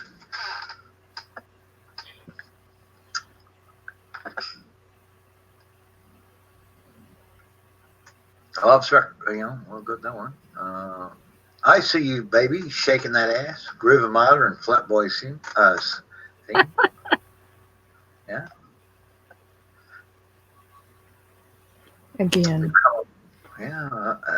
I've got a photo in here and I call it Baby because when I took it, it was my new handgun, so it was my new baby.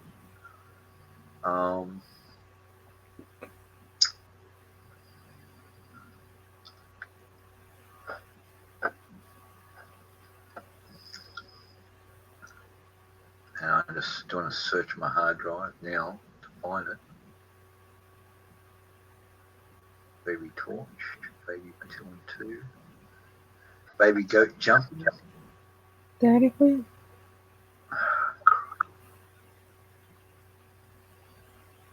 Infected Mushroom, Baby Killer. Sounds like Planned Parenthood. Yeah, I don't have a revolver though. Baby Icon, Baby 101. Baby Swim Pants. Oh, that's what I was looking for the grandkids for. Yeah. All right.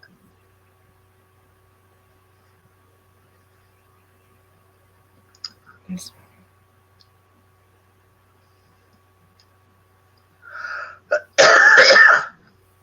Oh, it's going to take him forever.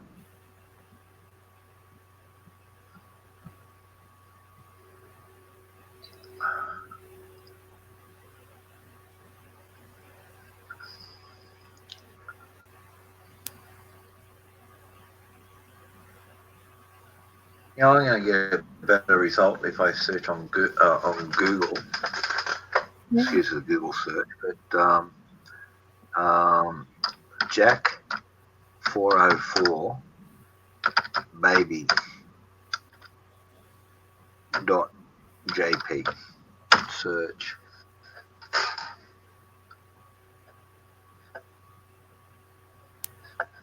Images.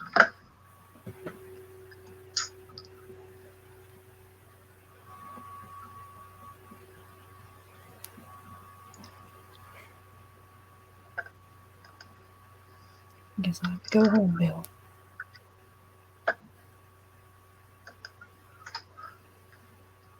There we go. No, that's baby dot. Let's kill that one and search again.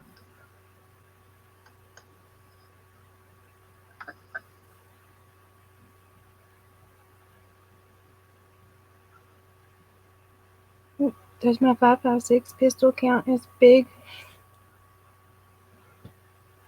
That's wrong.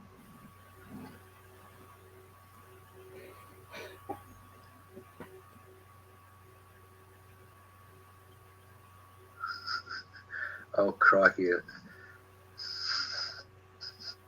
Jack, what in the world are you looking for? I'm looking for a picture of my handgun without, so I don't have to go down there into the shed and drag it out. And I know I found it.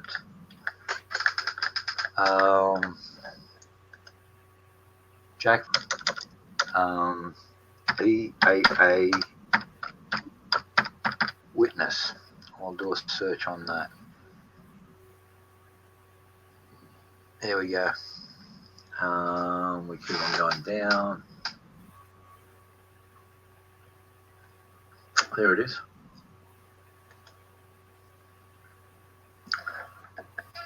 I posted this to the firearms forward just when I got it. So I'm just going to StreamYard, share screen, Chrome tab. I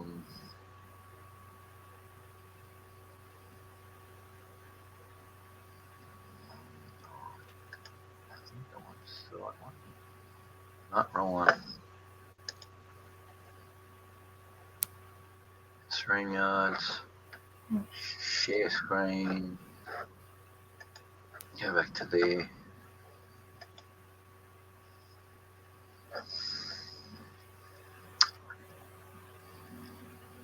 Shit, when did I post this?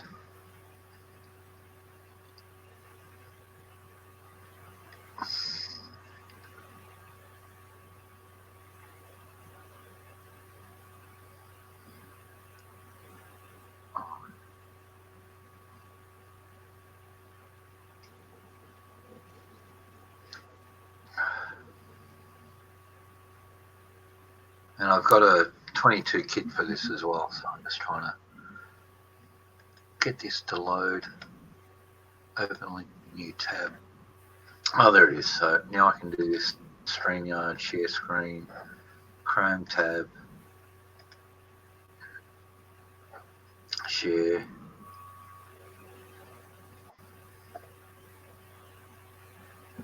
It's taking a while to load. It's a high resolution picture. Sorry, it's slow coming through. Yeah, that's 40 caliber rifle sights. Yeah. You load out with 11, 10 in the mag, one up the spout. And the hollow points, they're they do the job. And then you get these. I got these frangible rounds. They break up into 10 even pieces, but they tend to scoot off around about a 22-degree arc.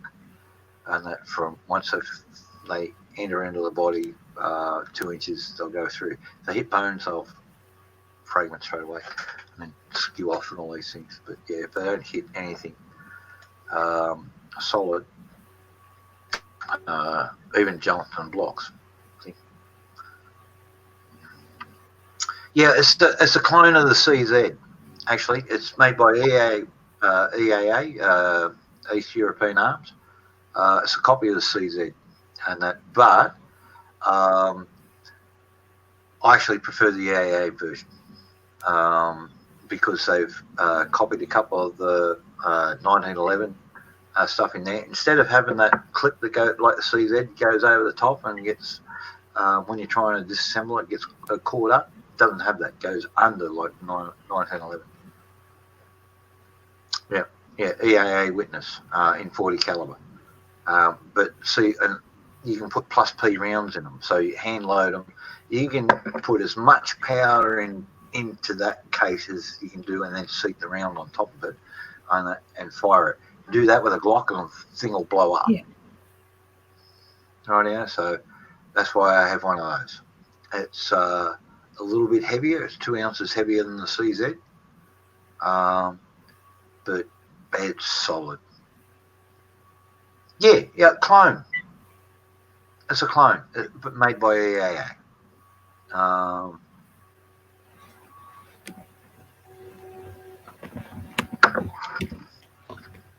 Yep. So when you've on Two-Stein, yes, you call it a CZ. Is it? This has just been changed slightly. You see by the release, the slide release, and the mag release positioning. That's a little bit different from the CZ. More like the 1911.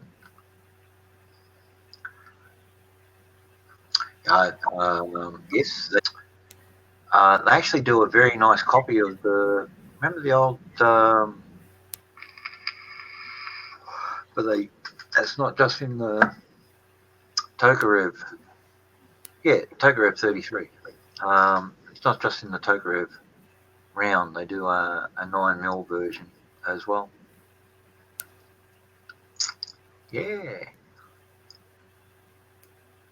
I don't mind. See, I had a, you know what the Spanish Star was, which was a Spanish clone of the Tokarev?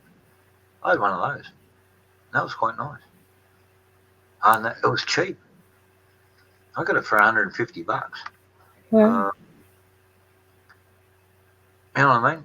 This was a Spanish-made copy, and man, it was good. It was good. And that little toke round that they fire is 7.62 25. Man, stopping power, penetration. The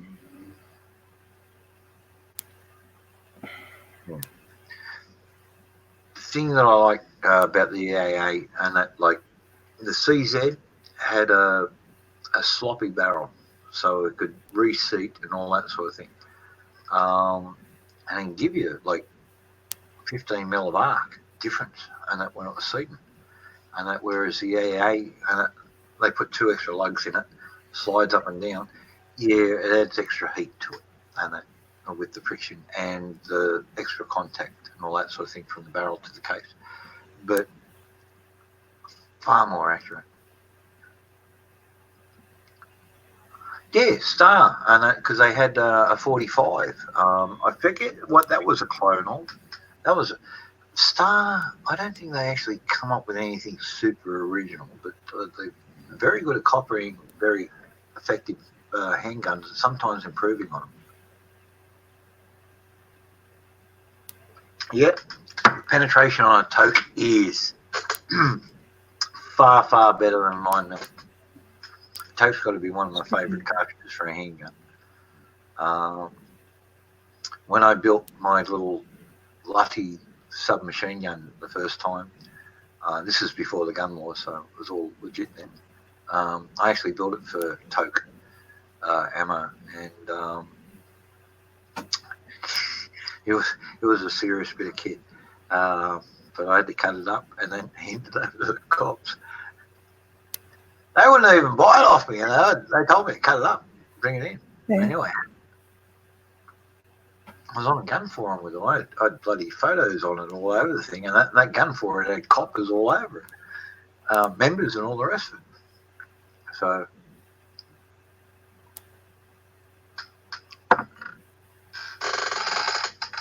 yeah. You stick a 14, 16-inch barrel in front of a Toke round, you've got a serious bloody, yeah, exactly. Imagine a PPSH. Those things, they hit. They hit. Especially when you got a 50 round, 48 round drum bloody magazine under the thing. Yeah. That'll do something. And that, Definitely got some stopping power.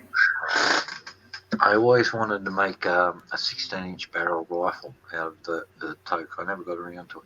I made a 9mm rifle, bolt action, and that so I can shoot all my 10 Nazis at once. I don't know about that and that, but like, yeah, a good two At least or three. 2 or 3. At least 3. Yeah.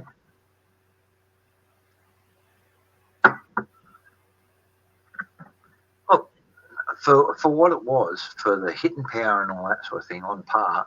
This is my estimation. Just me playing with guns and all that sort of thing. The Toke pistol round, as a pistol, had the same hitting power at about 30 yards as a 30-30 rifle round. I kid you not, same amount of damage. And I did that shooting through 4mm thick steel plates and stacking them up. The 30-30 was pretty much equal with the Toke. Dang. It's crazy. You put a Toke in a 16-inch barrel, and that what was the PPSH? That was what 13-inch barrel.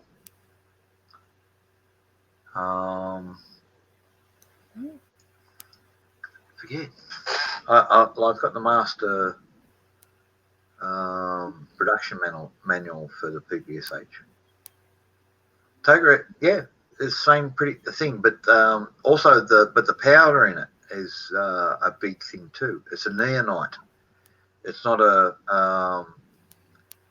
I think it's actually a neonite filler. So it's like the 7.62 NATO powder, which actually put out more pressure than the 3006, and that which wasn't a neonite. So neonite had about 1/3 extra expansion over the previous format.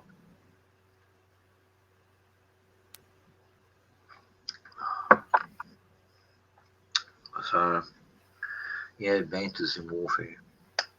But the Toke, I love the Toke round. I don't have much left though. That's sad. I think I might have 4,000 or 5,000 rounds left.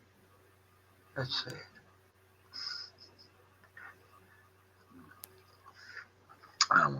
We'll make do.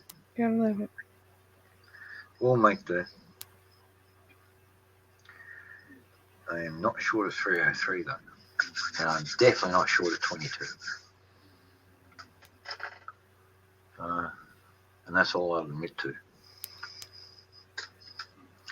I'll get a fair bit of 40 cal. Gotta keep some secrets, don't we, Jack? Especially from the government. Amen. They keep on accusing me of all these wonderful things. So the more secrets I keep, the more accusations they can make. And the more stupid they look. Right?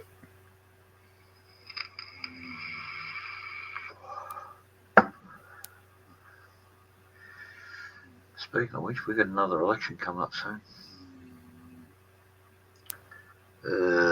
Or not. Yeah. Well, soon's 2 years. Awesome. And so I've promised to give a hand, and I'm not looking forward to it. The left just makes you too much of a target. And that's so I've got to figure out how to do stuff quietly because I'm going to have Tracy over here. You know what I mean? So I don't want her copping this shit. Right. Bad enough, and that when fucking some of our friends here and that started giving a shit for me being me. This fire alerts. Excuse me while I just check something. I'm just going to log into my emergency stuff because I don't know what shift I'm on.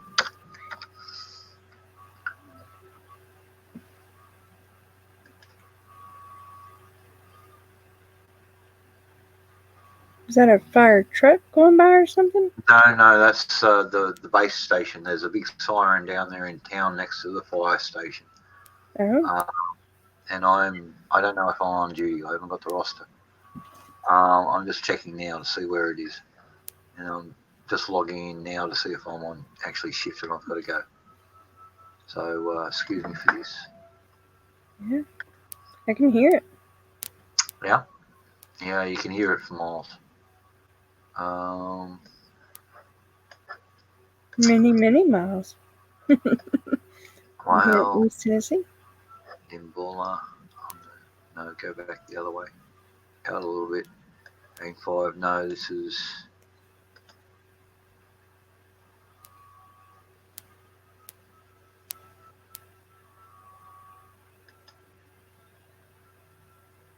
Rescue Road Track. No, that's not me. Someone's out on Coca Road.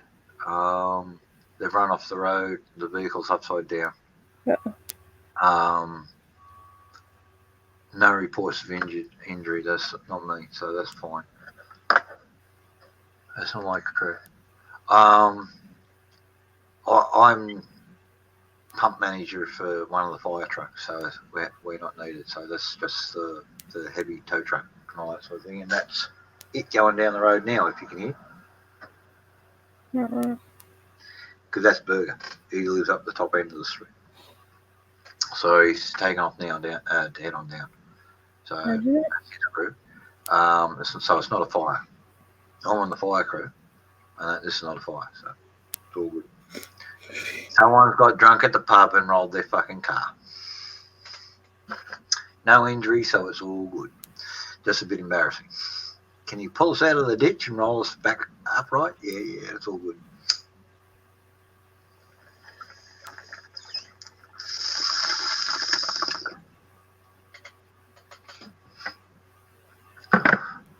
Yep, back. It's about 15 till 6 a.m. here. I suppose we should probably go. Yeah, I suppose you should. Because you've got kiddies to get up and all that sort of thing soon, and breakfast to cook, and a fella to make happy on the way out the door, and all that sort of thing, and then you can collapse into your little cot. Indeed. Well, you have a good day. Indeed. Good Lord bless you and yours. Same to you. And thank you all to the folks who are watching out there. For sure. It was good to see everybody again. I miss y'all. I thought 9 mil was only around about 960 FPS, but anyway, we can do that another night. Lady Lily, you take care. Buffalo Bill, Crow, whoever else is out there. It says we've got 10 watching. Good night, everybody. So, who's not watching, take care. You all be good. And good Lord bless us all. And hopefully we'll see us all again. Cheers.